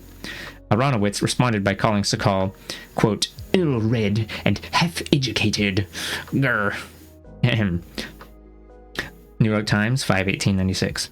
One is reminded of Robert McChesney's comment, quote, at some universities, the very term cultural studies has become an ongoing punchline to a bad joke. It signifies half-assed research, self-congratulation, and farcical pretension. At its worst, the proponents of this newfangled cultural studies are unable to defend their work, so they no longer try, merely claiming that their critics are hung up on outmoded notions like evidence, logic, science, and rationality. Monthly Review 396. In my opinion, one of the main effects of cultural studies is to draw attention away from the vital realities of class power, the, quote, outmoded things that cause Aronowitz and his associates to yawn. Okay, let's get back out of there. Okay. Aronowitz fully dunked on? Okay, another left academic, Ronald Aronson, in a book entitled After Marxism, claims, in the face of all recent evidence, that classes in capitalist society have become, quote, less polarized, and class exploitation is not an urgent issue nowadays because labor unions, quote, have achieved power to protect their members and affect social policy. This at a time when many unions are being destroyed, workers are being downgraded to the status of contract laborers, and the income gap is wider than in decades. Many who pretend to be on the left are so rabidly anti-Marxist as to seize upon any conceivable notion except class power to explain what is happening in the world. They are the anything but class ABC theorists, who, while not allied with conservatives on most political issues, do their part in stunting class consciousness. Another footnote. Yowza. For prime examples, try the bloated, pretentious prose of such left anti-communist theorists as Ernesto Laclau and Chantal Mouffe, both of whom are treated reverently by their counterparts in this country. One recent fad of the, quote, left ABC intellectuals is, quote, postmodernism, which argues that the principles of rationality and evidence of modern times no longer apply. Long-standing ideologies have lost their relevance, as has most of political economy and history, and one cannot hope to develop a reliable critique of class and institutional forces. While claiming to search for new, quote, meanings, postmodernism resembles the same old anti-class theories, both right and left. For a discussion and critique, see Ellen Meiksins, Wood, and John Bellamy Foster, In Defense of History. Okay. One more footnote coming up soon. The left, or the quote, left ABC theorists say we're giving too much attention to class. Who exactly is doing that? Surveying the mainstream academic publications, radical journals, and socialist scholars' conferences, one is hard put to find much class analysis of any kind. Or at least in the 97. Far from giving too much attention to class power, most US writers and commentators have yet to discover the subject. While pummeling a rather minuscule Marxist left, the ABC theorists would have us think they are doing courageous battle against hordes of Marxists who dominate intellectual discourse in this country, yet another hallucination they hold in common with conservatives. Footnote, some publications that claim to be on the left, such as Dissent, New Republic, New Politics, Telos, In These Times, and Democratic Left, can often be as unyielding as any conservative rag in their anti-communism, anti-Marxism, and of course anti-Sovietism. In their endless search for conceptual schema that might mute Marxism's class analysis, quote, left ABC theorists have twaddled for years over a false dichotomization or like categorization between early Marx, culturalistic, humanistic good, and later Marx, dogmatic, economistic bad. Footnote. Hold on. There's two. There's so many footnotes on this part. Footnote. One of those who pretends to be on the left is John Judas, whose impressive illiteracy in regards to Marxism does not prevent him from distinguishing between, quote, humanistic Marxists and Marxists who are, quote, simple-minded economic determinists. In these times, 923-81. According to Judas, the latter fail to ascribe any importance to cultural conditions and political structures. I know of no Marxists who fit that description. I, for one, treat cultural and political institutions in much detail in various books of mine, but culture as anchored in an overall system of corporate ownership and control. See my Power and the Powerless, Make-Believe Media, The Politics of Entertainment, Inventing Reality, The Politics of News Media. Oh my god, it goes on the next page. Second edition, Land of Vital, yeah, okay. Arr. See. Early Marx, culturalistic, humanistic good, and later Marx, dogmatic, economistic bad. As Marxist scholar Bertel Ohlmann notes, this artificial counterpoising transforms a relatively minor development in Marx's work into a chasm between two ways of thinking that have little in common. Footnote 7.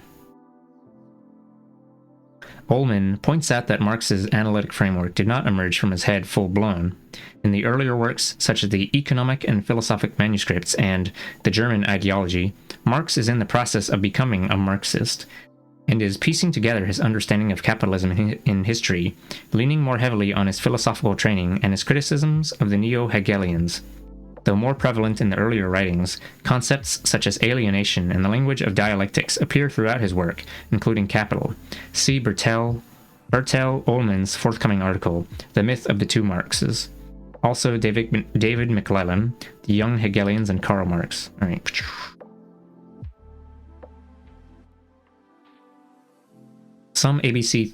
Some all-about class theorists labored hard to promote the writings of the late Italian Communist Party leader Antonio Gramsci as a source of cultural theory to counteract a Marxist class analysis. See, for instance, publications like Paul Picon's Telos during the 1970s and early 80s. Gramsci, they said, rejected the, quote, economistic views of Marx and Lenin and did not treat class conflict as a central concept, preferring to develop a more, quote, nuanced analysis based on cultural hegemony. So Gramsci was made into, quote, the Marxist who's safe to bring home to mother, as the historian T.J. Jackson put it. And as Christopher Phelps added, Gramsci has become safe, tame, denatured, a wisp of his revolutionary self. Academics seeking to justify the retreat into highly abstruse theories have created fanciful illusions about their, quote, counter-hegemonic activity. They have created a mythical Gramsci who holds views he never did, including an opposition to revolutionary socialist organization of the sort that he, following upon Lenin, held indispensable. Monthly Review, 1195. Gramsci himself would have considered the representations made about him by ABC theorists as oddly misplaced. He never treated culture and class as mutually exclusive terms, but saw cultural hegemony as a vital instrument of the ruling class. Oh yeah, I've heard a lot of reference to cultural hegemony in videos I watched and mention of Gramsci. Furthermore, he occupied a prominent position of responsibility in the Italian Communist Party and considered himself firmly within the Marxist-Leninist camp. To the extent that class is accorded any attention in academic social science, pop sociology, and media commentary, it is as a kind of demographic trait or occupational status. So sociologists refer to upper middle, lower middle, and the like. Reduced to a demographic trait, one's class affiliation certainly can seem to have relatively low political salience. Society itself becomes little more than a pluralistic configuration of status groups. Class is not a taboo subject if divorced from capitalism's exploitative accumulation process. Both mainstream social scientists and, quote, left ABC theorists fail to consider the dynamic interrelationship that gives classes their significance. Excuse me. In contrast, Marxists treat class as the key concept in an entire social order known as capitalism, or feudalism, or slavery, centering around the ownership of the means of productions, factories, mines, oil wells, agri-businesses, media conglomerates, and the like, and the need, if one lacks ownership, to sell one's labor on terms that are highly favorable to the employer.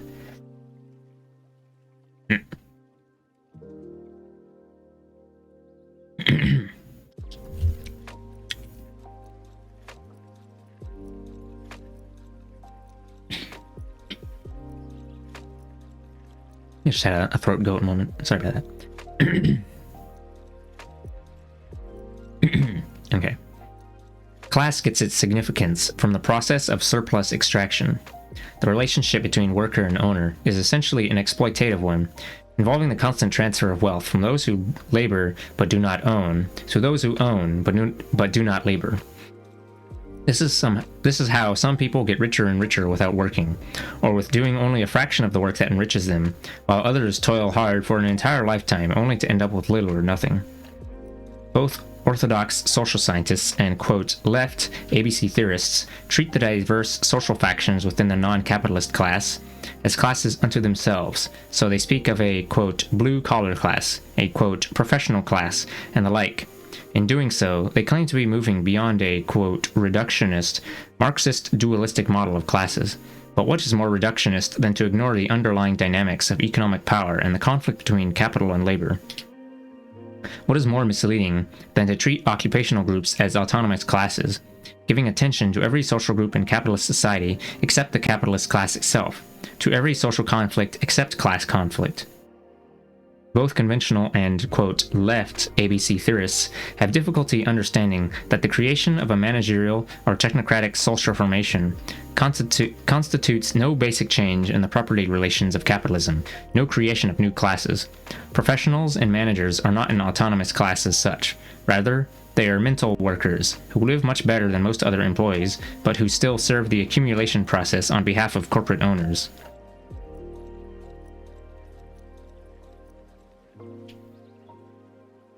I remember seeing this thing about, what was it? The managerial class. I remember seeing that in like a YouTube comment on some Marxist guy's video as recently as this year. So people still doing that thing where they're trying to be like, oh, Marxism is outdated. We're making up new shit now. And then doing the exact thing he said, where it's like ignoring the most basic class relation. Wow, explodes. Everyday class struggle. To support their view that class, in the Marxist sense, is passé, as in outmoded, as in not fashionable, the ABC theorists repeatedly assert that there is not going to be a workers' revolution in the United States in the foreseeable future. I heard this sentiment expressed at 3 different panels during a, quote, Gramsci conference at Amherst, Massachusetts, in April 1987. Even if we agree with this prophecy, we might still wonder how it becomes grounds for rejecting class analysis and for concluding that there is no such thing as exploitation of labor by capital, and no opposition from people who work for a living. The feminist revolution that was going to transform our entire patriarchal society has thus far not materialized, yet no progressive person takes this to mean that sexism is a chimera, or that gender-related struggles are of no great moment. That workers in the United States are not throwing up barricades does not mean class struggle is a myth. In present-day society, such struggle permeates almost all workplace activities. Employers are relentlessly grinding away at workers, and workers are constantly fighting back against employers. Right, the patriarchal society thing. There was a book, I think it was written by Engels, which is like Marx's butt buddy, about the origins of, what was it? It was like patriarchy and the nuclear family. I think I might read that one on stream at some point too. Yucked up. I can't believe this.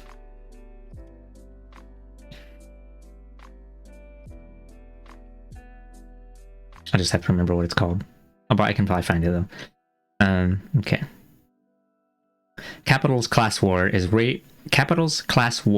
waged with court injunctions, anti-labor laws, police repression, union busting, contract violations, sweatshops, dishonest clocking of time, safety violations, harassment and firing of resistant workers, cutbacks in wages and benefits, raids of pension funds, layoffs and plant closings.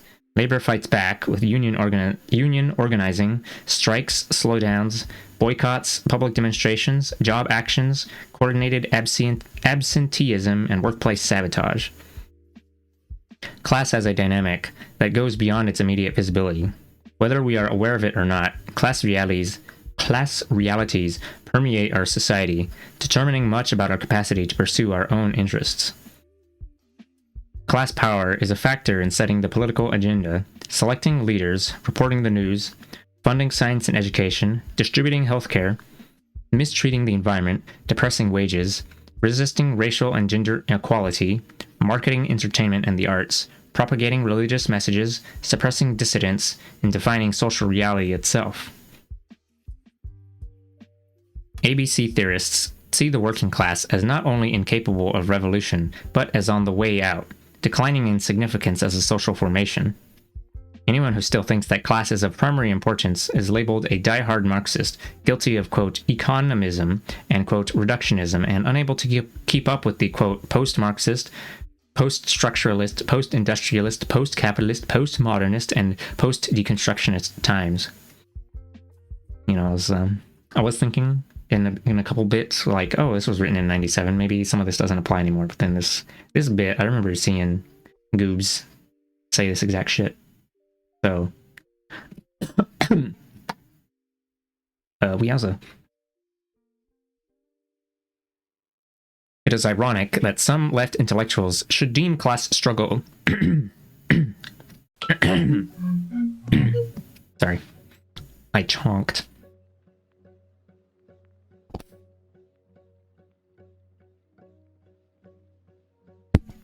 Hello, Maddie. Thank you for the head pats in the water. Oh, Volpe, you just canceled out the head pats. I can't believe this. No, thanks for the head pats as well. Maybe I can set that up to work a little better and mix it up, and maybe it can be like queued in a row or something. I don't know. Although it looks like that worked fine. Well, yeah, you're just in time for the ABC theorists. Wow. Okay. Anything but class. That's what ABC stands for. It is ironic that some left intellectuals should deem class struggle to be large. Oh, wait, hold on. Did I miss a? I missed a thing. A footnote. Most all about class theorists anything but class theorists have very limited day-to-day experience with actual working people. A fact that may contribute to their impression that the working class is of marginal import. Crunch, yowza. It is ironic that some left intellectuals should deem class struggle to be largely irrelevant at the very time class power is becoming increasingly transparent. At the very time corporate concentration and profit accumulation is more rapacious than ever, and the tax system has become more regressive and oppressive. The upward transfer of income and wealth has accelerated. Public sector assets are being privatized. Corporate money exercises an increasing control over the political process. People at home and abroad are working harder for less, and throughout the world, poverty is growing at a faster rate than overall population. There are neoconservatives and mainstream centrists who manifest a better awareness of class struggle than the, quote, left ABC theorists. Thus, former managing editor of the New York Times, A.M. Rosenthal, sees the Republican Party's, quote, slash and burn offensive against social programs as, quote, not only a prescription for class struggle, but the beginning of its reality. New York Times, 3/21/95. Rosenthal goes on to quote Wall Street financier Felix Rohatyn, who notes that, quote, the big beneficiaries of our economic expansion have been the owners of financial assets, in what amounts to, quote, a huge transfer of wealth from lower-skilled, middle-class American workers to the owners of capital assets and to the new technological aristocracy. Increasingly, quote, working people see themselves as simply temporary assets to be hired or fired to protect the bottom line and create, quote, shareholder value. It says little for, quote, left ABC intellectuals when they can be outclassed by establishment people like Rosenthal and Rohatyn. The new technological aristocracy? What about? Yeah, this was published in 97, I think. Oh, it just feels correct? Oh, okay. Well, the dunk? I mean, okay. Seizing upon anything but class, U.S. leftists today have developed an array of identity groups centering around ethnic, gender, cultural, and lifestyle issues. These groups treat their respective grievances as something apart from class struggle and have almost nothing to say about the increasingly harsh politico-economic class injustices perpetrated against us all. Identity groups tend to emphasize their distinctiveness and their separateness from each other, thus fractionalizing the protest movement. To be sure, they have important contributions to make around issues that are particularly salient to them, issues often overlooked by others. But they also should not downplay their common interests, nor overlook the common class enemy they face. The forces that impose class injustice and economic exploitation are the same ones that propagate racism, sexism, militarism, ecological devastation, homophobia, xenophobia, and the like.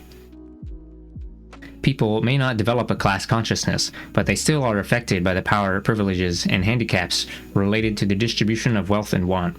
These realities are not cancelled out by race, gender, or culture. The latter factors operate within an overall class society. The exigencies of class power and exploitation shape the social reality we all live in. Racism and sexism help to create super-exploited categories of workers, minorities, and women, and reinforce the notions of inequality that are so functional for a capitalist system. To embrace a class analysis is not to deny the significance of identity issues, but to see how these are linked both to each other and to the overall structure of politico-economic power. An awareness of class relations deepens our understanding of culture, race, gender, and other such things. Wealth and power.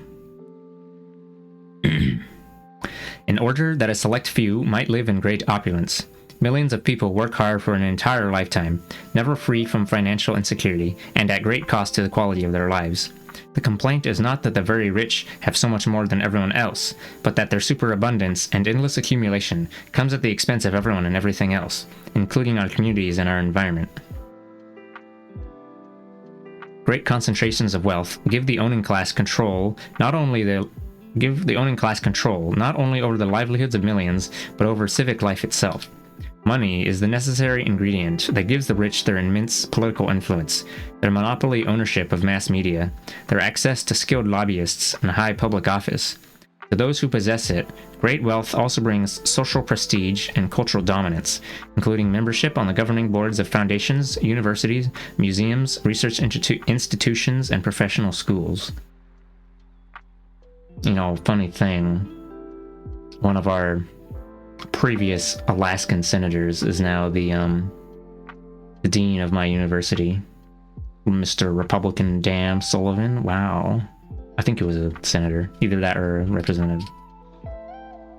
Ha ha hee-hoo. Crunch. Let's see, what was he? Yeah, he was a senator.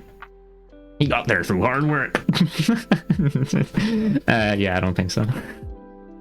I got a fucking email recently after they confirmed my readmission, and then I had his little stanky face in there. Welcome to UAA from Dan Sullivan. Wow. Cool. He also used to be, I'm pretty sure he used to be an oil company executive as well. So, you know, that just completes the whole shebang.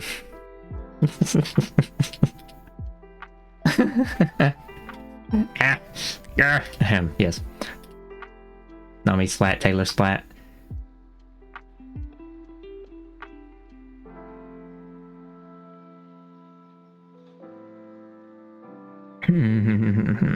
Okay. Likewise, the absence of money is what makes the have-nots and have-littles relatively powerless, depriving them of access to national media and severely limiting their influence over political decision-makers. As the gap between the corporate rich and the rest of us grows, the opportunities for popular rule diminish. Oh, thanks for the head pat. Hold on, let me reopen. Dan Sullivan.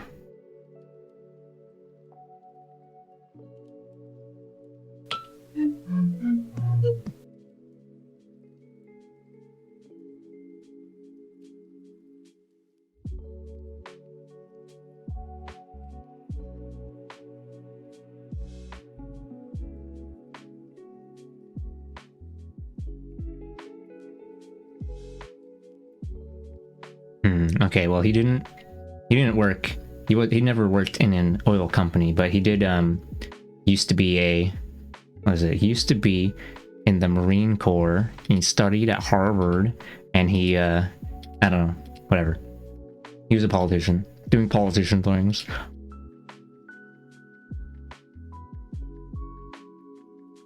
Oh, not to be confused with the other Dan Sullivan, Anchorage mayor. Fucked up. I can't believe that he cloned himself.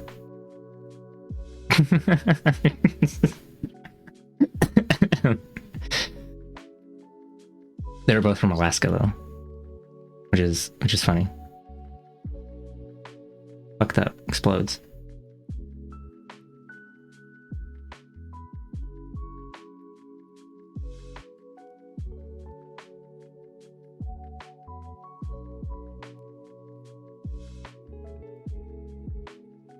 Okay, well, whatever.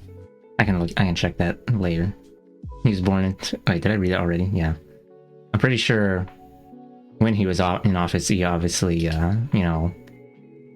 did, helps pass bills that were beneficial to oil companies, obviously, because they always do that. But anyway. See. There's much discourse on, quote, how to balance freedom with security. History offers numerous examples of leaders who, in the name of national security, have been ready to extinguish what precious few liberties people might have won after generations of struggle. Challenges... The moth is back. Challenges to the privileged social order are treated as attacks upon all social order, a plunge into chaos and anarchy. Repressive measures are declared necessary to safeguard people from the dangers of terrorists, subversives, Reds, and other supposed enemies, both foreign and domestic. Again and again, we are asked to choose between freedom and security, when in truth there is no security without freedom. In both dictatorships and democracies, the agencies of, quote, national security, acting secretively and unaccountably, have regularly violated both our freedom and our security, practicing every known form of repression, corruption, and deceit. Once in control of the state, plutocratic interests can use a regressive taxation system to make the public pay for the agencies of repression that are essential to elite domination. Still, democratic governance can prove troublesome, inciting all sorts of popular demands and imposing restraints on big businesses' enjoyment of a freewheeling market. For this reason, the captains of capitalism and their conservative publicists support both a strong state armed with every intrusive power, and a weak government unable to stop corporate abuse or serve the needs of the ordinary populace.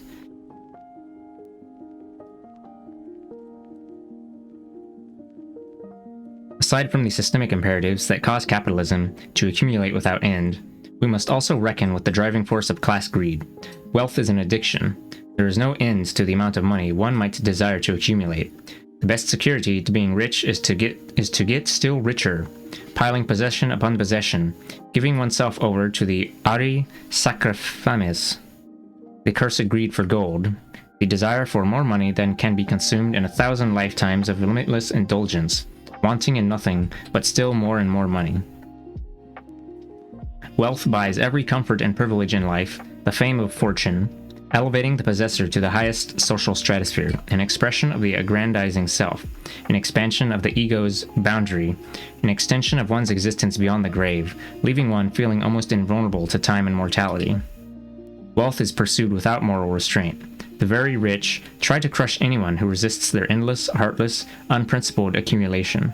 Like any addiction, money is pursued in that obsessive, amoral, single-minded way, revealing a total disregard for what is right or wrong, just or unjust, an indifference to other considerations and other people's interests, and even one's own interests should they go beyond feeding the addiction. So we see the footnote.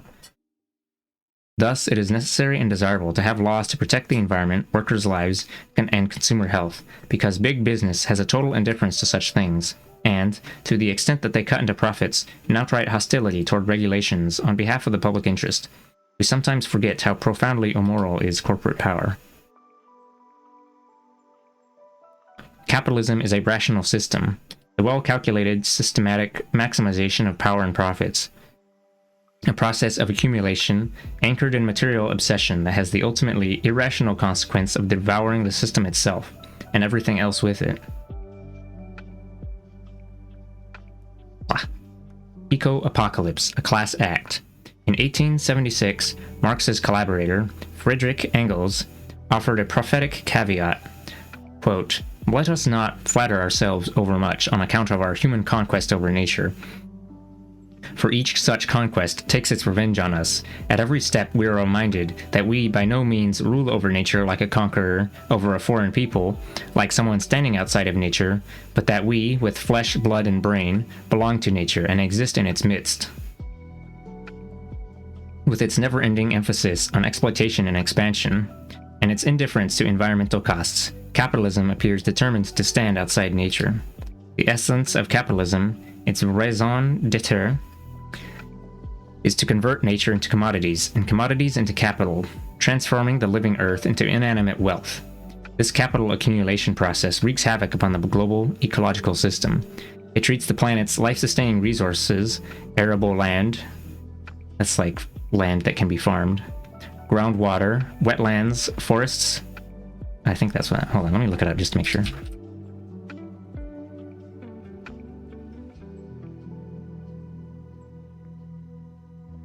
Okay, yeah, that's basically it.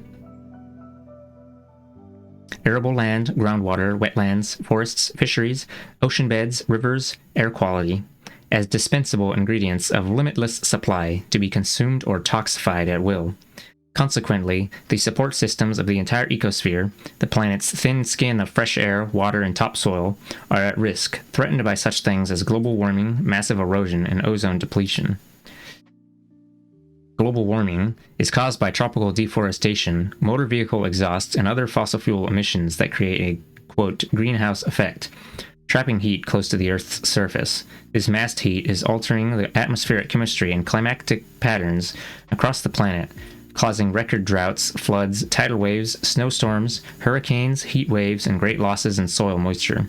We now know that the planet does not have a limitless ability to absorb heat caused by energy consumption. Another potential catastrophe is the shrinkage of the ozone layer that shields us from the sun's deadliest rays.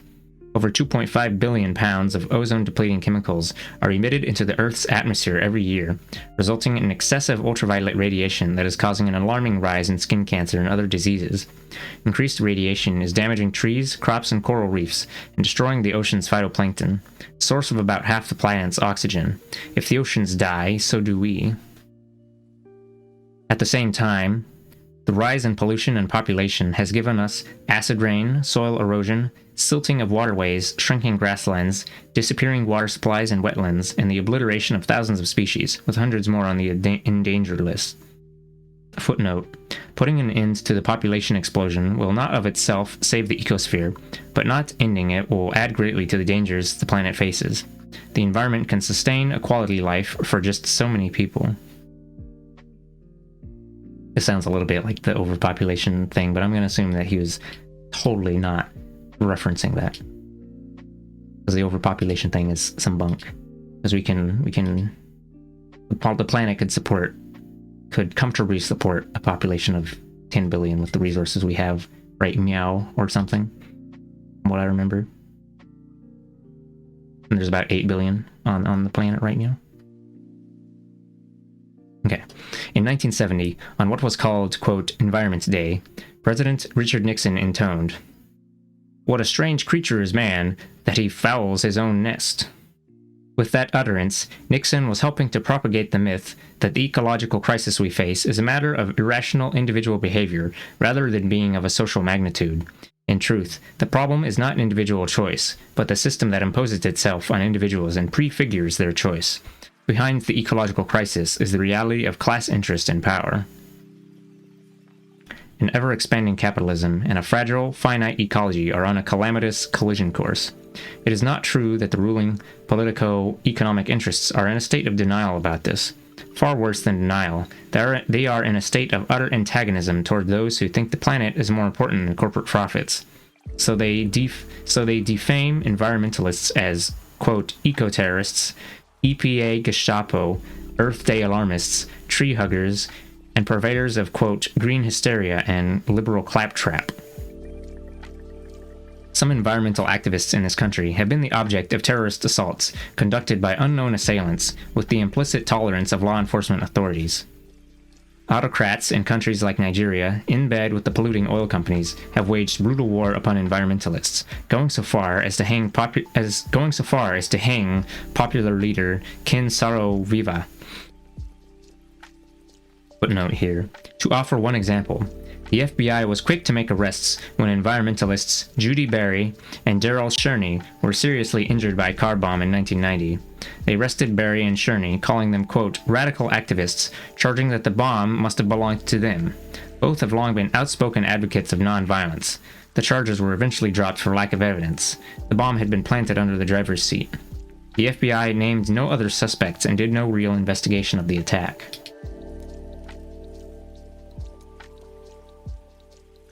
In recent years, conservatives within and without Congress, fueled by corporate lobbyists, have supported measures that would 1.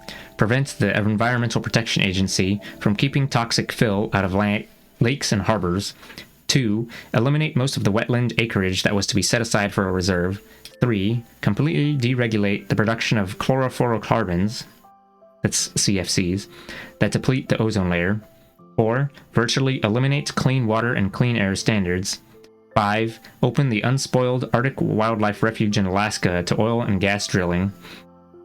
6. Defund efforts to keep raw sewage out of rivers and away from beaches.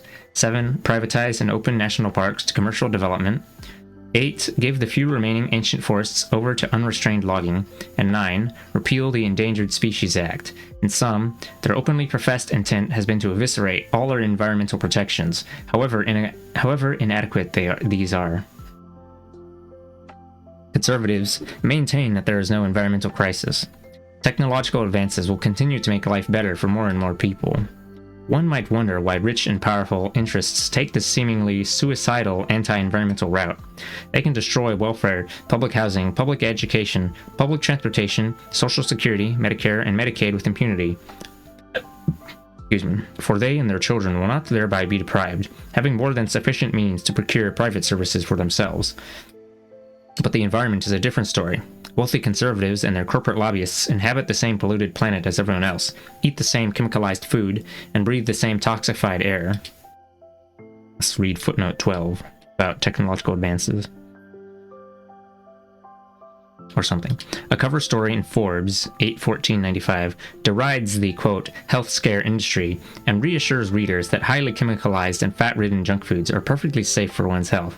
The magazine's owners and corporate advertisers are aware that if people begin to question the products offered by the corporate system, they may end up questioning the system itself. Not without good cause does Forbes describe itself as, quote, a capitalist tool. The best Skrunkle? Oh, hello. Welcome. We're reading about... Well, I guess the part reading about communism is over. We're reading about capitalism now. But actually, no, we're near the end of this. Yeah, I hope you're doing good today. Let's see, this is where we're at. Inhabit the same polluted planet as everyone else. In fact, they do not live exactly as everyone else. They experience a different class reality, residing in places where the air is somewhat better than in low and middle income areas. They have access to food that is organically raised and specially prepared. The nation's toxic dumps and freeways usually are not situated in or near their swanky neighborhoods. The pesticide sprays are not poured over their trees and gardens. Clear-cutting does not desolate their ranches, estates, and vacation spots, even when they or their children succumb to a dread disease like cancer. They do not link the tragedy to environmental factors, though scientists now believe that most cancers stem from human-made causes. They deny there is a larger problem because they themselves create that problem and owe much of their wealth to it. But how can they deny the threat of an ecological apocalypse brought on by ozone depletion, global warming, disappearing topsoil, and dying oceans? Do the dominant elites want to see life on Earth, including their own, destroyed? In the long run, they indeed will be victims of their own policies, along with everyone else. However, like us all, they live not in the long run, but in the here and now. For the ruling interests, what is at stake is something of more immediate and greater concern than global ecology. It is global capital accumulation. The fate of the biosphere is an abstraction compared to the fate of one's own investments. Furthermore, pollution pays, while ecology costs. Every dollar a company must spend on environmental protections is one less dollar in earnings. It is more profitable to treat the environment like a septic tank, pouring thousands of new harmful chemicals into the atmosphere each year, dumping raw industrial effluent into the river or bay, turning waterways into open sewers. The long-term benefit of preserving a river that runs alongside a community, where the corporate polluters do not live anyway, does not weigh as heavily as the immediate gain that comes from ecologically costly modes of production. Solar, wind, and tidal energy systems could help avert ecological disaster, but they would bring disaster to the rich oil cartels. 6 of the world's 10 top industrial corporations are involved primarily in the production of oil, gasoline, and motor vehicles. Fossil fuel pollution means billions in profits. Ecologically sustainable forms of production threaten those profits. Probably not going to mention the bit where building them solar panels or windmills or whatever requires getting a heck ton of metal from third world countries, but that's probably outside the scope of this book, maybe, or it's like not the main topic. So immense and imminent gain for oneself is a far more compelling consideration than a diffuse loss shared by the general public. The cost of turning a forest into a wasteland weighs little against the profits that come from harvesting the timber.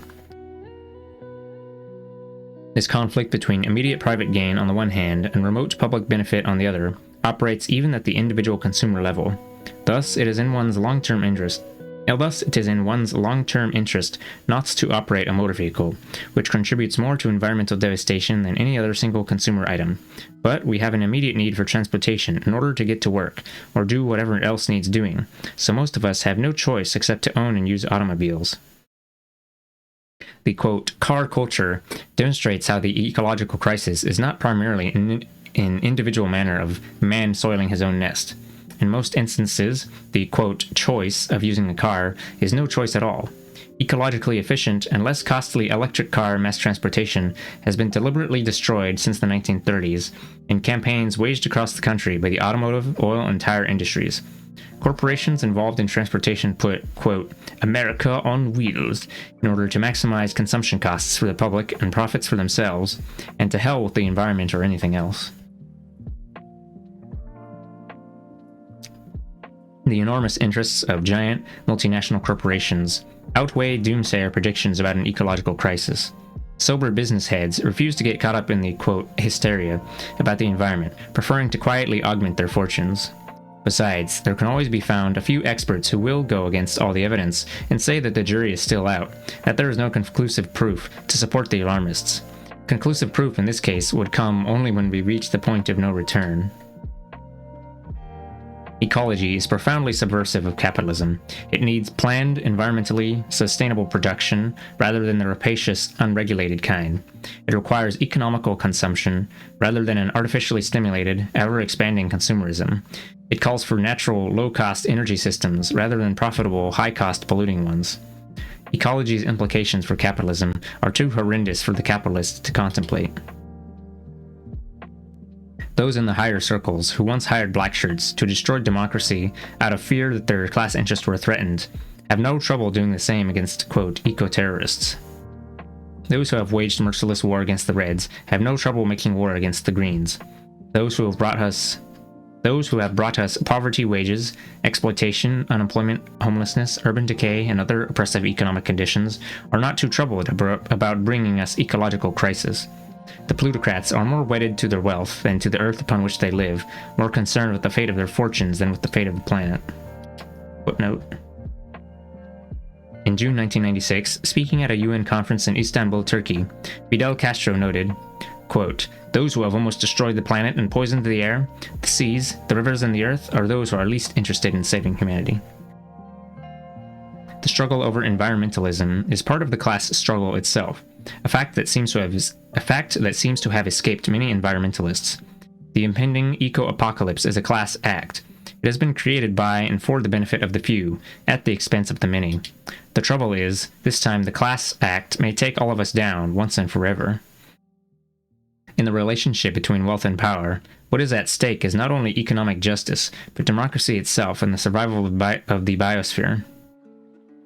Unfortunately, the struggle for democracy and ecological sanity is not likely to be advanced by trendy, jargonized anything but class theorists who treat class as an outmoded concept and who seem ready to consider anything but the realities of capitalist power. In this, they are a little different from the dominant ideology that they profess to oppose. They are the ones who need to get back on this planet. The only countervailing force that might eventually turn things in a better direction is an informed and mobilized citizenry. Whatever their shortcomings, the people are our best hope. Indeed, we are they. Whether or not the ruling circles still wear black shirts, and whether or not their opponents are reds, la lucha continua. The struggle continues today, tomorrow, and through all history. Okay, that's the end. Black shirts in this context. Black shirts is the fascists, or like specifically, it was the name of the Mussolini's little gamer squads. But yeah, for the context of this book, black shirts just means fascists, presumably.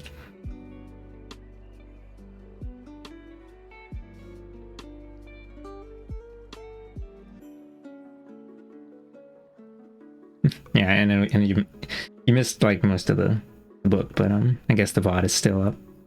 I don't know. Excuse me.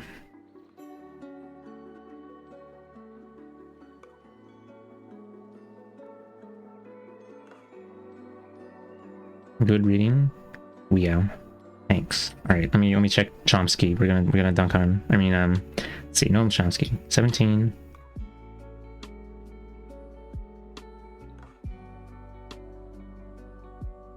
Oh, let's just type in Chomsky. Word search? Fuck that. We don't even have to use an index. We have the power of technology.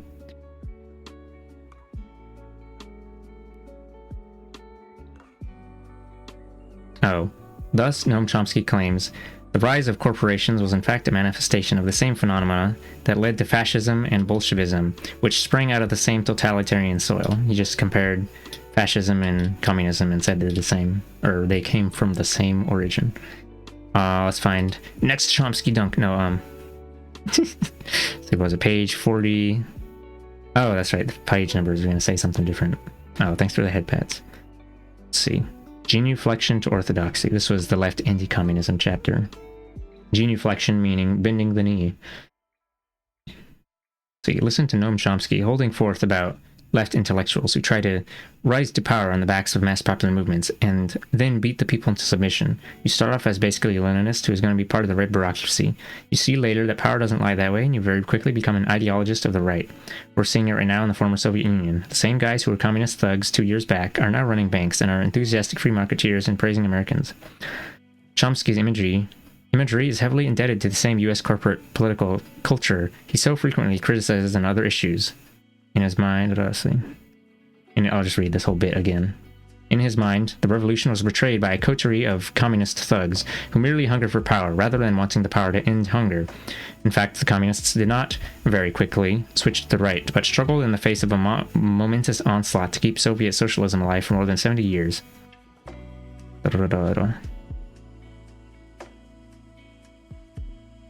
Some leftists and others fall back on the old stereotype of power-hungry Reds who pursue power for power's sake without regard for actual social goals. If true, one wonders why in country after country, these Reds side with the poor and powerless, often at great risk and sacrifice to themselves, rather than reaping the rewards that come with serving the well-placed. Let's find next Chomsky mention. Crunch. Noam Chomsky, who is an inexhaustible fount of anti-communist caricatures. Well, okay.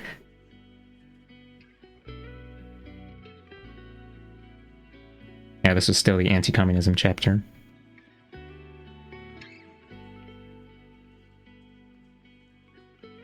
See, here Chomsky fashions an image of power-hungry intellectuals to go along with this cartoon image of power-hungry Leninists, villains seeking not the revolutionary means to fight injustice, but power for power's sake. When it comes to red bashing, some of the best and brightest on the left sound not much better than the worst on the right. Is that... okay, I think that was it. Oh, here's the last bit. According to Noam Chomsky, communism was a monstrosity, and the collapse of tyranny in Eastern Europe and Russia is an occasion for rejoicing for anyone who values freedom and human dignity. I treasure freedom and human dignity, yet find no occasion for rejoicing. This I believe chapter 6 and 7 were entirely about how Eastern Europe became basically equivalent to third world countries after capitalism rolled in. Yeah, that was basically what those chapters were about. Or it was like 5, 6, and 7.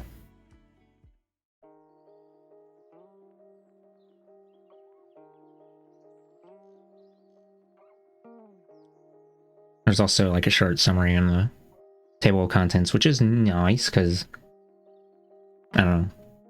Usually it just has like the title.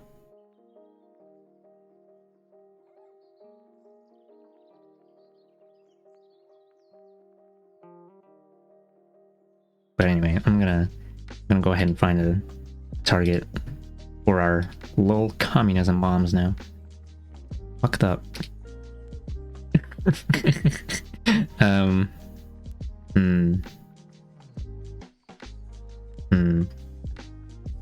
raid Sussy.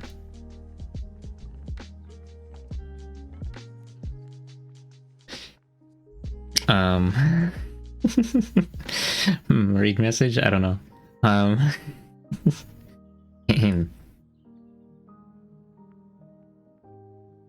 We can just say communism with a little spinning. Here you go. Fuck that. Red Scare? Oh. I don't know. You like communism more? Last time it was leftist fluids. Really fucked up, honestly. Okay. Alright, anyway, I would have done this yesterday, but I didn't. I was scrumbled. Because I would like to have a gap in between doing a reading and returning to normal streaming activities, but I guess I'm just gonna stream tomorrow. Wow. Anyway, what is Sussy doing? 3D modeling sexy water cooler boss. Yucked up. Oh, Shazam, I forgot. Let me get rid of those. I'm gonna go eat a cup noodle or something. It's gonna be fucked up. Bye-bye. Thanks for streaming. No, thanks for listening to me grumble. Yeah.